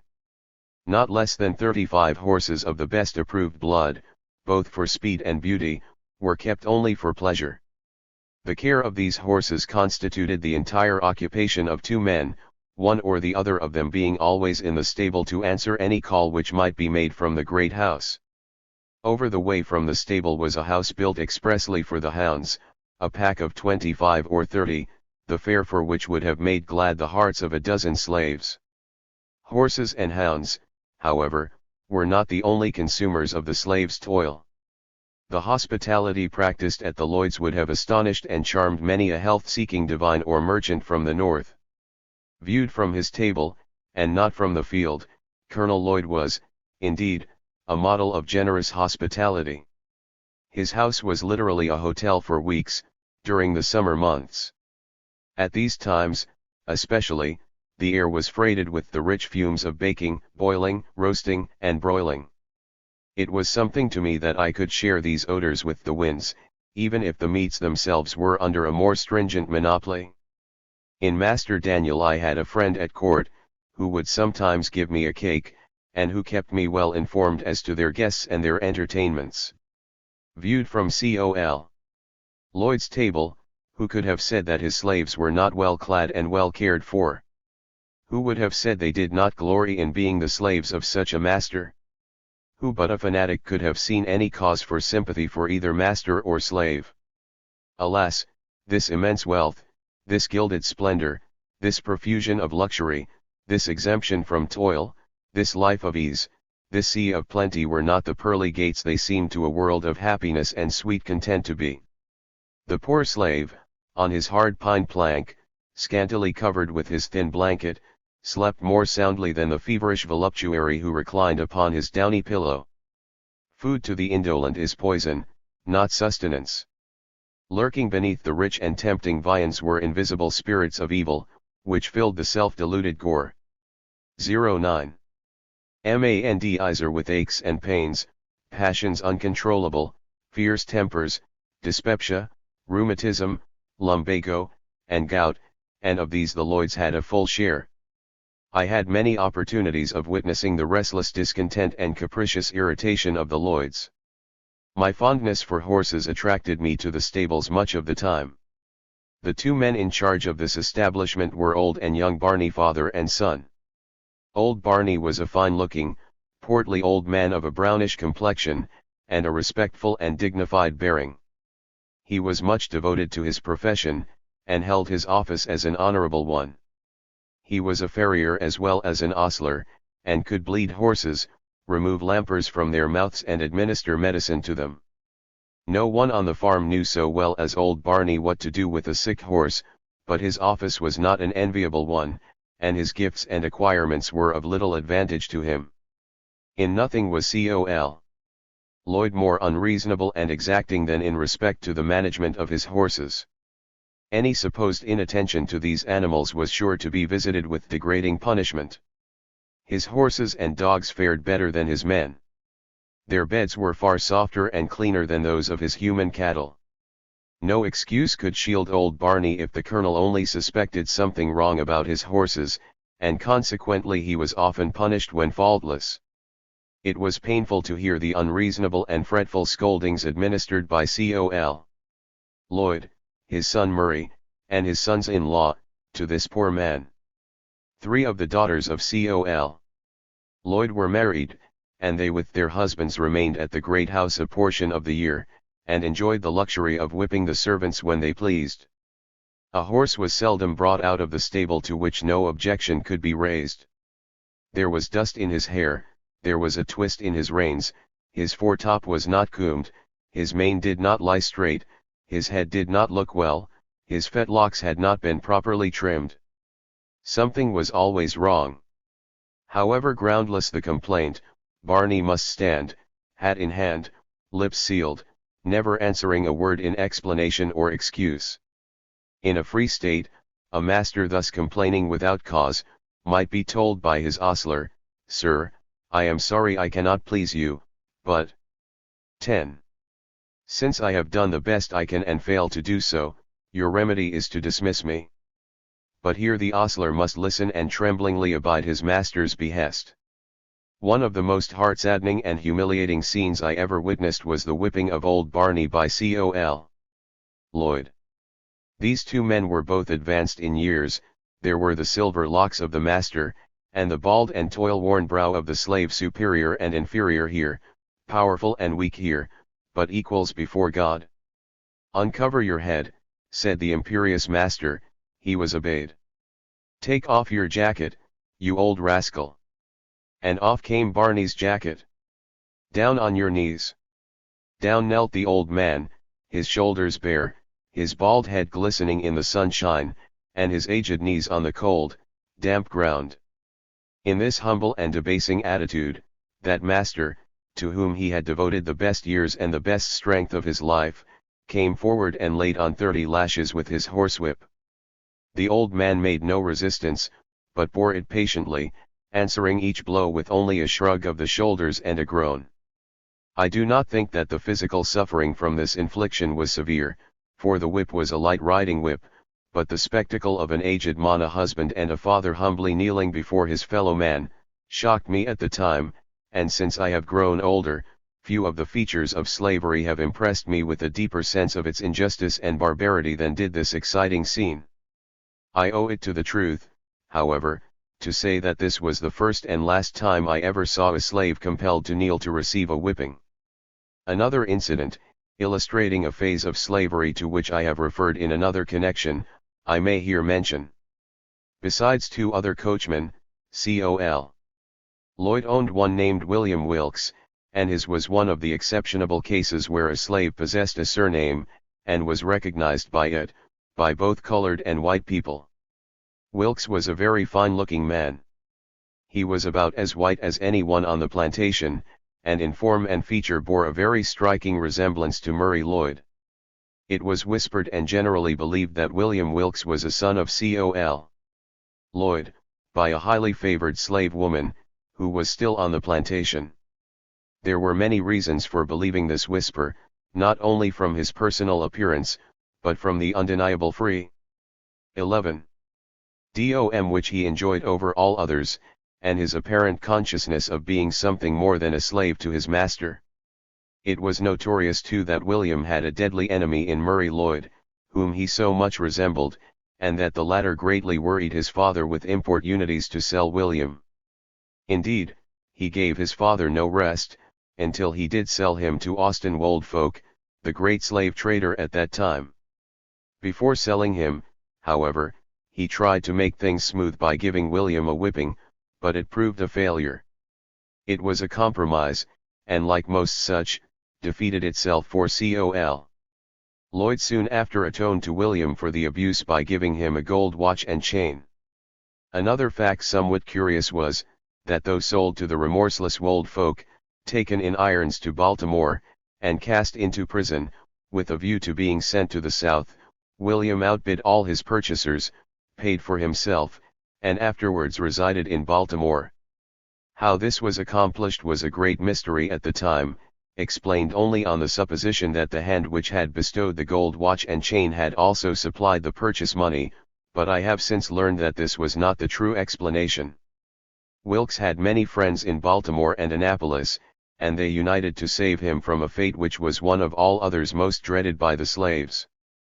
Practical amalgamation was however so common at the South, and so many circumstances pointed in that direction, that there was little reason to doubt that William Wilkes was the son of Edward Lloyd. The real feelings and opinions of the slaves were not much known or respected by their masters. The distance between the two was too great to admit of such knowledge, and in this respect Col. Lloyd was no exception to the rule. His slaves were so numerous that he did not know them when he saw them. Nor, indeed, did all his slaves know him.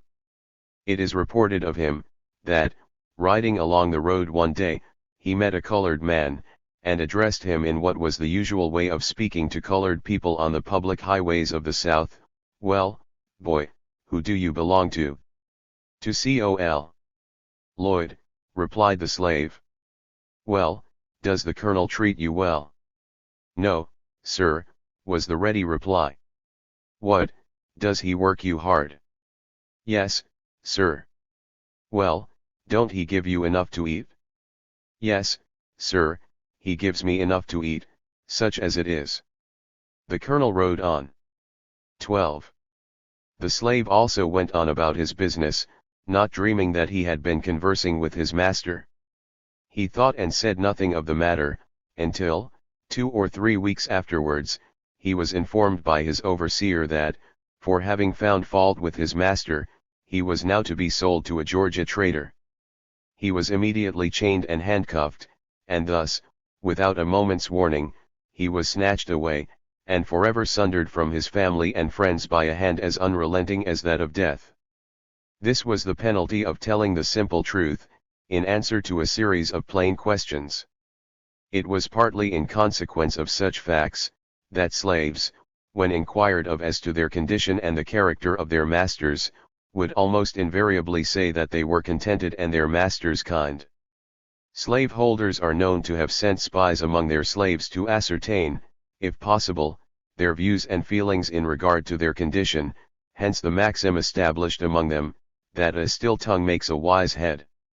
They would suppress the truth rather than take the consequences of telling it, and in so doing they prove themselves a part of the human family. I was frequently asked if I had a kind master, and I do not remember ever to have given a negative reply. I did not consider myself as uttering that which was strictly untrue, for I always measured the kindness of my master by the standard of kindness set up by slaveholders around us. 13. Chapter 8. Characteristics of Overseers. Austin Gore's sketch of his character. Overseers as a class. Their peculiar characteristics. Marked individuality of Austin Gore. His sense of duty. Murder of poor Denby. Sensation. How Gore made his peace with Col.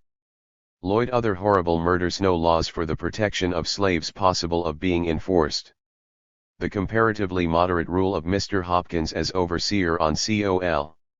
Lloyd's plantation was succeeded by that of another, whose name was Austin Gore.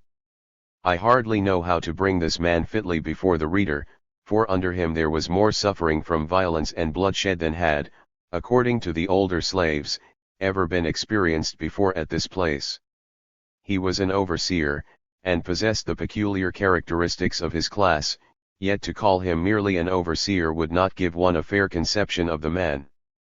I speak of overseers as a class, for they were such. They were as distinct from the slave-holding gentry of the South as are the fishwomen of Paris and the coal-heavers of London distinct from other grades of society. They constituted, at the South, a separate fraternity. They were arranged and classified by that great law of attraction which determines the sphere and affinities of men and which ordains that men whose malign and brutal propensities preponderate over their moral and intellectual endowments shall naturally fall into the employments which promise the largest gratification to their predominating instincts or propensities.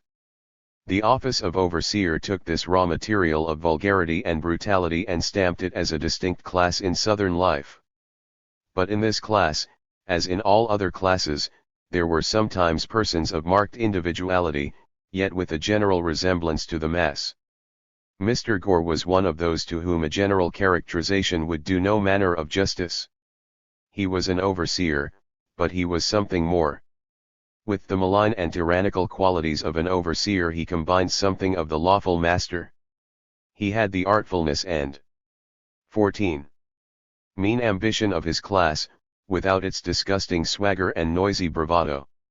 There was an easy air of independence about him, a calm self-possession, and at the same time a sternness of glance which well might daunt less timid hearts than those of poor slaves accustomed from childhood to cower before a driver's lash. He was one of those overseers who could torture the slightest word or look into impudence, and he had the nerve not only to resent, but to punish promptly and severely. There could be no answering back. Guilty or not guilty, to be accused was to be sure of a flogging. His very presence was fearful, and I shunned him as I would have shunned a rattlesnake. His piercing black eyes and sharp, shrill voice ever awakened sensations of dread. Other overseers, how brutal soever they might be, would sometimes seek to gain favor with the slaves by indulging in a little pleasantry, but Gore never said a funny thing or perpetrated a joke. He was always cold, distant, and unapproachable overseer on Col. Edward Lloyd's plantation and needed no higher pleasure than the performance of the duties of his office.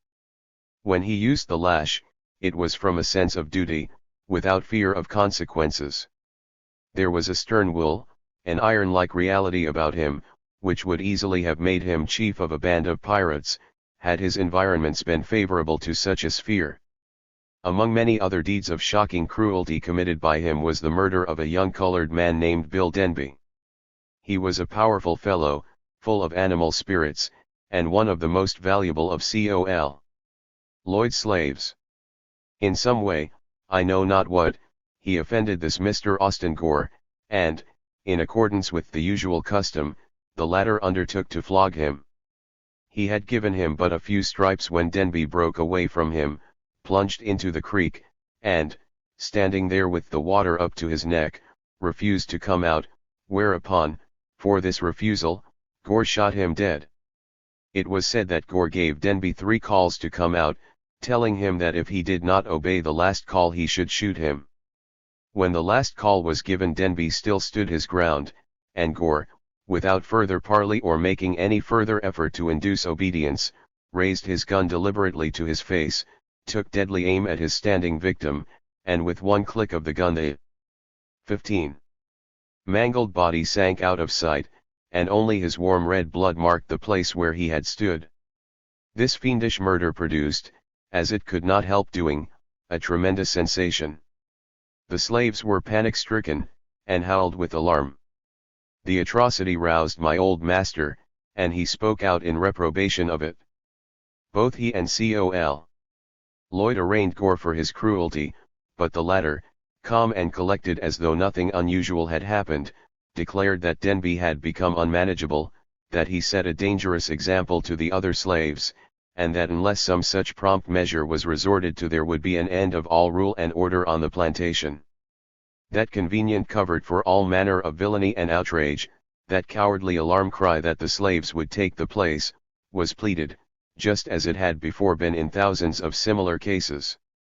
Gore's defense was evidently considered satisfactory, for he was continued in his office without being subjected to a judicial investigation. The murder was committed in the presence of slaves only, and they, being slaves, could neither institute a suit nor testify against the murderer. Mr. Gore lived in St. Michael's, Talbot Co., Maryland, and I have no reason to doubt, from what I know to have been the moral sentiment of the place, that he was as highly esteemed and as much respected as though his guilty soul had not been stained with innocent blood. I speak advisedly when I say that in Talbot Co., Maryland, killing a slave, or any colored person, was not treated as a crime, either by the courts or the community. Mr. Thomas Lanman, ship carpenter of St. Michael's, killed 2 slaves, one of whom he butchered with a hatchet by knocking out his brains. He used to boast of having committed the awful and bloody deed. I have heard him do so laughingly, declaring himself a benefactor of his country and that when others would do as much as he had done, they would be rid of the D______D niggers. Another notorious fact which I may here state was the murder of a young girl between 15 and 16 years of age, by her mistress, Mrs. Giles Hicks, who lived but a short distance from Col. Lloyd's. This wicked woman, in the paroxysm of her wrath, not content with killing her victim, literally mangled her face and broke her breastbone. Wild and in fury. 16. Aided as she was, she took the precaution to cause the burial of the girl, but, the facts of the case getting abroad, the remains were disinterred and a coroner's jury assembled, who, after due deliberation, decided that the girl had come to her death from severe beating.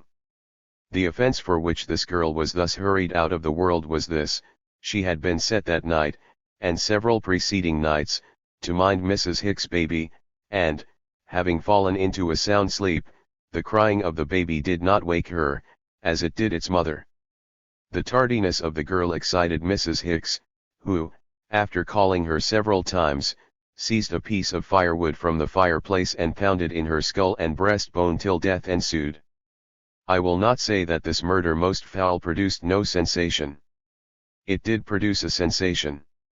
A warrant was issued for the arrest of Mrs. Hicks, but incredible to tell, for some reason or other, that warrant was never served, and she not only escaped condign punishment, but the pain and mortification as well, of being arraigned before a court of justice. While I am detailing the bloody deeds that took place during my stay on Col. Lloyd's plantation, I will briefly narrate another dark transaction, which occurred about the time of the murder of Denby. On the side of the River Wye opposite from Col. Lloyd's, there lived a Mr. Beale Bondley, a wealthy slaveholder. In the direction of his land, and near the shore, there was an excellent oyster fishing ground, and to this some of Lloyd's slaves occasionally resorted in their little canoes, at night, with a view to make up the deficiency of their scanty allowance of food by the oysters that they could easily get there. Mr. Bondley took it into his head to regard this as a trespass, and while an old man slave was engaged in catching a few of the many millions of oysters that lined the bottom of the creek, to satisfy his hunger, the rascally Bondley, lying in ambush, without the slightest warning, discharged the contents of his musket into the back of the poor old man. As good fortune would have it, the shot did not prove fatal, and Mr. Bondley came over the next day to see Col. Lloyd about it. What happened between them I know not, but there was little said about it and nothing publicly done. One of the commonest sayings to which my ears early became accustomed, was, that 17. It was worth but a half a cent to kill a nigger, and half a cent to bury one. While I heard of numerous murders committed by slaveholders on the eastern shore of Maryland, I never knew a solitary instance where a slaveholder was either hung or imprisoned for having murdered a slave. The usual pretext for such crimes was that the slave had offered resistance. Should a slave, when assaulted, but raise his hand in self-defense, the white assaulting party was fully justified by Southern law and Southern public opinion in shooting the slave down, and for this there was no redress. 18. Chapter 9. Change of location. Miss Lucretia her kindness show it was manifested ike a battle with him as Lucretia's balsam bread how it was obtained gleams of sunlight amidst the general darkness suffering from cold how we took our meal mush preparations for going to Baltimore delight at the change cousin Tom's opinion of Baltimore arrival their kind reception and Mrs. Hugh Ald their son Tommy me relations to Themidiotius a turning point in my life. I have nothing cruel or shocking to relate of my own personal experience while I remained on Col. Lloyd's plantation, at the home of my old master. An occasional cuff from Aunt Katy, and a regular whipping from old master, such as any heedless and mischievous boy might get from his father, is all that I have to say of this sort. I was not old enough to work in the field, and there being little else than field work to perform, I had much leisure.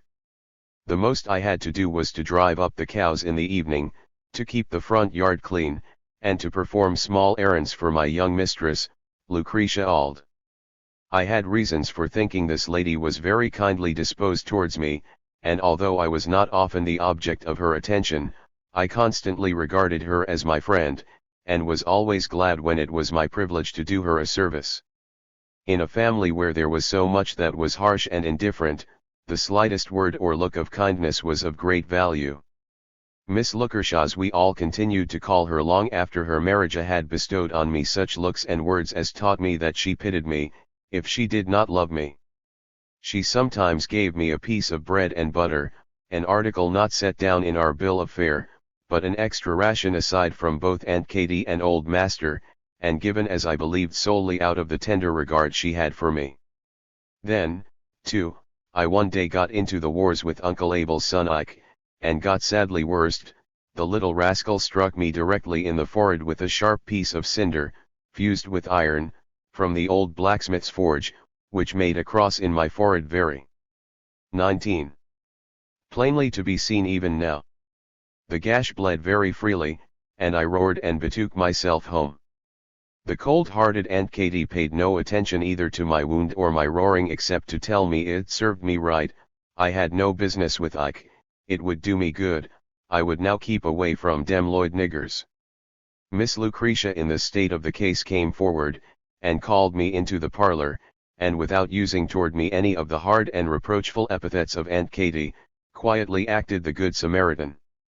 With her own soft hand she washed the blood from my head and face, brought her own bottle of balsam, and with the balsam wetted a nice piece of white linen and bound up my head.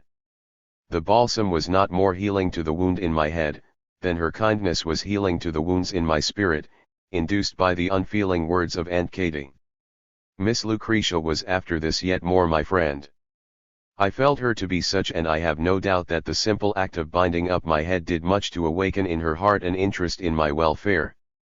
It is quite true that this interest seldom showed itself in anything more than in giving me a piece of bread and butter, but this was a great favor on a slave plantation, and I was the only one of the children to whom such attention was paid.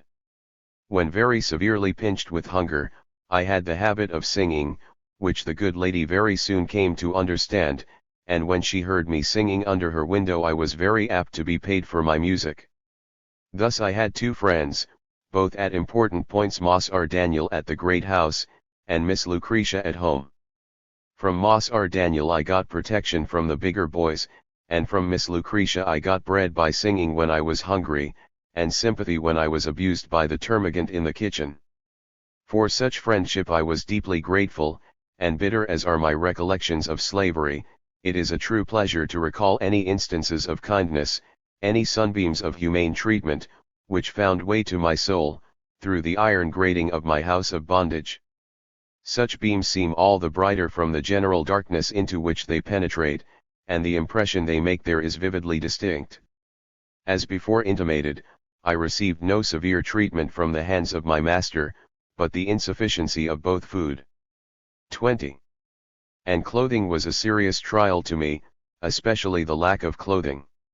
In hottest summer and coldest winter I was kept almost in a state of nudity.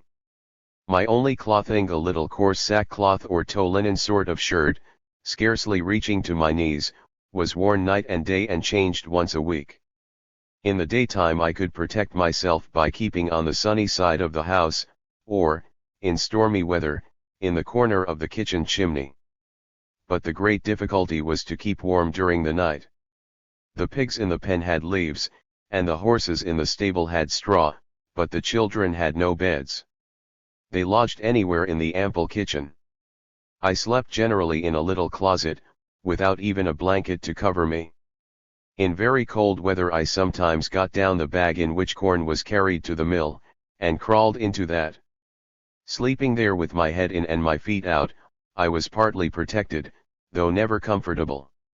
My feet have been so cracked with the frost that the pen with which I am writing might be laid in the gashes. Our cornmeal mush, which was our only regular if not all-sufficing diet, was, when sufficiently cooled from the cooking, placed in a large tray or trough.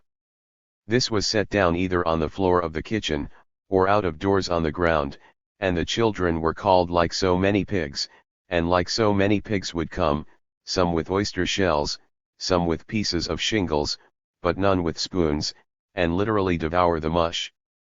He who could eat fastest got most, and he who was strongest got the best place, but few left the trough really satisfied. I was the most unlucky of all, for Aunt Katy had no good feeling for me, and if I pushed the children, or if they told her anything unfavorable of me, she always believed the worst and was sure to whip me. As I grew older and more thoughtful, I became more and more filled with a sense of my wretchedness. The unkindness of Aunt Katy, the hunger and cold I suffered, and the terrible reports of wrongs and outrages which came to my ear, together with what I almost daily witnessed, led me to wish I had never been born.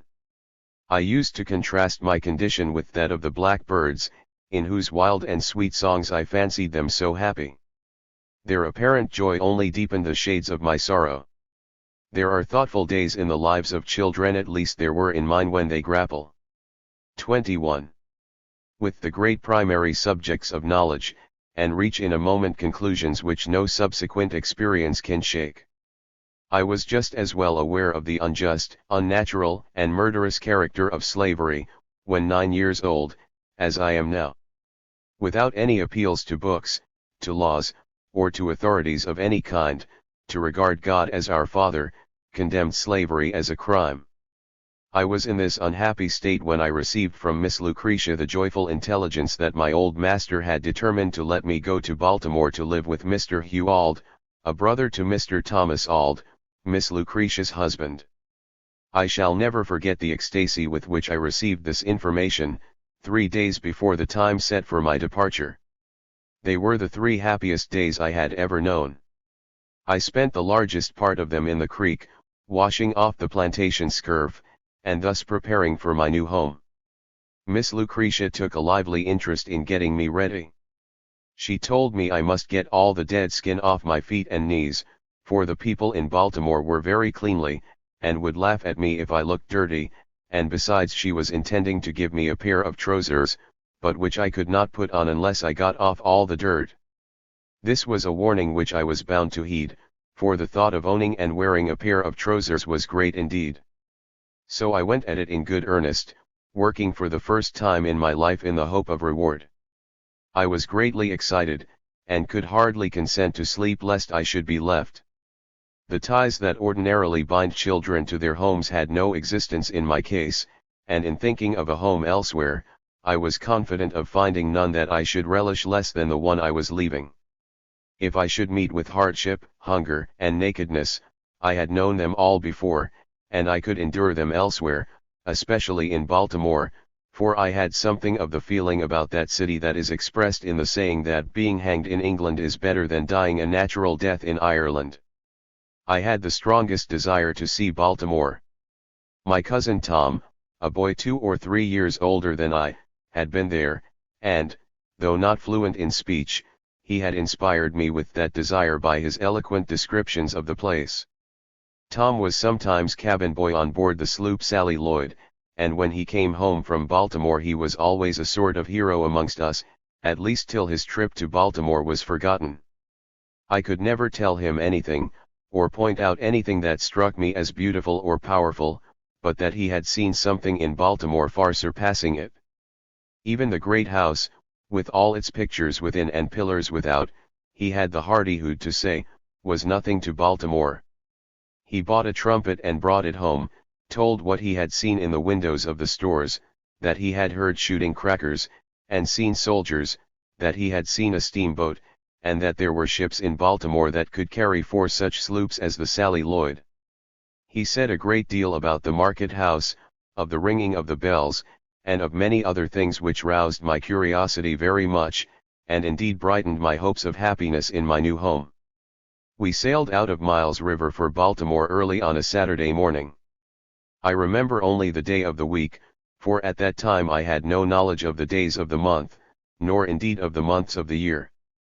On setting sail I walked aft and gave to Col. Lloyd's plantation what I hoped would be the last look I should give to it, or to any place like it. After taking this last view, I quitted the quarter-deck, made my way to the bow of the boat, and spent the remainder of the day in looking ahead, interesting myself in what was in the distance, rather than in what was near by, or behind.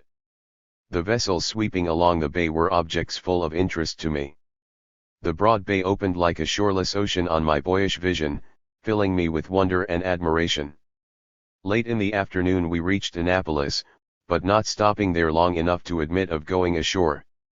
It was the first large town I had ever seen, and though it was inferior to many a factory village in New England, my feelings on seeing it were excited to a pitch very little below that reached by travelers at the first view of Rome. The dome of the State House was especially imposing, and surpassed in grandeur the appearance of the great house I had left behind.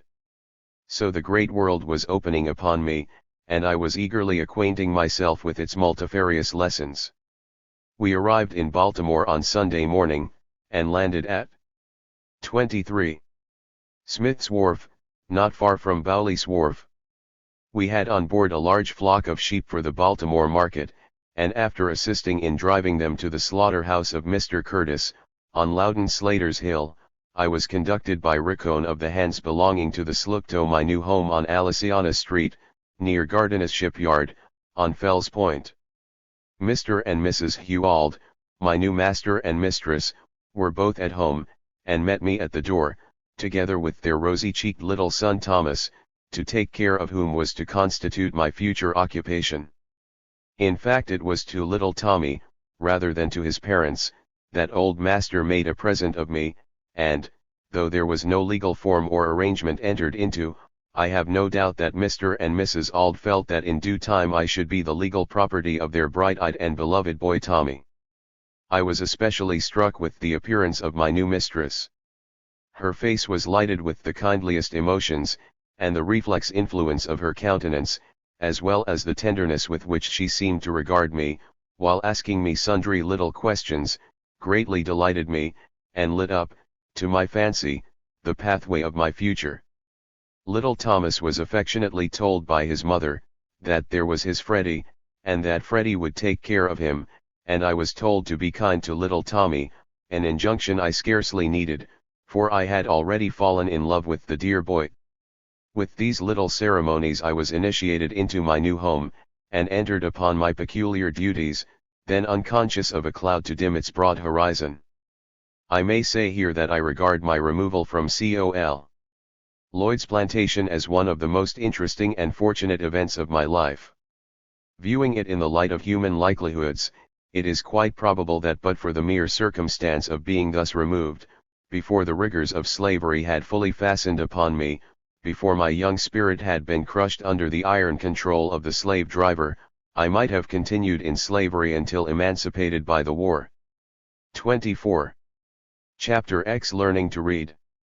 City annoyances plantation regrets me mistress sure history her kindness a masteries sourness a comforts increased sensitiveness a occupation learning to read baneful effects of slave holding on my dear, good mistress summer. Hugh forbids Mrs. Sophia to teach me further clouds gather on my bright prospects Master Auld's exposition of the philosophy of slavery city slaves country slaves contrasts exceptions Hamilton's two slavesummers. Hamilton's cruel treatment of them piteous aspect presented by them no power to come between the slave and slaveholder.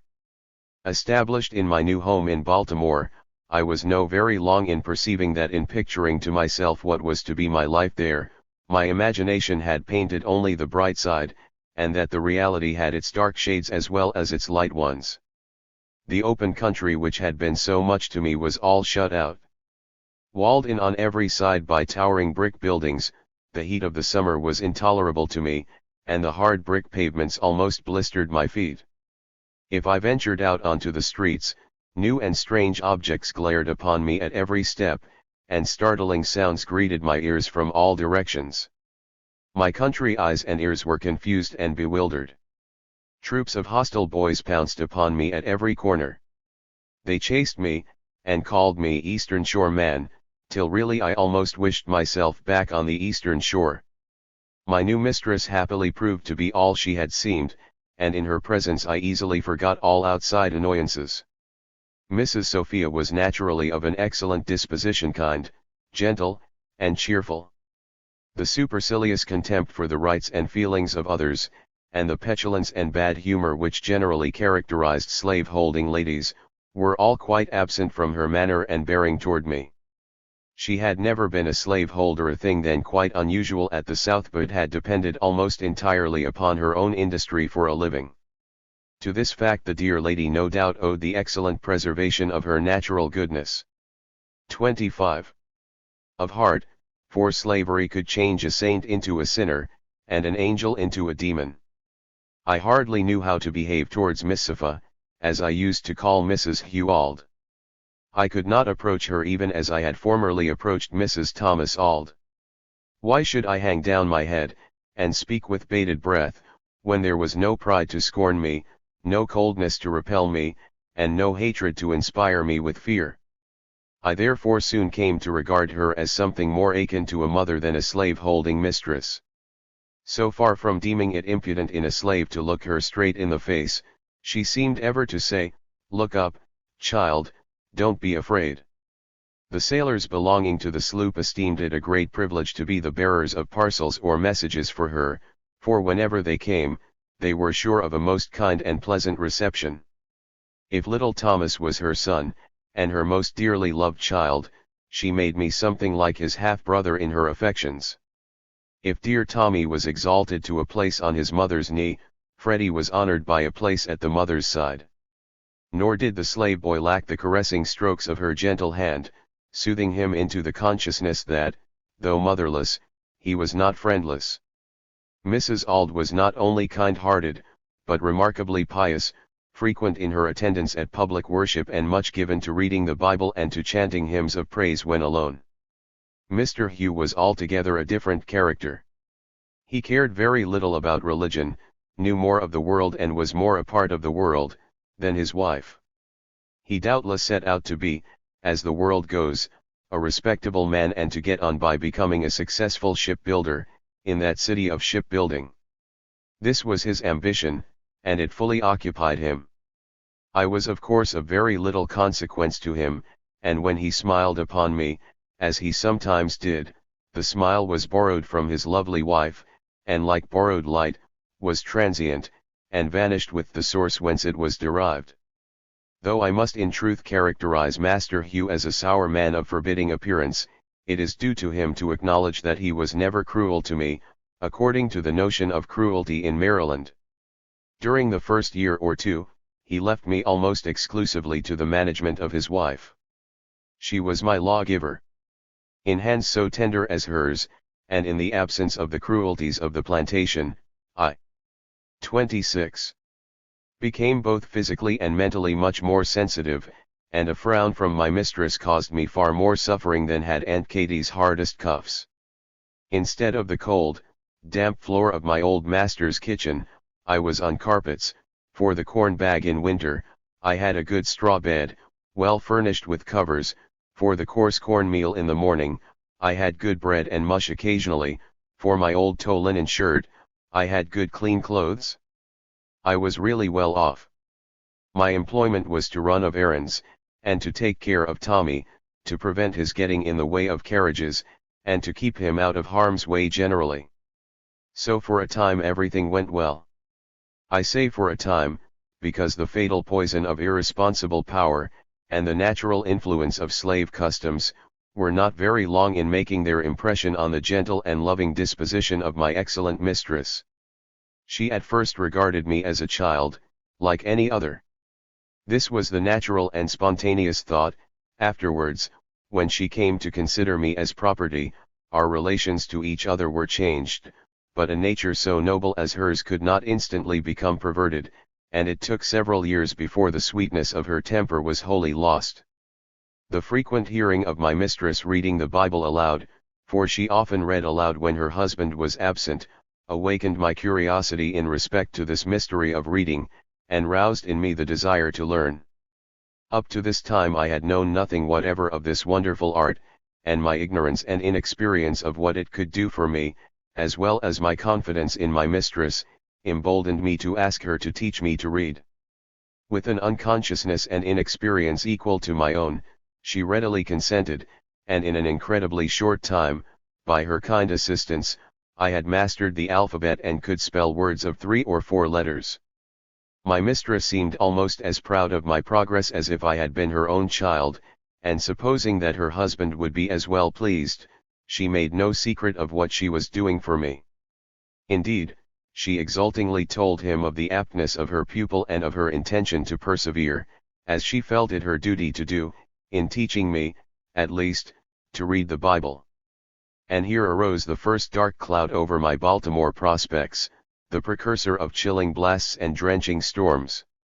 Master Hugh was as 27.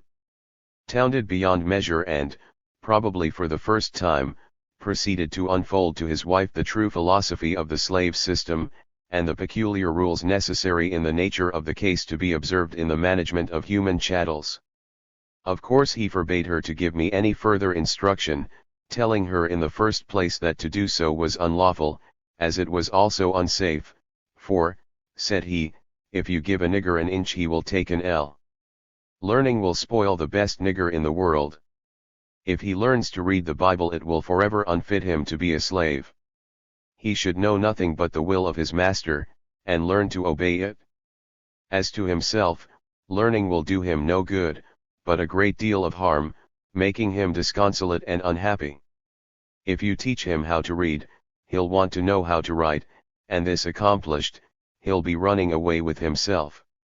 Such was the tenor of Master Hugh's oracular exposition, and it must be confessed that he very clearly comprehended the nature and the requirements of the relation of master and slave. His discourse was the first decidedly anti-slavery lecture to which it had been my lot to listen. Mrs. Auld evidently felt the force of what he said, and, like an obedient wife, began to shape her course in the direction indicated by him. The effect of his words on me was neither slight nor transitory. His iron sentences, cold and harsh, sunk like heavy weights deep into my heart, and stirred up within me a rebellion not soon to be allayed. This was a new and special revelation, dispelling a painful mystery against which my youthful understanding had struggled, and struggled in vain, to wit, the white man's power to perpetuate the enslavement of the black man. Very well, thought I. Knowledge unfits a child to be a slave. I instinctively assented to the proposition, and from that moment I understood the direct pathway from slavery to freedom. It was just what I needed, and it came to me at a time and from a source whence I least expected it.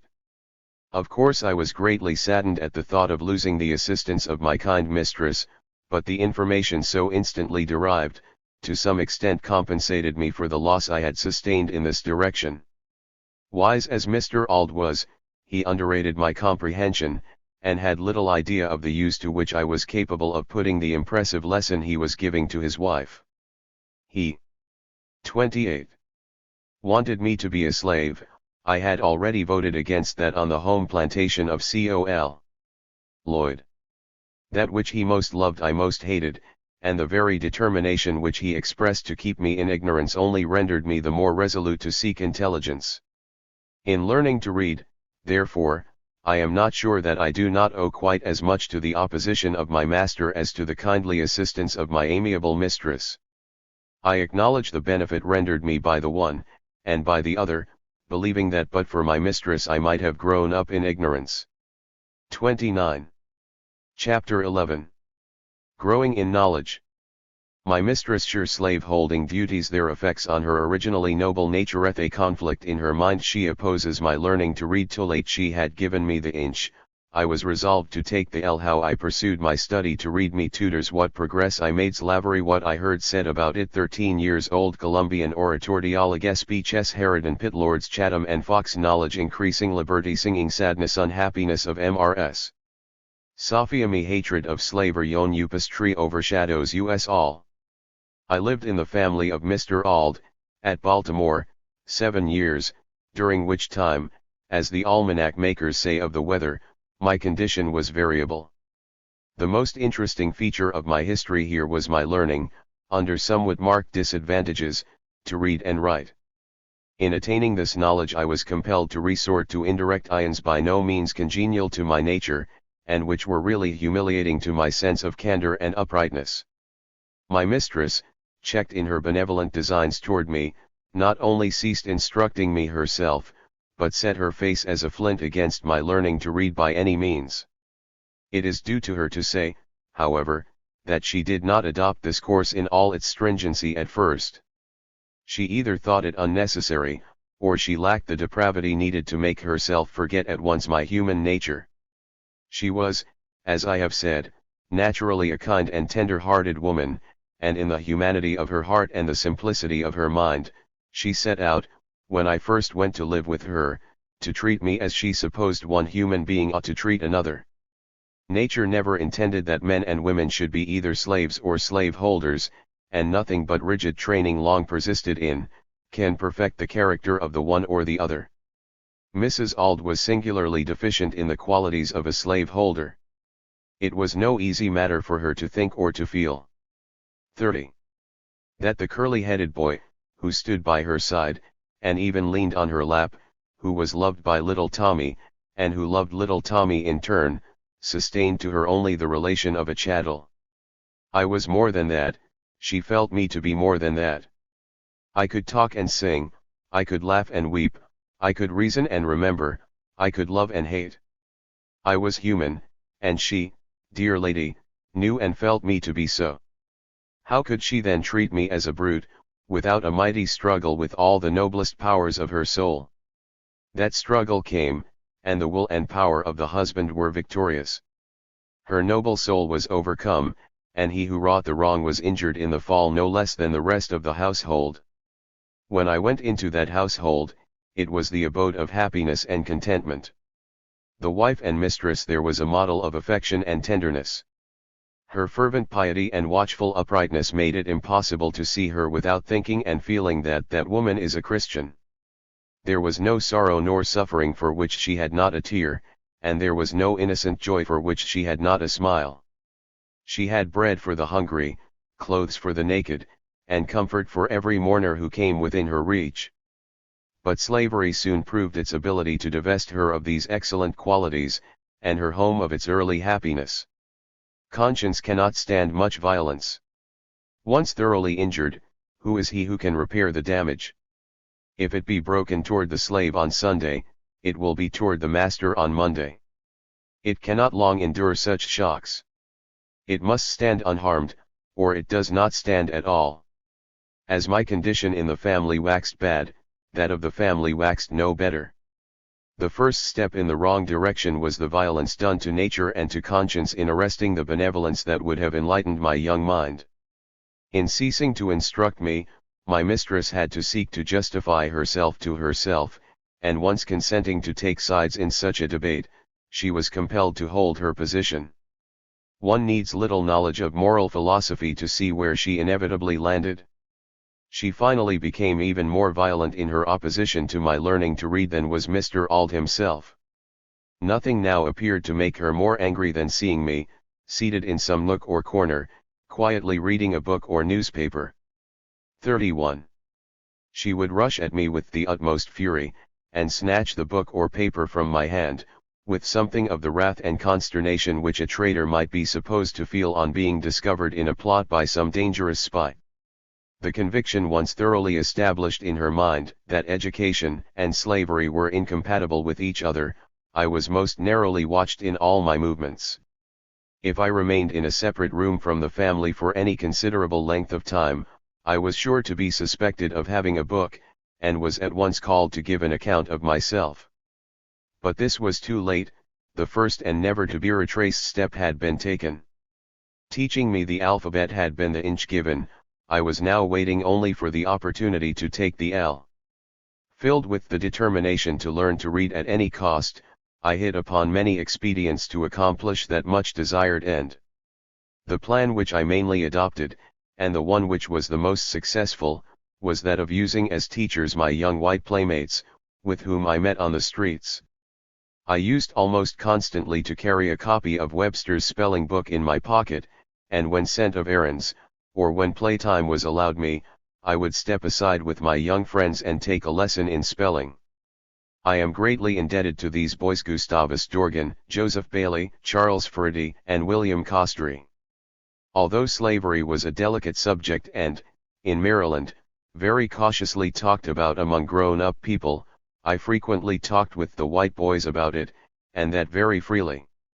I would sometimes say to them, while seated on a curbstone or a cellar door, I wish I could be free, as you will be when you get to be men. You will be free, you know, as soon as you are 21, and can go where you like, but I am a slave for life. Have I not as good a right to be free as you have? Words like these, I observed, always troubled them, and I had no small satisfaction in drawing out from them, as I occasionally did, that fresh and bitter condemnation of slavery which ever springs from natures unseared and unperverted. Of all consciences, let me have those to deal with, which have not been seared and bewildered with the cares and perplexities of life. I do not remember ever while I was in slavery, to have met with a boy who defended the 32 system, but I do remember many times, when I was consoled by them, and by them encouraged to hope that something would yet occur by which I would be made free. Over and over again, they have told me that they believed I had as good a right to be free as they had, and that they did not believe God ever made anyone to be a slave. It is easily seen that such little conversations with my playfellows had no tendency to weaken my love of liberty, nor to render me contented as a slave. When I was about 13 years old, and had succeeded in learning to read, every increase of knowledge, especially anything respecting the free states, was an additional weight to the almost intolerable burden of my thought. I am a slave for life. To my bondage I could see no end. It was a terrible reality, and I shall never be able to tell how sadly that thought chafed my young spirit. Fortunately or unfortunately, I had, by blacking boots for some gentleman, earned a little money with which I purchased of Mr. Knight, on Thames Street, what was then a very popular school book, viz., the Columbian Orator, for which I paid 50 cents. I was led to buy this book by hearing some little boys say that they were going to learn some pieces out of it for the exhibition. This volume was indeed a rich treasure, and, for a time, every opportunity afforded me was spent in diligently perusing it. Among much other interesting matter, that which I read again and again with unflagging satisfaction was a short dialogue between a master and his slave. The slave is represented as having been recaptured in a second attempt to run away, and the master opens the dialogue with an upbraiding speech, charging the slave with ingratitude, and demanding to know what he has to say in his own defense. Thus upbraided and thus called upon to reply, the slave rejoins that he knows how little anything that he can say will avail, seeing that he is completely in the hands of his owner, and with noble resolution, calmly says, I submit to my fate. Touched by the slave's answer, the master insists upon his further speaking, and recapitulates the many acts of kindness which he has performed toward the slave, and tells him he is permitted to speak for himself. Thus invited, the quondam slave made a spirited defense of himself, and thereafter the whole argument for and against slavery 33 is brought out. The master was vanquished at every turn in the argument, and, appreciating the fact, he generously and meekly emancipates the slave, with his best wishes for his prosperity. It is unnecessary to say that a dialogue with such an origin and such an end, read by me when every nerve of my being was in revolt at my own condition as a slave, affected me most powerfully.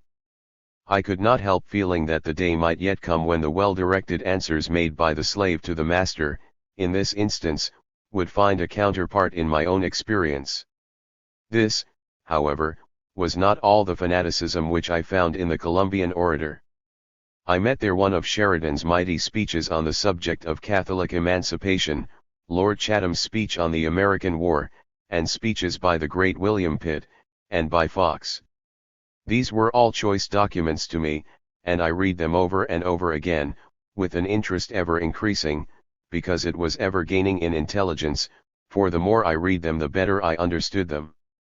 The reading of these speeches added much to my limited stock of language, and enabled me to give tongue to many interesting thoughts which had often flashed through my mind and died away for want of words in which to give them utterance. The mighty power and heart-searching directness of truth penetrating the heart of a slave-holder and compelling him to yield up his earthly interests to the claims of eternal justice, were finely illustrated in the dialogue, and from the speeches of Sheridan I got a bold and powerful denunciation of oppression and a most brilliant vindication of the rights of man. Here was indeed a noble acquisition. If I had ever wavered under the consideration that the Almighty, in some way, had ordained slavery and willed my enslavement for His own glory, I wavered no longer. I had now penetrated to the secret of all slavery and of all oppression, and had ascertained their true foundation to be in the pride, the power, and the avarice of man. With a book in my hands so redolent of the principles of liberty, and with a perception of my own human nature and of the facts of my past and present experience, I was equal to a contest with the religious advocates of slavery, whether white or black, for blindness in this matter was not 34. Confined to the white people. I have met, at the South, many good, religious colored people who were under the delusion that God required them to submit to slavery and to wear their chains with meekness and humility. I could entertain no such nonsense as this, and I quite lost my patience when I found a colored man weak enough to believe such stuff. Nevertheless, eager as I was to partake of the tree of knowledge, its fruits were bitter as well as sweet. Slaveholders, thought I, are only a band of successful robbers, who, leaving their own homes, went into Africa for the purpose of stealing and reducing my people to slavery. I loathed them as the meanest and the most wicked of men. And as I read, behold, the very discontent so graphically predicted by Master Hugh had already come upon me. I was no longer the light-hearted, gleesome boy full of mirth and play, that I was when I landed in Baltimore. Light had penetrated the moral dungeon where I had lain, and I saw the bloody whip for my back and the iron chain for my feet, and my good, kind master was the author of my situation. The revelation haunted me, stung me, and made me gloomy and miserable. As I writhed under the sting and torment of this knowledge, I almost envied my fellow slaves their stupid indifference. It opened my eyes to the horrible pit, and revealed the teeth of the frightful dragon that was ready to pounce upon me, but alas, it opened no way for my escape. I wished myself a beast, a bird, anything rather than a slave. I was wretched and gloomy beyond my ability to describe. This everlasting thinking distressed and tormented me, and yet there was no getting rid of the subject of my thoughts. Liberty, as the inestimable birthright of every man, converted every object into an assertor of this right. I heard it in every sound, and saw it in every object. It was ever present to torment me with a sense of my wretchedness. The more beautiful and charming were the smiles of nature, the more horrible and desolate was my condition. I saw nothing without seeing it, and I heard nothing without hearing it. I do not exaggerate when I say that it looked at me in every star, smiled in every calm, breathed in every wind and moved in every storm. I have no doubt that my state of mind had something to do with the change in treatment which my mistress adopted towards me. I can easily believe that my leaden 35. Downcast, and disconsolate look was very offensive to her. Poor lady! She did not understand my trouble, and I could not tell her. Could I have made her acquainted with the real state of my mind and given her the reasons therefor, it might have been well for both of us. As it was, her abuse fell upon me like the blows of the false prophet upon his ass. She did not know that an angel stood in the way. Nature made us friends, but slavery had made us enemies. My interests were in a direction opposite to hers, and we both had our private thoughts and plans. She aimed to keep me ignorant, and I resolved to know, although knowledge only increased my misery. My feelings were not the result of any marked cruelty in the treatment I received, they sprung from the consideration of my being a slave at all. It was slavery, not its mere incidents, that I hated. I had been cheated. I saw through the attempt to keep me in ignorance. I saw that slaveholders would have gladly made me believe that, in making a slave of me and in making slaves of others, they were merely acting under the authority of God, and I felt to them as to robbers and deceivers. The feeding and clothing me well could not atone for taking my liberty from me. The smiles of my mistress could not remove the deep sorrow that dwelt in my young bosom. Indeed, these came, in time, but to deepen my sorrow. She had changed, and the reader will see that I too, had changed. We were both victims to the same overshadowing evil, she as mistress, I a slave. I will not censure her harshly. 36. Chapter 12. Religious Nature Awakened. Abolitionists spoke in of eagerness to know the meaning of word consults the dictionary incendiary information enigmas solved Nat Turner insurrection Chalararlagan Methodist minister religious impressions father laws and his character and occupation his influence over me our mutual attachment new hopes and aspirations heavenly light wo Irishman on wharf conversation with them learning to write me aims. In the unhappy state of mind described in the foregoing chapter, regretting my very existence because doomed to a life of bondage, and so goaded and wretched as to be even tempted at times to take my own life, I was most keenly sensitive to know any and everything possible that had any relation to the subject of slavery. I was all ears, all eyes, whenever the word slave or slavery dropped from the lips of any white person, and more frequently occasions occurred when these words became leading ones in high, social debate at our house. Very often I would overhear Master Hugh, or some of his company, speak with much warmth of the abolitionists. Who or what the abolitionists were, I was totally ignorant. I found, however, that whoever or whatever they might be, they were most cordially hated and abused by slaveholders of every grade. I very soon discovered too, that slavery was, in some sort, under consideration whenever the abolitionists were alluded to. This made the term a very interesting one to me. If a slave had made good his escape from slavery, it was generally alleged that he had been persuaded and assisted to do so by the abolitionists. If a slave killed his master, or struck down his overseer, or set fire to his master's dwelling, or committed any violence or crime, out of the common way, it was certain to be said that such a crime was the legitimate fruits of the abolition movement. Hearing such charges often repeated, I, naturally enough, received the impression that abolition whatever else it might be was not unfriendly to the slave, nor very friendly to the slaveholder. I therefore said. 37. About finding out, if possible, who and what the abolitionists were, and why they were so obnoxious to the slaveholders. The dictionary offered me very little help. It taught me that abolition was the act of abolishing, but it left me in ignorance at the very point where I most wanted information, and that was, as to the thing to be abolished. A city newspaper, the Baltimore American, gave me the incendiary information denied me by the dictionary. In its columns I found that on a certain day a vast number of petitions and memorials had been presented to Congress, praying for the abolition of slavery in the District of Columbia, and for the abolition of slave trade between the states of the Union. This was enough. The vindictive bitterness, the marked caution, the studied reserve, and the ambiguity practiced by our white folks when alluding to this subject, was now fully explained. Ever after that, when I heard the word abolition, I felt the matter one of a personal concern, and I drew near to listen whenever I could do so, without seeming too solicitous and prying. There was hope in those words. Ever and anon too, I could see some terrible denunciation of slavery in our papers copied from abolition papers at the North and the injustice of such denunciation commented on. These I read with avidity.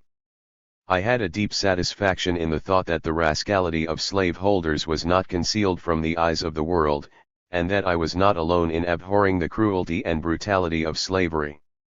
A still deeper train of thought was stirred. I saw that there was fear as well as rage in the manner of speaking of the abolitionists, and from this I inferred that they must have some power in the country, and I felt that they might perhaps succeed in their designs. When I met with a slave to whom I deemed it safe to talk on the subject, I would impart to him so much of the mystery as I had been able to penetrate. Thus the light of this grand movement broke in upon my mind by degrees, and I must say that ignorant as I was of the philosophy of that movement, I believed in it from the first, and I believed in it, partly, because I saw that it alarmed the consciences of the slaveholders. The insurrection of Nat Turner had been quelled, but the alarm and terror which it occasioned had not subsided. The cholera was then on its way to this country, and I remember thinking. 38. That God was angry with the white people because of their slave-holding wickedness, and therefore his judgments were abroad in the land. Of course it was impossible for me not to hope much for the abolition movement when I saw it supported by the Almighty, and armed with death. Previously to my contemplation of the anti-slavery movement and its probable results, my mind had been seriously awakened to the subject of religion. I was not more than 13 years old, when, in my loneliness and destitution, I longed for someone to whom I could go, as to a father and protector. The preaching of a white Methodist minister, named Hanson, was the means of causing me to feel that in God I had such a friend. He though that all men, great and small, bond and free, were sinners in the sight of God, that they were by nature rebels against his government, and that they must repent of their sins, and be reconciled to God through Christ. I cannot say that I had a very distinct notion of what was required of me, but one thing I did know well, that I was wretched and had no means of making myself otherwise. I consulted a good colored man named Charles Lawson, and in tones of holy affection he told me to pray, and to cast all my care upon God. This I sought to do, and though for weeks I was a poor, broken-hearted mourner, traveling through doubts and fears, I finally found my burden lightened, and my heart relieved. I loved all mankind, slaveholders not excepted, though I abhorred slavery more than ever. I saw the world in a new light, and my great concern was to have everybody converted. My desire to learn increased, and especially did I want a thorough acquaintance with the contents of the Bible. I have gathered scattered pages of the Bible from the filthy street gutters, and washed and dried them, that in moments of leisure I might get a word or two of wisdom from them. While thus religiously seeking knowledge, I became acquainted with a good old colored man named Lawson. This man not only prayed 3 times a day, but he prayed as he walked through the streets, at his work, on his dray, everywhere. His life was a life of prayer, and his words when he spoke to anyone, were about a better world. Uncle Lawson lived near Master Hugh's house, and becoming deeply attached to him, I went often with him to prayer. 39. Meeting and spent much of my leisure time on Sunday with him.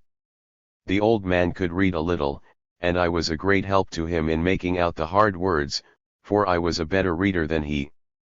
I could teach him the letter, but he could teach me the spirit, and refreshing times we had together, in singing and praying. These meetings went on for a long time without the knowledge either of Master Hugh or my mistress. Both knew, however, that I had become religious, and seemed to respect my conscientious piety. My mistress was still a professor of religion, and belonged to class. Her leader was no less a person than Rev. Beverly Waugh, the presiding elder, and afterwards one of the bishops of the Methodist Episcopal Church. In view of the cares and anxieties incident to the life she was leading, and especially in view of the separation from religious associations to which she was subjected, my mistress had, as I have before stated, become lukewarm, and needed to be looked up by her leader. This often brought Mr. Waugh to our house, and gave me an opportunity to hear him exhort and pray. But my chief instructor in religious matters was Uncle Lawson. He was my spiritual father and I loved him intensely, and was at his house every chance I could get. This pleasure, however, was not long unquestioned. Master Hugh became averse to our intimacy, and threatened to whip me if I ever went there again. I now felt myself persecuted by a wicked man, and I would go. The good old man had told me that the Lord had great work for me to do, and I must prepare to do it, that he had been shown that I must preach the gospel. His words made a very deep impression upon me, and I verily felt that some such work was before me, though I could not see how I could ever engage in its performance. The good Lord would bring it to pass in his own good time, he said, and that I must go on reading and studying the Scriptures. This advice and these suggestions were not without their influence on my character and destiny. He fanned my already intense love of knowledge into a flame by assuring me that I was to be a useful man in the world. When I would say to him, "How can these things be? And what can I do?" his simple reply was, "Trust in the Lord." When I would tell him, "I am a slave, and a slave for life, how can I? 40. Do anything. He would quietly answer, the Lord can make you free, my dear, all things are possible with him, only have faith in God. Ask, and it shall be given you. If you want liberty, ask the Lord for it in faith, and he will give it to you. Thus assured and thus cheered on under the inspiration of hope, I worked and prayed with a light heart, believing that my life was under the guidance of a wisdom higher than my own. With all other blessings sought at the mercy seat, I always prayed that God would, of his great mercy, and in his own good time, deliver me from my bondage. I went, one day, on the wharf of Mr. Waters, and seeing two Irishmen unloading a scow of stone or ballast, I went on board unasked, and helped them. When we had finished the work, one of the men came to me, aside, and asked me a number of questions, and among them if I were a slave. I told him I was a slave for life. The good Irishman gave a shrug, and seemed deeply affected. He said it was a pity so fine a little fellow as I should be a slave for life. They both had much to say about the matter, and expressed the deepest sympathy with me, and the most decided hatred of slavery. They went so far as to tell me that I ought to run away and go to the north, that I should find friends there, and that I should then be as free as anybody. I pretended not to be interested in what they said, for I feared they might be treacherous. White men were not unfrequently known to encourage slaves to escape, and then, to get the reward, they would kidnap them and return them to their masters.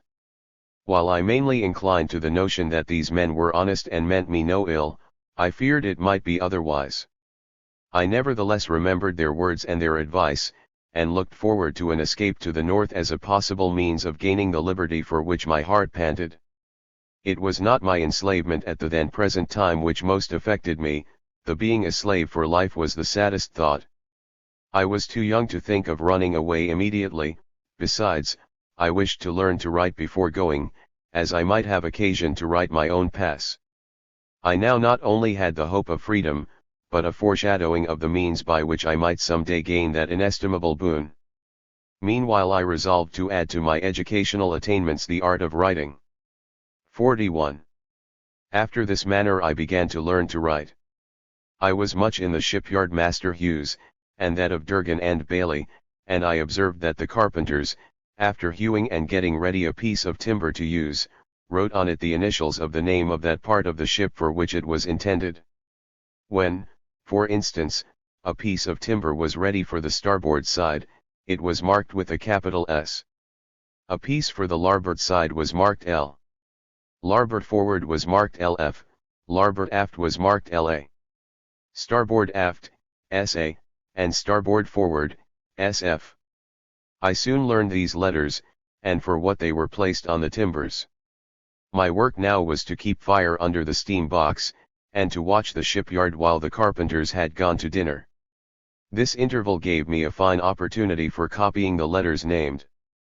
I soon astonished myself with the ease with which I made the letters, and the thought was soon present, if I can make 4 letters I can make more.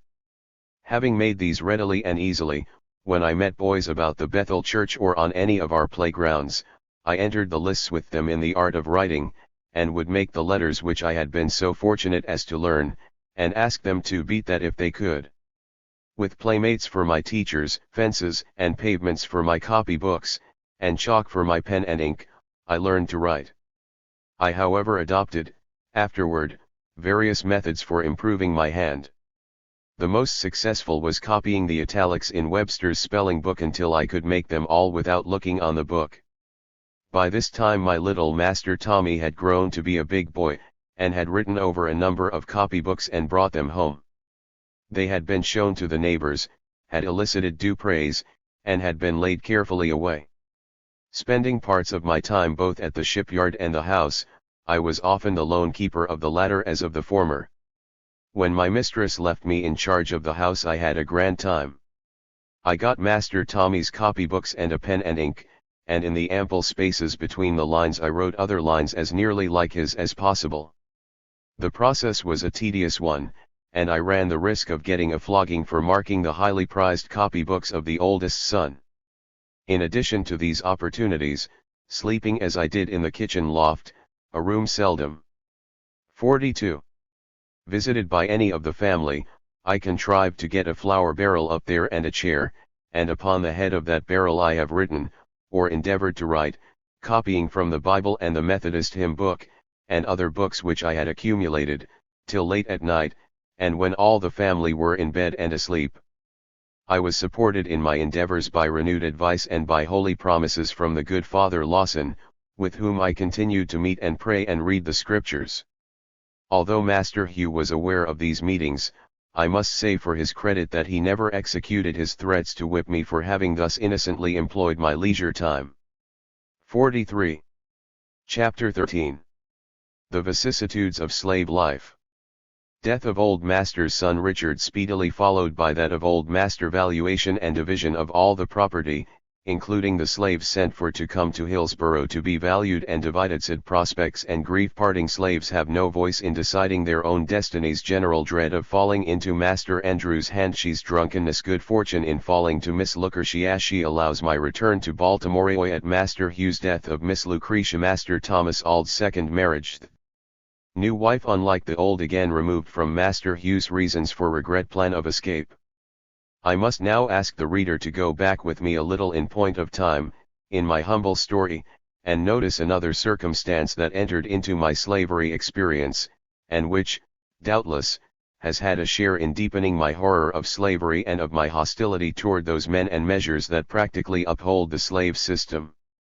It has already been observed that though I was, after my removal from Col. Lloyd's plantation, in form the slave of Master Hugh Auld, I was in fact and in law the slave of my old master, Capt. Anthony. Very well. In a very short time after I went to Baltimore, my old master's youngest son, Richard, died, and in 3 years and 6 months after, my old master himself died, leaving, to share the estate, only his daughter Lucretia and his son Andrew. The old man died while on a visit to his daughter in Hillsborough, where Capt. Auld and Mrs. Lucretia now lived. Master Thomas, having given up the command of Col. Lloyd's sloop, was now keeping store in that town. Cut off thus unexpectedly, Capt. Anthony died in state, and his property must be equally divided between his 2 children, Andrew and Lucretia. The valuation and division of slaves among contending heirs was a most important incident in slave life. The characters and tendencies of the heirs were generally well understood by the slaves who were to be divided, of whom all had 44. Their aversions and their preferences. But neither their aversions nor their preferences availed anything. On the death of old master I was immediately sent for to be valued and divided with the other property. Personally, my concern was mainly about my possible removal from the home of Master Hugh, for up to this time there had no dark clouds arisen to darken the sky of that happy abode. It was a sad day to me when I left for the eastern shore, to be valued and divided, as it was for my dear mistress and teacher, and for little Tommy. We all 3 wept bitterly, for we were parting, and it might be we were parting forever. No one could tell amongst which pile of chattels I might be flung. Thus early, I got a foretaste of that painful uncertainty which in one form or another was ever obtruding itself in the pathway of the slave. It furnished me a new insight into the unnatural power to which I was subjected. Sickness, adversity, and death may interfere with the plans and purposes of all, but the slave had the added danger of changing homes, in the separations unknown to other men. Then, too, there was the intensified degradation of the spectacle. What an assemblage! Men and women, young and old, married and single, moral and thinking human beings, in open contempt of their humanity, leveled at a blow with horses, sheep, horned cattle, and swine. Horses and men, cattle and women, pigs and children, all holding the same rank in the scale of social existence, and all subjected to the same narrow inspection, to ascertain their value in gold and silver, the only standard of worth applied by slaveholders to their slaves. Personality swallowed up in the sordid idea of property. Manhood lost in chattelhood. The valuation over, then came the division and apportionment. Our destiny was to be fixed for life, and we had no more voice in the decision of the question than the oxen and cows that stood chewing at the haymow. One word of the appraisers, against all preferences and prayers, could sunder all the ties of friendship and affection, even to separating husbands and wives, parents and children. We were all appalled before that power which, to human seeming, could, in a moment, bless or blast us. Added to this dread of separation, most painful to the majority of the slaves, we all had a decided 45. Horror of falling into the hands of Master Andrew, who was distinguished for his cruelty and intemperance. Slaves had a great dread, very naturally, of falling into the hands of drunken owners. Master Andrew was a confirmed sot, and had already by his profligate dissipation wasted a large portion of his father's property. To fall into his hands, therefore, was considered as the first step toward being sold away to the far south. He would no doubt spend his fortune in a few years, it was thought, and his farms and slaves would be sold at public auction, and the slaves hurried away to the cotton fields and rice swamps of the burning South. This was cause of deep consternation. The people of the North, and free people generally, I think, have less attachment to the places where they are born and brought up than had the slaves. Their freedom to come and go, to be here or there, as they list, prevents any extravagant attachment to any one particular place. On the other hand, the slave was a fixture, he had no choice, no goal, but was pegged down to one single spot, and must take root there or nowhere. The idea of removal elsewhere came generally in shape of a threat, and in punishment for crime. It was therefore attended with fear and dread. The enthusiasm which animates the bosoms of young freemen, when they contemplate a life in the far west, or in some distant country, where they expect to rise to wealth and distinction, could have no place in the thought of the slave, nor could those from whom they separated know anything of that cheerfulness with which friends and relations yield each other up, when they feel that it is for the good of the departing one that he is removed from his native place. Then, too, there is correspondence and the hope of reunion, but with the slaves, all these mitigating circumstances were wanting. There was no improvement in condition, probably no correspondence possible, no reunion attainable. His going out into the world was like a living man going into the tomb, who, with open eyes, sees himself buried out of sight and hearing of wife, children, and friends of kindred tie. In contemplating the likelihoods and possibilities of our circumstances, I probably suffered more than most of my fellow servants. I had known what it was to experience kind 46. And even tender treatment, they had known nothing of the sort. Life to them had been rough and thorny, as well as dark. They had most of them lived on my old master's farm in Tuckahoe, and had felt the rigors of Mr. Plummer's rule. He had written his character on the living parchment of most of their backs, and left them seamed and callous. My back was yet tender. I had left a kind mistress in tears when we parted, and the probability of ever seeing her again, trembling in the balance, as it were, could not fail to excite in me alarm and agony.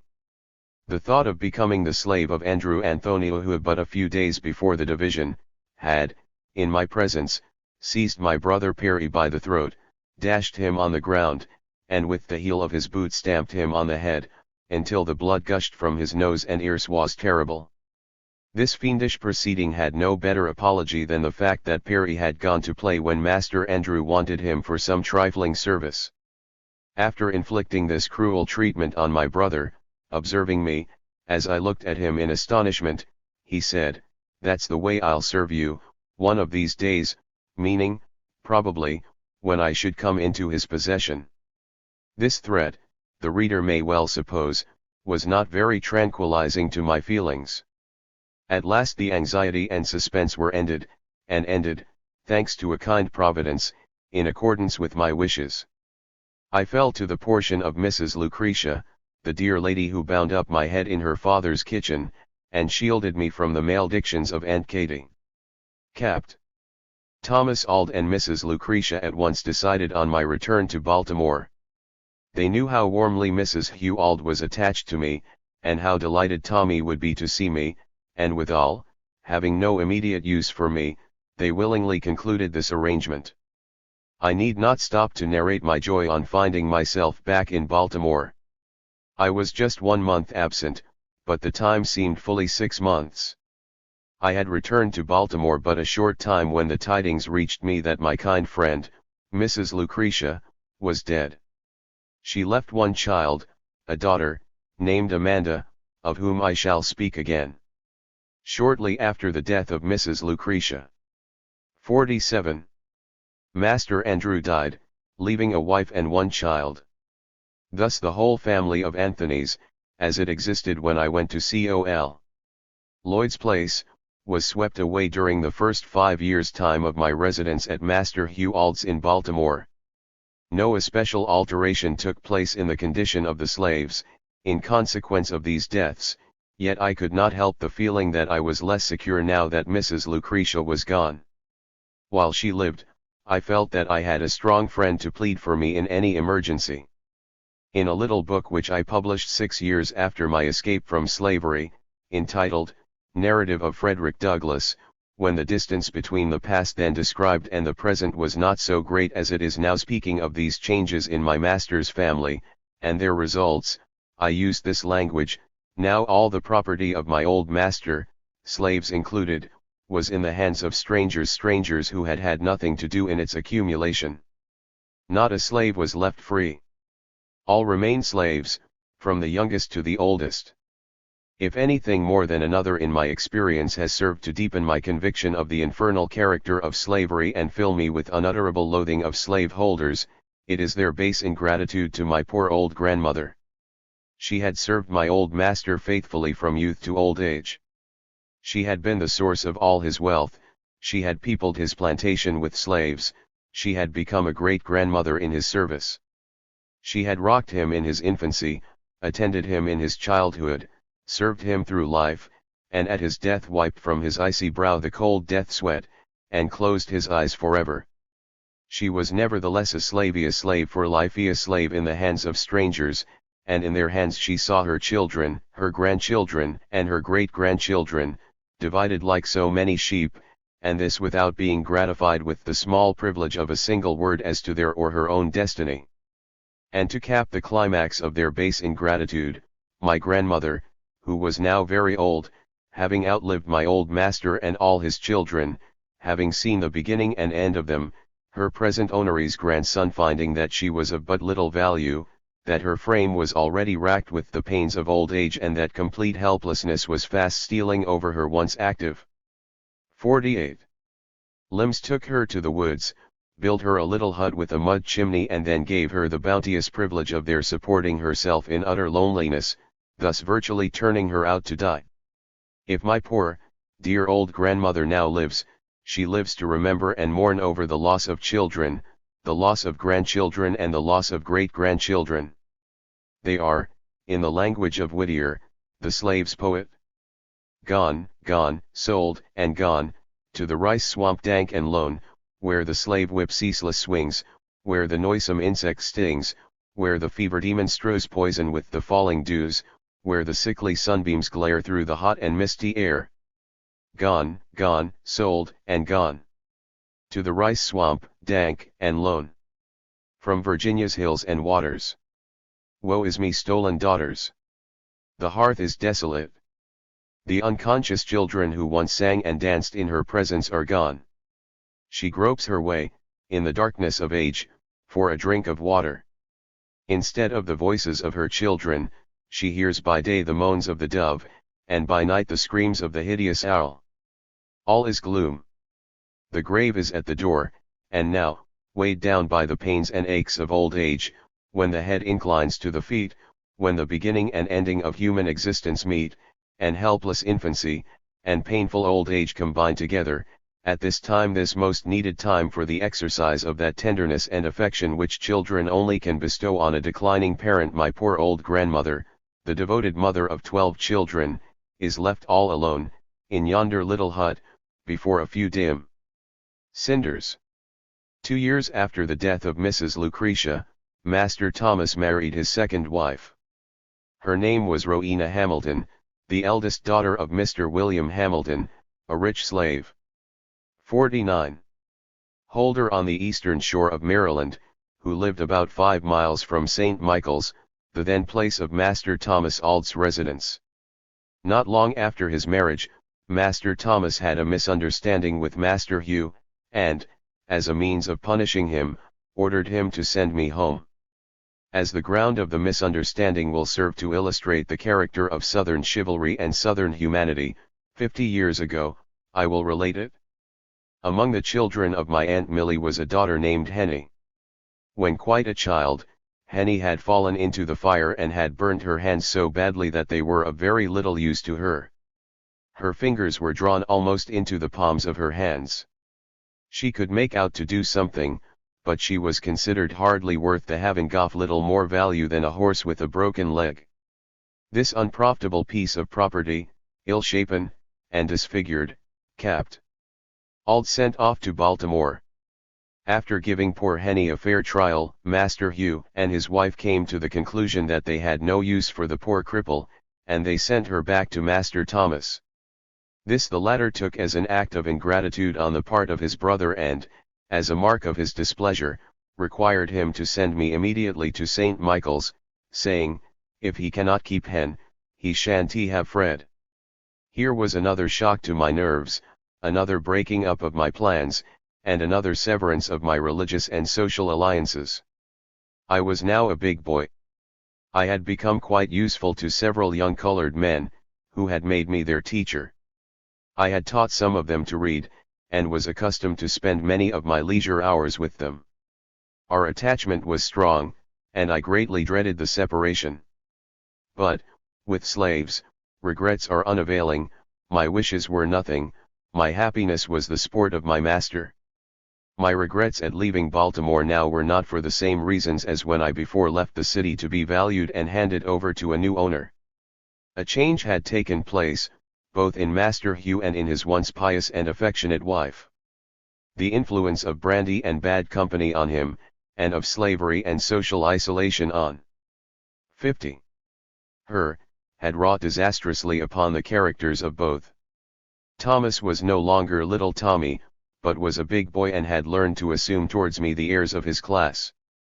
My condition, therefore, in the house of Master Hugh was not by any means so comfortable as in former years. My attachments were now outside of our family. They were to those to whom I imparted instruction, and to those little white boys from whom I received instruction. There, too, was my dear old father, the pious Lawson, who was in all the Christian graces the very counterpart of Uncle Tom, the resemblance so perfect that he might have been the original of Mrs. Stowe's Christian hero. The thought of leaving these dear friends greatly troubled me, for I was going without the hope of ever returning again, the feud being most bitter, and apparently wholly irreconcilable. In addition to the pain of parting from friends, as I supposed, forever, I had the added grief of neglected chances of escape to brood over. I had put off running away until I was now to be placed where opportunities for escape would be much more difficult, and less frequent. As we sailed down the Chesapeake Bay, on board the sloop Amanda, to St. Michael's, and were passed by the steamers playing between Baltimore and Philadelphia, I formed many a plan for my future, beginning and ending in the same determination to find some way yet of escape from slavery. 51. Chapter 14. Experience in St. Michael's. St. Michael's and its inhabitants Capt.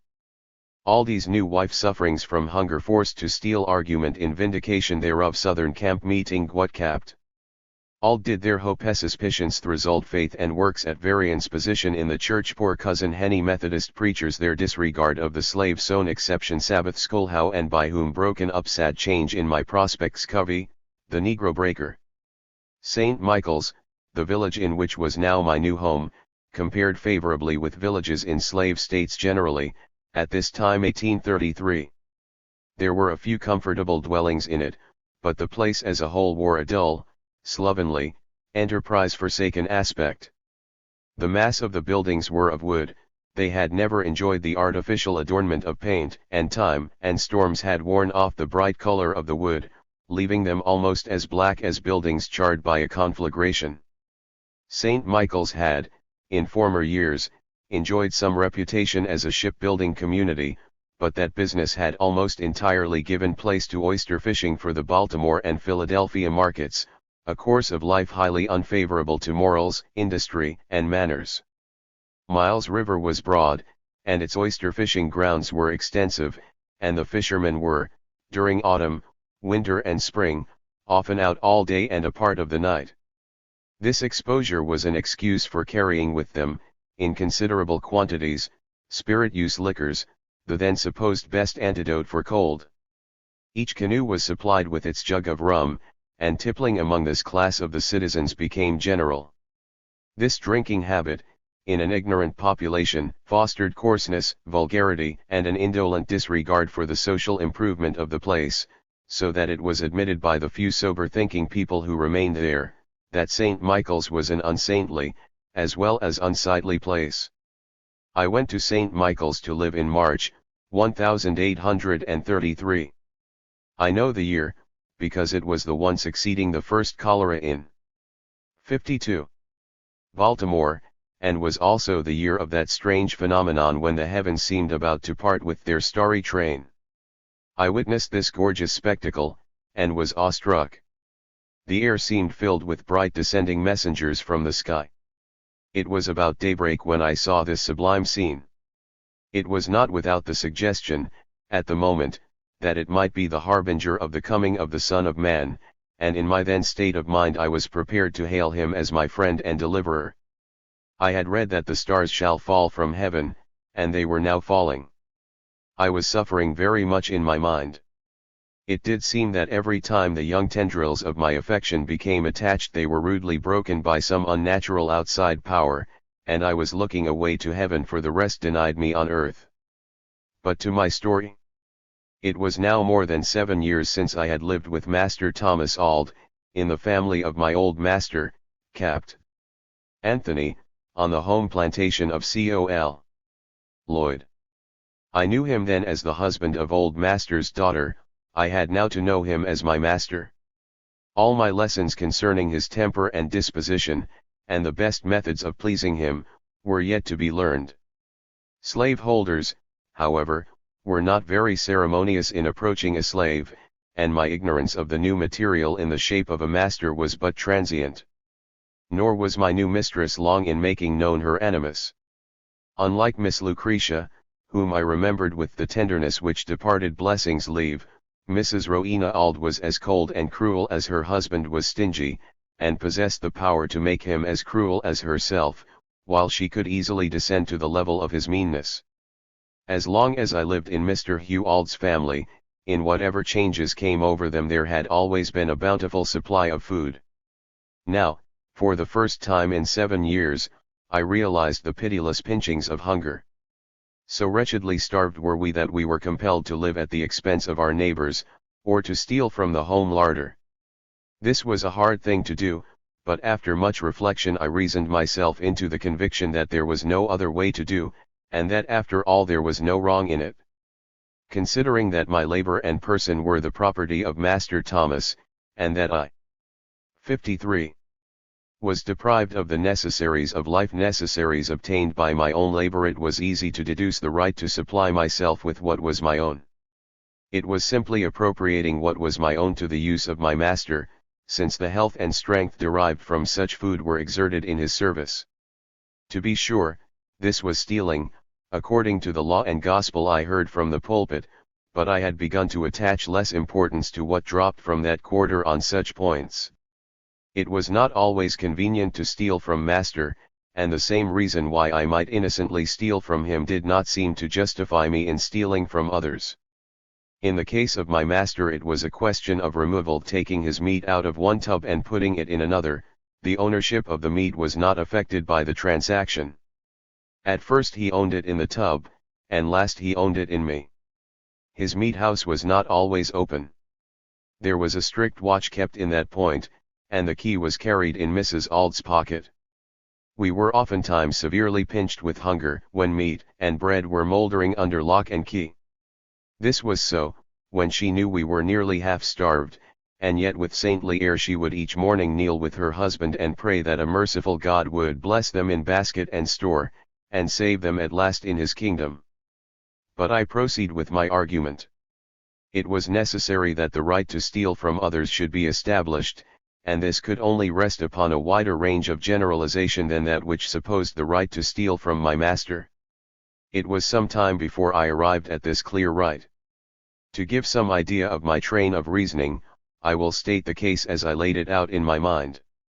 I am, I thought, not only the slave of Master Thomas, but I am the slave of society at large. Society at large has bound itself, in form and in fact, to assist Master Thomas in robbing me of my rightful liberty, and of the just reward of my labor. Therefore, whatever rights I have against Master Thomas the first have equally against those confederated with him in robbing me of liberty. As society has marked me out as privileged plunder, on the principle of self-preservation, I am justified in plundering in turn. Since each slave belongs to all must therefore belong to each. I reasoned further, that within the bounds of his just 54 earnings the slave was fully justified in helping himself to the gold and silver, and the best apparel of his master, or that of any other slave holder, and that such taking was not stealing, in any just sense of the word. The morality of free society could have no application to slave society. Slaveholders made it almost impossible for the slave to commit any crime, known either to the laws of God or to the laws of man. If he stole, he but took his own; if he killed his master, he only imitated the heroes of the Revolution. Slaveholders I held to be individually and collectively responsible for all the evils which grew out of the horrid relation, and I believed they would be so held in the sight of God.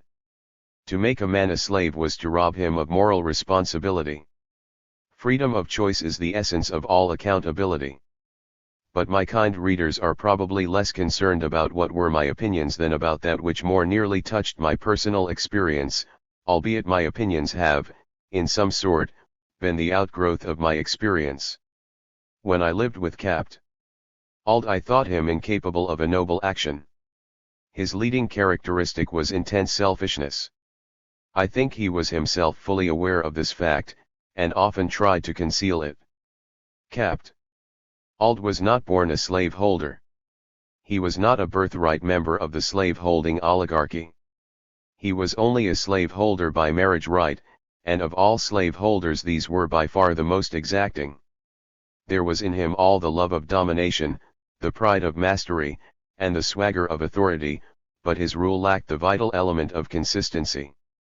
He could be cruel, but his methods of showing it were cowardly, and evinced his meanness, rather than his spirit. His commands were strong, his enforcements weak. Slaves were not insensible to the whole-souled qualities of a generous, dashing slaveholder, who was fearless of consequences, and they preferred a master of this bold and daring kind, even with the risk of being shot down for impudence, to the fretful little soul who never used the lash but at the suggestion of a love of gain. Slaves, too, readily distinguish between the birthright bearing of the original slaveholder, and the assumed attitudes of the accidental slaveholder, and while they could have no respect for either, they despised the latter more than the former. 55. The luxury of having slaves to wait upon him was new to Master Thomas, and for it he was wholly unprepared. He was a slaveholder, without the ability to hold or manage his slaves. Failing to command their respect, both himself and wife were ever on the alert lest some indignity should be offered them by the slaves. It was in the month of August, 1833, when I had become almost desperate under the treatment of Master Thomas, and entertained more strongly than ever the oft-repeated determination to run away, that a circumstance occurred which seemed to promise brighter and better days for us all. At a Methodist camp meeting, held in the Bayside, about 8 miles from St. Michael's, Master Thomas came out with a profession of religion. He had long been an object of interest to the church, and to the ministers, as I had seen by the repeated visits and lengthy exhortations of the latter. He was a fish quite worth catching, for he had money and standing. In the community of St. Michael's he was equal to the best citizen. He was strictly temperate, and there was little to do for him in order to give him the appearance of piety and to make him a pillar of the church. Well, the camp meeting continued a week, people gathered from all parts of the country, and 2 steamboats came loaded from Baltimore.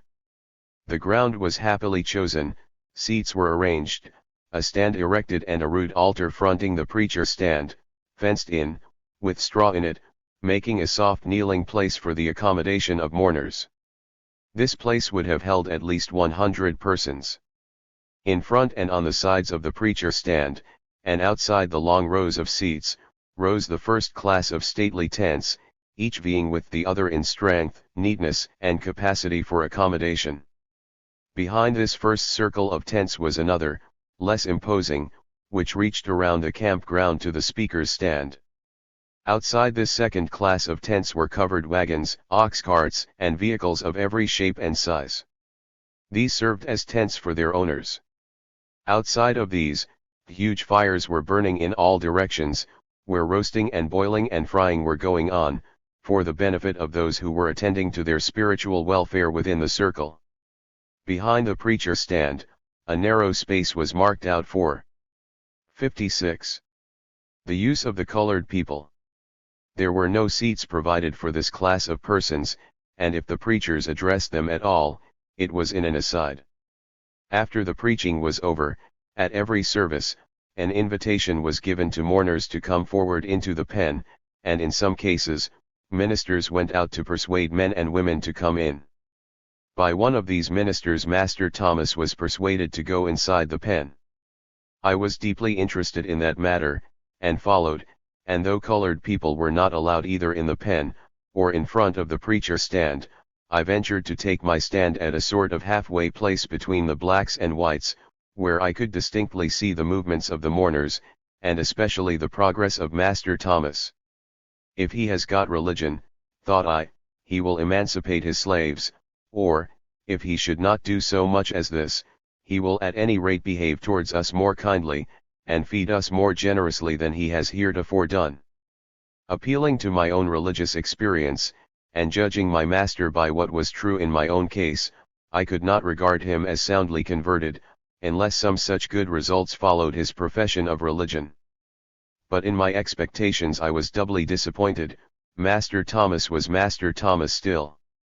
The fruits of his righteousness were to show themselves in no such way as I had anticipated. His conversion was not to change his relation toward men, at any rate not toward black men but toward God. My faith, I confess, was not great. There was something in his appearance that in my mind cast a doubt over his conversion. Standing where I did, I could see his every movement. I watched very narrowly while he remained in the pen, and although I saw that his face was extremely red, and his hair disheveled, and though I heard him groan, and saw a stray tear halting on his cheek, as if inquiring, "Which way shall I go?" I could not wholly confide in the genuineness of the conversion. The hesitating behavior of that tear-drop, and its loneliness, distressed me, and cast a doubt upon the whole transaction, of which it was a part. But people said, "Capt. Alt has come through," and it was for me to hope for the best. I was bound in charity to do this, for I, too, was religious, and had been in the church full 3 years, although now I was not more than 16 years old. Slaveholders may 57. Sometimes have confidence in the piety of some of their slaves, but slaves seldom have confidence in the piety of their masters. "He can't go to heaven without blood on his skirts," was a settled point in the creed of every slave, one which rose superior to all teachings to the contrary and stood forever as a fixed fact. The highest evidence of his acceptance with God which the slaveholder could give the slave, was the emancipation of his slaves. This was proof to us that he was willing to give up all to God, and for the sake of God, and not to do this was, in our estimation, an evidence of hard-heartedness, and was wholly inconsistent with the idea of genuine conversion. I had read somewhere, in the Methodist discipline, the following question and answer. Question: what shall be done for the extirpation of slavery? Answer: We declare that we are as much as ever convinced of the great evil of slavery, therefore, no slaveholder shall be eligible to any official station in our church. These words sounded in my ears for a long time, and encouraged me to hope. But, as I have before said, I was doomed to disappointment. Master Thomas seemed to be aware of my hopes and expectations concerning him. I have thought before now that he looked at me in answer to my glances, as much as to say, I will teach you, young man, that though I have parted with my sins, I have not parted with my sense. I shall hold my slaves, and go to heaven too. There was always a scarcity of good nature about the man, but now his whole countenance was soured all over with the seemings of piety, and he became more rigid and stringent in his exact ions. If religion had any effect at all on him, it made him more cruel and hateful in all his ways. Do I judge him harshly? God forbid. Capt. Auld made the greatest professions of piety. His house was literally a house of prayer. In the morning and in the evening loud prayers and hymns were heard there, in which both himself and wife joined, yet no more nor better meal was distributed at the quarters, no more attention was paid to the moral welfare of the kitchen, and nothing was done to make us feel that the heart of Master Thomas was one whit better than it was before he went into the little pen, opposite the preacher's stand on the campground. Our hopes, too, founded on the discipline, soon van. 58. Isht, for he was taken into the church at once, and before he was out of his term of probation he led in class. He quite distinguished himself among the brethren as a fervent exhorter. His progress was almost as rapid as the growth of the fabled vine of Jack and the beanstalk. No man was more active in revivals, or would go more miles to assist in carrying them on, and in getting outsiders interested in religion. His house, being one of the holiest in St. Michael's, became the preacher's home. They evidently liked to share his hospitality, for while he starved us, he stuffed them 3 or 4 of these ambassadors, not unfrequently being there at a time and all living on the fat of the land, while we in the kitchen were worse than hungry. Not often did we get a smile of recognition from these holy men. They seemed about as unconcerned about our getting to heaven as about our getting out of slavery.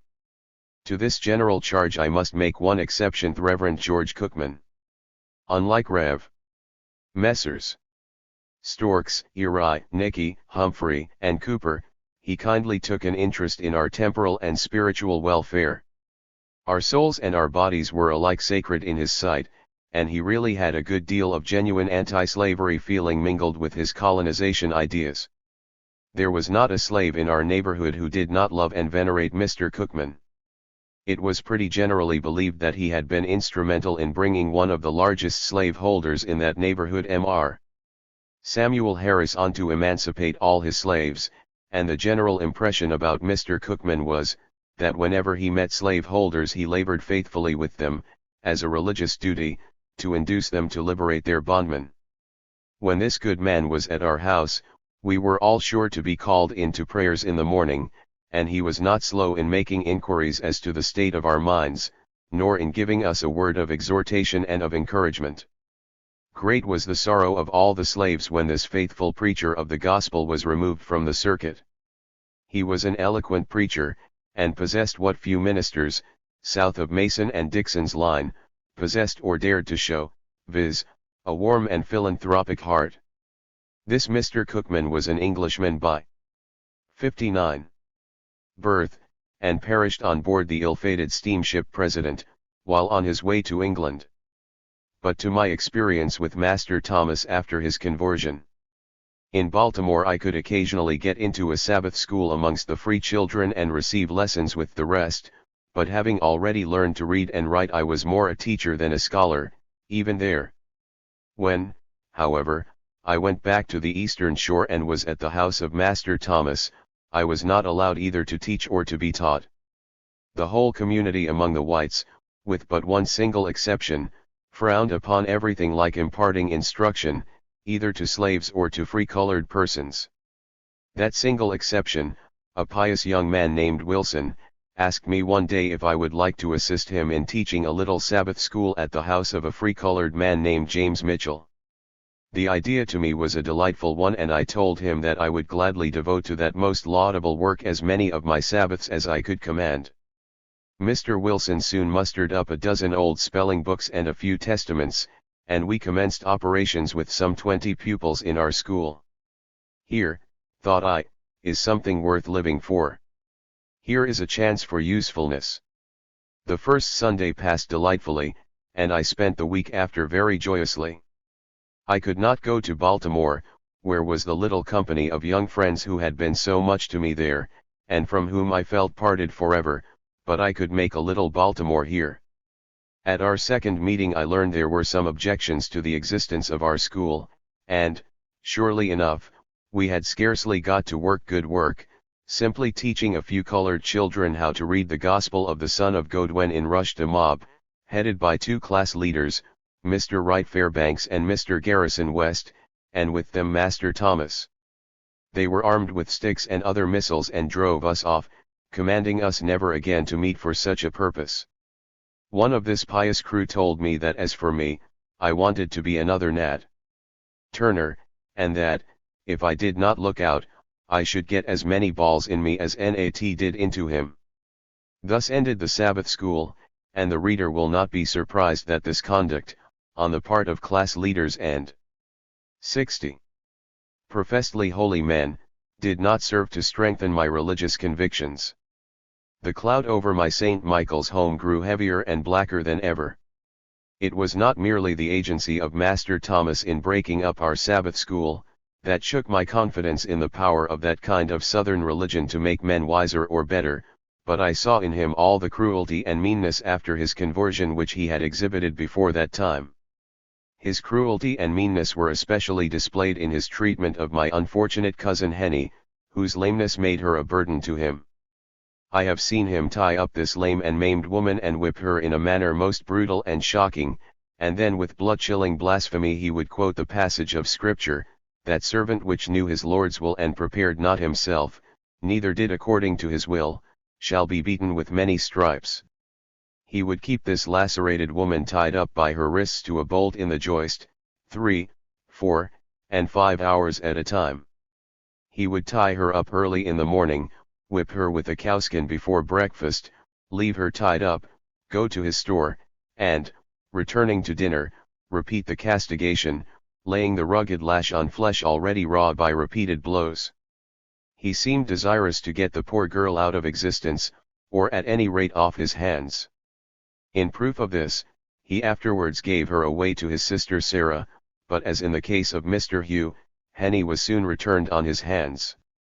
Finally, upon a pretense that he could do nothing for her, he set her adrift to take care of herself.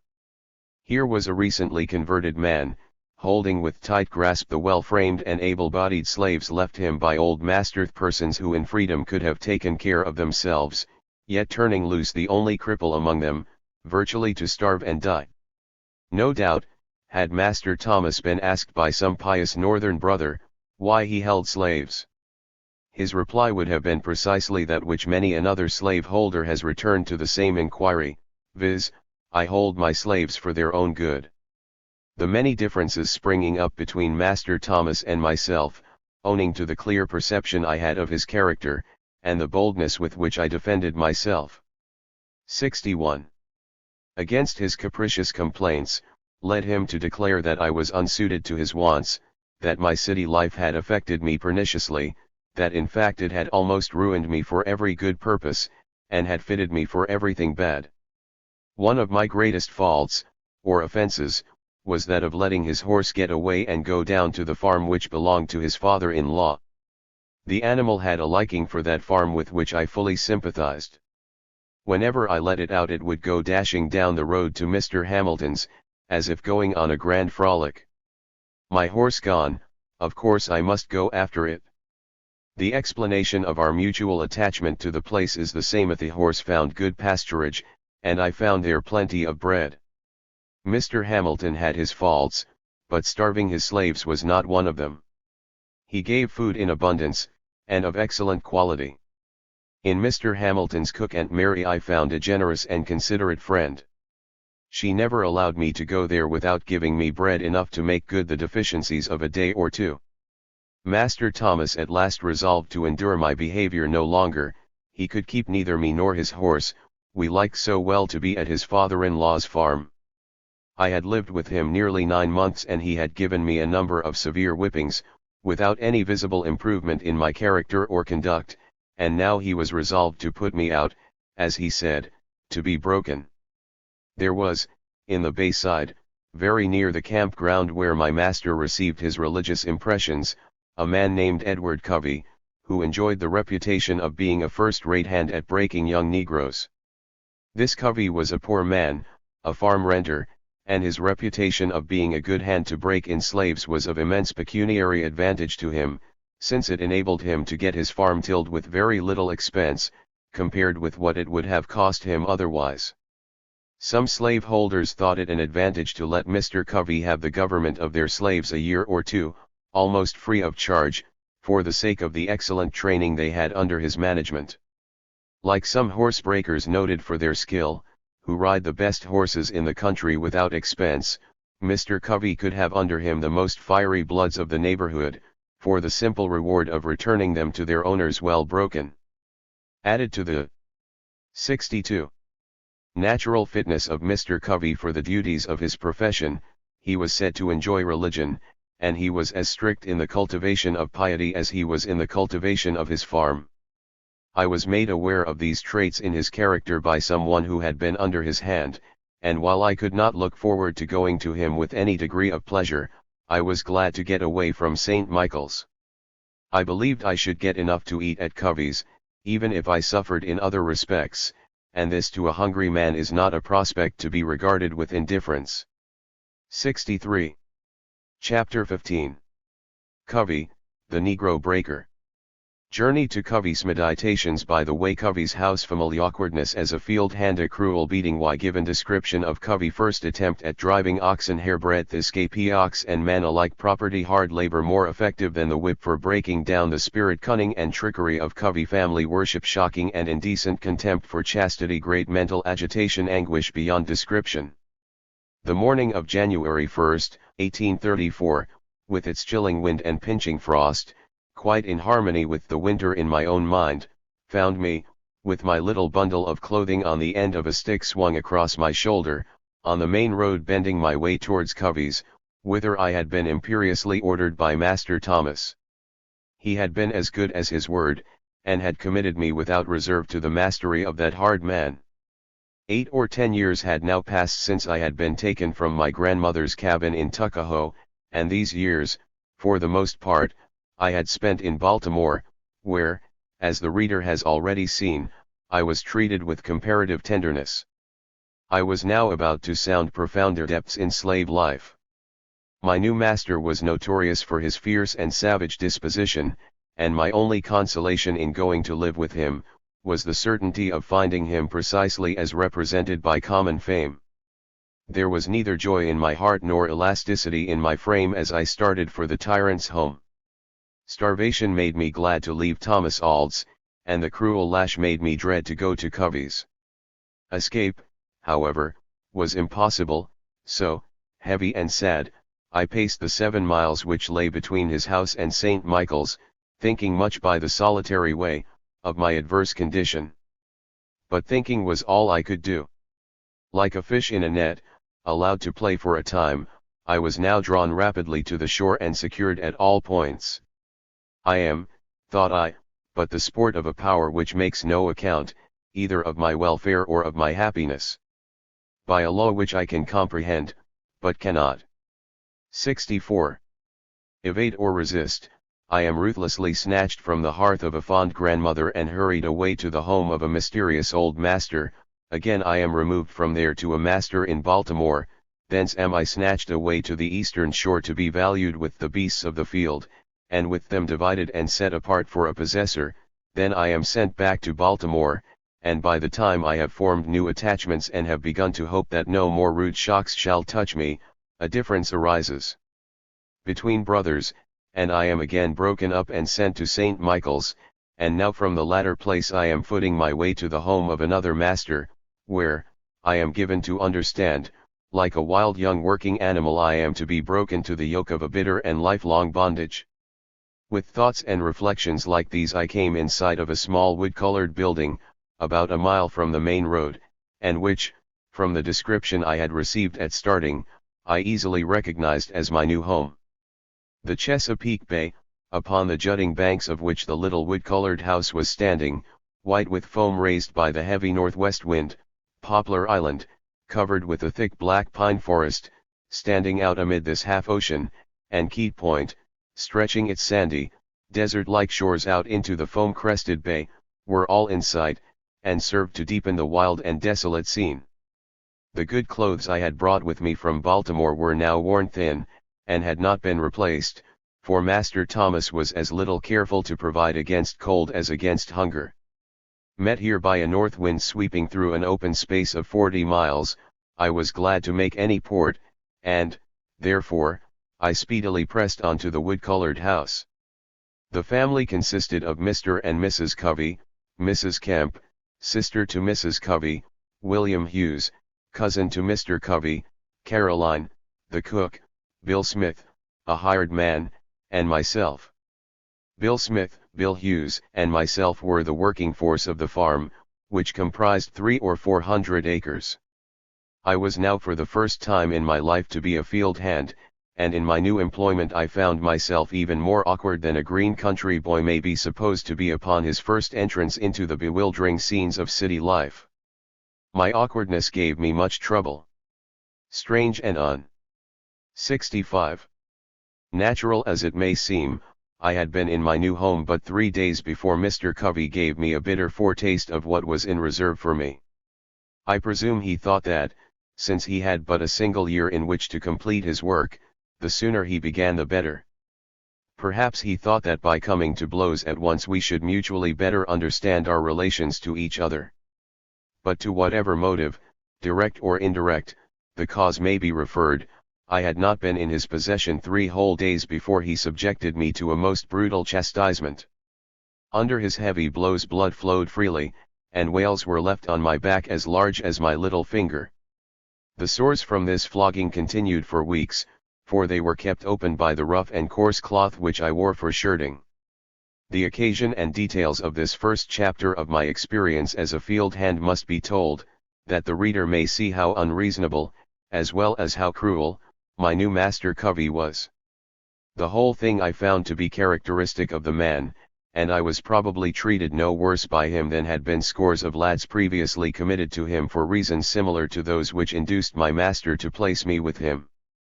But here are the facts connected with the affair, precisely as they occurred. On one of the coldest mornings of the whole month of January, 1834, I was ordered at daybreak to get a load of wood, from a forest about 2 miles from the house. In order to perform this work, Mr. Covey gave me a pair of unbroken oxen, for it seemed that his breaking abilities had not been turned in that direction. In due form, and with all proper ceremony, I was introduced to this huge yoke of unbroken oxen, and was carefully made to understand which was Buck, and which was Darby, which was the in-hand ox, and which was the off-hand. The master of this important ceremony was no less a person than Mr. Covey himself, and the introduction was the first of the kind I had ever had. My life, hitherto, had been quite away from horned cattle, and I had no knowledge of the art of managing them. What was meant by the in-ox, as against the off-ox, when both were equally fastened to one cart, and under one yoke, I could not very easily divine, and the difference implied by the names, and the peculiar duties of each, were alike Greek to 66. Me. Why was not the off-ox called the in-ox? Where and what is the reason for this distinction in names, when there is none in the things themselves? After initiating me into the use of the woe, back, hither, the entire language spoken between oxen and driver, Mr. Covey took a rope about 10 feet long and 1 inch thick, and placed one end of it around the horns of the in-hand ox, and gave the other end to me, telling me that if the oxen started to run away, I must hold on to the rope and stop them. I need not tell anyone who is acquainted with either the strength or the disposition of an untamed ox, that this order was about as unreasonable as a command to shoulder a mad bull. I had never before driven oxen, and I was as awkward a driver as it is possible to conceive. I could not plead my ignorance to Mr. Covey. There was that in his manner which forbade any reply. Cold, distant, morose, with a face wearing all the marks of captious pride and malicious sternness, he repelled all advances. He was not a large man, not more than 5 feet 10 inches in height, I should think, short-necked, round-shouldered, of quick and wiry motion, of thin and wolfish visage, with a pair of small, greenish-grey eyes, set well back under a forehead without dignity, and which were constantly in motion, expressing his passions rather than his thoughts, in sight, but denying them utterance in words. The creature presented an appearance altogether ferocious and sinister, disagreeable and forbidding, in the extreme. When he spoke, it was from the corner of his mouth, and in a sort of light growl like that of a dog when an attempt is made to take a bone from him. I already believed him a worse fellow than he had been represented to be. With his directions, and without stopping to question, I started for the woods, quite anxious to perform in a creditable manner my first exploit in driving. The distance from the house to the woods gat a full mile, I should think was passed over with little difficulty, for, although the animals ran, I was fleet enough in the open field to keep pace with them, especially as they pulled me along at the end of the rope, but on reaching the woods, I was speedily thrown into a distressing plight. The animals took fright, and started off ferociously into the woods, carrying the cart full tilt against trees, over stumps. 67. And dashing from side to side in a manner altogether frightful.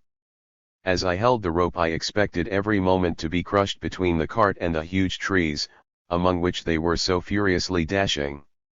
After running thus for several minutes, my oxen were finally brought to a stand, by a tree, against which they dashed themselves with great violence, upsetting the cart, and entangling themselves among sundry young saplings. By the shock the body of the cart was flung in one direction and the wheels and tongue in another, and all in the greatest confusion. There I was, all alone in a thick wood to which I was a stranger, my cart upset and shattered, my oxen, wild and enraged, were entangled, and I, poor soul, was but a green hand to set all this disorder right. I knew no more of oxen than the ox driver is supposed to know of wisdom.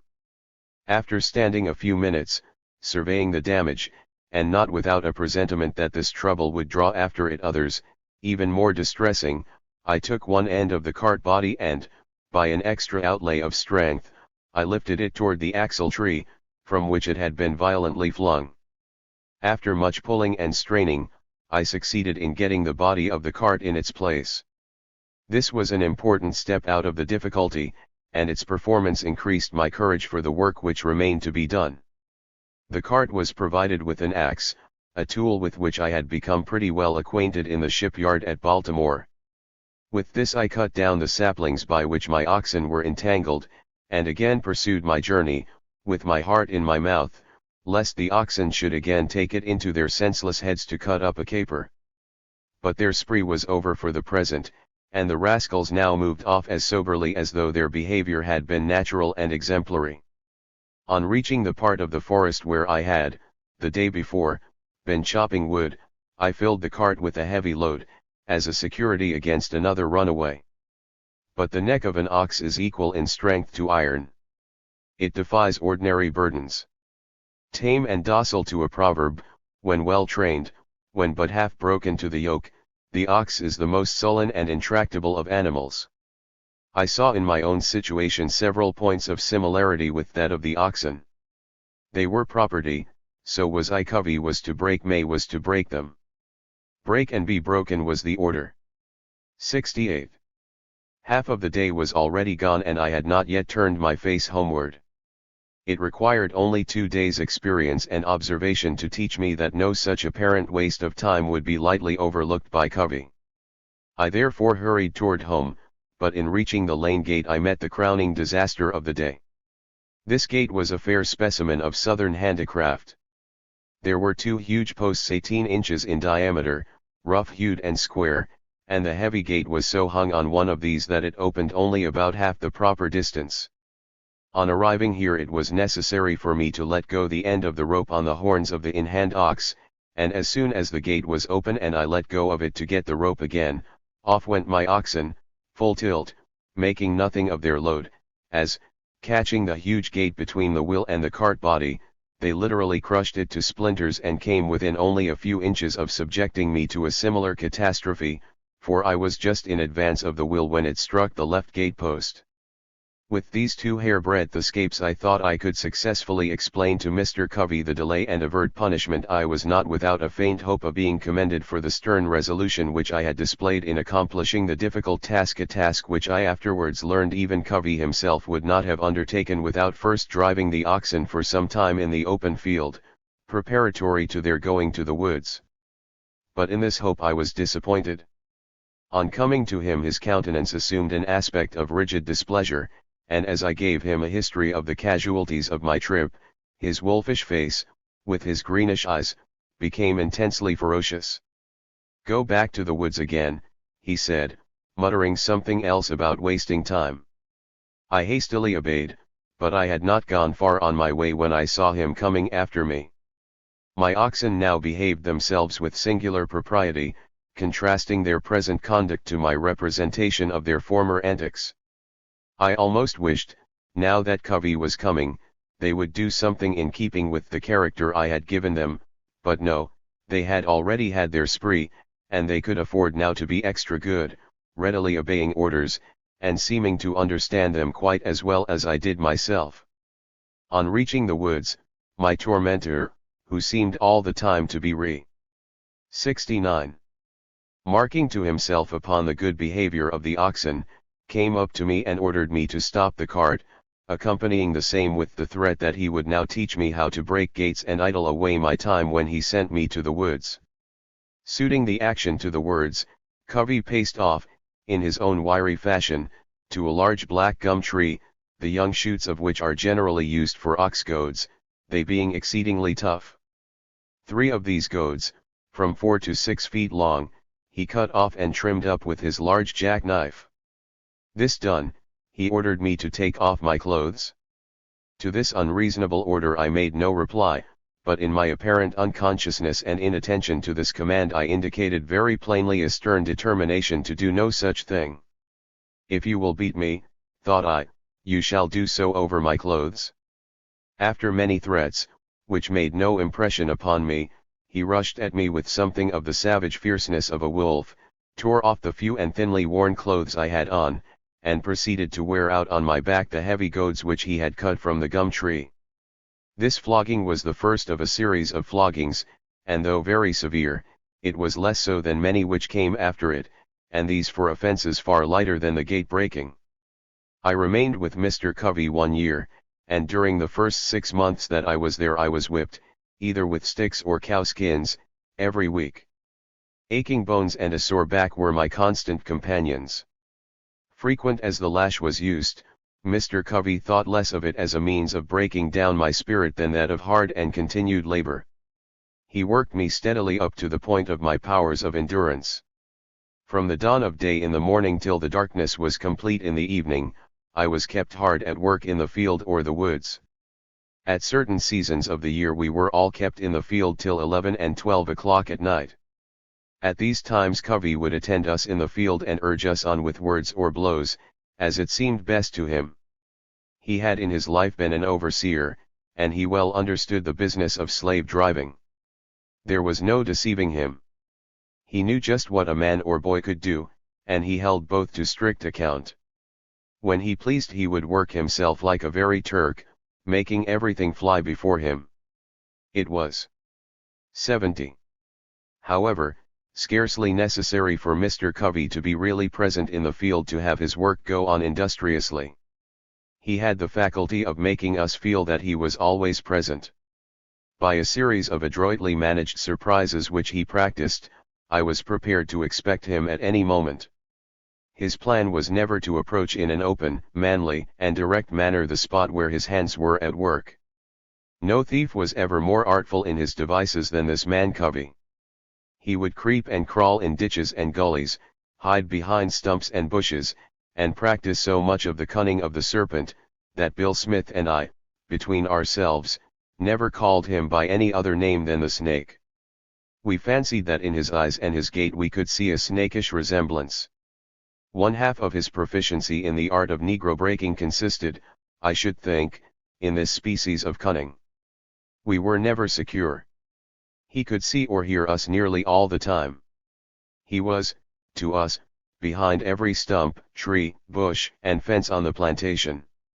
He carried this kind of trickery so far that he would sometimes mount his horse and make believe he was going to St. Michael's, and in 30 minutes afterwards you might find his horse tied in the woods, and the snake-like covey lying flat in the ditch with his head lifted above its edge, or in a fence corner, watching every movement of the slaves. I have known him walk up to us and give us special orders as to our work in advance, as if he were leaving home with a view to being absent several days, and before he got halfway to the house he would avail himself of our inattention to his movements to turn short on his heel, conceal himself behind a fence corner or a tree, and watch us until the going down of the sun. Mean and contemptible as is all this, it is in keeping with the character which the life of a slaveholder was calculated to produce. There was no earthly inducement in the slave's condition to incite him to labor faithfully. The fear of punishment was the sole motive of any sort of industry with him. Knowing this fact as the slaveholder did, and judging the slave by himself, he naturally concluded that the slave would be idle whenever the cause for this fear was absent. Hence all sorts of petty deceptions were practiced to inspire fear. But with Mr. Covey trickery was natural. Everything in the shape of learning or religion which he possessed was made to 71. Conform to this semi-lying propensity. He did not seem conscious that the practice had anything unmanly, base, or contemptible about it. It was with him a part of an important system essential to the relation of master and slave. I thought I saw, in his very religious devotions, this controlling element of his character.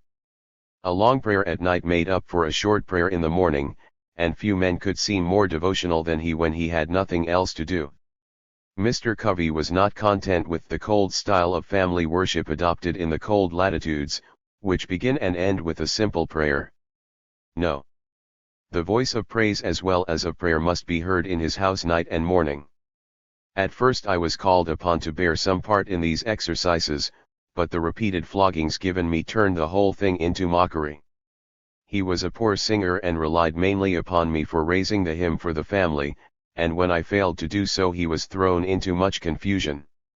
I do not think he ever abused me on account of these vexations.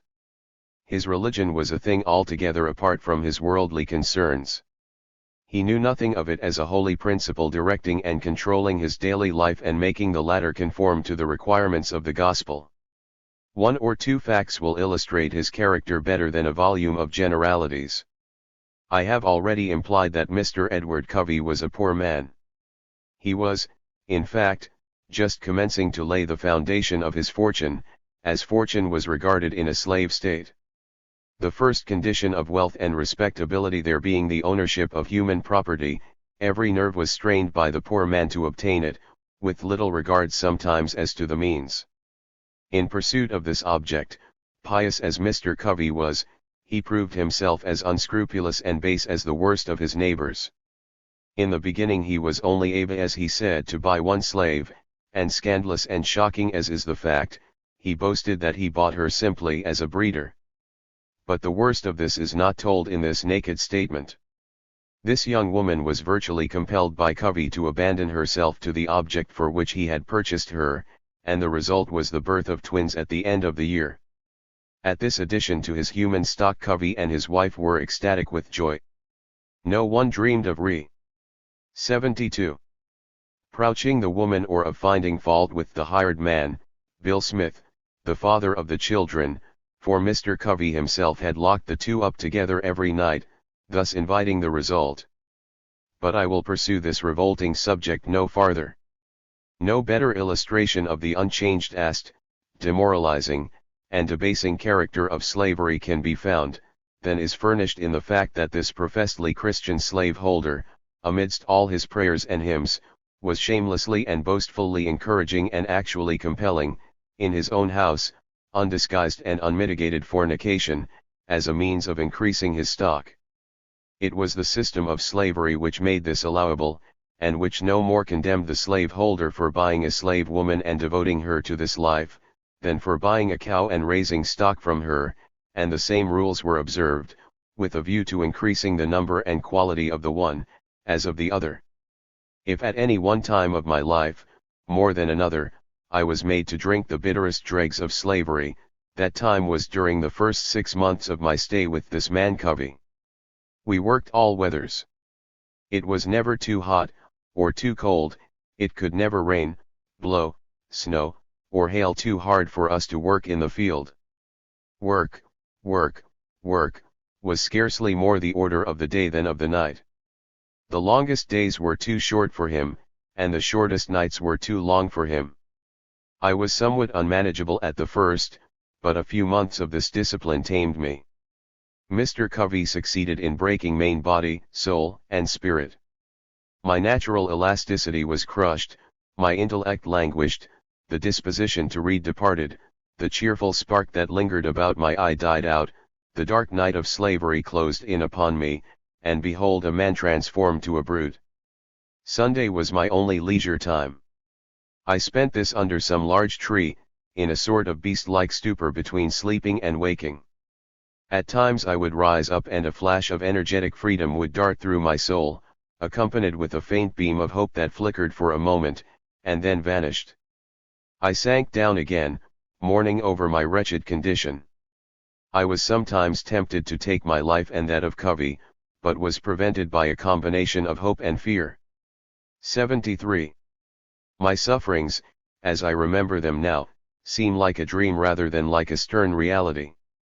Our house stood within a few rods of the Chesapeake Bay, whose broad bosom was ever white with sails from every quarter of the habitable globe. Those beautiful vessels, robed in white, and so delightful to the eyes of freemen, were to me so many shrouded ghosts, to terrify and torment me with thoughts of my wretched condition. I have often, in the deep stillness of a summer's Sabbath, stood all alone upon the banks of that noble bay, and traced, with saddened heart and tearful eye, the countless number of sails moving off to the mighty ocean. The sight of these always affected me powerfully. My thoughts would compel utterance, and there, with no audience but the Almighty, I would pour out my soul's complaint in my rude way with an apostrophe to the moving multitude of ships. You are loosed from your moorings, and free. I am fast in my chains, and am a slave.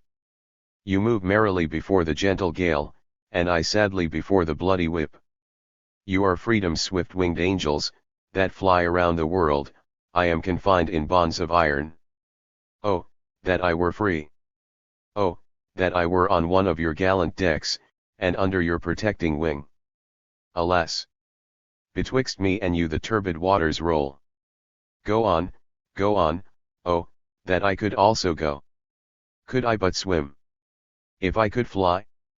Oh, why was I born a man, of whom to make a brute? The glad ship is gone, she hides in the dim distance. I am left in the hell of unending slavery. Oh, God, save me! God, deliver me! Let me be free, is there any God? Why am I a slave? I will run away. I will not stand it. Get caught or get clear, I'll try it. I had as well die with ague as with fever. I have only one life to lose. I had as well be killed running as die standing. Only think of it, 100 miles north, and I am free. Try it? Yes. God helping me, I will. It cannot be that I shall live and die a slave. I will take to the water. This very bay shall yet bear me into freedom. The steamboats steer in a northeast course from North Point, I will do the same, and when I get to the head of the bay, I will turn my canoe adrift, and walk straight through Delaware into Pennsylvania. When I get there I shall not be required to have a pass, I will travel there without being disturbed. Let but the first opportunity. 74. Offer, and come what will, I am off. Meanwhile I will try to bear the yoke. I am not the only slave in the world. Why should I fret? I can bear as much as any of them. Besides, I am but a boy yet, and all boys are bound out to someone. It may be that my misery in slavery will only increase my happiness when I get free. There is a better day coming. I shall never be able to narrate half the mental experience through which it was my lot to pass, during my stay at Covey's. I was completely wrecked, changed, and bewildered, goaded almost to madness at one time, and at another reconciling myself to my wretched condition. All the kindness I had received at Baltimore, all my former hopes and aspirations for usefulness in the world, and even the happy moments spent in the exercises of religion, contrasted with my then present lot, served but to increase my anguish. I suffered bodily as well as mentally. I had neither sufficient time in which to eat, or to sleep, except on Sundays. The overwork, and the brutal chastisements of which I was the victim, combined with that ever-gnawing and soul-devouring thought I am a slave for life, a slave with no rational ground to hope for freedom, rendered me a living embodiment of mental and physical wretchedness. 75. Chapter 16. Another pressure of the tyrant's vice. Experience at Covey's summed up first 6 months severer than the remaining 6 preliminaries to the change. Reasons for narrating the circumstances seen in the treading yard. Author taken ill, escapes to St. Michael's, pursued, suffering in the Woodstock with Master Thomas, beating, driven back to Covey. The slaves never sick, natural to expect them to feign sickness. Laziness of slaveholders. The reader has but to repeat, in his mind, once a week the scene in the woods, where Covey subjected me to his merciless lash, to have a true idea of my bitter experience, during the first 6 months of the breaking process through which he carried me. I have no heart to repeat each separate transaction. Such a narration would fill a volume much larger than the present one. I aim only to give the reader a truthful impression of my slave life, without unnecessarily affecting him with harrowing details. As I have intimated that my hardships were much greater during the first 6 months of my stay at Covey's than during the remainder of the year, and as the change in my condition was owing to causes which may help the reader to a better understanding of human nature, when subjected to the terrible extremities of slavery, I will narrate the circumstances of this change, although I may seem thereby to applaud my own courage. You have, dear reader, seen me humbled, degraded, broken down, enslaved, and brutalized, and you understand how it was done. Now let us see the converse of all this, and how it was brought about, and this will take us through the year 1834. On one of the hottest days of the month of August of the year just mentioned, had the reader been passing through Covey's farm, he might have seen me at work in what was called the treading yard, a yard upon which wheat was trodden out from the straw by the horses' feet. I was there at work feeding the fan, or rather bringing wheat to the fan, while Bill Smith was feeding. Our force consisted of Bill 76 Hughes, Bill Smith, and a slave by the name of Eli, the latter having been hired for the occasion. The work was simple, and required strength and activity, rather than any skill or intelligence, and yet to one entirely unused to such work, it came very hard. The heat was intense and overpowering, and there was much hurry to get the wheat trodden out that day, through the fan, since if that work was done an hour before sundown, the hands would have, according to a promise of Covey, that hour added to their night's rest. I was not behind any of them in the wish to complete the day's work before sundown, and hence I struggled with all my might to get it forward. The promise of 1 hour's repose on a weekday was sufficient to quicken my pace, and to spur me on to extra endeavor. Besides, we had all planned to go fishing, and I certainly wished to have a hand in that. But I was disappointed, and the day turned out to be one of the bitterest I ever experienced. About 3 o'clock, while the sun was pouring down his burning rays, and not a breeze was stirring, I broke down, my strength failed me, I was seized with a violent aching of the head, attended with extreme dizziness, and trembling in every limb. Finding what was coming, and feeling that it would never do to stop work, I nerved myself up and staggered on, until I fell by the side of the wheat fan, with a feeling that the earth had fallen in upon me. This brought the entire work to a dead stand. There was work for four, each one had his part to perform, and each part depended on the other, so that when one stopped, all were compelled to stop. Covey, who had become my dread, was at the house, about 100 yards from where I was fanning, and instantly, upon hearing the fan stop, he came down to the treading yard to inquire into the cause of the interruption. Bill Smith told him that I was sick and unable longer to bring wheat to the fan. I had by this time crawled away in the shade, under the side of a post and rail fence, and was exceedingly ill. The intense heat of the sun, the heavy dust rising from the fan, and the stooping to take up the wheat from the yard, together with the hurrying to get through, had caused a rush of blood to my head. In this condition Covey, finding out where I was, came to me, and after standing over me a while asked what 77 the matter was. I told him as well as I could, for it was with difficulty that I could speak. He gave me a savage kick in the side which jarred my whole frame, and commanded me to get up. The monster had obtained complete control over me, and if he had commanded me to do any possible thing I should, in my then state of mind, have endeavored to comply. I made an effort to rise, but fell back in the attempt before gaining my feet. He gave me another heavy kick, and again told me to rise. I again tried, and succeeded in standing up, but upon stooping to get the tub with which I was feeding the fan I again staggered and fell to the ground. I must have so fallen had I been sure that 100 bullets would have pierced me through as the consequence.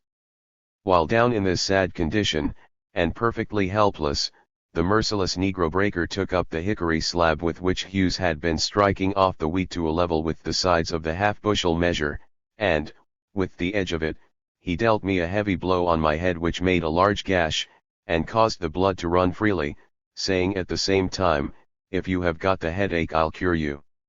This done, he ordered me again to rise, but I made no effort to do so, for I had now made up my mind that it was useless and that the heartless villain might do his worst. He could but kill me, and that might put me out of my misery. Finding me unable to rise, or rather despairing of my doing so, Covey left me, with a view to getting on with the work without me. I was bleeding very freely, and my face was soon covered with my warm blood.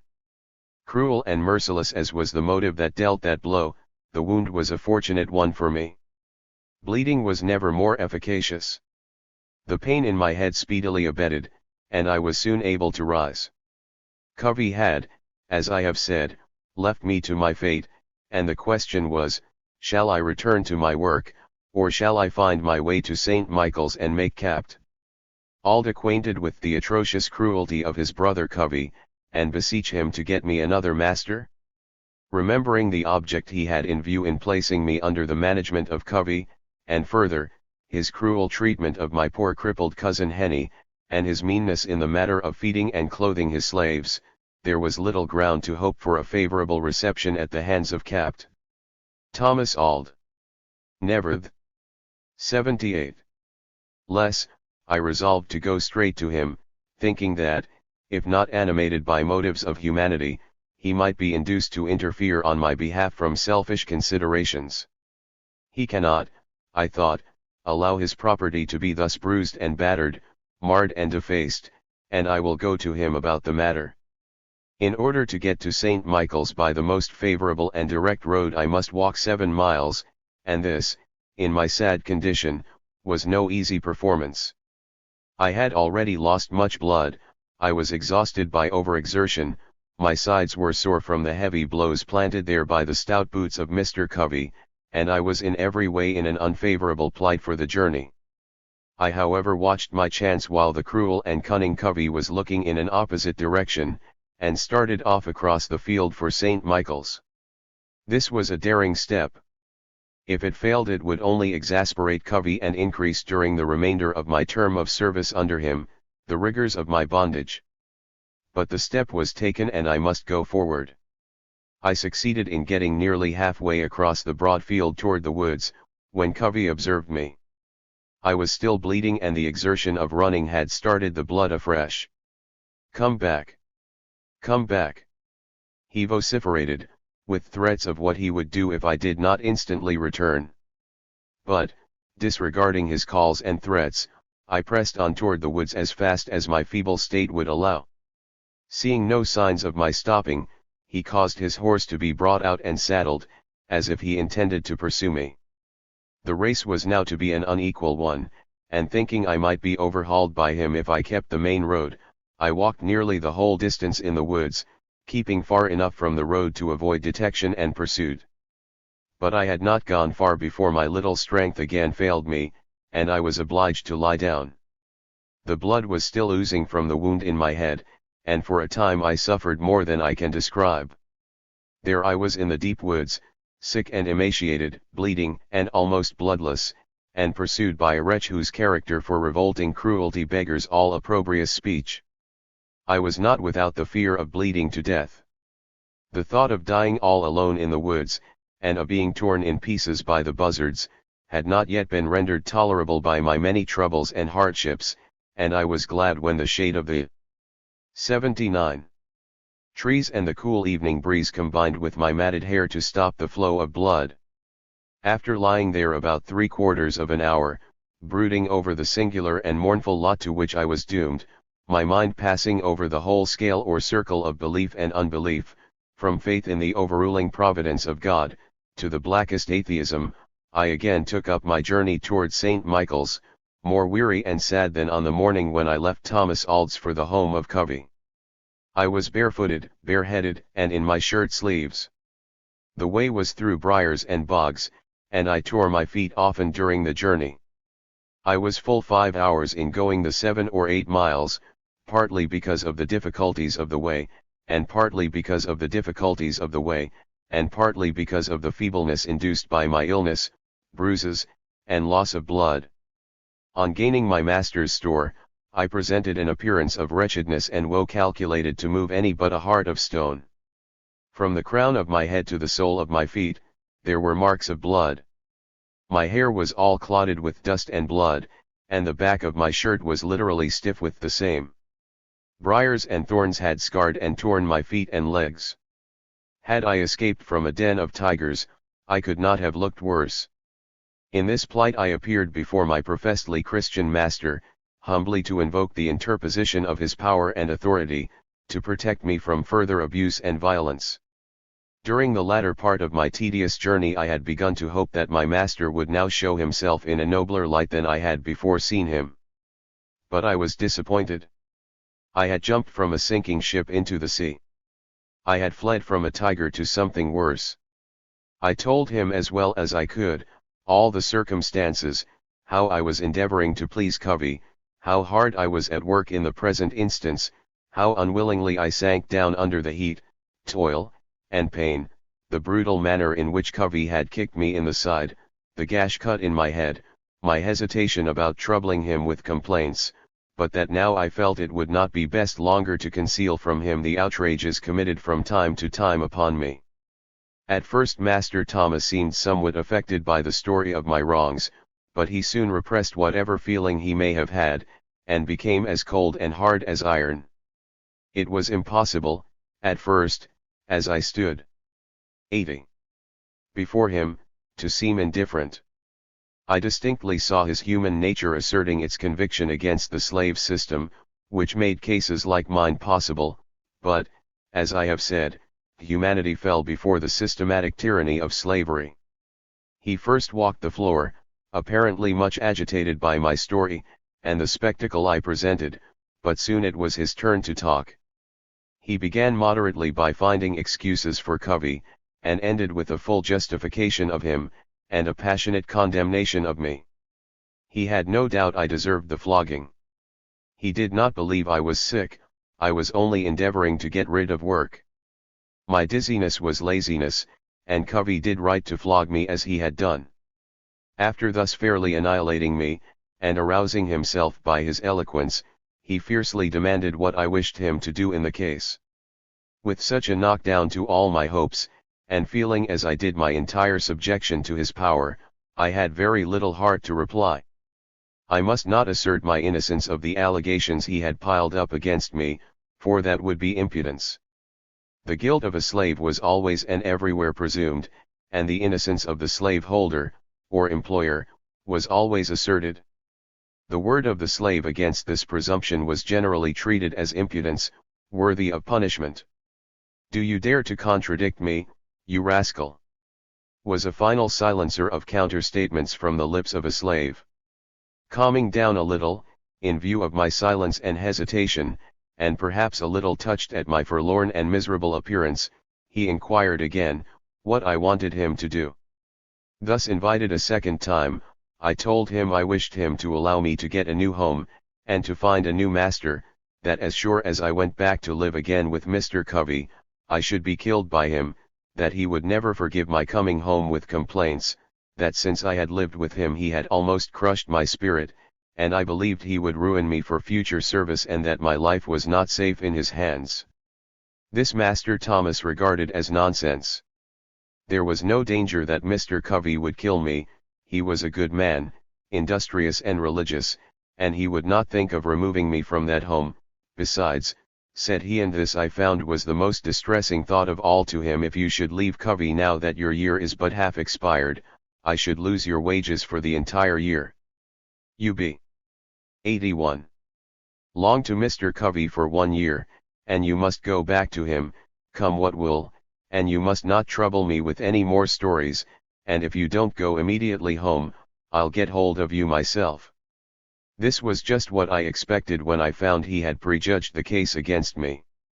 But, sir, I said, I am sick and tired, and I cannot get home tonight. At this he somewhat relented, and finally allowed me to stay the night, but said I must be off early in the morning, and concluded his directions by making me swallow a huge dose of Epsom salts, which was about the only medicine ever administered to slaves.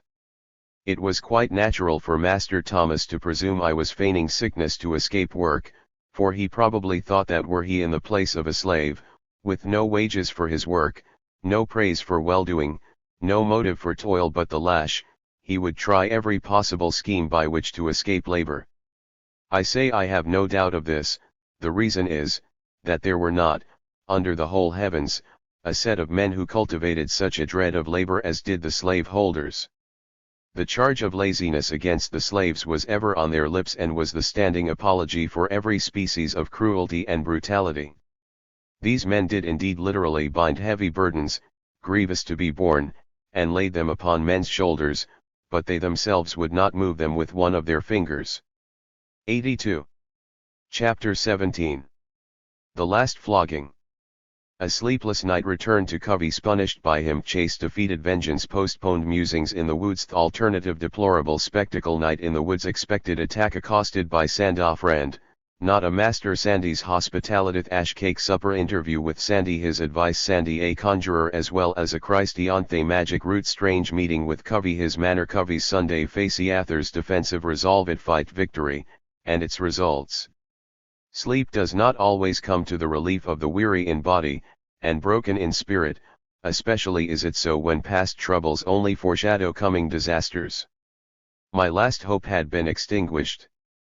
My master, who I did not venture to hope would protect me as a man, had now refused to protect me as his property, and had cast back, covered with reproaches and bruises, into the hands of one who was a stranger to that mercy which is the soul of the religion he professed. May the reader never know what it is to spend such a night as to me was that which heralded my return to the den of horrors from which I had made a temporary escape. I remained sleep I did not all night at St. Michael's, and in the morning I started off, obedient to the order of Master Thomas, feeling that I had no friend on earth, and doubting if I had one in heaven. I reached Covey's about 9 o'clock, and just as I stepped into the field, before I had reached the house, true to his snakish habits, Covey darted out at me from a fence corner, in which he had secreted himself for the purpose of securing me. He was provided with a cowskin and a rope, and he evidently intended to tie me up, and wreak his vengeance on me to the fullest extent. I should have been an easy prey had he succeeded in getting his hands upon me, for I had taken no refreshment since noon on Friday, and this, with the other trying circumstances, had greatly reduced my strength. I, however, darted back into the woods before the ferocious hound could reach me, and buried myself. 83. In a thicket, where he lost sight of me. The cornfield afforded me shelter in getting to the woods. But for the tall corn, Covey would have overtaken me, and made me his captive. He was much chagrined that he did not, and gave up the chase very reluctantly, as I could see by his angry movements, as he returned to the house. For a little time I was clear of Covey and his lash.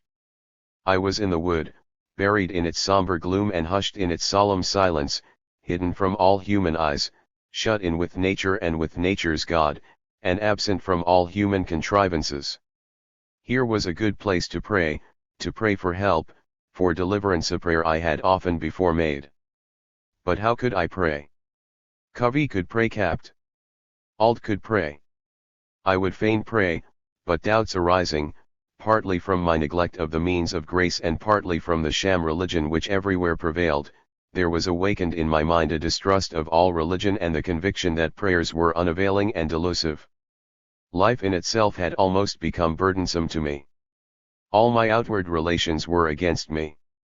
I must stay here and starve, or go home to Covey's and have my flesh torn to pieces and my spirit humbled under his cruel lash. These were the alternatives before me. The day was long and irksome. I was weak from the toils of the previous day and from want of food and sleep, and I had been so little concerned about my appearance that I had not yet washed the blood from my garments. I was an object of horror, even to myself. Life in Baltimore, when most oppressive, was a paradise to this. What had I done, what had my parents done, that such a life as this should be mine? That day, in the woods, I would have exchanged my manhood for the brutehood of an ox. Night came. I was still in the woods, and still unresolved what to do. Hunger had not yet pinched me to the point of going home, and I laid myself down in the leaves to rest, for I had been watching for hunters all day, but not being molested by them during the day, I expected no disturbance from them during the night. I had come to the conclusion that Covey relied upon hunger to drive me home, and in this I was quite correct, for he made no effort to catch me after the morning. 84. During the night I heard the step of a man in the woods. He was coming toward the place where I lay.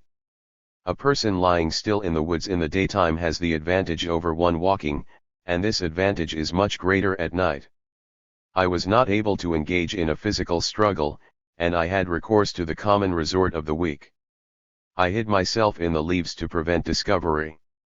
But as the night rambler in the woods drew nearer I found him to be a friend, not an enemy, a slave of Mr. William Grooms of Easton, a kind-hearted fellow named Sandy. Sandy lived that year with Mr. Kemp, about 4 miles from St. Michael's. He, like myself, had been hired out, but unlike myself had not been hired out to be broken. He was the husband of a free woman who lived in the lower part of Poppy Neck, and he was now on his way through the woods to see her and to spend the Sabbath with her. As soon as I had ascertained that the disturber of my solitude was not an enemy, but the good-hearted Sandy, a man as famous among the slaves of the neighborhood for his good nature as for his good sense, I came out from my hiding place and made myself known to him. I explained the circumstances of the past 2 days which had driven me to the woods, and he deeply compassionated my distress. It was a bold thing for him to shelter me, and I could not ask him to do so, for had I been found in his hut he would have suffered the penalty of 39 lashes on his bare back, if not something worse. But Sandy was too generous to permit the fear of punishment to prevent his relieving a brother bondman from hunger and exposure, and therefore, on his own motion, I accompanied him home to his wife, for the house and lot were hers, as she was a free woman. It was about midnight, but his wife was called up, a fire was made, some Indian meal was soon mixed with salt and water, and an ash cake was baked in a hurry, to relieve my hunger. Sandy's wife was not behind him in kindness, both seemed to esteem it a privilege to succor me, for although I was hated by Covey and by my master I was loved by the colored people, because they thought I was hated for my knowledge, and persecuted because I was feared. I was the only slave in that region who could read or write. There had been one other man, belonging to Mr. Hugh Hamilton, who could read, but he, poor 85. Fellow, had, shortly after coming into the neighborhood, been sold off to the far south. I saw him in the cart, to be carried to Easton for sale, ironed and penny-woned like a yearling for the slaughter. My knowledge was now the pride of my brother slaves, and no doubt Sandy felt on that account something of the general interest in me. The supper was soon ready, and though over the sea I have since feasted with honorables, lord mayors, and aldermen, my supper on ash cake and cold water, with Sandy, was the meal of all my life most sweet to my taste and now most vivid to my memory. Supper over, Sandy and I went into a discussion of what was possible for me, under the perils and hardships which overshadowed my path. The question was, must I go back to Covey, or must I attempt to run away? Upon a careful survey the latter was found to be impossible, for I was on a narrow neck of land, every avenue from which would bring me in sight of pursuers. There was Chesapeake Bay to the right, and Potpie River to the left, and St. Michael's and its neighborhood occupied the only space through which there was any retreat. I found Sandy an old adviser. He was not only a religious man, but he professed to believe in a system for which I have no name. He was a genuine African, and had inherited some of the so-called magical powers said to be possessed by the Eastern nations. He told me that he could help me, that in those very woods there was an herb which in the morning might be found, possessing all the powers required for my protection, and that if I would take his advice he would procure me the root of the herb of which he spoke. He told me, further, that if I would take that root and wear it on my right side it would be impossible for Covey to strike me a blow, and that, with this root about my person, no white man could whip me. He said he had carried it for years, and that he had fully tested its virtues. He had never received a blow from a slave-holder since he carried it, and he never expected to receive one, for he meant always to carry that root for protection. He knew Covey well, for Mrs. Covey was the daughter of Mrs. Kemp, and he had heard of the barbarous treatment to which I had been subjected, and he wanted to do something for me. 86. Now all this talk about the root was to me very absurd and ridiculous, if not positively sinful. I at first rejected the idea that the simple carrying a root on my right side could possess any such magic power as he ascribed to it, and I was, therefore, not disposed to cumber my pocket with it. I had a positive aversion to all pretenders to divination. It was beneath one of my intelligence to countenance such dealings with the devil as this power implied. But with all my learning it was really precious little Sandy was more than a match for me. My book learning, he said, had not kept Covey off me, and he entreated me, with flashing eyes, to try this. If it did me no good it could do me no harm, and it would cost me nothing anyway. Sandy was so earnest and so confident of the good qualities of this weed that, to please him, I was induced to take it. He had been to me the Good Samaritan, and had, almost providentially, found me and helped me when I could not help myself. How did I know but that the hand of the Lord was in it? With thoughts of this sort I took the roots from Sandy and put them in my right-hand pocket. This was of course Sunday morning. Sandy now urged me to go home with all speed, and to walk up bravely to the house, as though nothing had happened. I saw in Sandy, with all his superstition, too deep an insight into human nature not to have some respect for his advice, and perhaps, too, a slight gleam or shadow of his superstition had fallen on me. At any rate, I started off toward Covey's, as directed. Having, the previous night, poured my griefs into Sandy's ears and enlisted him in my behalf, having made his wife a sharer in my sorrows, and having also become well refreshed by sleep and food, I moved off quite courageously toward the dreaded Covey's. Singularly enough, just as I entered the yard gate I met him and his wife on their way to church, dressed in their Sunday best, and looking as smiling as angels. His manner perfectly astonished me. There was something really benignant in his countenance. He spoke to me as never before, told me that the pigs had got into the lot and he wished me to go to drive them out, inquired how I was, and seemed an altered man. This extraordinary conduct really made me begin to 87. Think that Sandy's herb had more virtue in it than I, in my pride, had been willing to allow, and, had the day been other than Sunday, I should have attributed Covey's altered manner solely to the power of the root. I suspected, however, that the Sabbath, not the root, was the real explanation of the change. His religion hindered him from breaking the Sabbath, but not from breaking my skin on any other day than Sunday. He had more respect for the day than for the man for whom the day was mercifully given, for while he would cut and slash my body during the week, he would on Sunday teach me the value of my soul, and the way of life and salvation by Jesus Christ. All went well with me till Monday morning, and then, whether the root had lost its virtue, or whether my tormentor had gone deeper into the black art than I had, or whether he had obtained a special indulgence for his faithful Sunday's worship, it is not necessary for me to know or to inform the reader, but this much I may say, the pious and benignant smile which graced the face of Covey on Sunday wholly disappeared on Monday. Long before daylight I was called up to go feed, rub, and curry the horses.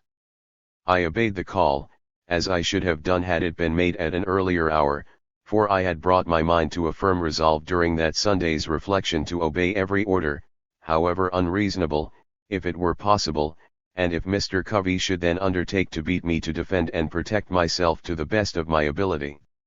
My religious views on the subject of resisting my master had suffered a serious shock by the savage persecution to which I had been subjected, and my hands were no longer tied by my religion. Master Thomas's indifference had severed the last link. I had backslidden from this point in the slave's religious creed, and I soon had occasion to make my fallen state known to my Sunday pious brother, Covey.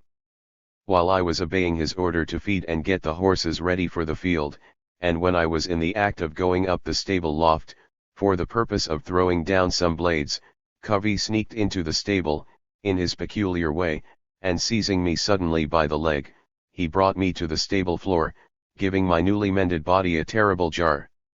I now forgot all. 88. About my roots, and remembered my pledge to stand up in my own defense. The brute was skillfully endeavoring to get a slip knot on my legs, before I could draw up my feet. As soon as I found what he was up to, I gave a sudden spring, and by that means, no doubt, he was able to bring me to the floor so heavily. He was defeated in his plan of tying me. While down, he seemed to think that he had me very securely in his power. He little thought he was, as the rowdies say, in for a rough and tumble fight, but such was the fact. Whence came the daring spirit necessary to grapple with a man who, 48 hours before, could, with his slightest word, have made me tremble like a leaf in a storm, I do not know. At any rate, I was resolved to fight, and what was better still, I actually was hard at it. The fighting madness had come upon me, and I found my strong fingers firmly attached to the throat of the tyrant, as heedless of consequences, at the moment, as if we stood as equals before the law. The very color of the man was forgotten. I felt supple as a cat, and was ready for him at every turn. Every blow of his was parried, though I dealt no blows in return. I was strictly on the defensive, preventing him from injuring me, rather than trying to injure him. I flung him on the ground several times when he meant to have hurled me there. I held him so firmly by the throat that his blood followed my nails. He held me, and I held him. All was fair thus far, and the contest was about equal. My resistance was entirely unexpected, and Covey was taken all aback by it. He trembled in every limb. "Are you going to resist, you scoundrel?" said he.